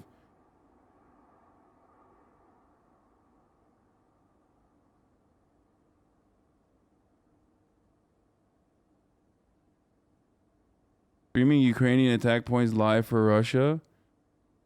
Bro, anyone who thinks that your favorite fucking YouTuber or Twitch streamer or your fucking OSINT Andy is actually exposing tactical positions of the Ukrainian military or the Russian military is a self-involved idiotic baboon, okay? Straight up. If you think that they don't have satellite imagery and they're not like getting literally all of the details that they need to target these like surgical fucking attacks, I don't know what to tell you, okay?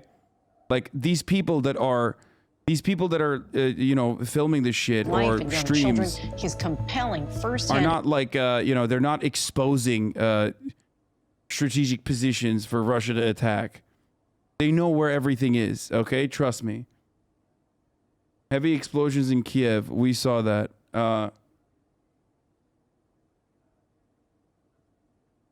Man, oh man, the liberal brain rot. What is this? Being an American is a kind of brain damage, I think.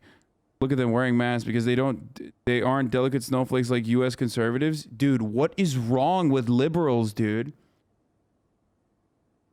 What the fuck is wrong with liberals, dude? Why are they like this? What is, like, there was another person who was like, we should draft every fucking, what do you call it? We should draft every anti-vaxxer or something. It's like, dude, what? This has nothing to do with that. You're crazy, okay? You're a crazy person. Chill the fuck out. Chill the fuck out, crazy person, okay? Calm down.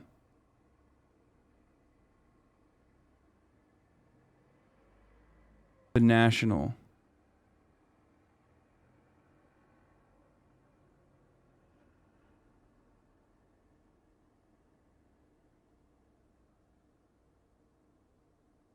Canadian liberals keep talking about sending the convoy morons to Ukraine to teach them about freedom.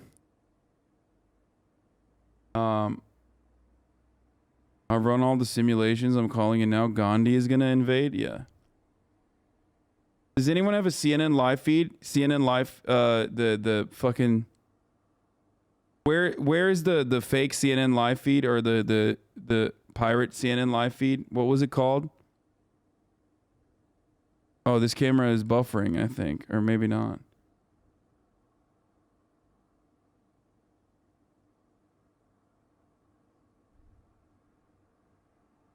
Boom, thank you. They're in Kiev. CNN is in Kiev right now, live. Oh, hi, Fiona.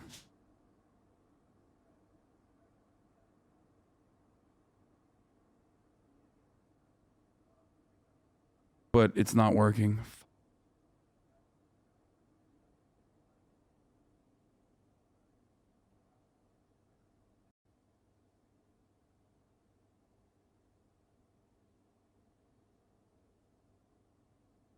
Kiev close to falling. Russians reported 20 miles out 30 minutes ago. Yeah, we covered this. This was expected. Hold on a moment.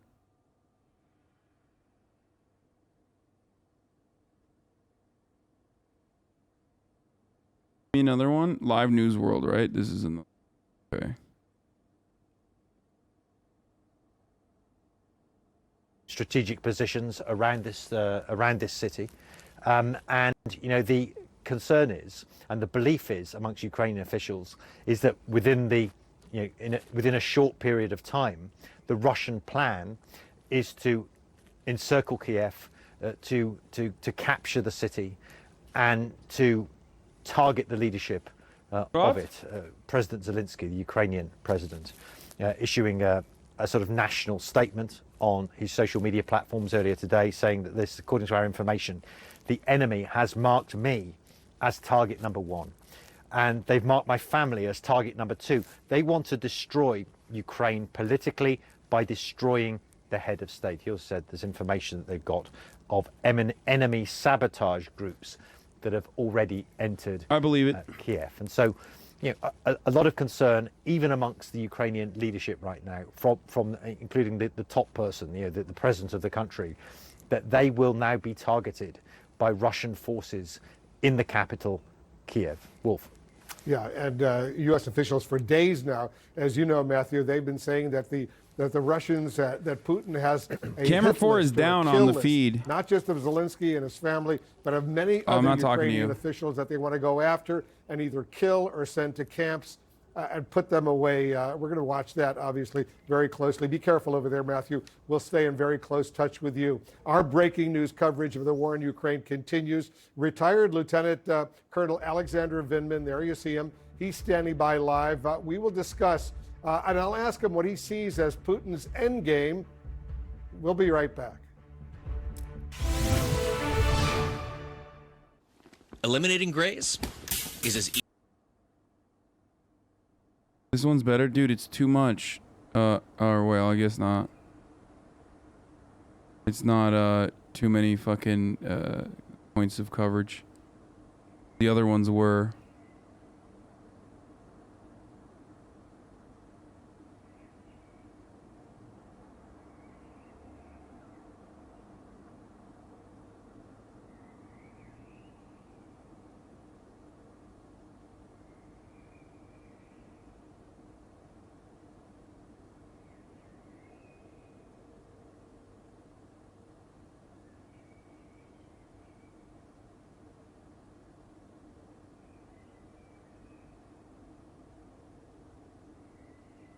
Oh, damn. Biden's Supreme Court nominee has been chosen. Breaking news.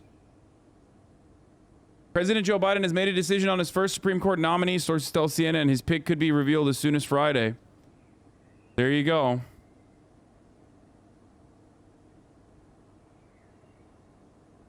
There you have it, folks. And for the chatter who said, running an ad during war, yeah, speaking of fucking running ads, I think I forgot to run it at 6, so I'm going to run one right now. I apologize, but... Oh, no, I did run it. Never mind. No, we're good. We're good. We're good. We're good. I just looked it up. I ran it. Thank God. Okay.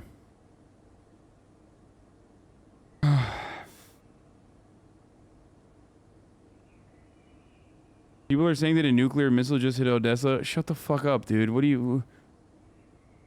By people, you mean you just made it up. Okay, so here was the intelligence, here's the British intelligence saying, Russian forces have highly likely captured Chernobyl nuclear power plant. Workers have reportedly been detained by Russian troops. The Ukrainian armed forces have reportedly halted Russia's advance towards Chernihiv.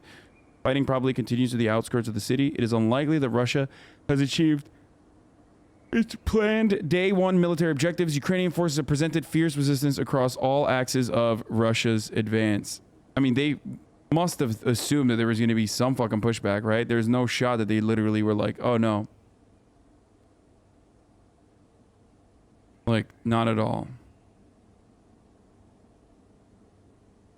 This is the explosion at 4:20 a.m. We saw it already. Oh, this is a different angle of it. Wait, that looks like it was intercepted.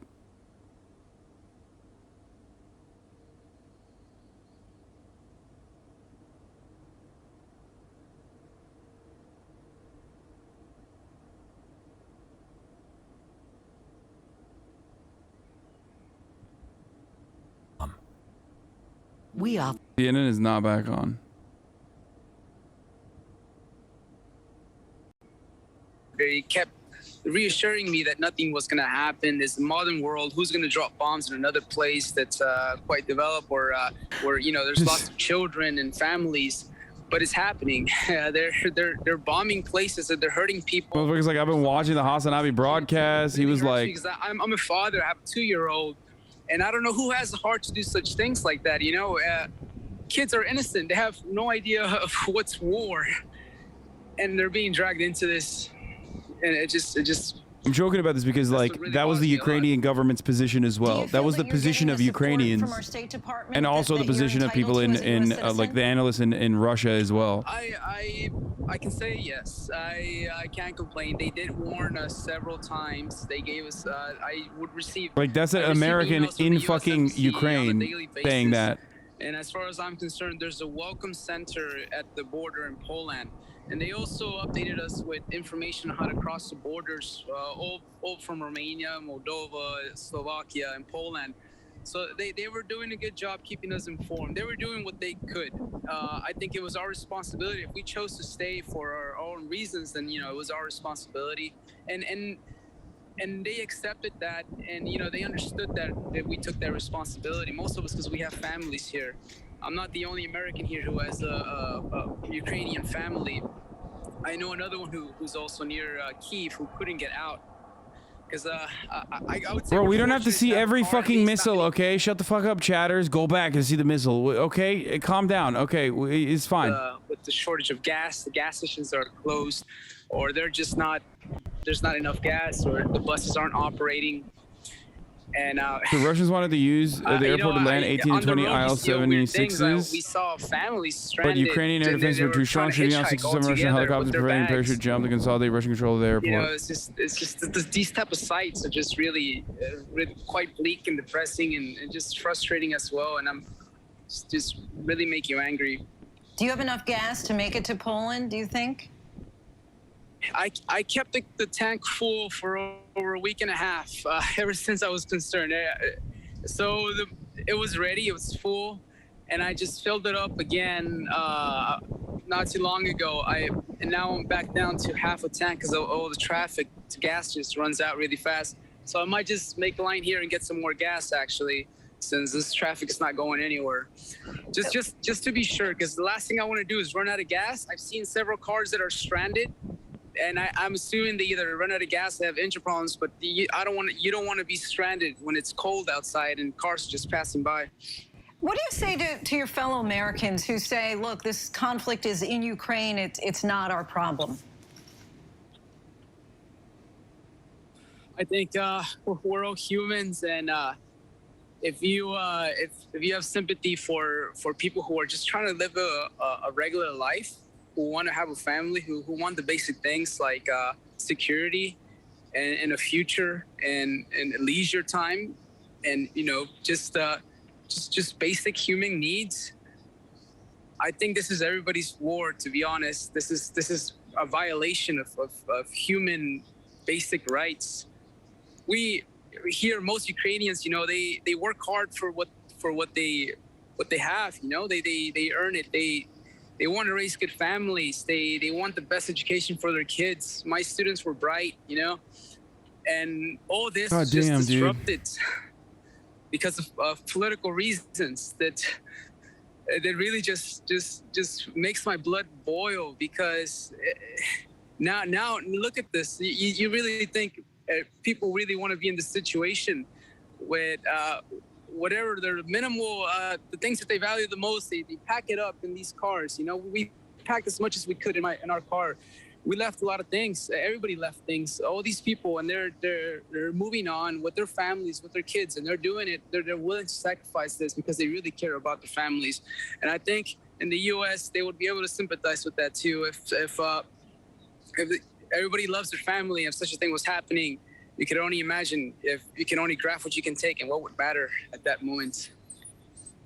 Certainly can sympathize, Juan, and I know my heart goes out to you, and especially at the National Police Headquarters, a line of people. I gotta pee. I want to hear what Ukrainians are saying about whether to flee or fight. Encouraging all Ukrainians to take up arms and fight. This man leaves with 2 AK-47s, even though he's never fired a gun. Do you know how to use that? To tell the truth, I am not good at it, but I understand. I just need to have to find some quiet place and figure out how it works. A nation known for its resolve, now fighting for its future. And Aaron McLaughlin joins us now live from Kyiv. Aaron, just 24 hours ago, there were so many questions about whether President Putin would actually be bold enough to send troops to the capital city. Well, right now it's again the middle of the night in Kyiv, right where you are. What's the situation like there on the ground tonight? We just heard from the Ukrainian President Volodymyr Zelensky. He gave the death toll to the country: 137 soldiers killed, 316 injured in yesterday's violence. He says he's still in the capital of Kyiv. He's still here, and he's urging people to adhere to the curfew, which is in place until 7 in the morning. I can tell you, it looks that people are listening. The streets are completely empty as people here are bracing for more violence. U.S. officials say that Russian troops are on the way to the capital. Gabe. Aaron, sadly, the death toll keeps rising there by the hour. Stay safe. Aaron McLaughlin in Kyiv for us. And as the world watches these attacks unfold and awaits the Kremlin's next move, we want to bring in NBC News national security and international affairs analyst Michael McFaul. He, of course, served as the U.S. ambassador to Russia under President Obama. And Ambassador, the Biden administration stopped short of sanctioning Putin himself, as we mentioned earlier. Why do you think the U.S. didn't go with a full list of options here? Well, sanctioning Vladimir Putin is more symbolic than real. It wouldn't change his life in any way, shape, or form. There were some other things they could have done, and they chose to do a very comprehensive set of sanctions, very comprehensive, probably the most comprehensive set of sanctions against Russia ever. But I think they left some things because they think that there's going to be more escalation, and they want to have something to respond to should that happen, including first and foremost, I know that they are worried about the overthrow, the toppling of the Ukrainian government at some point down the road.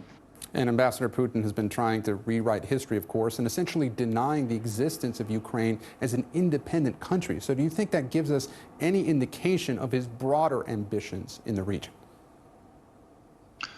I think he was very clear when he announced this war, this terrible, senseless. This motherfucker timed my pee. Where is it? Where is it?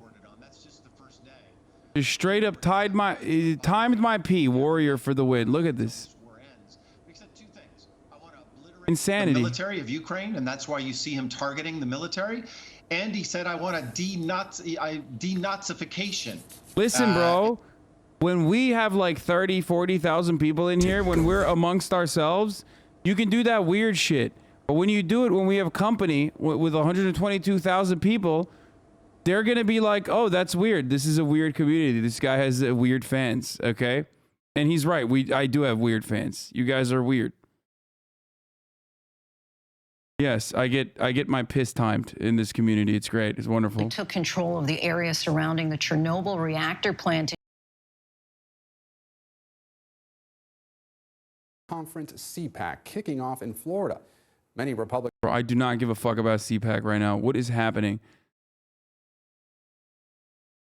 I feel like the first day of bombing happened, and then American news was just like, all right, yeah, bombing happened, whatever, GG's Ukraine. Now they're like moving away to other shit.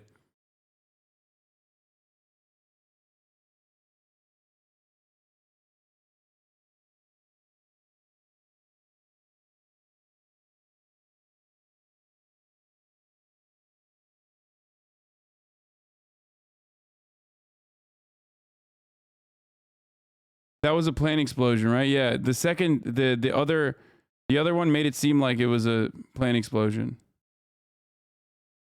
In this moment, I don't know whether I'd call it a risk. I think we have to appreciate that while in Canada we imagine that the United States is the center of the world post-pandemic is China, whether we like it or not.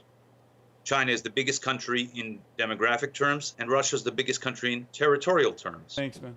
And combined, that is really the center of the world. It's the old Eurasian axis, the Eurasian crescent, and they know that extremely well. And we, to their imagination, are on the margins. We have to appreciate that, and then we have to play commensurately.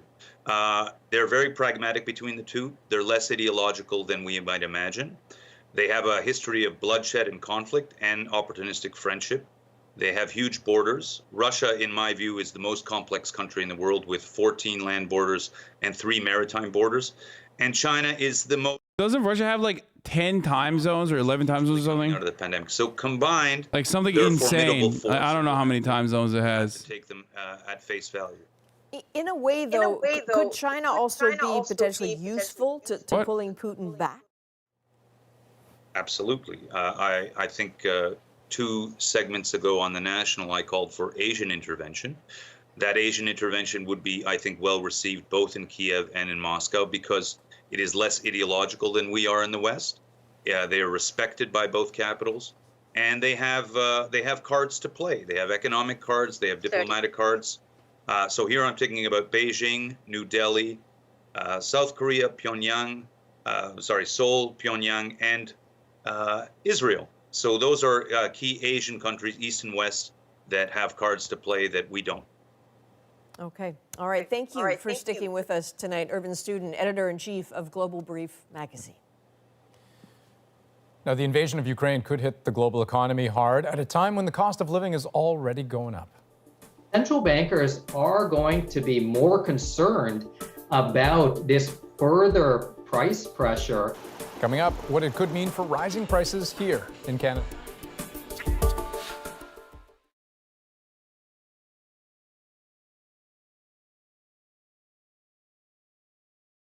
All right, let's see what CPAC is doing now too. Is what's next. Tomorrow here at CPAC, Marco Rubio and Mike Pompeo. Oh, fucking Marco Rubio, dude. What's he doing out here? He should be saving Ukraine instead. Turning now to money talks, what consumers and investors need to know. The crisis in Ukraine will, of course, be felt in American households. Oil prices surging above $100 a barrel for the first time since 2014. And it will send already high energy prices here in the U.S. soaring. Dasha Burns is in upstate New York with this story. As explosions and troop movements rock Ukraine, the impact of the now years-long crisis already being felt closer to home. The uncertainty in the region threatening to catapult already steep energy prices sky high. Families owe about $21 billion right now on their utility bills. In a normal year, it's about $12 billion. 1 in 5 Americans struggled to pay their energy bill in full at least once in 2021, according to a December study by Help Advisor. And it doesn't appear that Americans can expect much relief in 2022. You know, you kind of keep looking over your shoulder as an oil analyst in scenarios like this. Russia is a major producer in the global supply of oil. All that's going to come back to raise prices for American consumers. The cascading effects of the crisis leading from Kiev all the way here to the Woodstock Animal Sanctuary in High Falls, New York. What happened? U.S. intel predicted just hours ago major Russian mission attack is underway against Kiev, as many as 40. Is this another one that they intercepted, or is it the same one? It's another thing that they shot down, right? Whatever was shot down over Kiev was pretty big.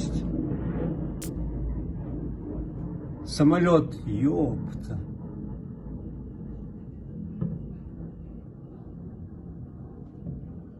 Жесть.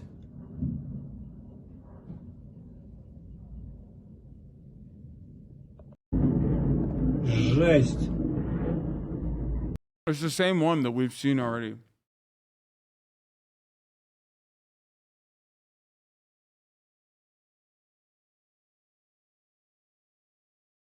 I wonder if it was a fucking bomber.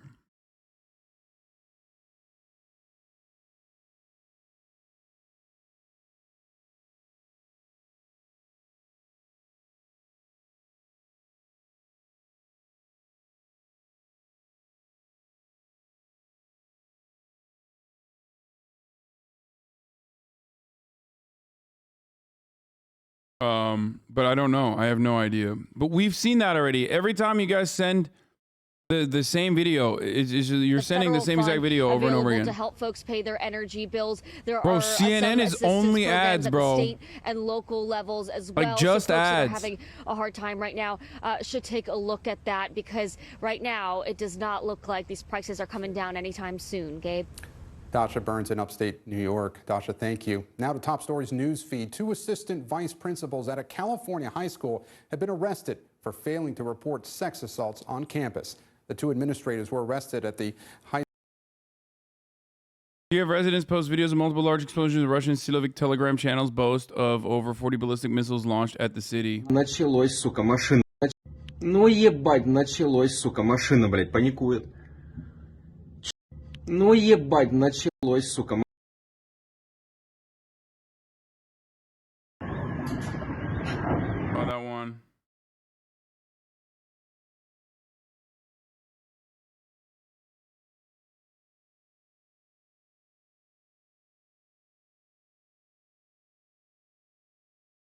I love Europe. Motherfuckers excluding sanctions over luxury goods or diamonds. Diplomats tell us the following sanctions are tricky. ITA, AUS, DE concerned about broad banking sector sanctions. Italy's resistance to sanctions that include railways. Wants to carve out for luxury goods. Wants to carve out for diamonds. Broad reluctance to sanction the energy sector. I mean, we already covered the energy side that they were refusing to fucking sanction.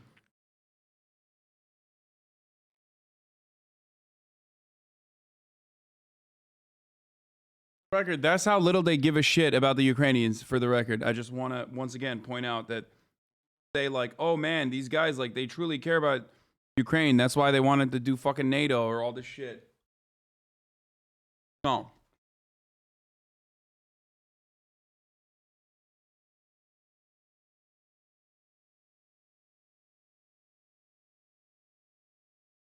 Tucker going buck wild? Uh-oh. What's happening in Ukraine, whatever its scale, and it's not totally clear right now, but whatever it is, it's a tragedy because war always is a tragedy, and the closer you get to it, the more horrifying it seems. It's the ugliest thing that men do, ever. Vladimir Putin started this war, so whatever the context of the decision that he made, he did it. He fired the first shots. He is to blame for what we're seeing tonight in Ukraine. The question is, once we've established that, and it's obvious, how should the United States respond to what he has done? So within minutes of the outbreak of the war last night, the usual liars on television began leveraging this tragedy for partisan political gain. If you've ever watched the aftermath of a school shooting, you're familiar with how they behave. It's contemptible. But we're going to ignore it tonight because there is too much else going on that actually matters. And the main thing that matters in any crisis is deciding what's most important, creating a hierarchy of concern. So until last night, the main purpose of our foreign policy was to prevent Russia from invading Ukraine. Obviously, that failed. At some point, we should figure out why. But what's our top goal now? Well, there's several of them. Here are the first three. First, and most obviously, avoid a full-scale war with a nuclear-armed adversary. And to be fair, very few people in Washington want anything like that. War with Russia is so obviously a bad idea. But that doesn't mean we won't have one. Wars often break out accidentally, or more often incrementally. Things escalate, and the next thing you know, you've got Verdun with many thousands dead. Now that shooting has started in Ukraine, it is entirely possible, no matter what they assure you, that Americans could wind up getting hurt in Eastern Europe. We should prevent that, but preventing it will require wisdom and farsightedness and emotional control, all of which are never in abundant supply in Washington, and especially now that everyone is justifiably upset. Again, what Russia has done is awful, but we could still make it worse. Mark Warner, the head of the Senate Intelligence Committee, just announced that Russia could be potentially close to triggering what's known as Article 5 of the NATO alliance. That's a collective defense principle.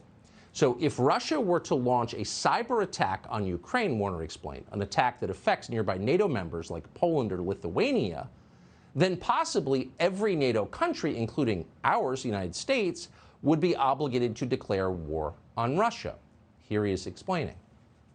One of the things that I'm gravely concerned about is if Russia unleashes its full cyber power against Ukraine, once you put malware into the wild, in a sense, it knows no geographic boundaries. So if the Russians decide they're going to try to turn off the power.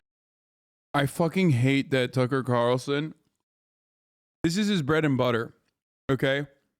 This is where Tucker Carlson is at his best, where he can posture as a populist, as though he's like anti-fucking war. When he has no fucking, like, this is how he postures as an anti-war person. Like, oh, I'm an isolationist, I'm anti-war. He doesn't give a fuck, dude. He doesn't give a shit at all. He's trying to use this as an opportunity to be like, this is why we need to attack China. What we need to do instead is focus all of our efforts on China. Power, turn off all the electricity all across Ukraine. Very That way he gets to that way he gets to show himself as like a different voice than the rest of the mainstream media.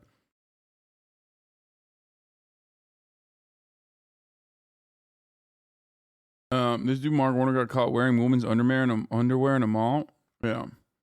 We know how he feels about war. We've heard him say Iraqis are primitive apes that deserve to be fucking glassed. Okay? Very likely that may turn off the power in eastern Poland and eastern Romania.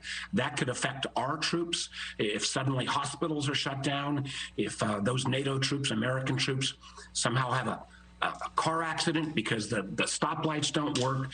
We are suddenly in an area of hypothetically an Article 5. It's fucking insane, by the way. Can you imagine invoking Article 5 and possible fucking nuclear war? Stoplights breaking, dude? Yeah. That's a great idea, man. Thanks, Mark Warner. It's awesome.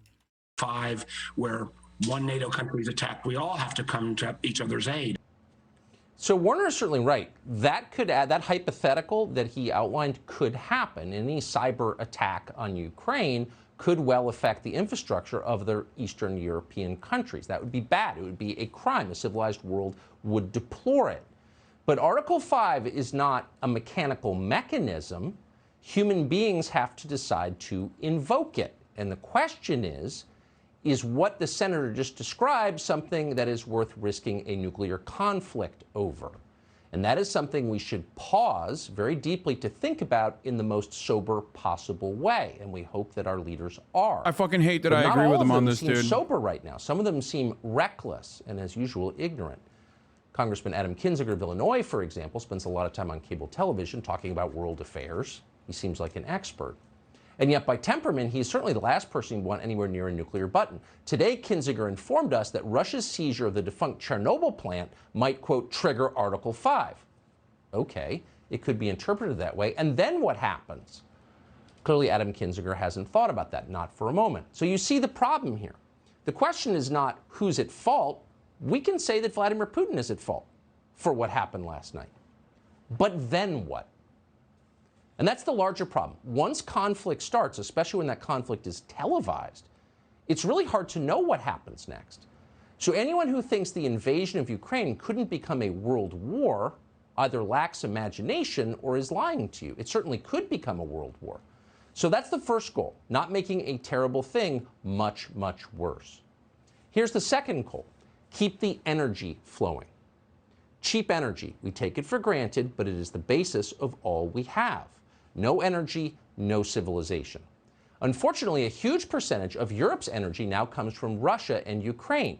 The European Union relies on Russia for roughly 40% of its natural gas.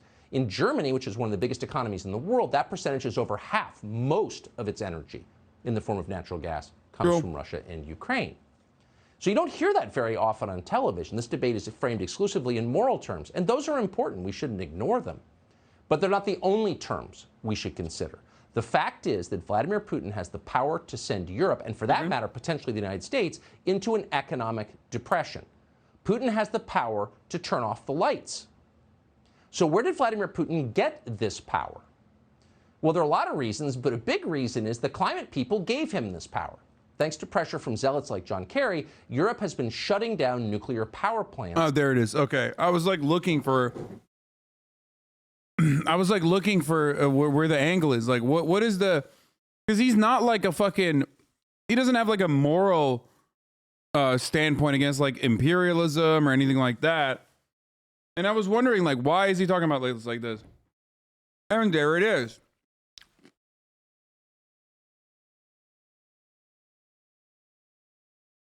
Yeah, the energy dependence that people have on Russia is actually the consequence of like, environmental protectionists.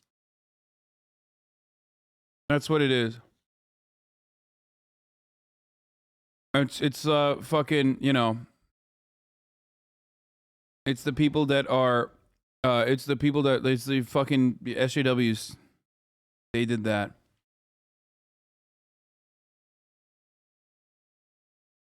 That's nice. Not only that, but also I don't agree with him talking about like Russia's. He of course Once again, is not he's not wrong about nuclear power, though. Dude, nuclear, boys, shut the fuck up, dude. Are you going to build a nuclear power plant in 10 years? Shut up.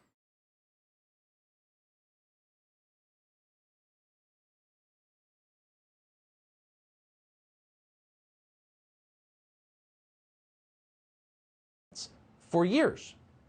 And that's a very confusing strategy. If you're worried about climate, nuclear energy is not the problem. Nuclear energy is the solution.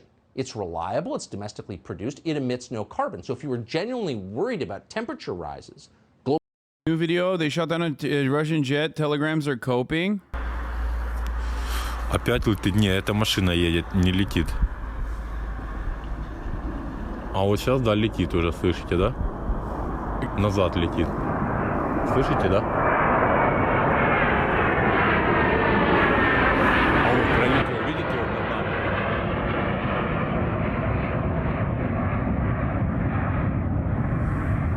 Полетел на Борисполь, видели, да? Громко, да. Ну, на Борисполь. Я сказал на Борисполь, он не на Борисполь полетел. Ну, надо что-то же говорить. Okay, where the fuck is the... боже. Oh, there it is. Боже, вот это взрыв только что был. Смотрите, смотрите, ребята, боже. Смотрите, атакуют. Видите, да? Смотрите, ребята, взрывы. Господи, начали атаковать Киев. Вот. Начали бомбить. What did he say? Боже, what did he say? Does anyone know what the fuck he's saying?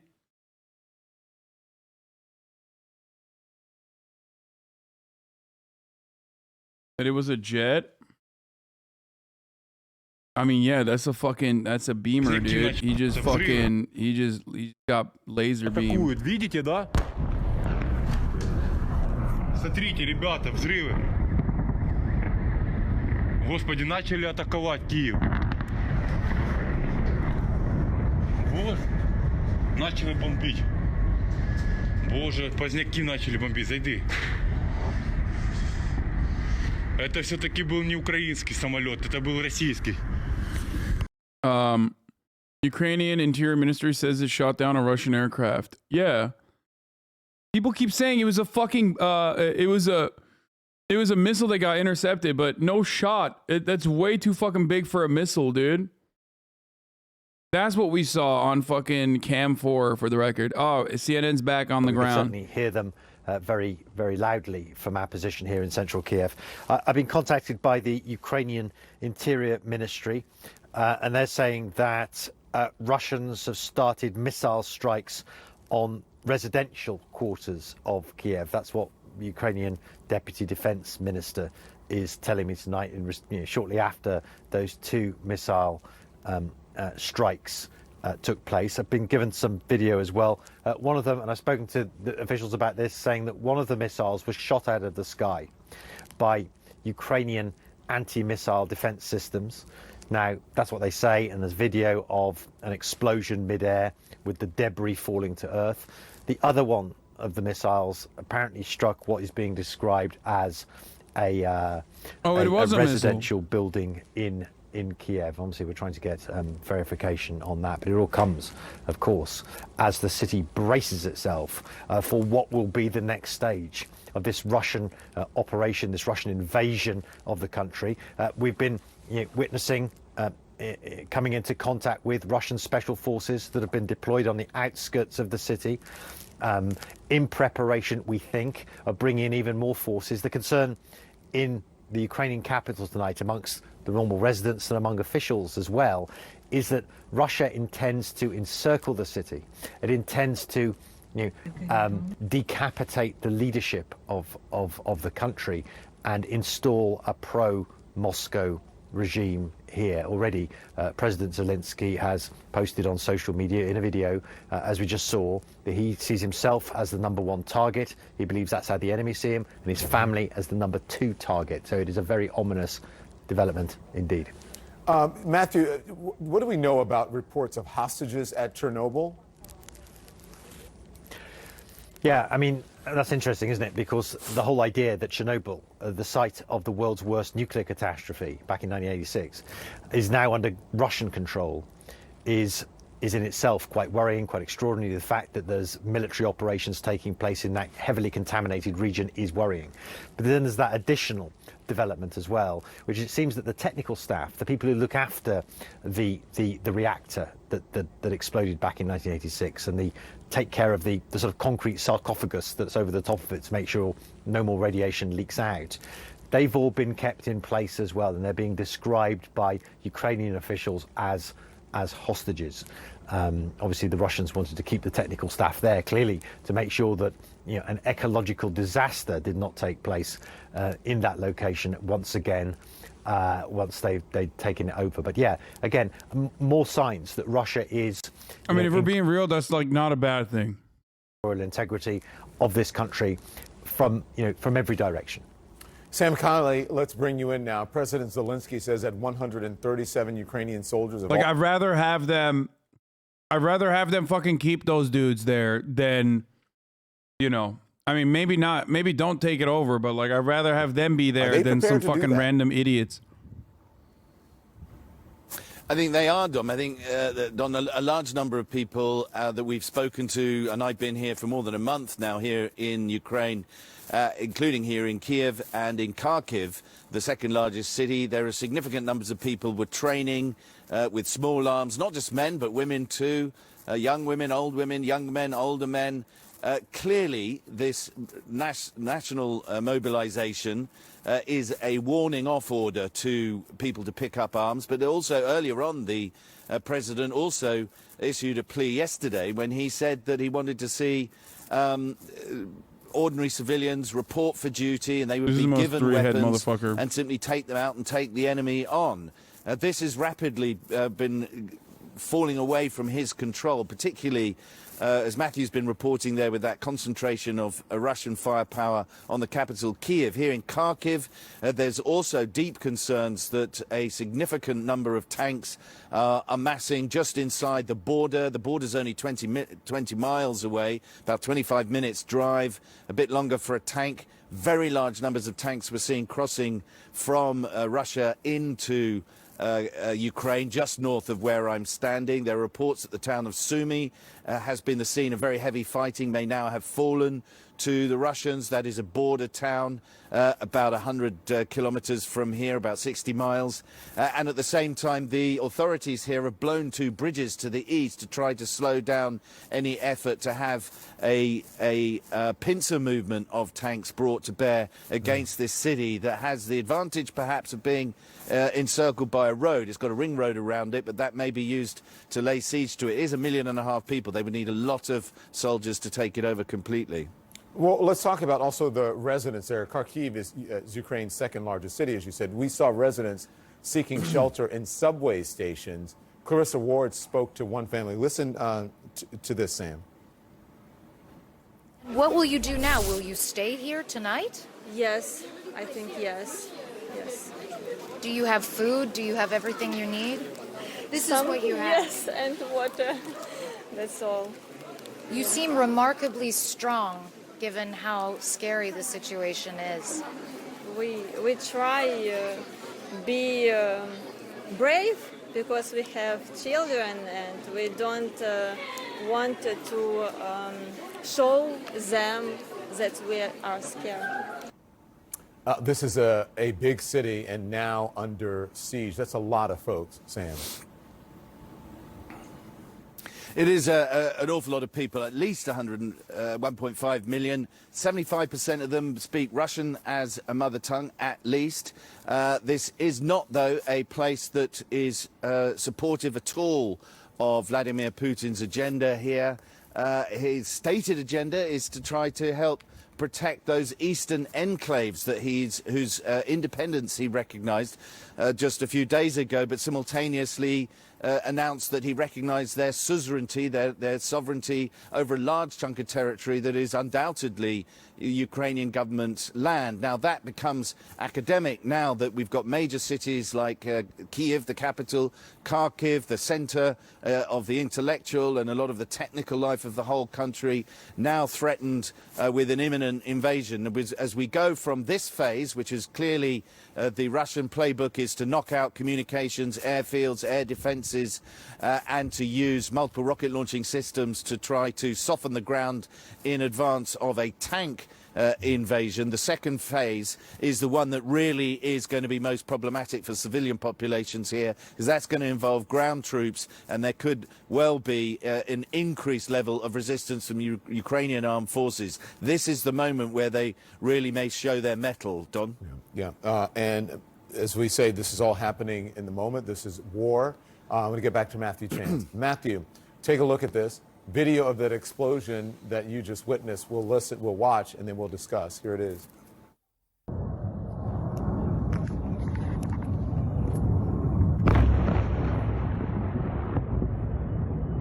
It's kind of sad to see that, like, their fucking coverage is literally just the same as ours. Like, they literally go after open source intelligence info and they just post that on fucking CNN. Like, that's, I mean, I guess, like, that's basically what we're doing here, too, which you look at fucking open source shit and then verify it or try to verify it. And that's basically the same as what they're doing here. Oh, well, that was the first incident tonight that we've witnessed, but obviously, except for, of course, yes, Don Lemon fucking having to defend himself in real time against like 124,000 people, some of which are just in here to be like, dude, you fucking suck and I hate you. Also, none of them will ever demonstrate the bravery to tell you that I would suck Putin's cock if it meant stopping this invasion. Okay? You know, that's the reality. Like, that's the Hasanabi broadcast guarantee, is that I will tell you. I'll tell you how it is. Okay?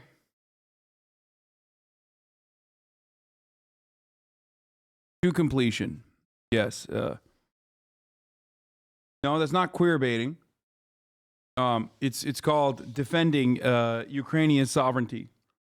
It's called not being a selfish person. Okay? Anyway,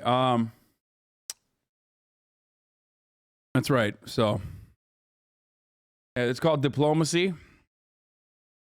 It's called, a person who has dedicated his life to the anti-war and peaceful movement, okay? I would be his mother as well. Yes, this is true. I would be Putin's mother. I, unlike Austin, am not a selfish top. Okay?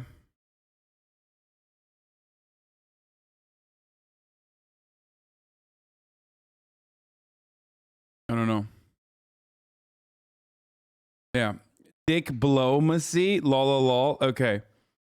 That's a pretty good one. I'll hand that to you, and I'll also hand you this top of the hour ad break. Okay? I'll hand you the top of the hour ad break because that's what's coming right now. At 7:15, 15 minutes into the top of the hour, I forgot to run it. But if you no longer want to see those ads, all you need to do is subscribe. You can do that for $5. You can do that for free with a Twitch Prime. By connecting your Amazon Prime account to your Twitch account, you get one free Prime subscription. Or if you're lucky, you can get gifted a sub. Here's the 1 minute ad break now. I was forced to quit my country, and I didn't want it. So I'm not sure if it will be safe to stay in Poland and even anywhere in Europe. Our ABC team on both sides of the Ukrainian-Polish border tonight. This is one of the main border crossings in and out of Poland. Now they serve about 3,000. Hi, dude. New here. Wonder how many people have a different take? I really can't agree with a lot of stuff that's being said. Do you ever do live discussions with people? No. 123,684 people in here, dude. You think I'm going to stop everything to just talk to you individually? I mean, I just did, but like, no. Other than that, no. Freaking weirdo. For civilians fleeing all-out war. Hundreds gathering in this town square, singing a Ukrainian song called War That's Not Yours. They chant in support of their homeland, not surprised Ukraine is under attack, but stunned nonetheless as Russian aggression engulfs their nation. These women with a message for the world. Their town was bombed today. That was kind of scary because I woke up because of the news that my town was bombed and the whole Ukraine was under the fire. Where is your town? In the eastern part? Yeah, like Donbass. Oh, it's in the Donbass region? Yeah. So it's basically like... So you've been dealing with this for all these 8 years we were... Right, but did you ever think Vladimir Putin would bring his people in and claim the territory? Well, everyone expected that, to be honest. It was just a matter of time. As their voices rise in defiance, their hearts, they say, are broken. This woman from Volyn in western Ukraine, struggling through tears, speaking the language of the very country attacking hers. She tells us the world must see what's happening and come to help. Baja Sosnowska tells us she's studying and living here in Lublin. She doesn't think anyone can stop Vladimir Putin. In fact, she's considering leaving Poland, as she thinks the NATO ally could be next on Putin's list. You think? Yeah, Poland's he's next? mentioned it before. Oh, maybe not directly next, but he's mentioned that he wants to get Poland. I mean, Poland and Russia have never been on good terms, I don't think. Russia took over Poland ages ago. They're going to come. We might not need a NATO invasion to get pulled into war. There's British and American volunteers helping repel Russian forces in Ukraine. Dude, if you think that implies active duty service members, you're out of your mind. Okay? No fucking shot.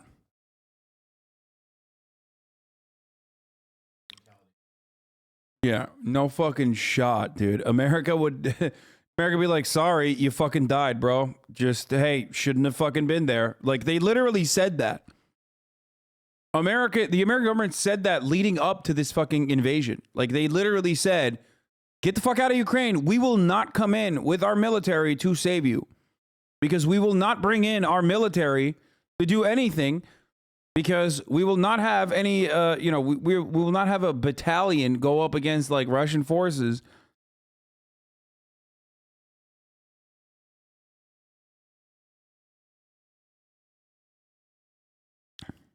A lot of Ukrainians who either live here or just come here on a daily basis. This is a really nice, quaint town, and there's a downtown area where tonight there are bustling restaurants and even nightclubs. So there are Ukrainians here who are worrying about their families there. I spoke to one family today, young family from Ukraine. They live in Lviv, and last night they came here. They were worried about a potential attack. They came here with their one-year-old son, Marco. They spent the night. They woke up this morning, and they realized there was the attack. Last night, they didn't know that the Russians were all around Lviv. Today, they learned that and realized they can't go back. So they're here. They're one of the first refugee families here, and they didn't even know they were going to be. They can't go back. They said, I don't know if it's going to be a day, a week, a month, a year. Lindsay, they just don't know. They just don't know. Phil Lipoff reporting in from Lublin, Poland tonight. Thanks so much, Phil. And for more context and analysis, we bring in ABC News contributor and retired General Robert Abrams. General Abrams was an advisor. Oh, this is my favorite, dude. I love this guy. He's like, at nighttime, they strike because everyone goes bye-bye, sleepy time. You like to wear pajamas at nighttime and you go sleepy time. That is why the tactical advantage in that situation is to attack in the dark. My eyes no see good in the dark. We're on this exact show. You asked me what's the indicator of the imminence of this attack, and I told you it was the closure of the airspace in eastern Ukraine. And since that moment, we have seen a massive offensive operation broadly from 3 general areas by Russian forces into Ukraine, with really 2 objectives as stated by President Putin. One is to demilitarize Ukraine, which I read to be destroy or disarm the entire Ukrainian military, and to denazify Ukraine, which I read to be to remove the free, democratically elected government of Ukraine. And what they have done, what we've seen over 24 hours is a systematic military operation, first with massive missile strikes to give Russia air support. I love that guy, dude. Another bomb in Kiev at 5:21.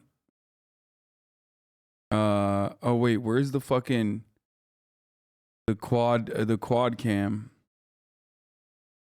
Does anyone have a link to the quad cam?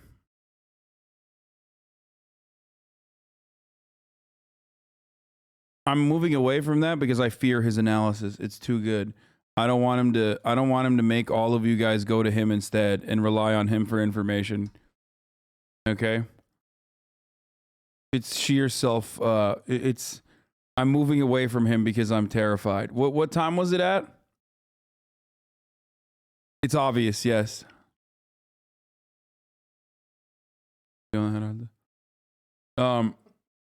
Go back like 5:21. Bro, it's literally 5:22. What do you mean? Did it just happen?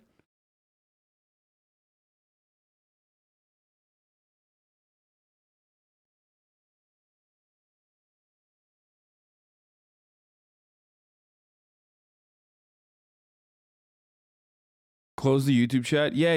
They're spamming the N-word, okay? It's YouTube. Of course they are. Don't be crazy. I know. YouTube chat is cursed.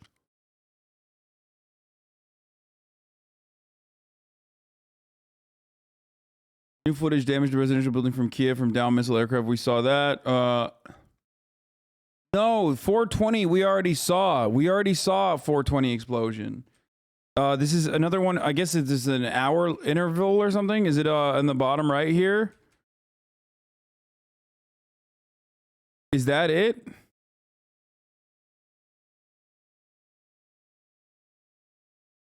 I don't see it. 520 separate explosion in Odessa.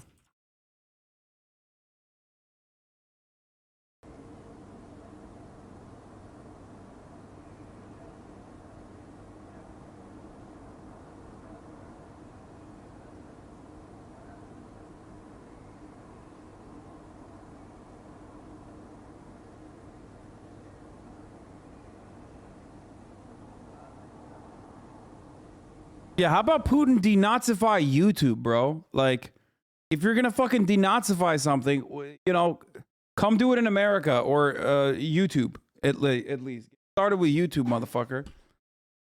They can't stop spamming the N-word out here. Look at that. Racism is evil, and then everyone else is spamming the N-word.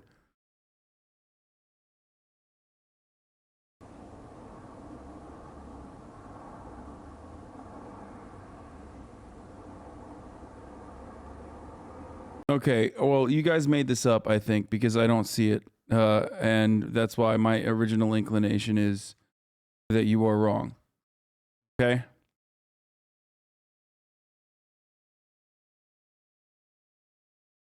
$521.03? Wait, really? Stop. Okay. Are you gonna fix this? Respect? Stop.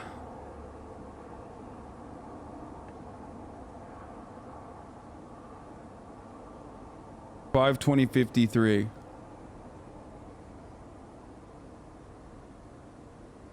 You're looking. You hear it.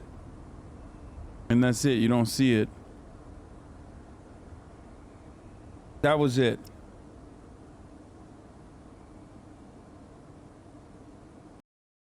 God damn it. That is ridiculous.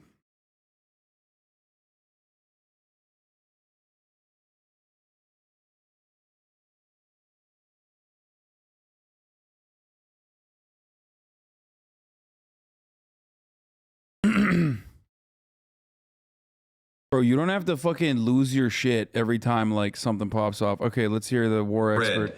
That those countries, especially on the eastern flank of NATO, they are very concerned and they're watching it very closely.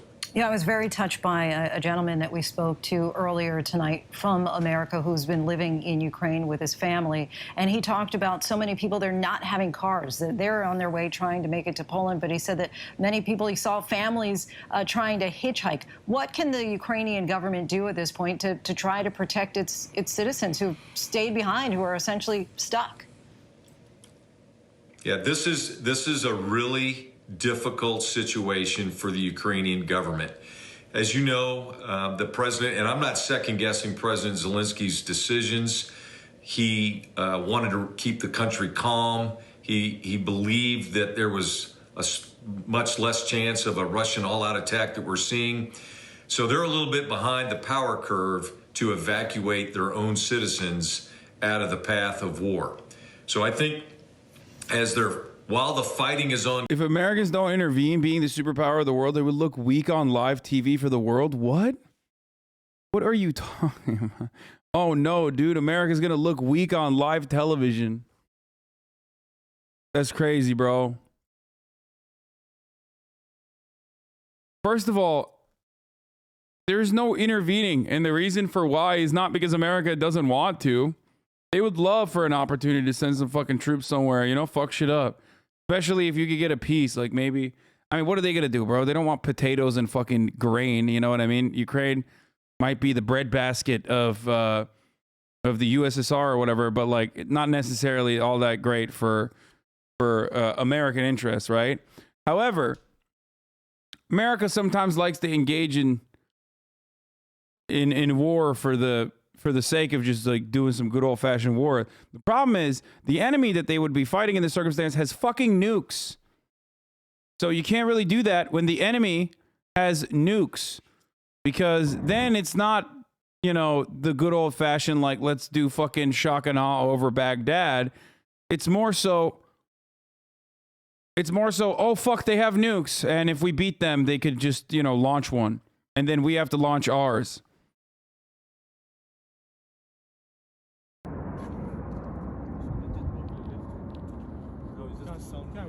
What are those? Are they attacking or are they defending? The man is running. Fuck! Hold it! Bro, what are they doing outside, dude? I don't understand. Like, what the fuck is up with Ukrainians, dude? Homies are out here fucking walking their dogs, like the dogs are peeing. I mean, I have, but like, you know, Marat's asking me, have you literally never met a Ukrainian person? It's just fucking insane, dude. I mean, there is something very strange with the way that like Eastern Europeans operate. I don't understand it. They're just like, fuck it, you know, bombs are exploding. Shut the fuck up, you piece of shit. Take a look at what other comments this person said. Also, they killed 2 Greeks in Ukraine. Fun fact. Wait, what? The fuck? I mean, he's not wrong about that, but also that's not even a fun fact. That's like a terrible fact.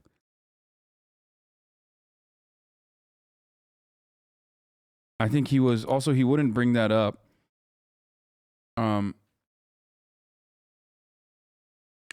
It's safer to be outside of buildings, buddy. They are not bombing roads. No, I mean, wouldn't there be like shit falling off on the roads though?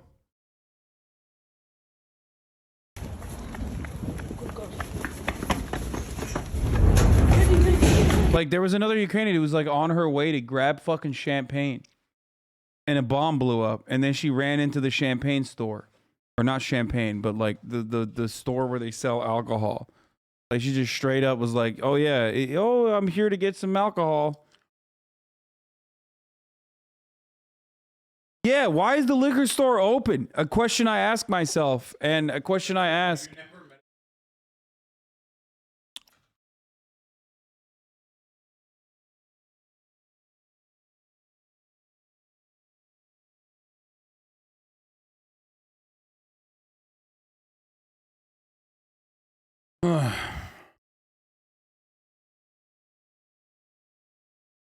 Based.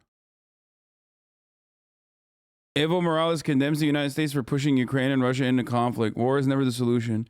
We are from the culture of peace. Bolivia is pacifist and anti-imperialist. We condemn U.S. interventionism that has pushed Russia and Ukraine into confrontation. Europe cannot become the theater of U.S. operations against sovereign countries. Oh, people are going to be so fucking mad at this. They're going to eat him up in the QRTs, dude. Listen, Evo, I'm going to tell you right now, brother, you can't be saying stuff like that. There's a lot of America defenders out there who literally are like refusing to admit that America 1000% one, dangled NATO membership in front of Ukraine, two, goaded them into saying like giving them guns and being like, come on, go do some shit. And then literally fucking got Russia to, take severe fucking actions without actually doing any sort of diplomacy. Russia is still at fault here. Russia is the main actor, the main responsible party. And then dudes will literally turn around and yell at you for mentioning that. Louis C.K. is playing an $11 show in Kiev tomorrow. Russia is the baddie. Everybody knows this. Everybody recognizes it. Everybody understands this. I think I need to, here. Okay, I'll just put it right here.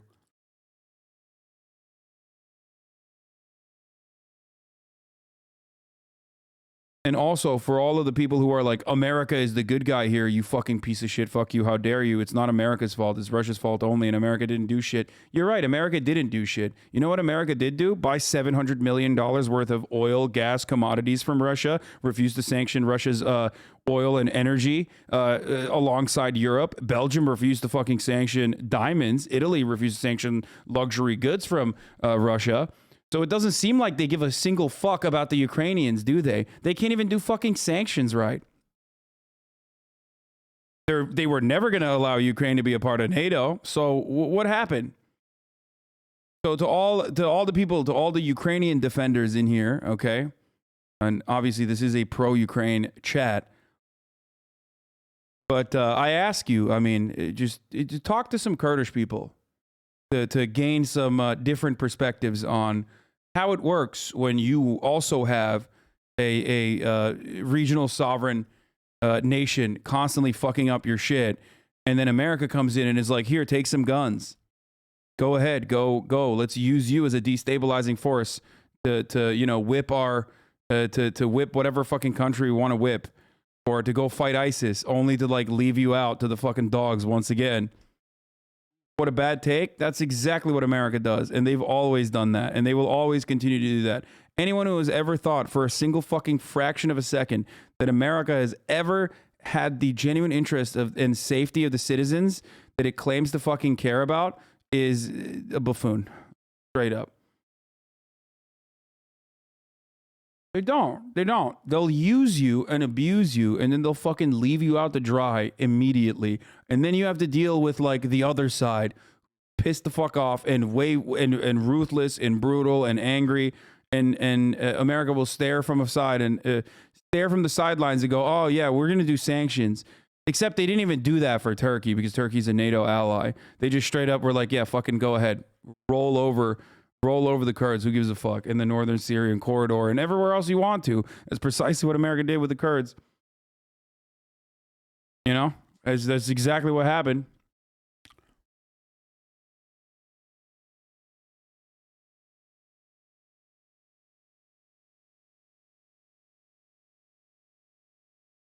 Not a take is literally our country's history chatters.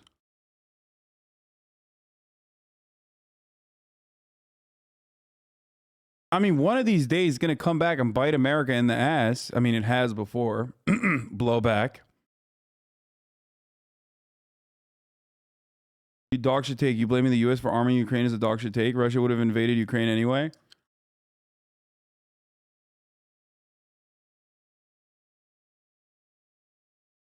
Maybe. Probably. Sure. I'll give it to you. I'll say yes. Except, why did they fucking lie to the Ukrainian people and act like they were going to invite them to NATO then? To make matters even worse. Why did they allow Putin to even have a talking point at all? If they were going to fucking, if he was going to invade regardless. Why? Why did America even give Putin that talking point?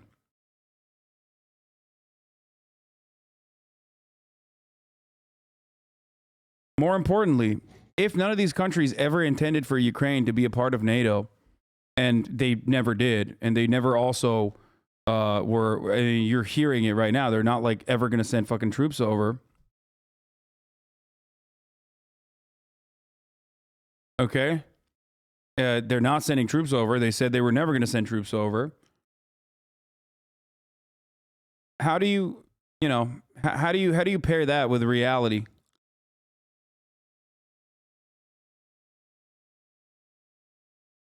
Why haven't they? Why are they just saying like, here, take a fucking gun, take some guns, you'll be fine? Another bad take from you, just like how you said they won't invade Ukraine. Yeah, I was wrong about that. Are you saying that they won't? Conflicting reporting on the Kiev airspace. Are you saying that they will actually send troops into Ukraine? Is that what you're claiming? Do you think that they will do that?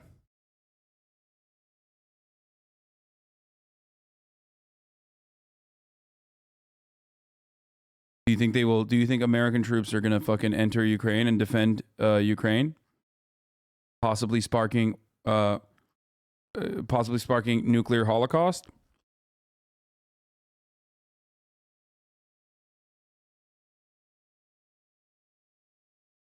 Ukrainian tacos. Honestly, I did not think it would happen as well. I'm devastated.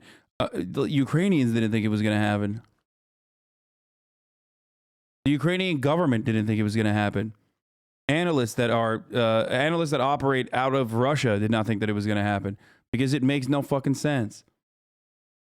It's insane. Claiming the explosion was a Ukrainian pilot now. CNN reporting now the explosion over Kiev tonight was a Ukrainian Su-27 shot down by a Russian anti-air battery in the city suburbs. Ukraine has lost the skies over its capital. Grim. Wait, so it wasn't? The object shot down over Kiev was a Russian caliber cruise missile, Ukrainian Deputy Minister of the Internal Affairs said. Okay, I don't know which one it is, but it did seem like a fucking...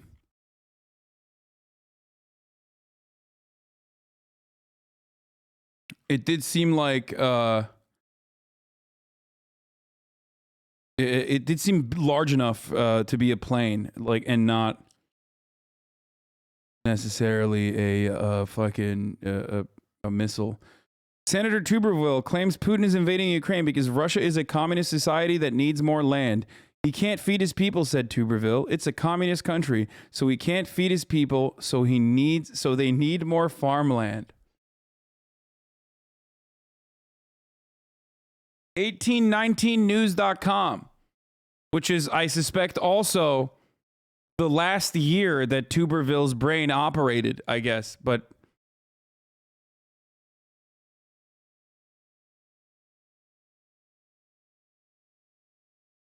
you know, if there's one thing Russia does have, if there's one thing Russia lacks, it's land. So what a great take. If there's one thing Russia absolutely lacks, it's just land. They don't have enough land. They're constantly thinking, how will we fit all of these people in our 11 time zone country?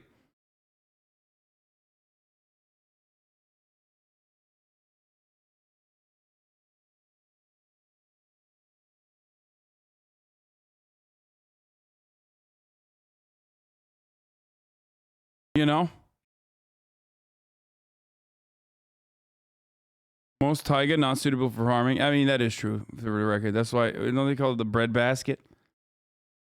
But again, that doesn't matter. It's fucking ridiculous.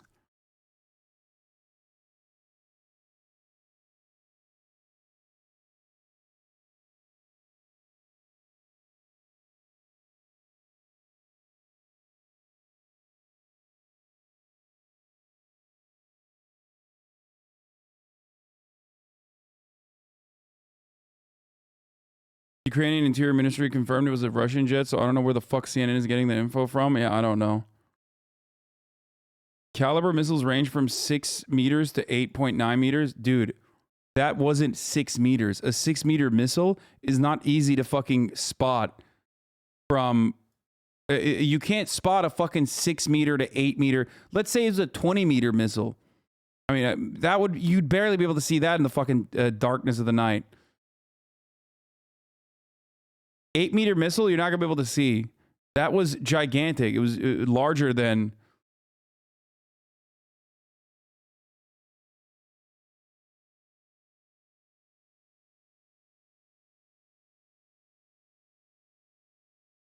Where's the article where U.S. bought oil from Russia the other day? Bloomberg.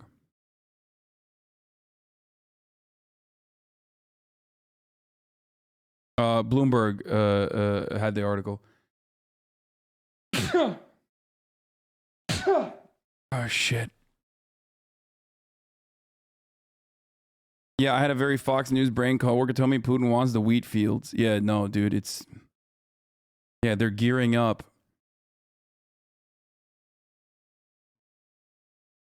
They're gearing up for a long winter. That's why they need to fucking make sure the Ukrainians are not hoarding the wheat supply. That's why they actually invaded Ukraine. Yeah, you know, Putin was like, I fucking hate Stalin, but also, you know, we're gonna do that.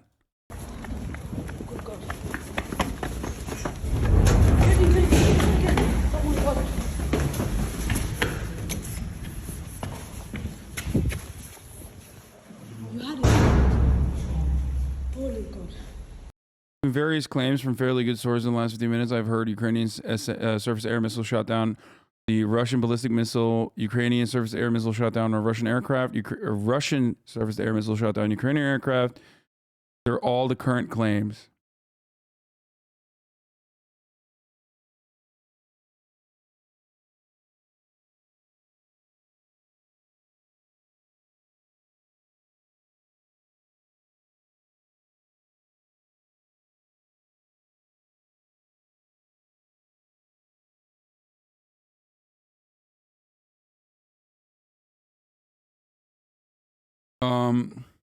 I did see Louis C.K. being in Kiev. I think the funniest thing, I'm sorry, but like the funniest fucking thing is that Louis C.K. is in Kiev right now. I still don't know if that's real or not. I feel like it's so fucking stupid that I cannot comprehend why or how that's real. The thing that definitely is real is Sean Penn being in Ukraine, there to document the invasion. That does make sense. That is very... How will this affect the trout population? Yeah, oh my God, it's actually real. That's crazy. Stop it. Stop it. Tickethunt.net. Choose ticket for Louis C.K. live in Kiev in English. Are they 30% off? Oh, damn, dude. What a steal, boys. You can get a balcony seat for 30% off, dude. That's crazy. Pog, let's go. Chat, we're going to Ukraine.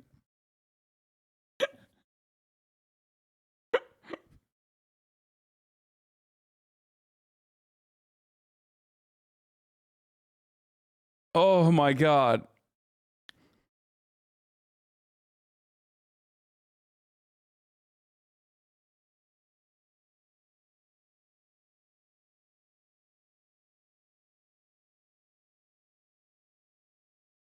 You think Louis C.K. is in Kiev? I don't want to believe it. I don't believe it, but I have seen a bunch of people actually report on it. I think New York Post actually said Louis C.K. was in Kiev. I need to know if actually he is.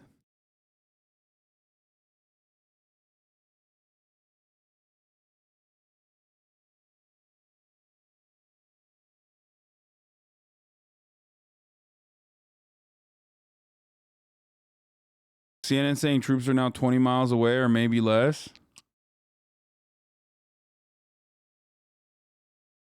What's your take on Zelensky's hostile policy towards Russia? You keep saying Putin is bad, USA is bad, but you barely mention one of the key actors, Zelensky. I think Zelensky is nothing. Like he's feckless, he's ineffective, he's not a thing, he's not an element. Like, I don't think he's a key actor at all in this circumstance. But the tour insider tells Yahoo Entertainment that Louis C.K. is currently in Amsterdam after wrapping shows in Tel Aviv, Israel.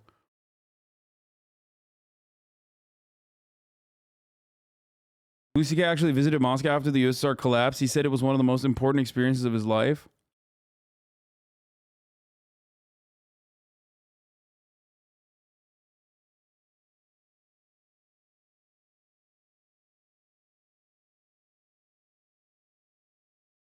Is Bald actually in Ukraine? What the fuck's he doing? Somewhere on the Ukraine-Russia what?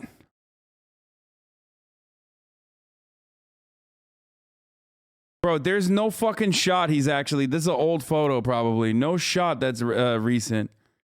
No fucking shot he's actually there. I mean, this motherfucker literally went into Chernobyl, so I wouldn't be surprised if he did go. He is a psycho. Do you think Russia has waged false flag operations against its own country in terms of the Beslan school siege in the 1999 Moscow apartment buildings? Bro, I'm not trying to fucking get a steady... I'm not trying to eat fucking the polonium, okay? For breakfast when I wake up tomorrow. He is actually there. Check his story. Shut the fuck up, dude. No way. A lot of people saying I'm praying for you, Bald, etc. I know you mean well, but this isn't about me in any way whatsoever. Stop it. I'm a wealthy Westerner who will soon leave Ukraine and go back to his normal life with a story to tell. I lose nothing here as long as I'm not stupid and try to go to the front. The people to be concerned about are the people who will be affected by this. Damn, that's like... Baldy is... Dude, COVID really changed them, I feel like.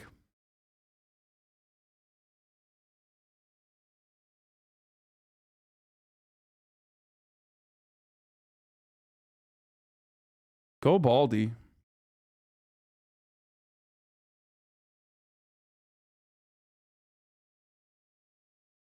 I am the dog shit take guy. Thanks for your answer. Ukraine was attempting to join NATO. NATO just postponed it to not seem as the bad guy. Letting Ukraine into NATO would instantly be war. I do agree they should have joined. The West made a bad move on that. Bro, the two fucking countries that supposedly were going to join NATO under George W. Bush, or George W. Bush reigniting talks about fucking allowing two countries in the NATO, have now been invaded by Russia. One is Georgia in the exact same identical capacity where there was reasonable interest in defending the safety and security of Russian civilians, and that's how in 2008, immediately after George W. Bush said Georgia and Ukraine should be allowed into NATO, even though every other country at the time said no. Every country said we have security concerns about this. This is probably not going to be okay. The internal documents that we showed earlier on the broadcast said that this would be the red line for Putin and that he would not allow this to happen. Also, the two countries that George W. Bush mentioned are now invaded.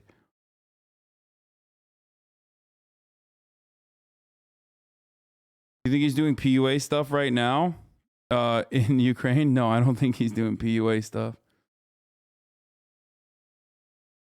2 days ago, Baldy was posting on a story that nothing was happening in Ukraine and the Western media is lying. He switched up pretty quick. Bro, I think I've talked to people with Ukrainian relatives and shit. Like, none of them were freaking the fuck out. Or the people in America were freaking the fuck out about Russia potentially invading Ukraine more than the people in fucking Ukraine. We covered it already. They didn't have they weren't evacuating. They weren't there weren't long lines of fucking ATMs. There were not long lines leaving the city. It's because no one thought that this would fucking happen. Not because, and so did I, by the way, because of that. And a bunch of other reasons.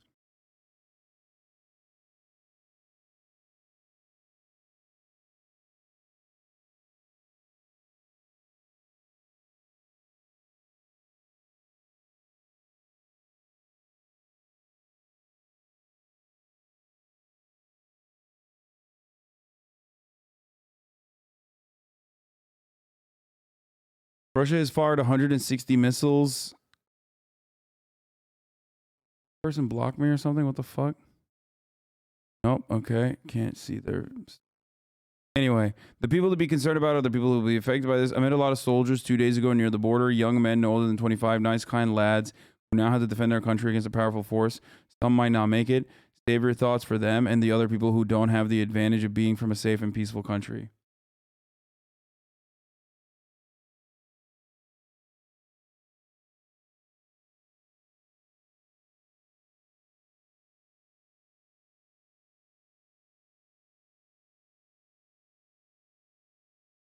By the way, while we're talking, Russian soldiers are still advancing on Kiev, and I mean, it was like 20 miles, and now it's 15 miles out.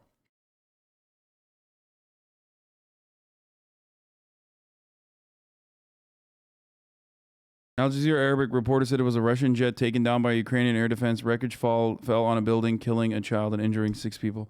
We'll wait for confirmation from the Ukrainian carrier. Ukrainian Defense Ministry reported roughly 800 deaths of Russians. China has now sent planes to Taiwan for the second time in 24 hours. Taiwan has warned Chinese aircraft in its air defense zone. That's cool.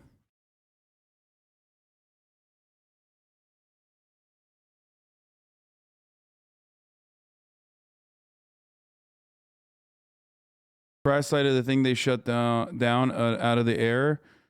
Mayor Vitaly Klitschko said that at least 3 people were injured as a result of the explosion, one of whom is in serious condition. Rescuers continue to work at the site of the tragedy and do not rule out the chance of the apartment building collapsing. Dude, that's fucking bananas. That's the craziest part. Like, there's active war fucking happening. I mean, this is like fucking Russia is doing this, of course, and it's insane. But like, you still have a city that's alive, you know? You still have, you know, you have the fire department working to fucking put out a fire. You have real people living in those buildings, which now might collapse.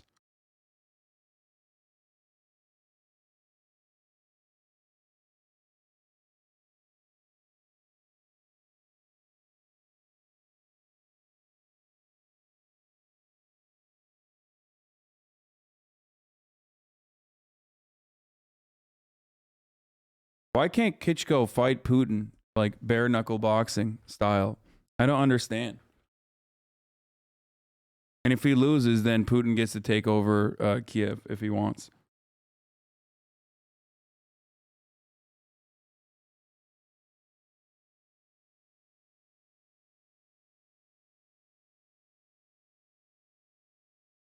You know, gentleman's duel.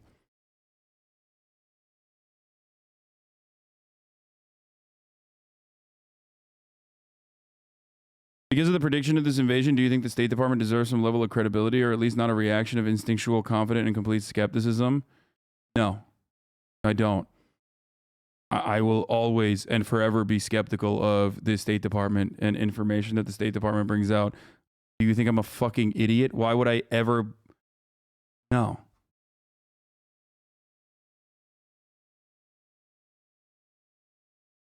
That's an incredibly, horribly fucking stupid take. I'm sorry. That is just what the fuck, dude? Yeah, no, totally. The 900 things that they've gotten completely wrong or straight up falsified leading up to this moment are completely inconsequential because they're right this time. Sure.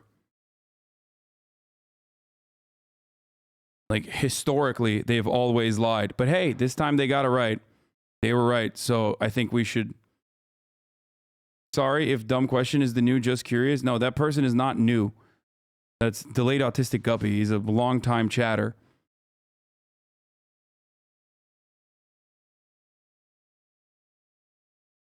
And let's be real, they probably got lucky.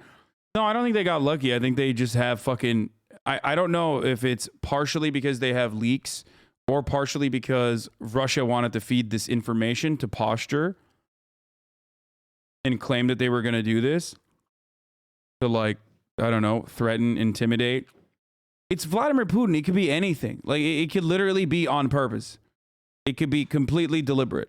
He could have completely and deliberately leaked this information, this intelligence, and then acted like he was not going to do it, just to do it anyway. Remember the Adam Curtis video that we watched, where it talks about the propaganda dude for Vladimir Putin, saying that like all of the madness and mania that you see in his administration is completely deliberate. Like all of it. Opposition to Putin that is built up is still built by Vladimir Putin.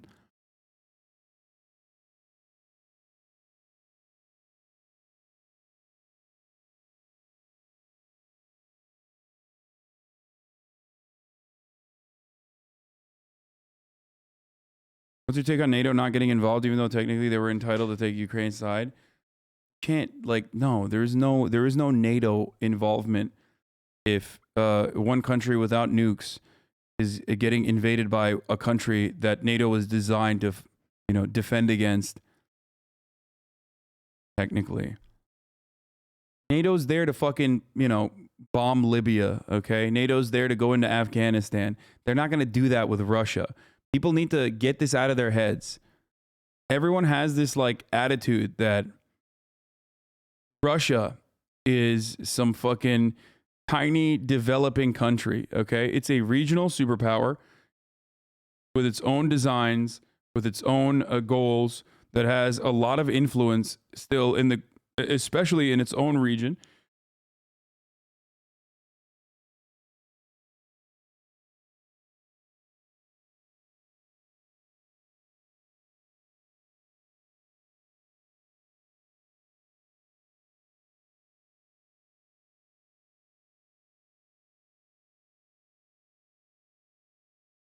And that supplies Europe with energy.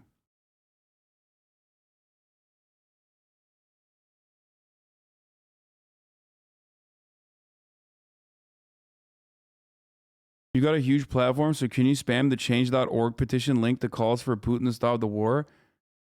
What? You think a change.org petition is actually going to get Putin to stop the war? What?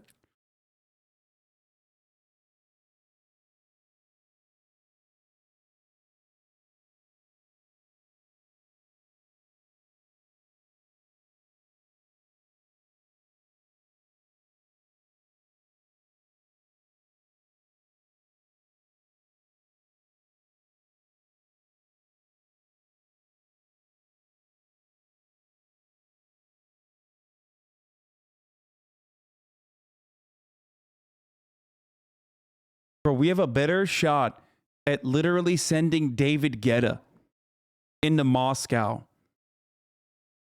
Okay, so we can stop Vladimir Putin personally by dropping a fat beat like he ended racism. Then you have a shot at like... I mean, it was probably fucking... It's a joke. There's no way the Catus is like, there's no shot that he was being serious. The fucking troll in this community.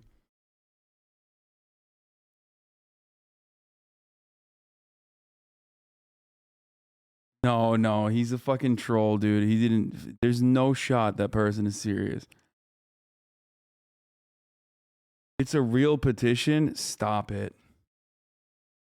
Get the fuck out of here. Ukraine, war is madness. Stop the war in Ukraine. Oh shit, dude. 307,000 people have signed so far. Once we get to 500,000 signatures, it's over, dude. It's fucking over, dude.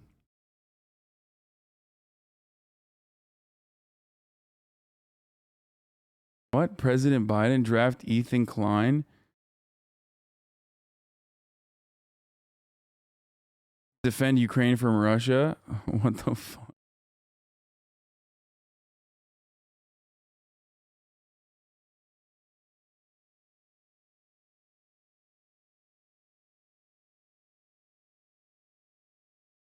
I was wondering, like, what is less powerful than the UN Security Council? Like, talking about how, Vladimir Putin needs to stop this now. And I found it. This is it. I think if there's anything that is like, that has less power than Then the UNSC members being like,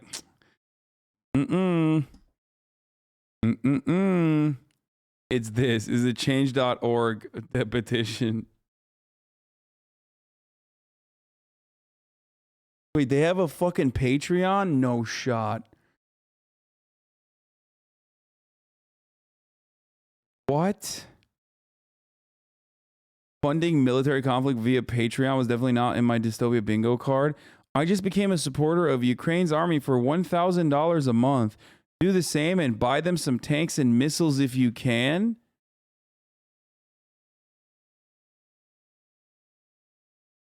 Are you joking? You just gave some random person $1,000, dude.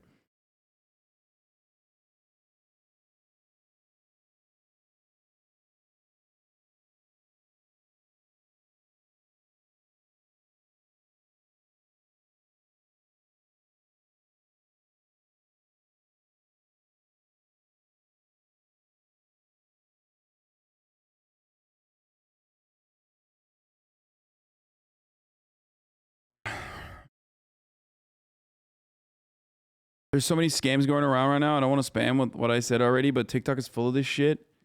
Dude, that is so fucked up. Like, fucking wars popping off, and like the first thing that you do, the first thing that you want to fucking do in that situation is like, try to fucking scam people. It has 14K Patreons? No. While others are trying to flee the country altogether, rushing toward the border, creating a possible humanitarian crisis unfolding right before our eyes. This is military vehicles and tanks roll through a Ukrainian checkpoint from Belarus. And about an hour from Kyiv, the so-called Chernobyl zone, the site of the worst nuclear disaster of all time, is now reportedly under Russian control. In Russia and across the world tonight, protests speaking out against the war. Today, President Biden announced more sanctions, saying Putin chose this war. Now he and his country will bear the consequences. Our team is standing by in Ukraine, Poland, and Russia tonight, and we will talk. Motherfucker's about to be like, dude, Hassan, imagine buying a fucking vehicle instead of buying a tank for the Ukrainian military, you fucking piece of shit. No, it's legit and linked to the Ukrainian government site too. The original tweet shared underneath. Are you serious?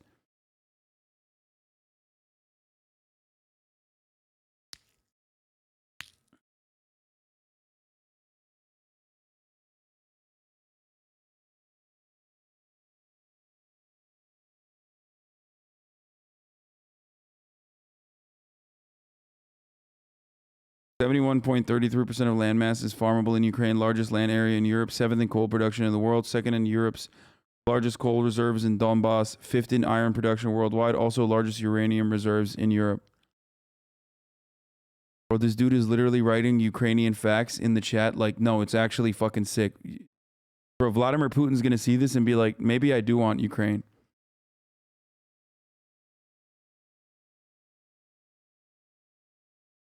Dude, stop. Hide it, dude. Hide that information. What are you doing? Fuck is wrong with you, bro? Just kidding. Yo, Vlad, we're just joking, bro. That's crazy. That's cap. That's not real, you know? Fucking coal reserves. Shut up. This is a joke. Guys just leaking shit.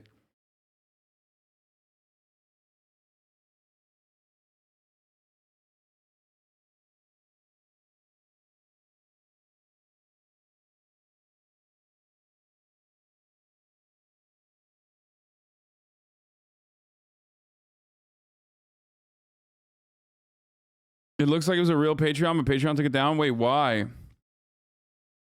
I mean, I guess you can't like fund a fucking government, right? Also, there's no shot like you can crowdsource more money than the American government was giving you anyway, for the record. Like we gave like $500 million like last week, bro. What the fuck? What do you mean? You think you're gonna raise more money than that?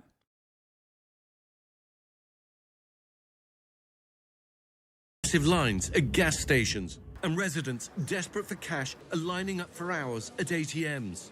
Three friends, all from Donbass in eastern Ukraine, in Maidan Square, where Ukraine turned its back on Russia in its 2014 revolution, showing support for their country. We are not afraid. We are ready to defend our country. Marichka Podolko is a morning news anchor in Ukraine. Tonight, her husband's at war and her children hiding in safety in the West.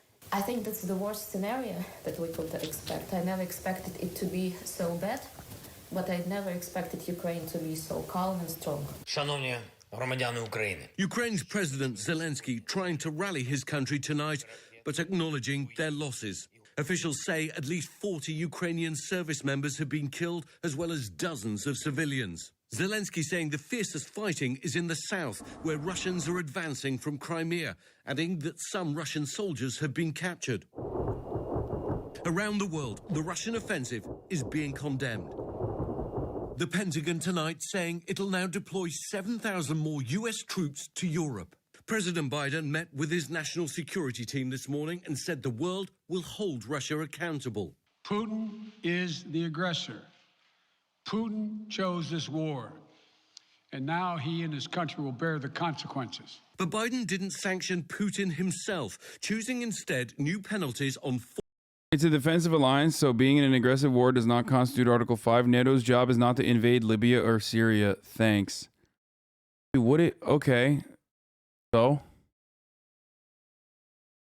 Like, you're like the guy who's literally telling me, first of all, they invoked Article 5 and also, you know, that worked in Afghanistan. And just saying that doesn't change the reality. Also,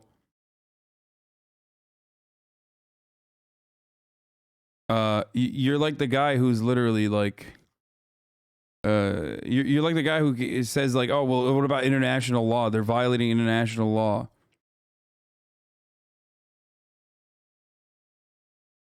From the capital, there is this important military airfield, the Antonov airfield, which Russian special forces landed in. Then the Ukrainians took it back. Then the Russians beat them back.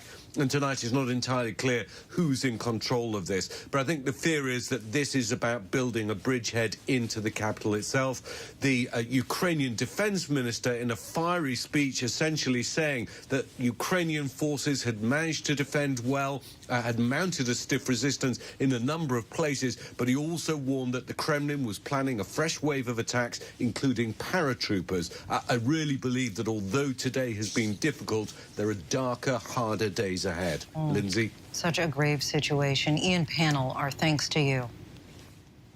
Now let's bring in our ABC's Chief Global Affairs anchor, Martha Raddatz in Lviv, Ukraine. And Martha, President Biden has been firm that no American troops will enter Ukraine, but the U.S. and NATO are now building up their presence along the border. Explain their purpose there. Well, they certainly are building them up. In fact, 7,000 new additional troops are coming here to Germany, and then they will be dispatched along NATO's eastern flank. What they are doing there is basically reinforcing NATO. It's a show of force. No. They've already got fighter jets. They've got assault or attack helicopters, and they have soldiers along those borders. I don't think that video is real. Because obviously our NATO allies are getting very, very nervous. They also might be in place to help any Americans coming out of Ukraine. There are a lot of Americans still inside Ukraine coming out of there and helping them, and with the refugee crisis that is almost certain to happen here. But no U.S. forces inside. In fact, we have learned that they are no longer even flying reconnaissance and surveillance aircraft over Ukraine. Those flights, manned and unmanned, have taken place over the last month, many flights, but no longer. So the picture on the ground here is not as clear as it was. Lindsay? And last night you reported that a senior Pentagon official told you, quote, you are likely in the last few hours of peace on the European continent for a long time to come. How are military officials, as well as Ukrainians, they're reacting to just how quickly all of this is unfolding?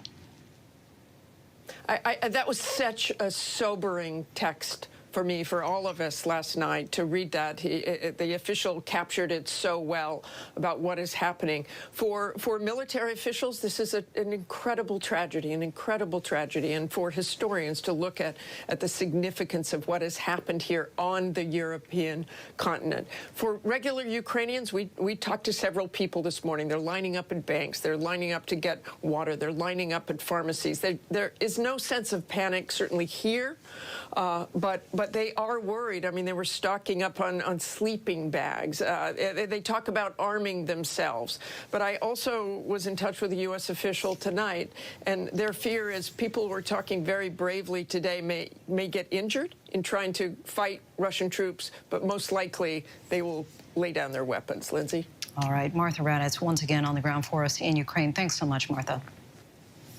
You bet, Lindsay. Is this a repeat? Let's bring in our chief White House correspondent, Cecilia Vega. Cecilia, you pressed President... Is this a fucking repeat, dude? Is this a rerun? What the fuck is going on, bro?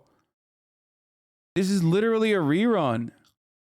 Oh my God, we just got duped into watching a rerun. Well, I did. Okay, that's...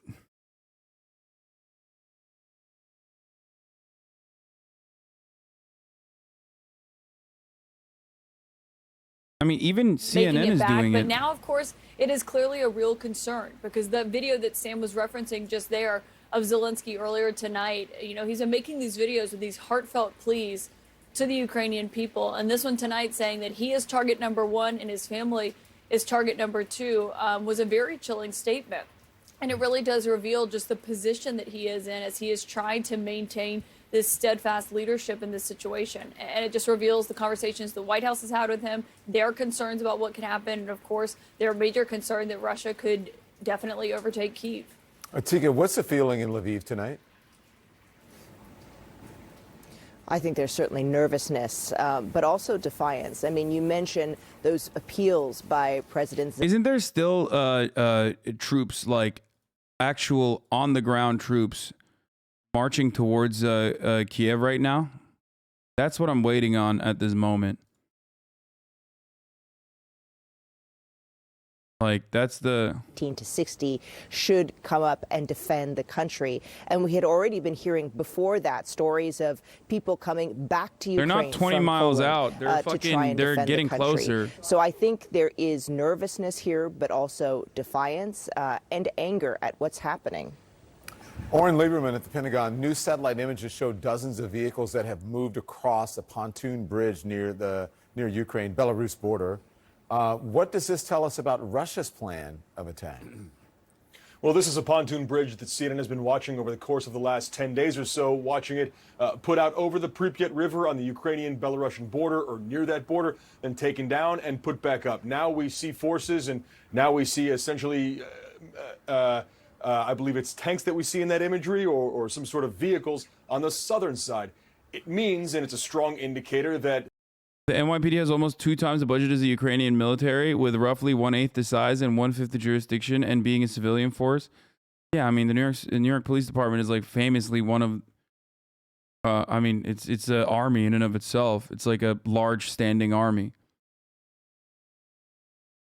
Miles or so, give or take. It goes right through the Chernobyl exclusion zone, which was reportedly taken over earlier in the day by Russian forces. So this builds to that weight of evidence that Russia is trying to, as the official said, decapitate the Ukrainian government and put in, as we heard, a puppet government, one that is subservient to Russian President Vladimir Putin. And this is what we're seeing play out, and this is what we're seeing evidence of in this new satellite imagery. Joe Doherty in Moscow. We saw dramatic video in St. Petersburg of anti-war protesters being arrested. What will happen if these brave people just for speaking out? It depends. You know, some of them could be used as examples. Some may, you know, be held in prison or in jail for a while, detained, and then sent home with a warning that now they have a record and that police record will have an impact on their future. Others, you never know. If they were involved in any type of hitting or even the pretense No, this of is that, not a rerun. they They're just might be covering arrested and what happened in Russia prosecuted. earlier It's today. hard to say, but I can say, Don, you know, the fact that there really were people on the street, and not just young people, but kind of a mix, was really surprising to me, because it is very difficult to go on the streets right now in Russia, any place, and protest anything that the government is doing. Ever since a few years ago, they've really cracked down. And these protests, at least the one we saw here in Moscow, was shut down very quickly. But that said, if you look at the numbers for Russians overall, probably most of them do support this operation. But one of the reasons they support this military operation, invasion, is because of the stream of propaganda on TV. I mean, it is massive all day long. There are pictures of, Ukrainians and fascists from World War II, Ukrainians being depicted as monsters who murder people. It is all out propaganda. And so a lot of people are frightened here in Russia. They believe, in kind of this mirror image, that Russia is the one that is being threatened. It's being threatened by NATO. So, that's one of the problems, that people believe it. But there are people, you can see there were some former generals who actually spoke out before this invasion began against it. And I would say some in the intellectual, educated big city community are beginning to speak out. Oren Lieberman, let's bring you back. I want to ask you about, we have this audio tape that has emerged purporting to be an exchange between Ukrainian soldiers defending an island in the Black Sea, cussing at a Russian warship before being killed in battle. I want you to listen to this. Oh, this is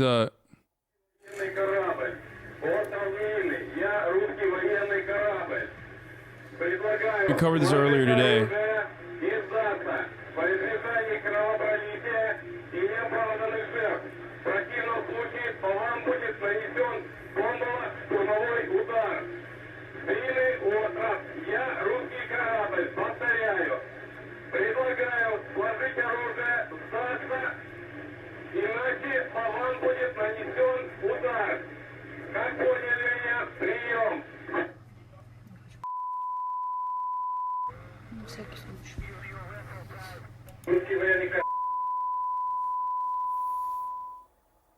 Wow, the Ukrainians are defiant, Oren. They aren't backing down. Two things were certain going into this, and this is what the U.S. had assessed. First, that Russia had the massively superior military and the armed forces built up around Ukraine, and that Ukraine's military might not be able to hold out all that long. Whether that's days or weeks is unclear, and the Pentagon wasn't going to get into how this was going for the Russians. But the other thing that was clear was that if the Russians chose to become an occupying force after this invasion, the Ukrainians would put up one hell of a fight. An insurgency against a Russian occupation, perhaps against a Russian puppet government. And that spirit there, that will to fight, that will to stand back against Russia and to be Ukrainians, that's what you're hearing in that video. And that's what you're hearing from our correspondents who are in Ukraine and talking to Ukrainians on the ground there. Yeah, and our understanding, again, is that those folks were killed. Oren, thank you. Thanks to all of our folks in the field, Sam, Atika, Jill, Caitlin, and Oren Lieberman. We've got much more on our breaking news. Another bomb blew up on the live feed. Another bomb heard on the live feed. The sun's coming up now. Not visible, just audible. U.S. Air Force spotted in Ukraine.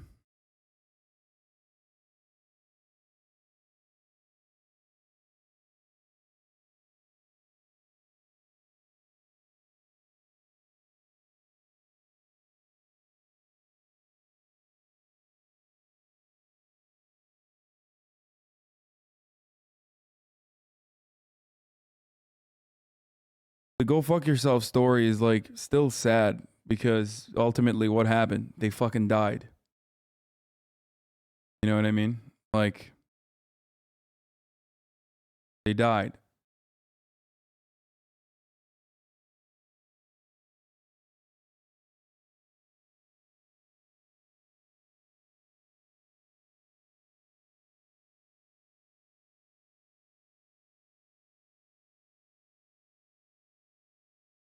Okay, he's leaving us. It's over. 13 people died. Yeah. Kayev is going to Russia to meet the president Vladimir Putin. Plans to make Russia his second home. No, dude, this is not new, dude. No fucking shot.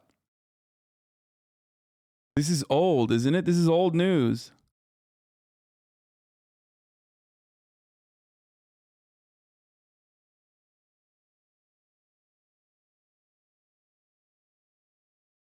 Yeah, this is like a while ago.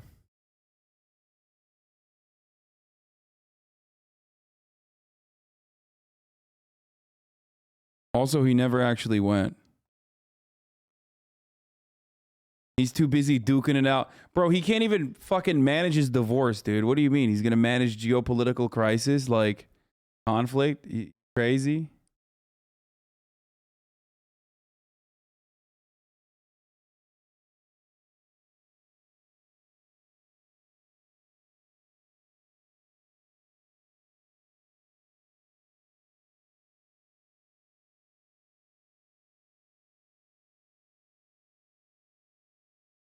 Fuck you, Hassan. I mean, I'm just saying, like, to be fair,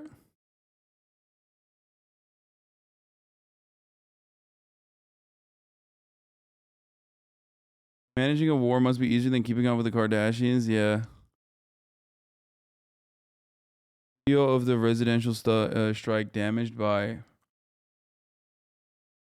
Fuck, dude, do not give me Telegram links, dude. I'm not clicking on that shit. If it's uploaded to Twitter, I'll watch, I'll look. But if it's fucking... If it's just like straight Telegram, I'm not touching that, okay? Sorry.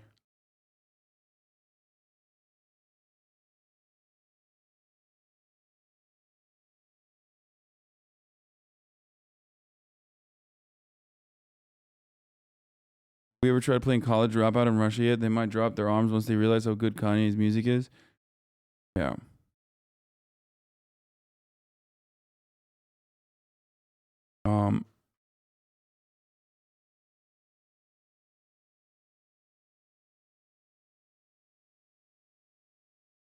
Three sus cars on Cam 3 just passed.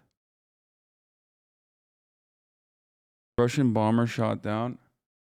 I mean, dude, I fucking showed this already. Like, this is not just like a...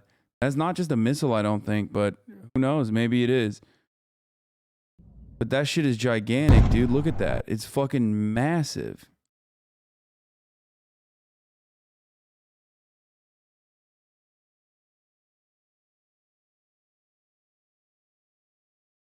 Anti-Ukraine's police force arrest Russian soldiers.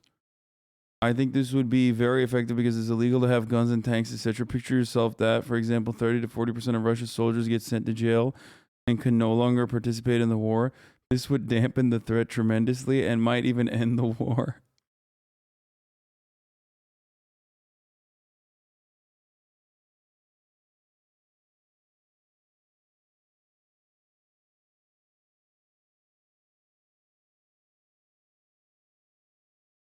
Do you like Rachel Maddow? No, I not like Rachel Maddow.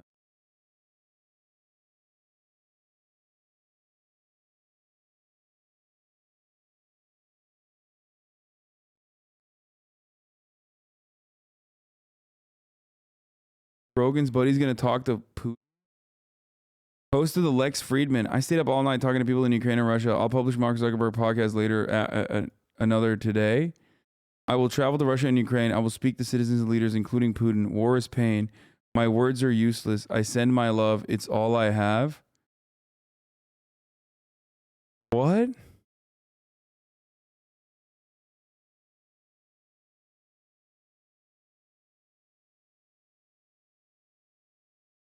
What?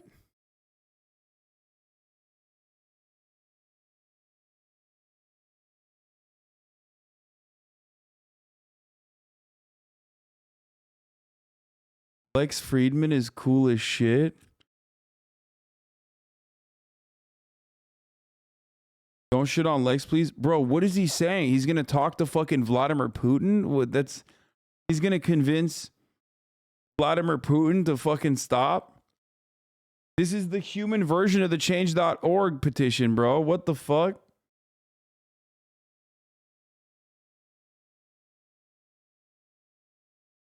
Reason why Russians aren't in Kiev yet. Okay, I don't know if this is real or not, but Russian tanks are moving towards Kiev, but a battle has broken out near Ivankiv. Ukrainian forces blew up the bridge to stop the Russian column. Didn't they do this before? We will give weapons to anyone who wants to defend the country. Be ready to support Ukraine in the squares of our cities. Dude, Americans, you hear that shit? They're giving out free automatic weapons in Ukraine. I'm just saying. Honestly, we should just send all the fucking yee motherfuckers out there, okay? So many horny yee ass motherfuckers that I feel like they would love that.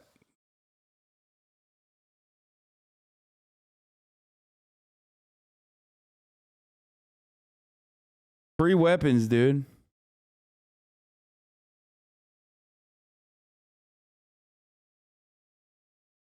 Send Kyle Rittenhouse out there, dude. Wait, you said you'd give Putin a BJ? Why is Lex... Wait, hold on. I have to find this take. He said, you said you would give Putin a BJ, so why is Lex crazy for trying to? I wouldn't actually suck him off, dude. That's a joke. You know that? Do you know that's a joke? Difference is this dude is serious. Like, mine was a joke. What's not a joke is the top of the hour ad break coming to you in the fucking middle of the hour because I forgot to run it. Okay? So I'm going to run it now. Sorry. You no longer want to see the ads. All you need to do is subscribe. You can do that for $5 or for free. Okay? I mean, I would suck a dick to save Ukraine, yes, but like, that's a, it's a fucking unrealistic and ridiculous scenario. Okay? That's the joke.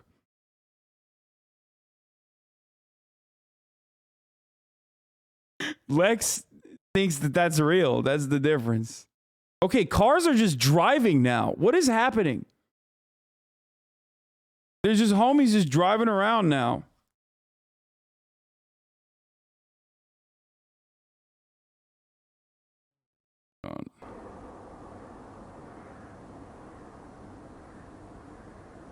People are going to McDonald's. Like, they're going to their McDonald's job. They're going to open up the fucking 7-Eleven. That's Lex's car. Lex is driving, dude.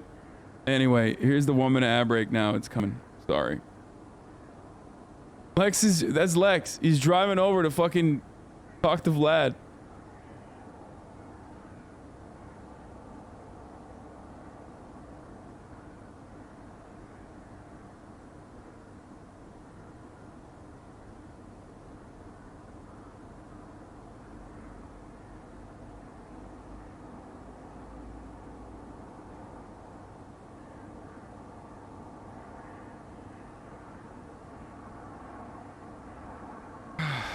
Time for the guy to walk home his dog again. I wonder if Uber is still up in Ukraine.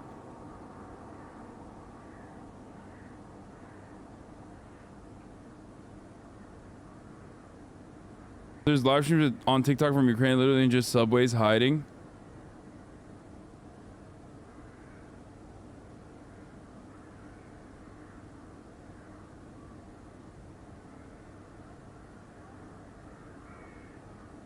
Potentially execute him on the spot. We don't know exactly what would happen there, but those are certainly possibilities. Hey, I gotta clean up here and use the bathroom. I'll be back in a second. Questions about human rights, war crimes, all kinds. Wait, what do you mean power is going off? For a Western military would be something that you would never get into, but for the Russian military, it's the morning. They may take that as basically being. Oh my God! Twitch chat, literally, please go outside and touch grass.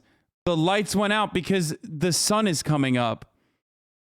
That's a normal function that occurs when, the big light, what is known as the sun, when the big light comes on, the city lights, the little lights, they go off. Have you guys never been outside? Here, go ahead. Here is some imagery of outside, okay? I leave you with this for now.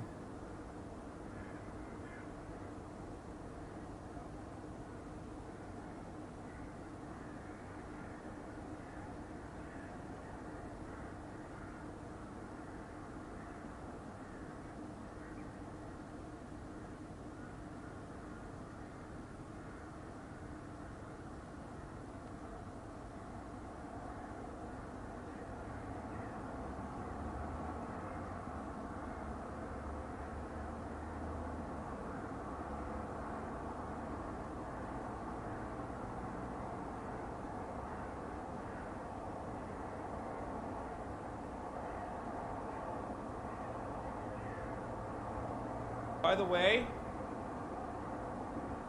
because I broke my last controller playing Sekiro last time to completion, I literally bought 2 fucking PlayStation 5 controllers just to be safe and prepared for when, you know, hopefully when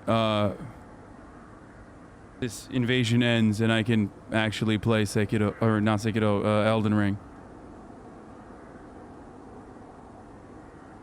I literally bought backup controllers, dude. I got this one in blue too. Thought it was a cool color.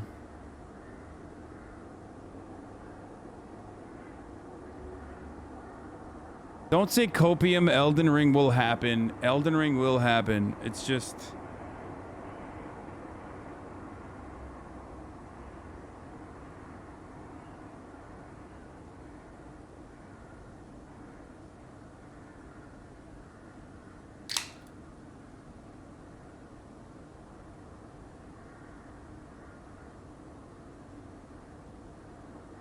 Damn, guess you're gonna be trending in the morning? Wait, why?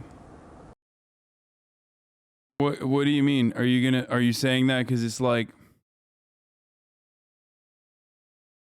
because people are like, socialist streamer buys 2 PlayStation 5 controllers instead of giving all that money to the Patreon for Ukraine? Because you said waiting for this to end so you can game? Yeah, I'm saying like hopefully this invasion will end so I can game. Yeah. That's the main thing here. That's the main concern that I have.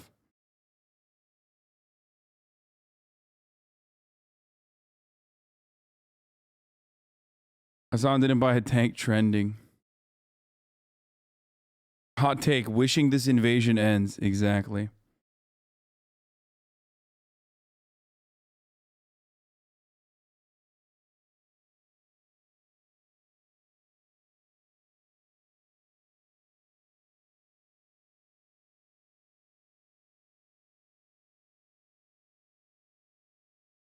More reputable source on Russian locations.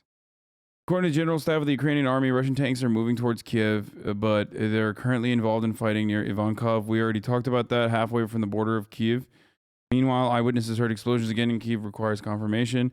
Russian tanks are coming to Kiev from the Chernobyl zone. To stop them, the Ukrainian military had to blow up a bridge near the village. Yes. This guy says, I'm hearing that on the YouTube stream. He's on it.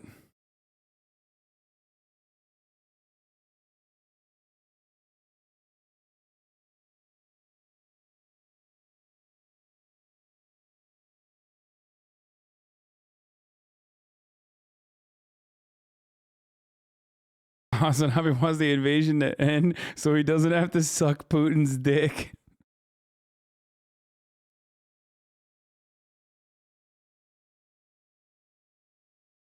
The attack on Kyiv was supposed to start, like the bombing, according to Ukrainian and American intelligence. Putin is very bad. Thank you for the 5 gifted subs.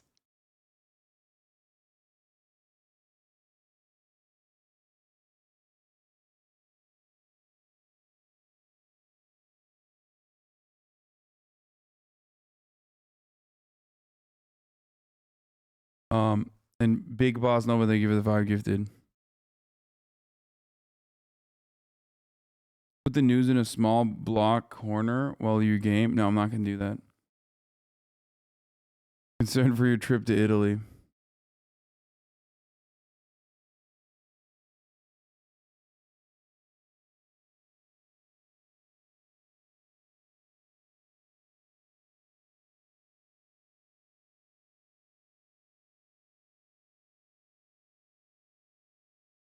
A 100,000 people came to Poland and Moldova.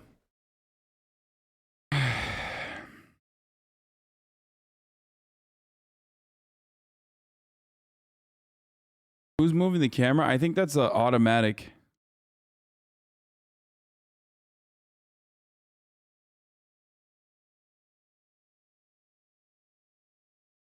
Dedicated Polish government site for Ukrainians seeking refugee in Poland is ua.gov.pl.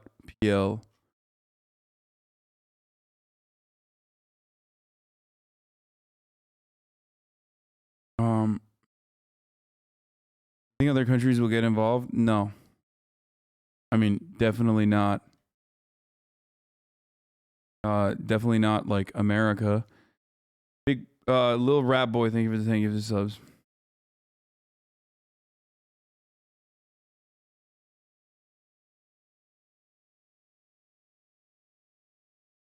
What is this? Biden takes veiled swipe at China in condemning Russia backers on Ukraine.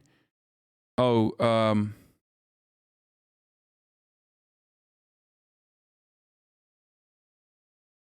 what? You just heard a boom on the live feed. Bro, I mean, shit might be blowing up, but people are just going to work. You know what I mean? Maybe not in the fucking main area, but homies is just driving around.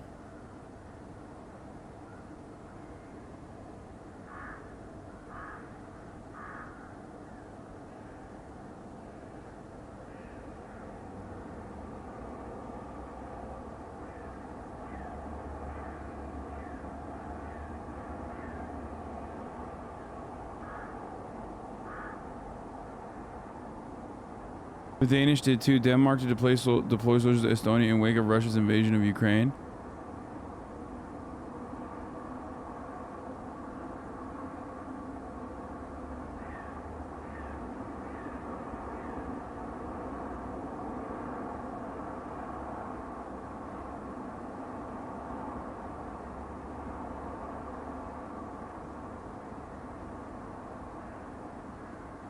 Less people than this time yesterday, though. Yeah, no. Yesterday it was like straight traffic. Like traffic was actually crazy yesterday. Right now it's like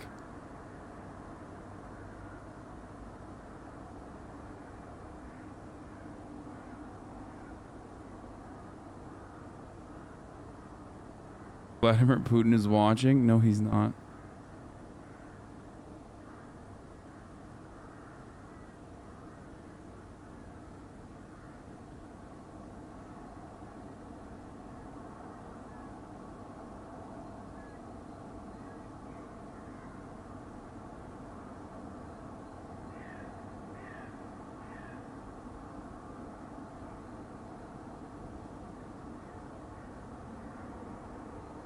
Saboteur groups officially in Ukraine. Bro, we already saw this. Oh, this is new. Групи ворога. Маємо інформацію про те, що у Київ зайшли диверсійні групи ворога. Тому я дуже прошу киян, будьте уважними, дотримуйтесь правил комендантської години. Я залишаюсь в урядовому кварталі разом з усіма. Разом з усіма, хто необхідний для роботи центральної влади. За наявною у нас інформацією, ворог позначив мене. They're repeating this information. It's old information.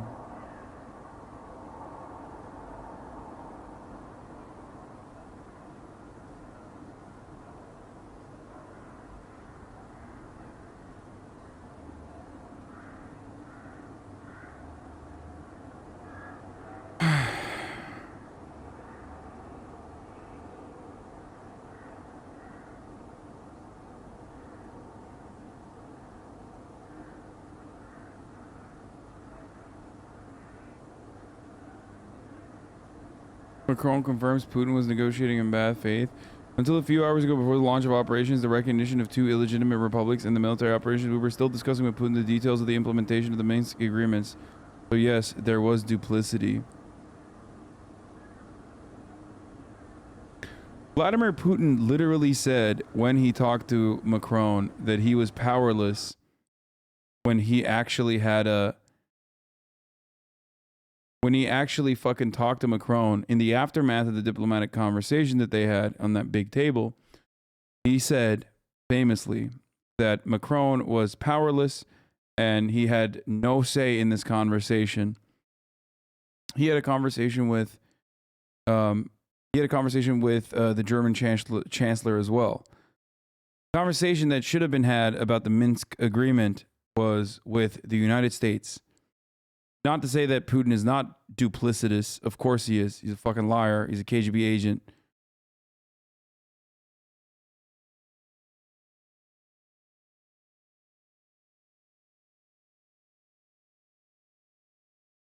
Give Putin gawk gawk 9,000. Thank you for the 5 gifted subs.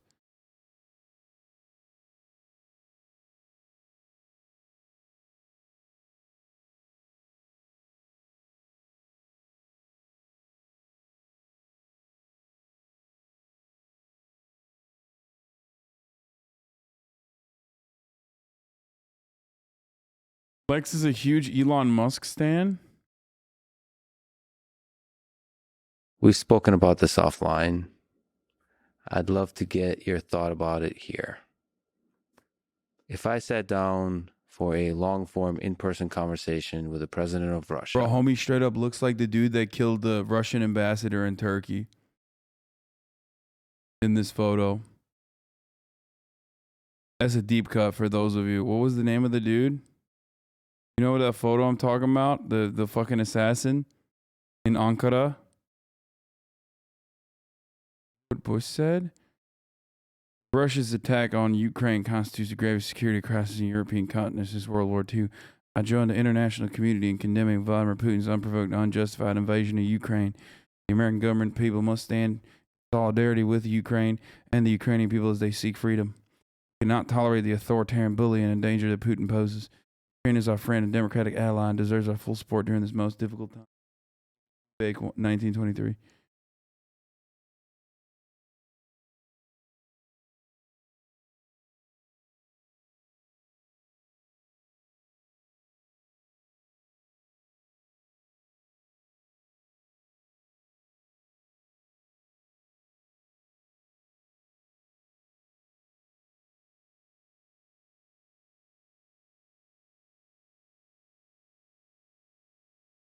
On the left is the economist after Bush invaded Iraq. On the right is the economist after Putin invaded Ukraine. Spot the difference. Now the waging of peace.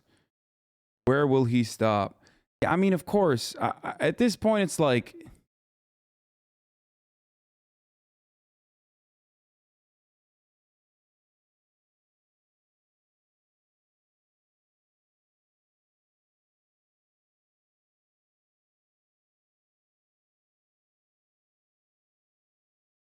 The guy on the left who keeps saying only one thing can be bad at a time. Your tweets and articles, voice drops an octave are only making me stronger.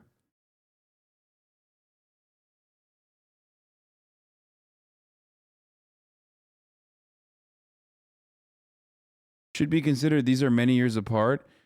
No, that's not the reason, dude. The reason is because, of course, American media supports American war.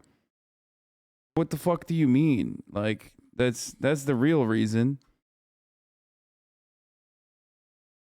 The right is trying to make this a thing. This stuff does matter. It's not a small thing. The world's wolves have TV and Twitter too. They're always watching us. They're making assessments about us at all times. So yes, parading an endless conga line of carnival freaks through the White House is a big deal. The world in its current state, because of an overwhelming amount of tolerance to insanity, and the people who ask for it are still calling us intolerant. They will never have enough, and they'll never be satisfied. I'm done with it. Bro, I mean, this isn't new either, by the way. I mean, Dinesh D'Souza famously said Osama bin Laden was right to do 9/11. Well, he didn't say Osama bin Laden was right to do 9/11, but he said, like, I agree with the reason why Osama bin Laden did 9/11, because we have, like, homosexual depravity. You know what I mean? Like... So, don't say clip it. Fucking, you know what I'm... Like, these guys are crazy. Like, they literally think like that's the reason why people do shit. No, dude, that's just a self-report, okay? That's just a fucking self-report, dumbass. You're saying, I don't like the sight of, like, trans and gay people, okay? And that's what you want to do. You wish you could be fucking Vladimir Putin. You wish you could do what Vladimir Putin is doing to Ukraine, but to America, because gay people exist.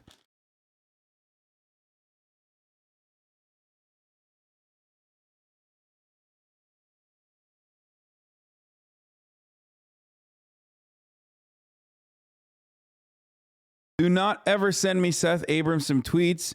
We already fucking made fun of... First of all, Seth Abramson is like a psycho. He's like a Russiagate guy.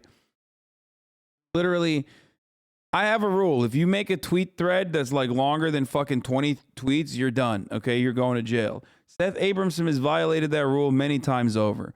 And he's also like a Russiagate freak.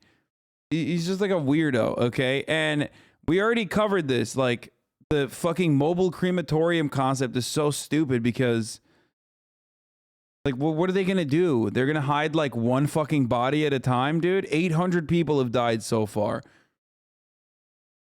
Every platoon, let's say every platoon has a mobile crematorium. How are they going to hide their bodies?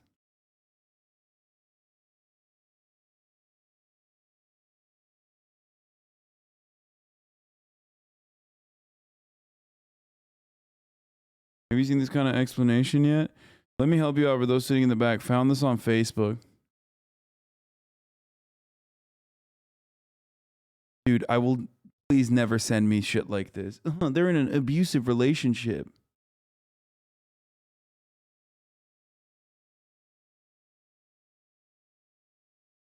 Putin's like an angry ex-boyfriend. Anyway, let's watch this guy. Vladimir Putin.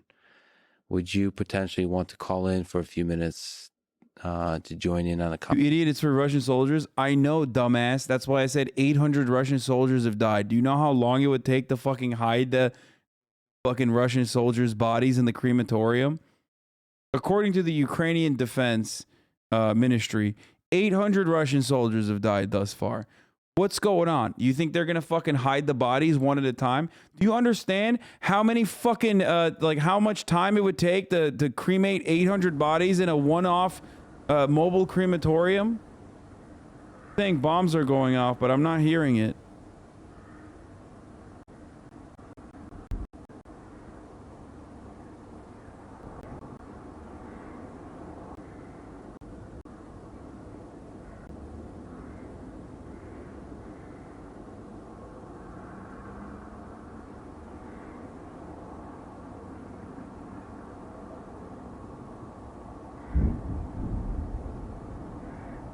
Oh, that. He just sounds, that's probably like a jet.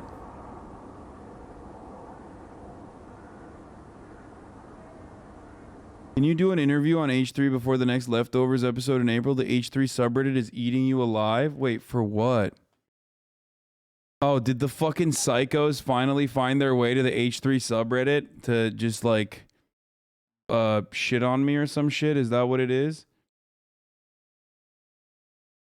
Wait, they're not. They're not eating me alive at all. This is, I met Hasan at Whole Foods.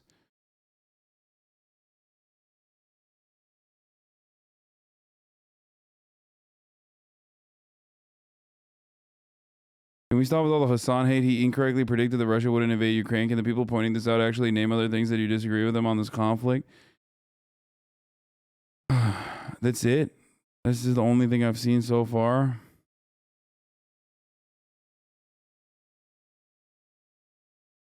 The thing is, like, I have a lot of haters. The post about the emergency leftovers episode, where is it? I don't see it. But, the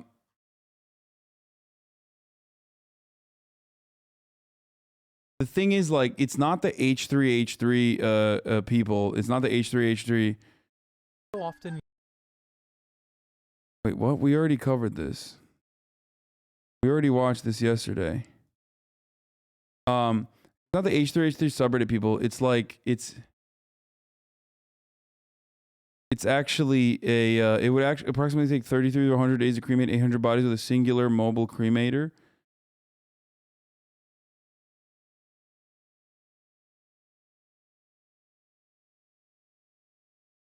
Because you're fucking stupid fucking loser shit cunt.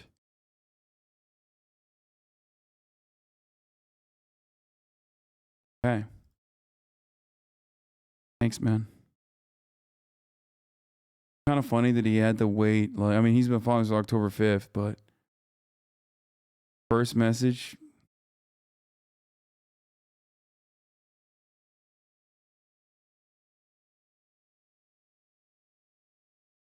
Good one. Conversation with him, moderated and translated by me. Sure. Yeah. Sure. I'd be happy to do that. You've shown interest in the Russian language. Is this grounded in your interest in history of linguistics, culture, general curiosity? I think it sounds cool. Sounds cool, not looks cool. So, well, it takes a moment to read Cyrillic. Once you know what the Cyrillic characters stand for, actually, then reading Russian becomes a lot easier because there are a lot of words that are actually the same. Like bank is bank.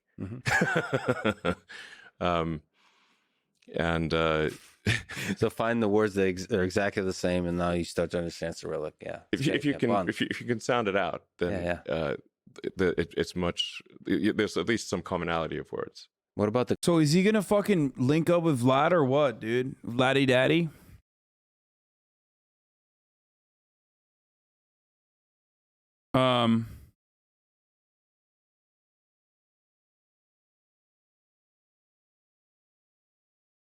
Russia is a huge crypto market. This is literally posturing the Russian media.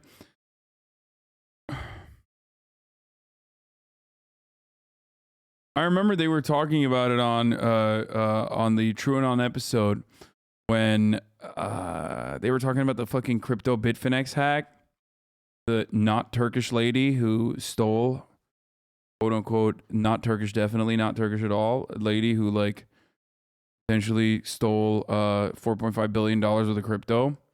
And on that episode, they were saying that like there are these weird Russian services where you can get someone to like, I can't tell if they were joking or not, but there were these weird Russian services where you can like get someone to bury money in a coordinate and then send you, dude, like fucking public transportation is working. Dude, Ukraine has public transportation in operation while they're getting fucking bombed, and Los Angeles still doesn't have a viable Department of Public Transportation.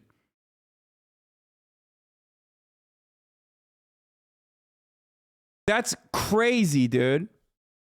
That's actually wild.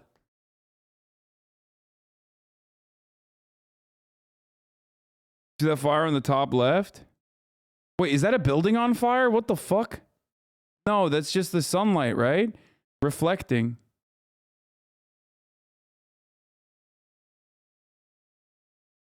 Where's the sunrise?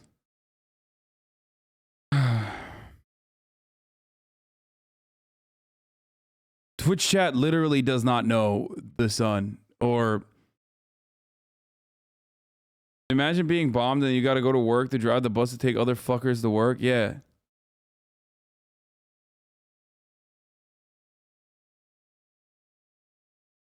Air sirens are now sounding in Lviv. Uh-oh. The reason why that's concerning is because one, that's Western Ukraine. Two, that's where fucking Zelensky is. And that's where, isn't that where like the fucking sleeping with the enemy, Russian troops try to pick up Ukrainian women on Tinder? Russian soldiers ready to invade Ukraine at the order have been using the Tinder app to flirt with Ukrainian women.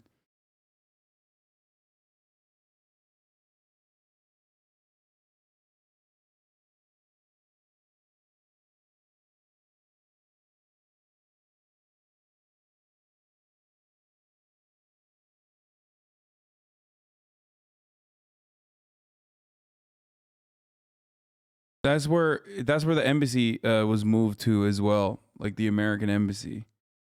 Supposed to be a way more protected position. Russian TV uses Tucker Carlson and Tulsi Gabbard to sell Putin's war. Nice, dude.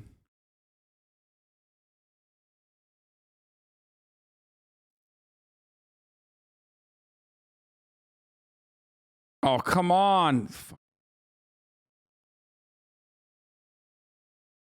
Two missiles just targeted the Rivne airport.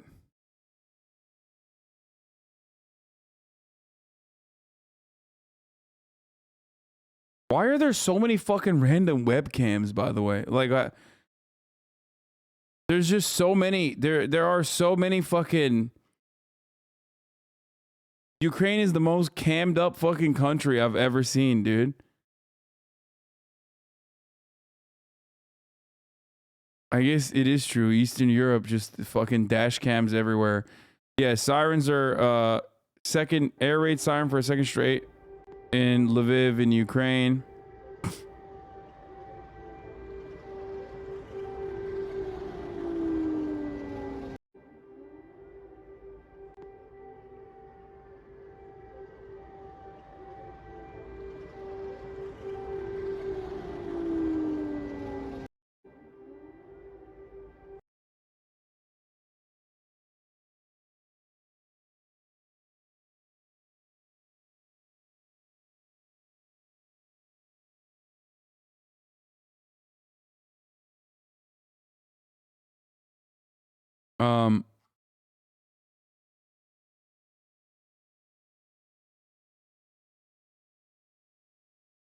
That was at 8 p.m.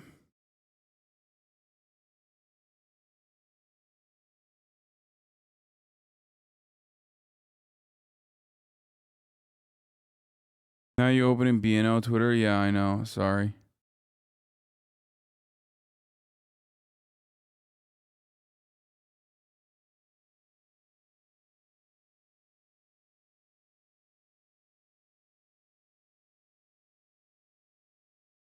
You can use the ad blocker to disable JavaScript on this site. Yeah. Current KD ratio for Ukraine. We already covered it, but Ukraine's armed forces destroyed 30 Russian tanks, 130 armored combat vehicles, 7 aircraft, 6 helicopters on the first day of the fight. And also, I think it's like 137 to 800. According to Ukrainian numbers, though, that might not be true.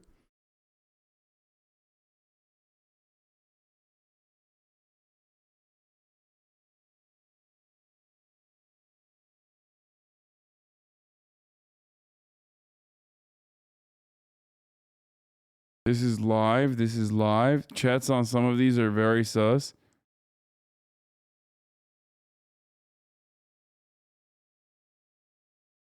Dude, there's just a dude with a swastika PFP, dude. I'm telling you. I'm fucking telling you, dude. It's just like, I swear to God, dude. Denazify YouTube, man. What the fuck? YouTube is just insanity.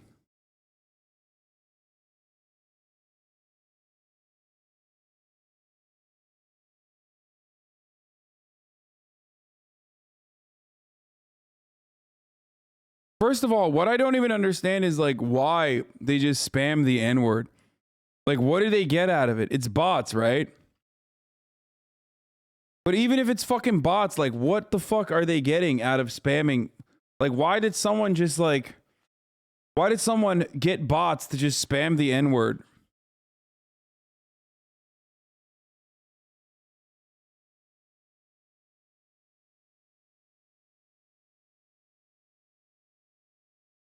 They're trying to get the video taken down?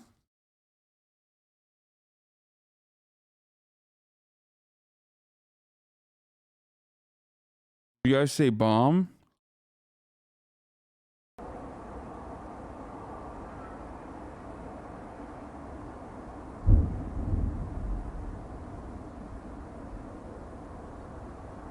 Volunteer Oibrov at the Hostomel airport helping defend.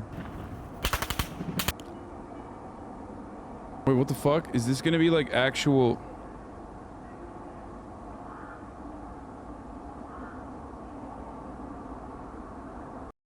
Can I show that?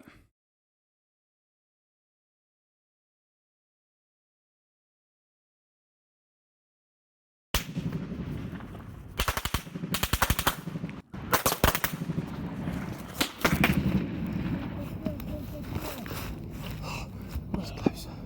Don't move, don't move, don't move.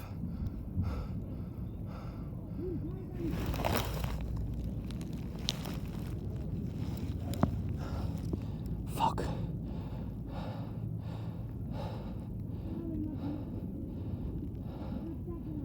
We need to be in the building. Bro, this is literally... Okay, dude, this is Escape from Tarkov. Like, I know we've been joking about Arma, but like, this is actually Escape from Tarkov. Like, that's just... I'm hearing the scavs in the background. Actual insanity.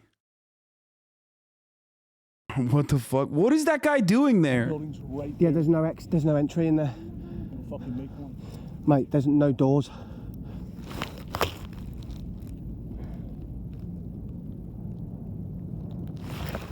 The guy said cheeky breaky.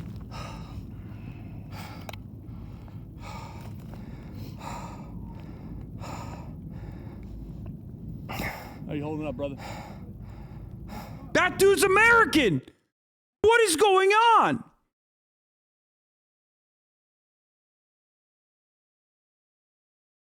That's fucking Hank Pecker as fuck, dude. What the fuck? He said, how you holding on, brother? Yo, what? Are these like mercenary? What the fuck? What is this, like academy? Is that what's going?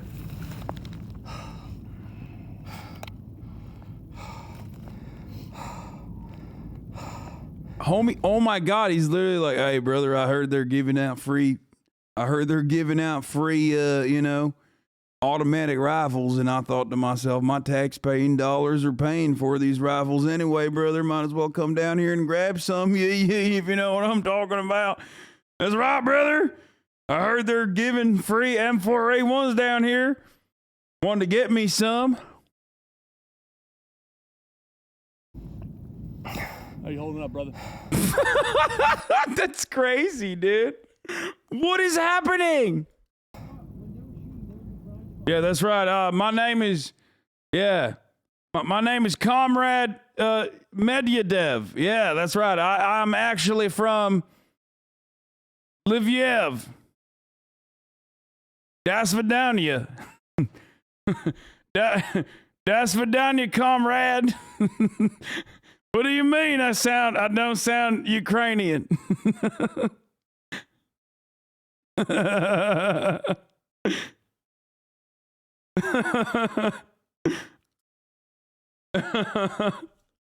Someone say he sounds like he's from Odessa, Texas.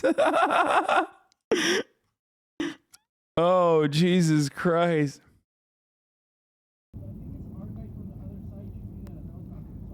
Why?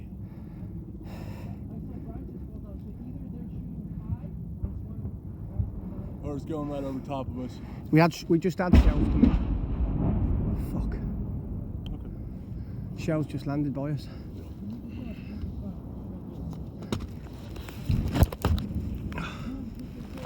Now, what part of Ukraine are you from? I'm from the southern part of the Ukraine. What's going on? I don't see nothing.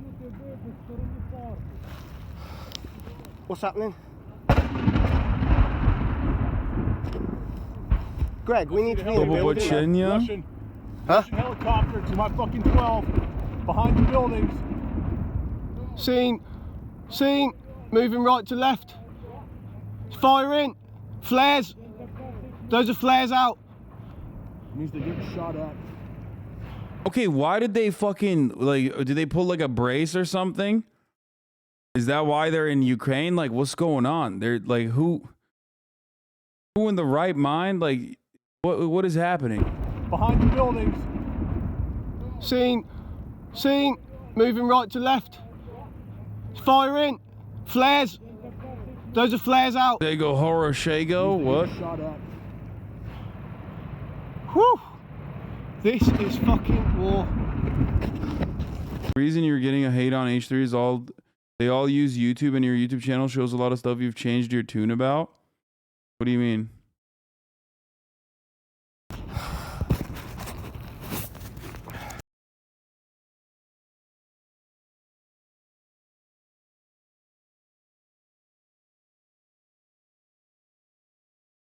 He's a war reporter, brother.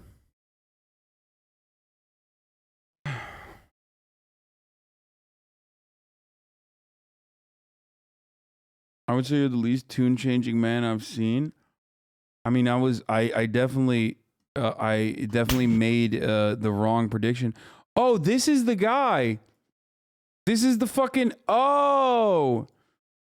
Among the Ukrainian defenders of the Hasanabi airport yesterday was Jason, a British volunteer. After a hard drink, he shared with me a story and some videos of yesterday's combat, including this one. He said a Russian helicopter warplane attacks were instant. This is fucking war. Oh, this is the poetry guy. This is the guy who's like, if I die tonight, like, let this be my final breath. Like, he was the one who I made fun of. I was like, bro, come on. You're really gonna fucking die with that, like, shitty ass poetry that you wrote? Like you're in fucking 7th grade or something? You wrote that poem.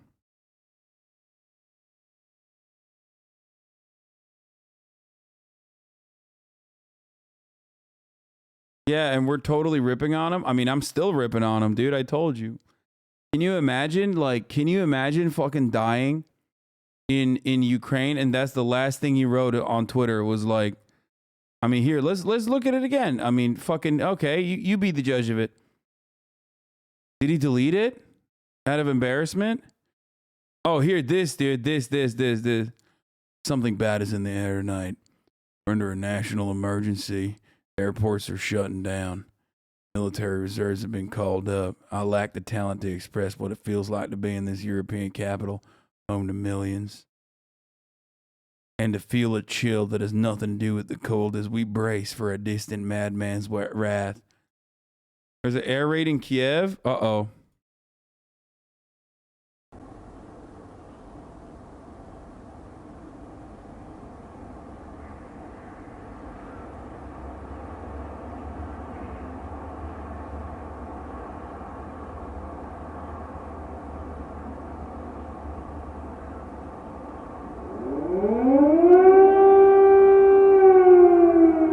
That shit is so fucking ominous, dude. Like, again, dude, 15-minute intervals. Are you kidding me? The motherfuckers don't miss, dude. 15-minute intervals? Really? The bus is on time? Really?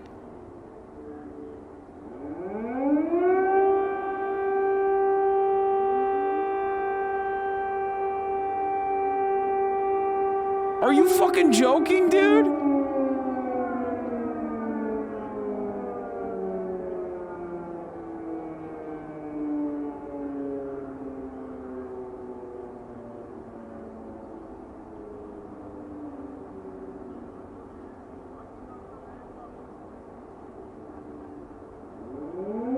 I mean, look at the attitude difference, by the way.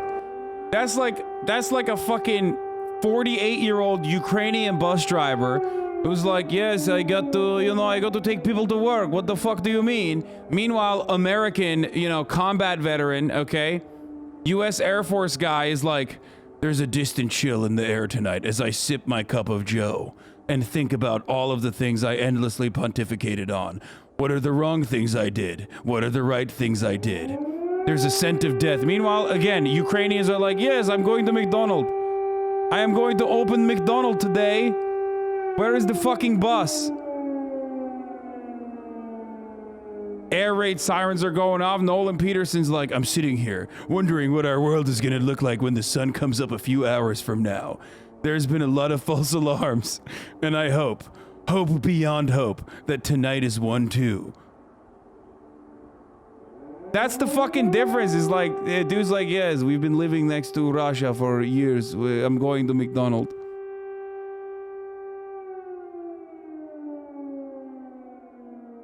Fucking drama Andes, dude. This guy literally Air Force, by the way. Like, actually fucking was in the United States Air Force. That guy's a bus driver.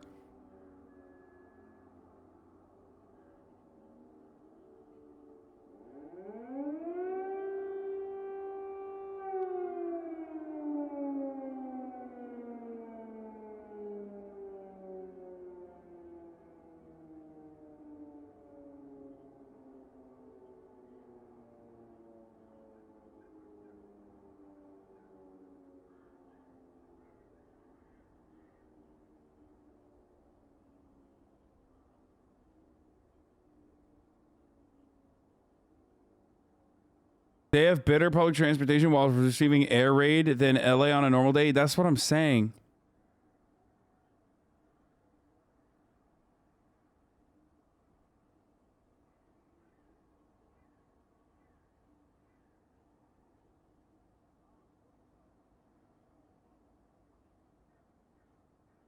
What is my point? What, Rio, is your point? I'm saying Americans are dramatic pussies. Meanwhile, fucking Ukrainians are like, this is life every day. That's what happens when you're doing war tourism, because you've never actually fucking experienced that kind of fear on a day-to-day basis, where you have to live with that fucking fear every day and move on, versus, you know, dudes who are like, this is my life. I can't just fucking fly out of here and be done with it. That's the difference. That's the point. That's the point I'm trying to make. He's like, yeah, I mean, it's not an ordinary day. Obviously, it's an extraordinary day. But that's the fucking difference between like someone who's literally even seen combat in the Air Force. You're making Kiev sound like the Gaza Strip? No, it's not. I mean, that's some real hardcore dudes.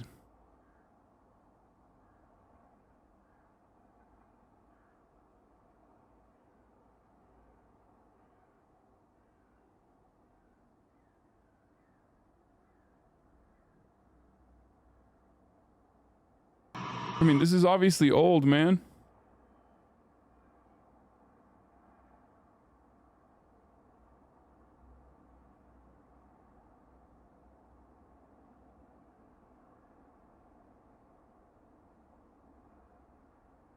Oh, that's military, isn't it?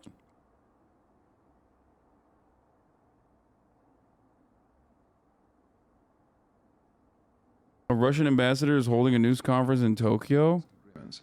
Unfortunately, all of these efforts were either rejected or ignored by our counterparts. So here's America trying hard to hold together the West to not get rolled over by Russia, and you're just finding every chance to rip on an American. Yeah, dude, from the Air Force. Yeah, the dude from the Air Force is a pussy. Bro, go sit on your golden toilet while you watch other brave people live their lives. Okay, first of all, America's not doing shit. Okay? Secondly, I've never met more sensitive motherfuckers in my entire life. Like, we'll be literally watching people's lives get ripped apart, and American Andes will still find a way to get offended. Okay? They will still find a way to be like, you better not fucking talk shit about America. I hate you. I hate you. You better not. Fucking better not. My man has Steve Rogers in his fucking username. What a sad state of affairs, dude.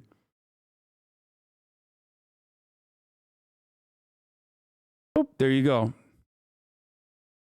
Point is, that man has like more courage in his fucking pinky, the dude driving that bus,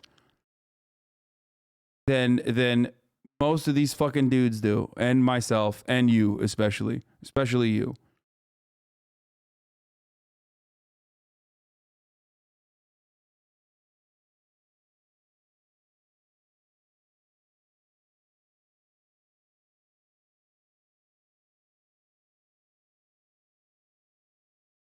Edward and Jan, drivers of the early Kharkiv-Kiev train this morning. Last night was hot around Kiev, says Edward, but don't worry, we'll get there. Respect. Actually, Jan said this. He's from Kiev and he's been driving trains for 20 years. Edward is from Slovansk in Donbass and drove the Donetsk-Kiev route until the war began in 2014.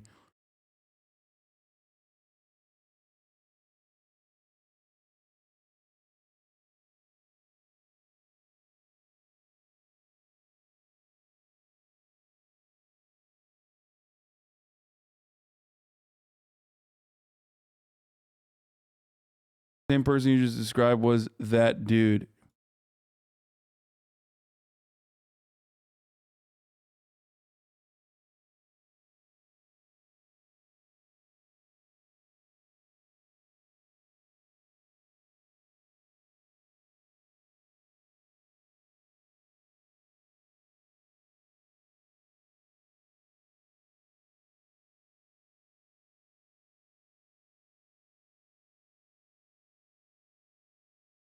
When do you think the invasion will end? I have no fucking idea.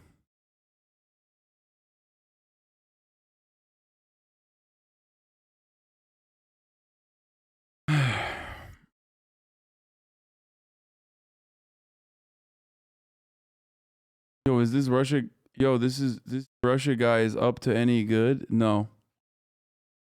Takes a real man to crack jokes. Nice, man. An even realer man sits on fucking Twitch watching his favorite Twitch streamer or his favorite hate watching his favorite Twitch streamer fucking write these clever remarks anonymously.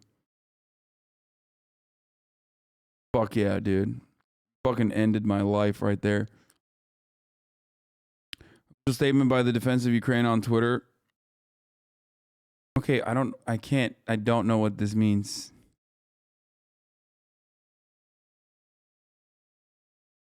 Is there no possibility for Elden Ring tonight now? No, I don't think so.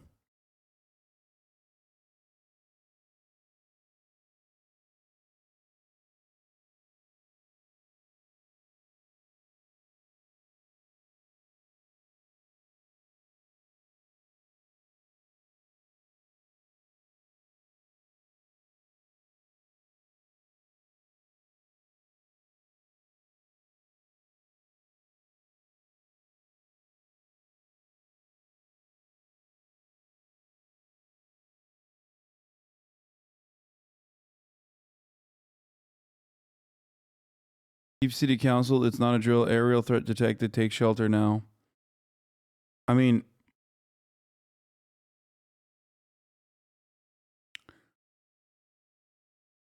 siren stopped. Maybe there wasn't any aerial attacks.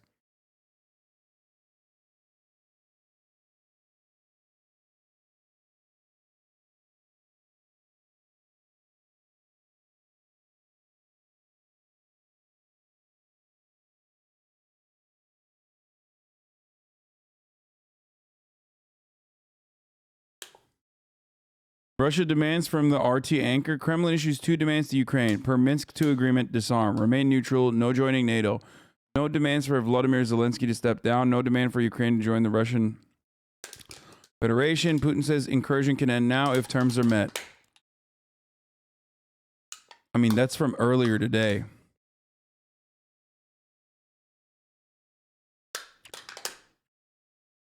Also, it's from RT America, so I don't know if that's real or not.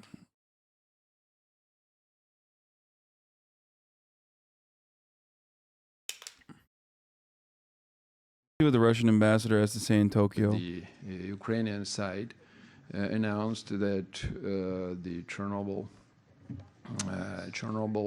nuclear power plant was taken by the Russian forces. At the moment, I cannot deny or confirm this information because I have not seen yet an official announcement from the Russian side with regard to this case. But I can assure you that everything will be done for safe and responsible handling of all the nuclear facilities that can be that can be or may be in the area of the activity of the Russian forces. I think Greg was first and then Peter.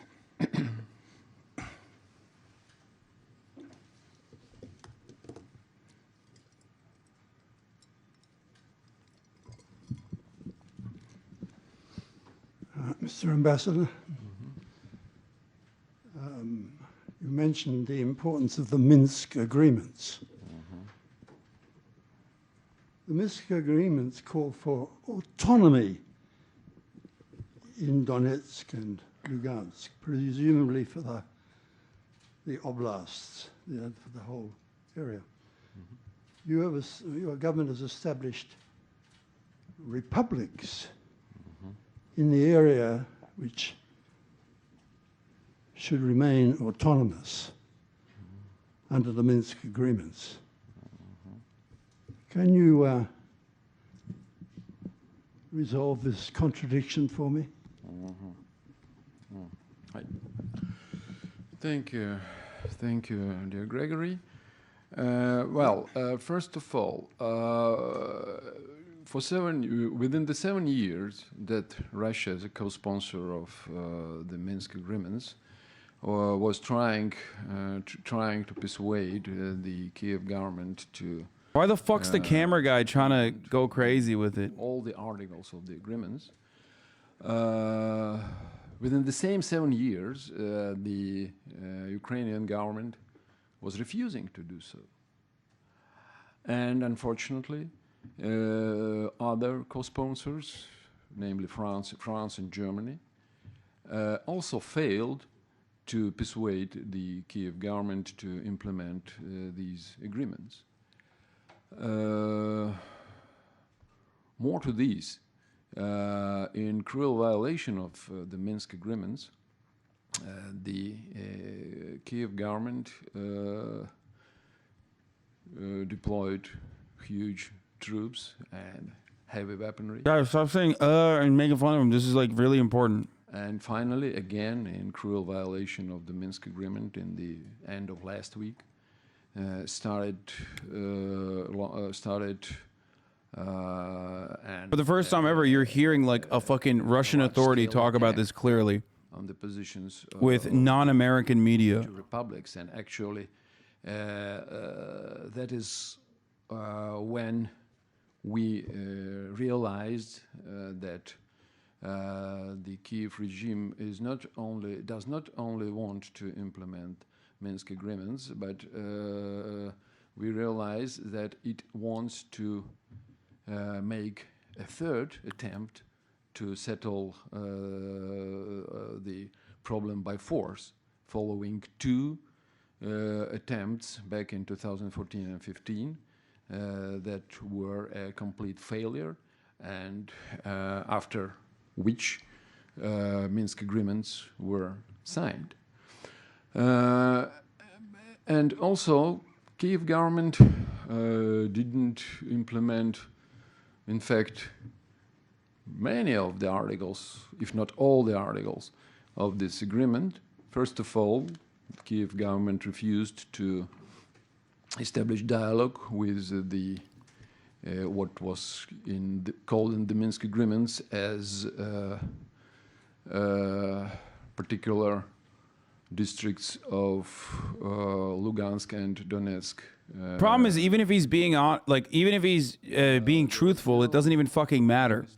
It's like if Russia was to talk about disarmament, how are you going to fucking trust them at this point?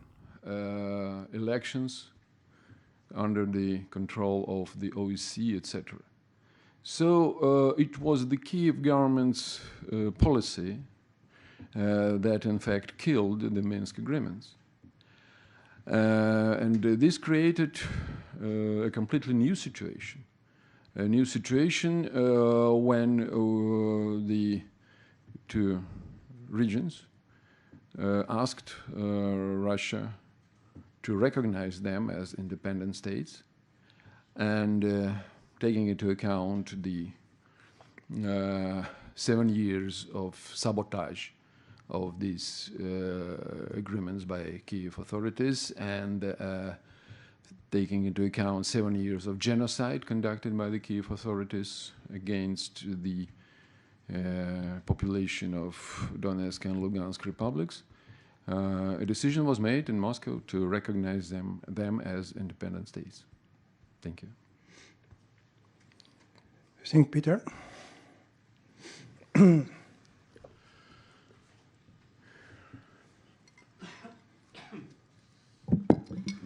It's Peter Langen at the South China Morning Post.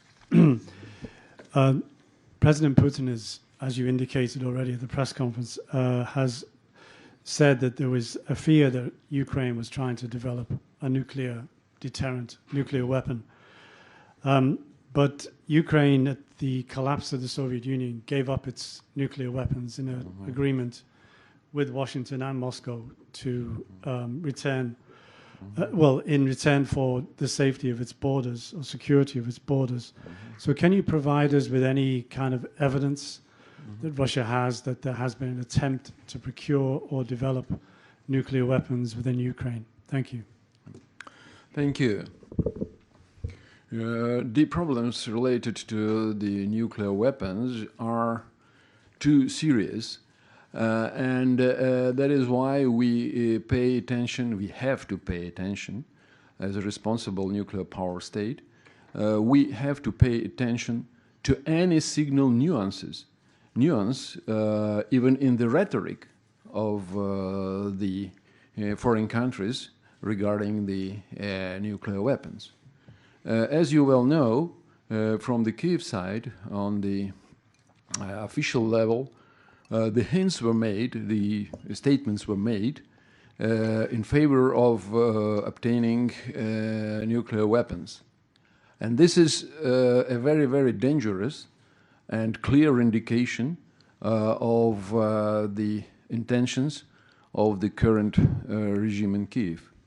That is what we could not ignore as a responsible member of the NPT and as a nuclear power.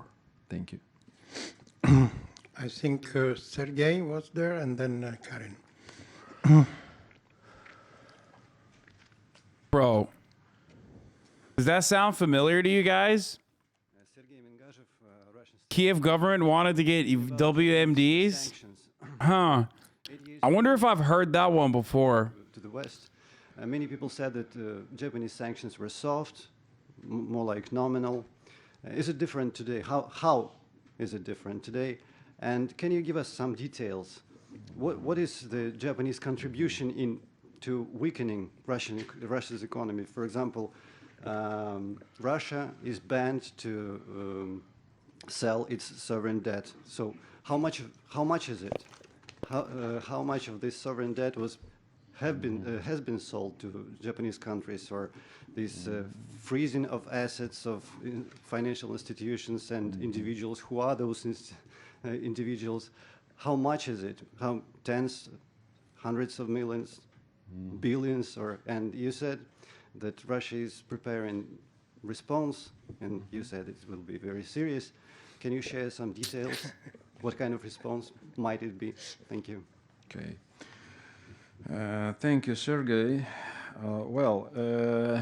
At the moment, I only heard the official statement from the Japanese government, which says about the key elements of what it calls sanctions against Russia.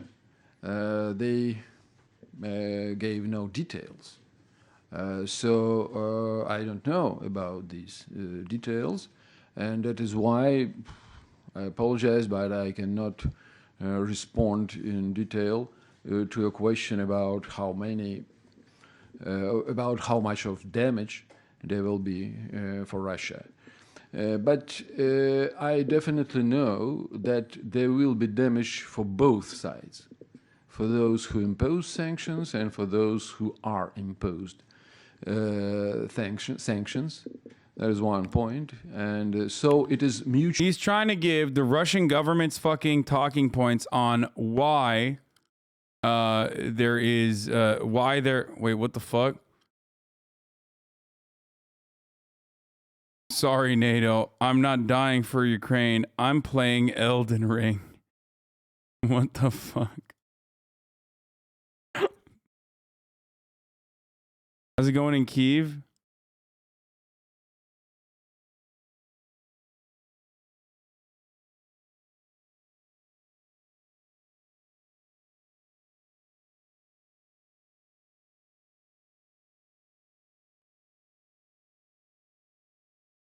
Bro, column of 56 tanks spotted in Daimar about 20 miles from Kyiv. I've heard this for the past like 6 hours, dude. Okay.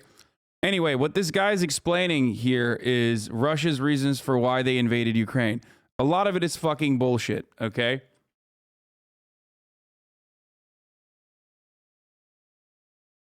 Like genocide, Ukrainians doing genocide on Russians in Donbass. Bullshit. It's a gross exaggeration. Yes, there was war for the past 8 years. Yes, it was. Yes, there was war for the past 8 years. Yes, the majority was on the Russian side. But doesn't matter. it's not enough to just justify bombing again Western Ukrainian positions. Same with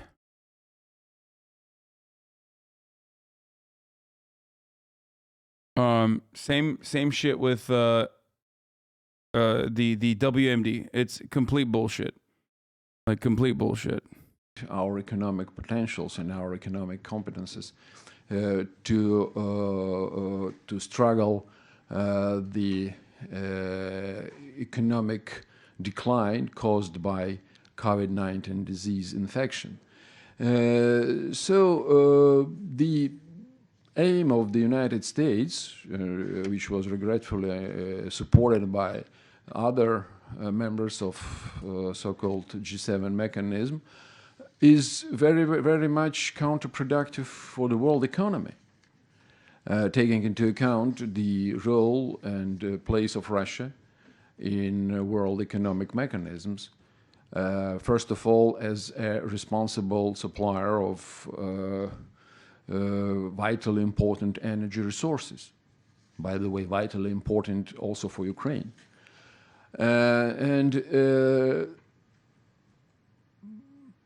Of course, Russia will respond, but how it will respond, I cannot, of course, elaborate at the moment.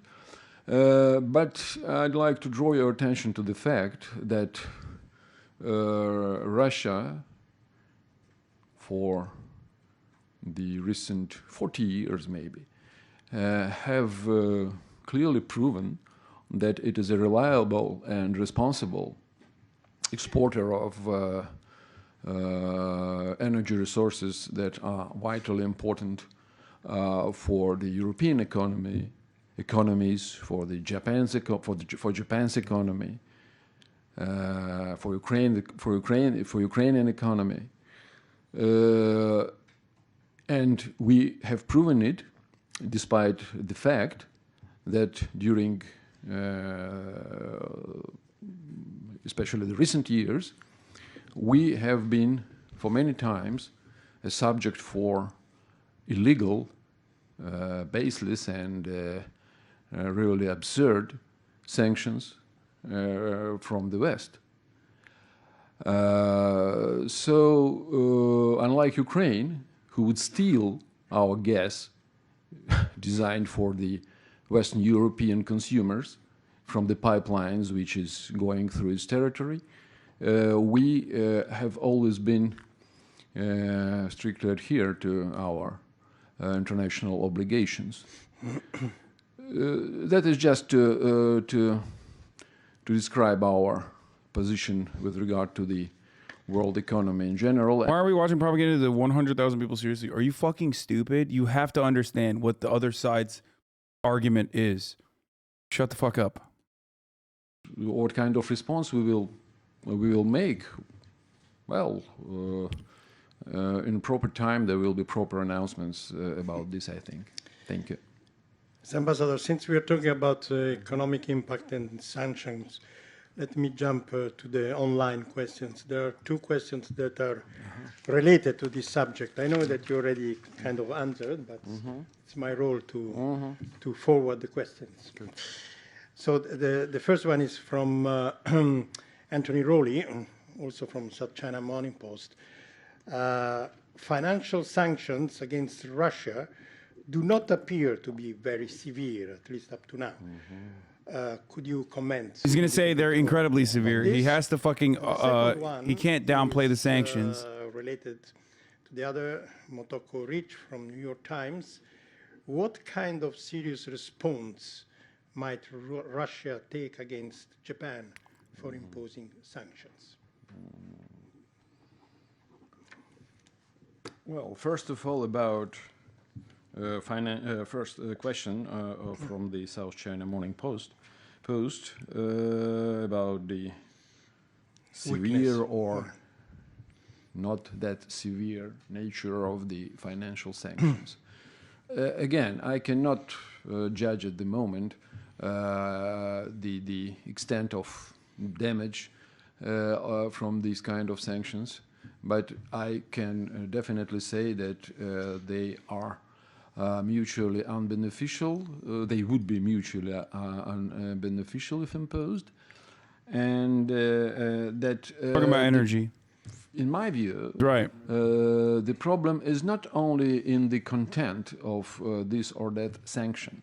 The problem is that the Western states, headed by the United States of America, they are confident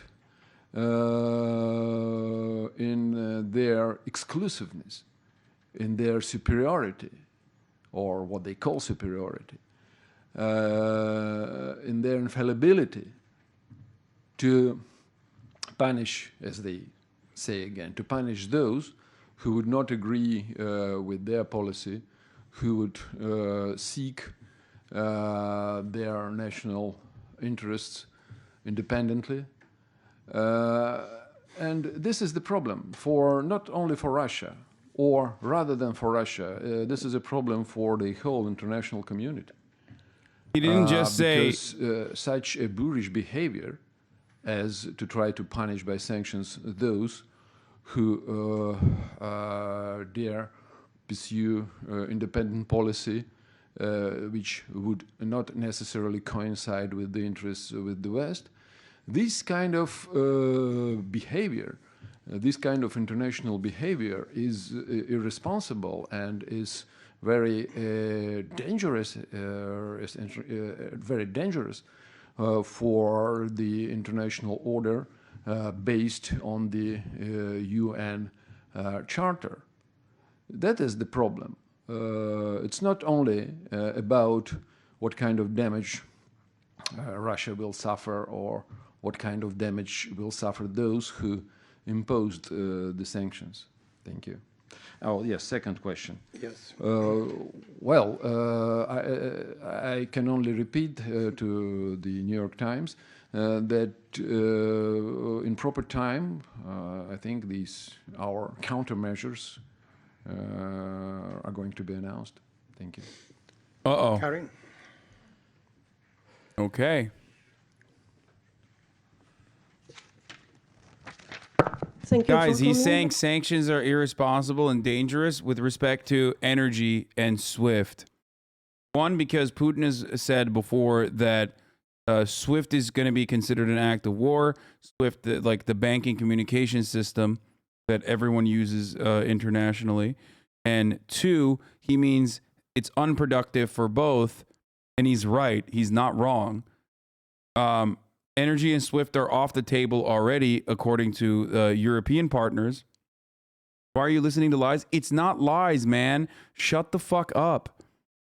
Okay? Oh my God. People have this like fucking weird understanding where they're just like, they're literally like, no, dude, we need to go back to the fucking live stream and watch like Ukrainians going to fucking work over and over again when like a fucking ambassador is currently talking about what the Russian demands are, what the Russian understanding of the situation is. It doesn't matter if you disagree with them or not, okay? You still have to hear what they have to fucking say. Otherwise, what are you supposed to do? What the fuck are you supposed to do? You just like expect Russia to like what? Get bored of bombing Ukraine and then stop magically? Because it's not going to be American military boots on the ground that fucking stop the Russian forces, okay? I think people need to understand that, like, you have to, again, this is not Afghanistan, this is not Iraq, this is not Libya. You can't fucking treat Russia with the same attitude. Shut up, fat ass, says La China James.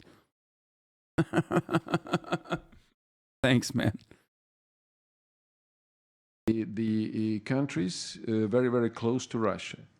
So now Russia is, the NATO is at our gates. The NATO, which first of all considers Russia as an opponent or as an enemy, which is very dangerous itself. Then maybe I have already mentioned this in this whole. Then NATO as maybe no Way to call your other viewers stupid by having such a naive baby brain take overlaid on your has a stream and then proceed to long further insult list our intelligence by putting it of on aggressive- some dumbass animated cartoon spinner box like we need some stimulation to read 5 words. Yeah, you do. Some people do, especially you, Putin's greatest sympathizer. It was actually a big war in Europe, which led to the change of status quo by force.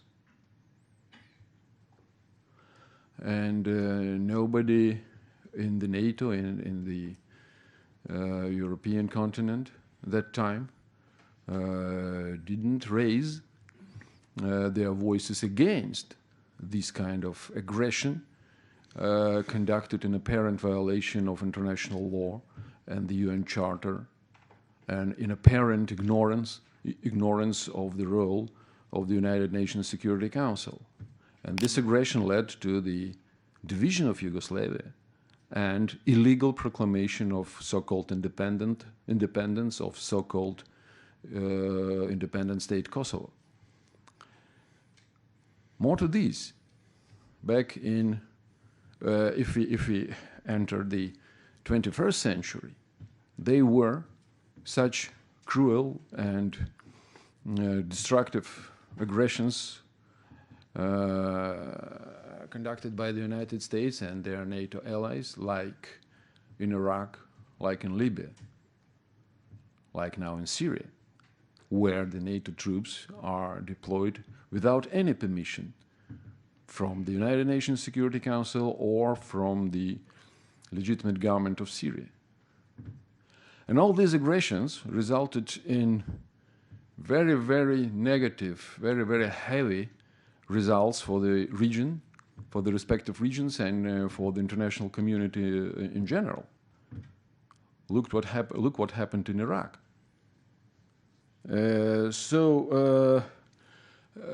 Our goal is to protect our security interests against the background of expansion of such a dangerous organization as NATO, so closely to our borders. And again, this organization started military exploration of neighboring Ukraine, supporting the most radical, the most extremist and neo-Nazi sentiments in the Ukrainian government, Ukrainian state, and Ukrainian society. That is what we won't tolerate anymore. So this is our goal, namely demilitarization and denazification of Ukraine. I think it's clear, and as the Russian officials have already announced,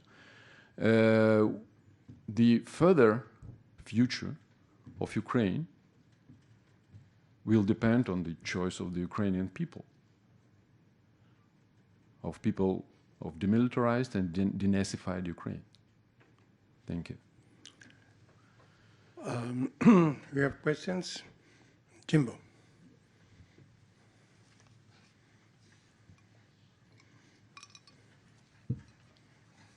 Hello, Teddy Jimbo with the videonews.com. Just a follow-up question on the Minsk agreement. The President Putin already said that it no longer exists. So is that Russia's official position that Minsk, Russia is actually abandoning this Minsk agreement? And if that's the case, and since you mentioned the preventing expansion of NATO is one of the purpose of the operation, does that mean that the ceasefire of the current military conflict requires Ukrainian government agreeing not to join NATO? Oh my God! For the ceasefire condition, and if if Minsk agreement no longer exists, I suppose you will need a new agreement. Who will be the involved party? Who do you foresee are the involved party in the new agreement to establish the ceasefire? Thank you. Okay, thank you so much, Harry. Well, first of all, it is not Russia who abandoned, as you said, the Minsk agreements. It is the Ukrainian government who actually abandoned this agreement almost immediately after signing it. And that is really a problem, because for 7 years we tried... This is true. Stop capping. Without having any productive assistance from other co-sponsors like France and Germany. And we were trying to persuade the Ukrainian government to implement Minsk agreements, but there was no result, because due to the very, very much, let's say, unfriendly position of the Kiev government, and as a result of really absence of political will in Kiev to implement this agreement. So that is not I understand that there is sort of a fashion to announce anything as a result of Russian actions, but in this case it's not Russia who killed this agreement. Then you asked about the future, I mean, about the future developments with regard to the special military operation in Ukraine.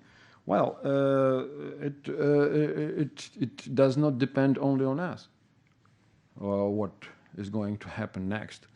We, of course, would prefer to see responsible attitude towards our initiatives, towards our proposals, towards our ideas, which we have presented during recent decades for many times, but unfortunately we haven't yet seen such...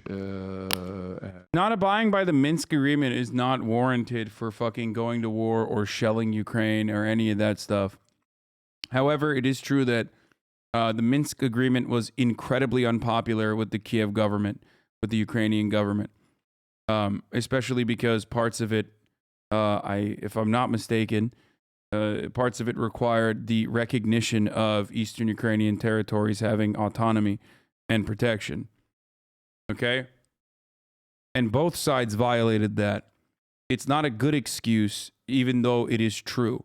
If you've looked into any of these, if you look into any of the analysis, you would realize that the Ukrainian government, I mean, there were people joking about how they're probably fucking cheering in Ukraine right now, in Kiev right now, because now it seems like Russia is the one who formally violated the Minsk agreement, even though they fucking hated it.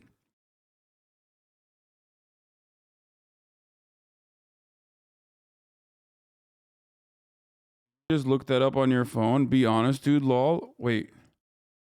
Look what up on my phone? No, I'm fucking falling asleep. I'm gonna have to... I'm ready for an ad, boss. I'm ready for an ad, boss. Why would I have to look it up on my phone? I'm on my computer. I could just like look it up on my computer. And also, please point to me an article that will fucking explain that the Ukraine... Why am I responding to fucking idiots right now?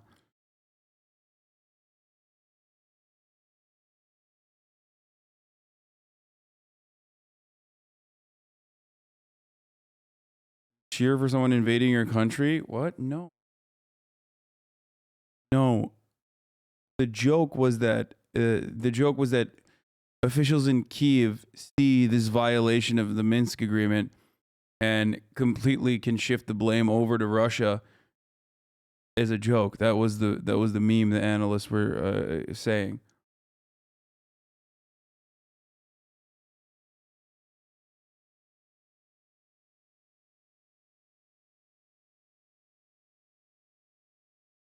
That's what the entirety of your stream is, though. My entirety of my stream is what?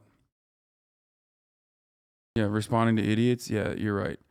Okay, listen, I gotta go. This is actually really good, but I'm fucking falling asleep, and it's 10.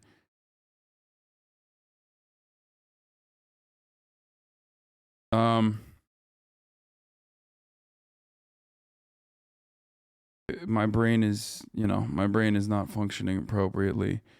I'm gonna run the last ad break here, okay?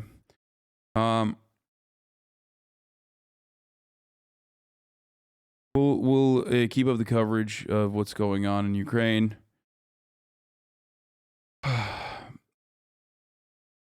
One last thing before I go. This is not good. Zelensky saying Russia will have to talk to us sooner or later about how to end hostilities and stop this invasion. The sooner the conversation begins, the smaller Russia's losses will be. Oh, by the way, for those of you who are wondering what the fuck I was doing, I was actually looking at my phone, looking at the YouTube comments. I got an email. Sometimes my YouTube comments come in my emails, and I saw that on my latest YouTube video, literally not a single person watches my YouTube videos anymore, I think. And it's just people being like, dude, you're so fucking stupid. You're taking such a big L on this. Been a fan of Hasan for over the years, and I have to say his foreign politics are big L. Man, I feel like Hasan kind of lost me as of recently. 3 hours ago, this motherfucker wrote this. It's like, I'm live right now. Why don't you come and watch? And it's so strange. Like, it's been it's been overtaken by fucking weirdos I don't even think are watching. Your YouTube comments are atrocious lately. Yeah. And I assume where they're coming from is, specific communities that are very active on YouTube that are just coming anywhere. After seeing how dog shit Hasan's been, I'm going to look elsewhere when it comes to foreign policy. Like, dude, why did you write this? Like, why did you come on my page and go through all of the fucking videos that you have missed, okay? Exclusively to go to the last video and write that. Here, look at this one, dude. Why are you scouring hate comments? I mean, I know it's just so fucking weird that people have nothing better to do than to go. It's even spread through your Reddit. It's a cesspool. Yeah, I've been noticing it's been hella toxic. Even clip channels are being annoying and commenting in the description on how you're wrong. Why are they clipping me then? If my own fucking clip channels are clipping all of my videos to make money, why are you fucking clipping wrong information then? If that's the case. And then fuck you, dude. Don't make me DMCA your bitch asses. I will destroy the Hasanabi Clips industrial complex. I will make what Russia is doing to Ukraine look like little kisses to the Hasanabi Clips industrial complex. Do you understand me? Motherfuckers are literally posting my YouTube videos from my fucking Twitch, stealing this shit because I allow them to so they can make money off of it just to make me look fucking bad or shit on me. What the fuck is this? I'm going to look this up. I didn't even know. I haven't been on YouTube for a long time. Okay. And Philip DeFranco made a YouTube video, so I'm sure other people are fucking coming over that, off of that too.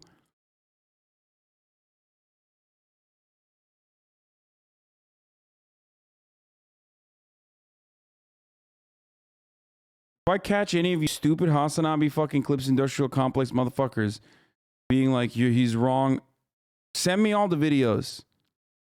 Okay? Send me all the fucking videos of the Hasanabi Clips industrial complex talking shit. And I will fucking destroy them. I will purge them. Okay? Yeah. That's right. If you want fucking decommunization, I'll show you decommunization. Hasanabi Clips industrial complex. You understand me? I'll make you understand what decommunization actually is like.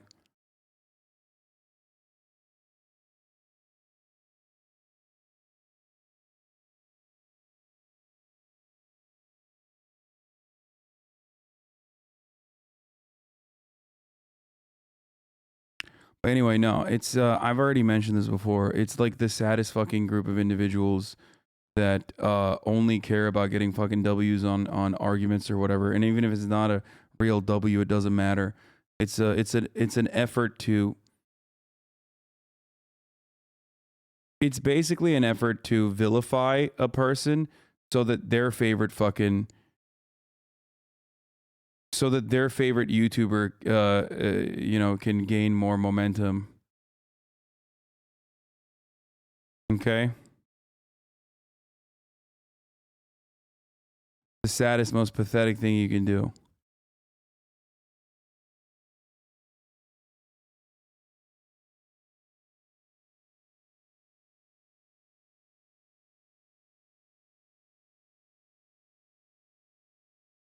Anyway.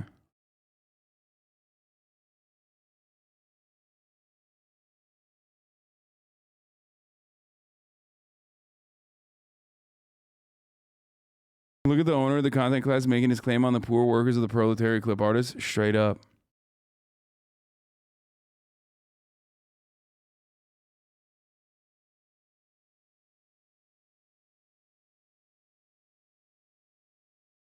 Hopefully tomorrow we will do some fucking Elden Ring.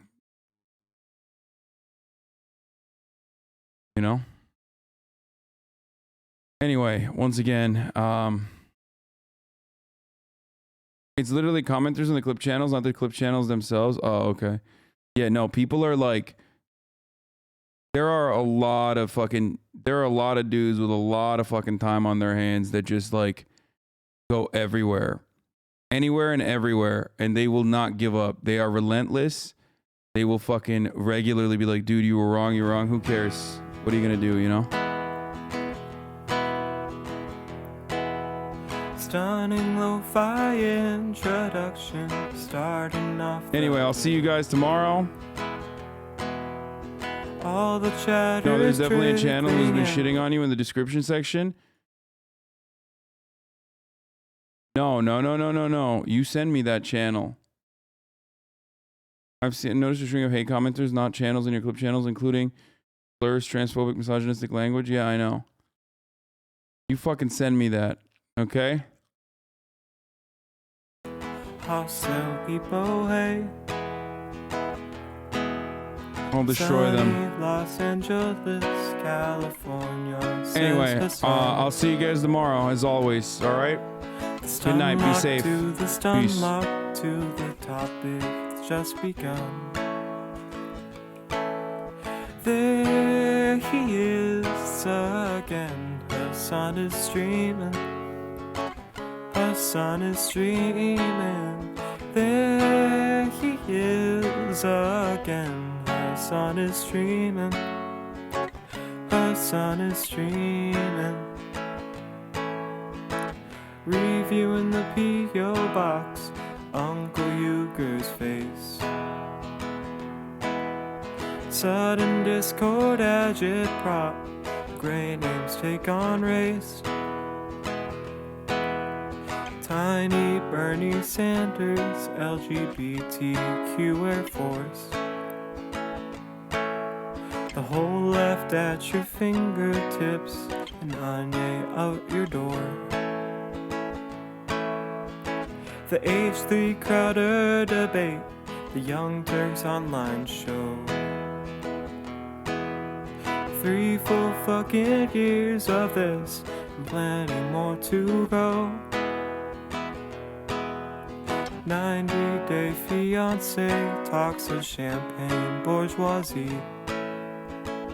A Trump rally live reaction, a mass riot in DC. There he is again. Hasan is streaming. Hasan is streaming. There he is again. Hasan is streaming. Hasan is streaming.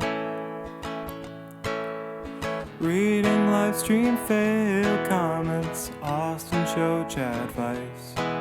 In all the ways the right-wing pipeline can suck you in online. JCS react lord, frame gets broken, cover blown. A full-blown mass pandemic, months of streaming in your home. Total radicalization coming out to find. The system you were taught to trust in was broken the whole time. All these daily streams, whether big or whether small, have helped me in so many find some meaning through it all. So there he is again, the sun is streaming, the sun is streaming. There he is again, the sun is streaming, the sun is streaming. Hey, what can you say? The 3-minute ad is through, but he'll play no pig so soon. You wait. Say, hey, what can you say? Hey, the 3-minute ad is through, but he'll watch 90 Days soon. Just you wait. Ba-da-da, ba-da-da, ba-da-da-da-da-da. Hey, what can you say? The 3-minute ad is through, but he'll debate view soon. You wait. Sha-ba-da, sha-ba-da-da-da-da-da-da. Hey, what can you say? Hey, the 3-minute ad is through, but he'll beat Nameless King soon. You wait. Oh shit, he already put. Oh wow. Hey, what can you say? The 3-minute ad is through, but he'll stop with that break soon. You wait. You wait.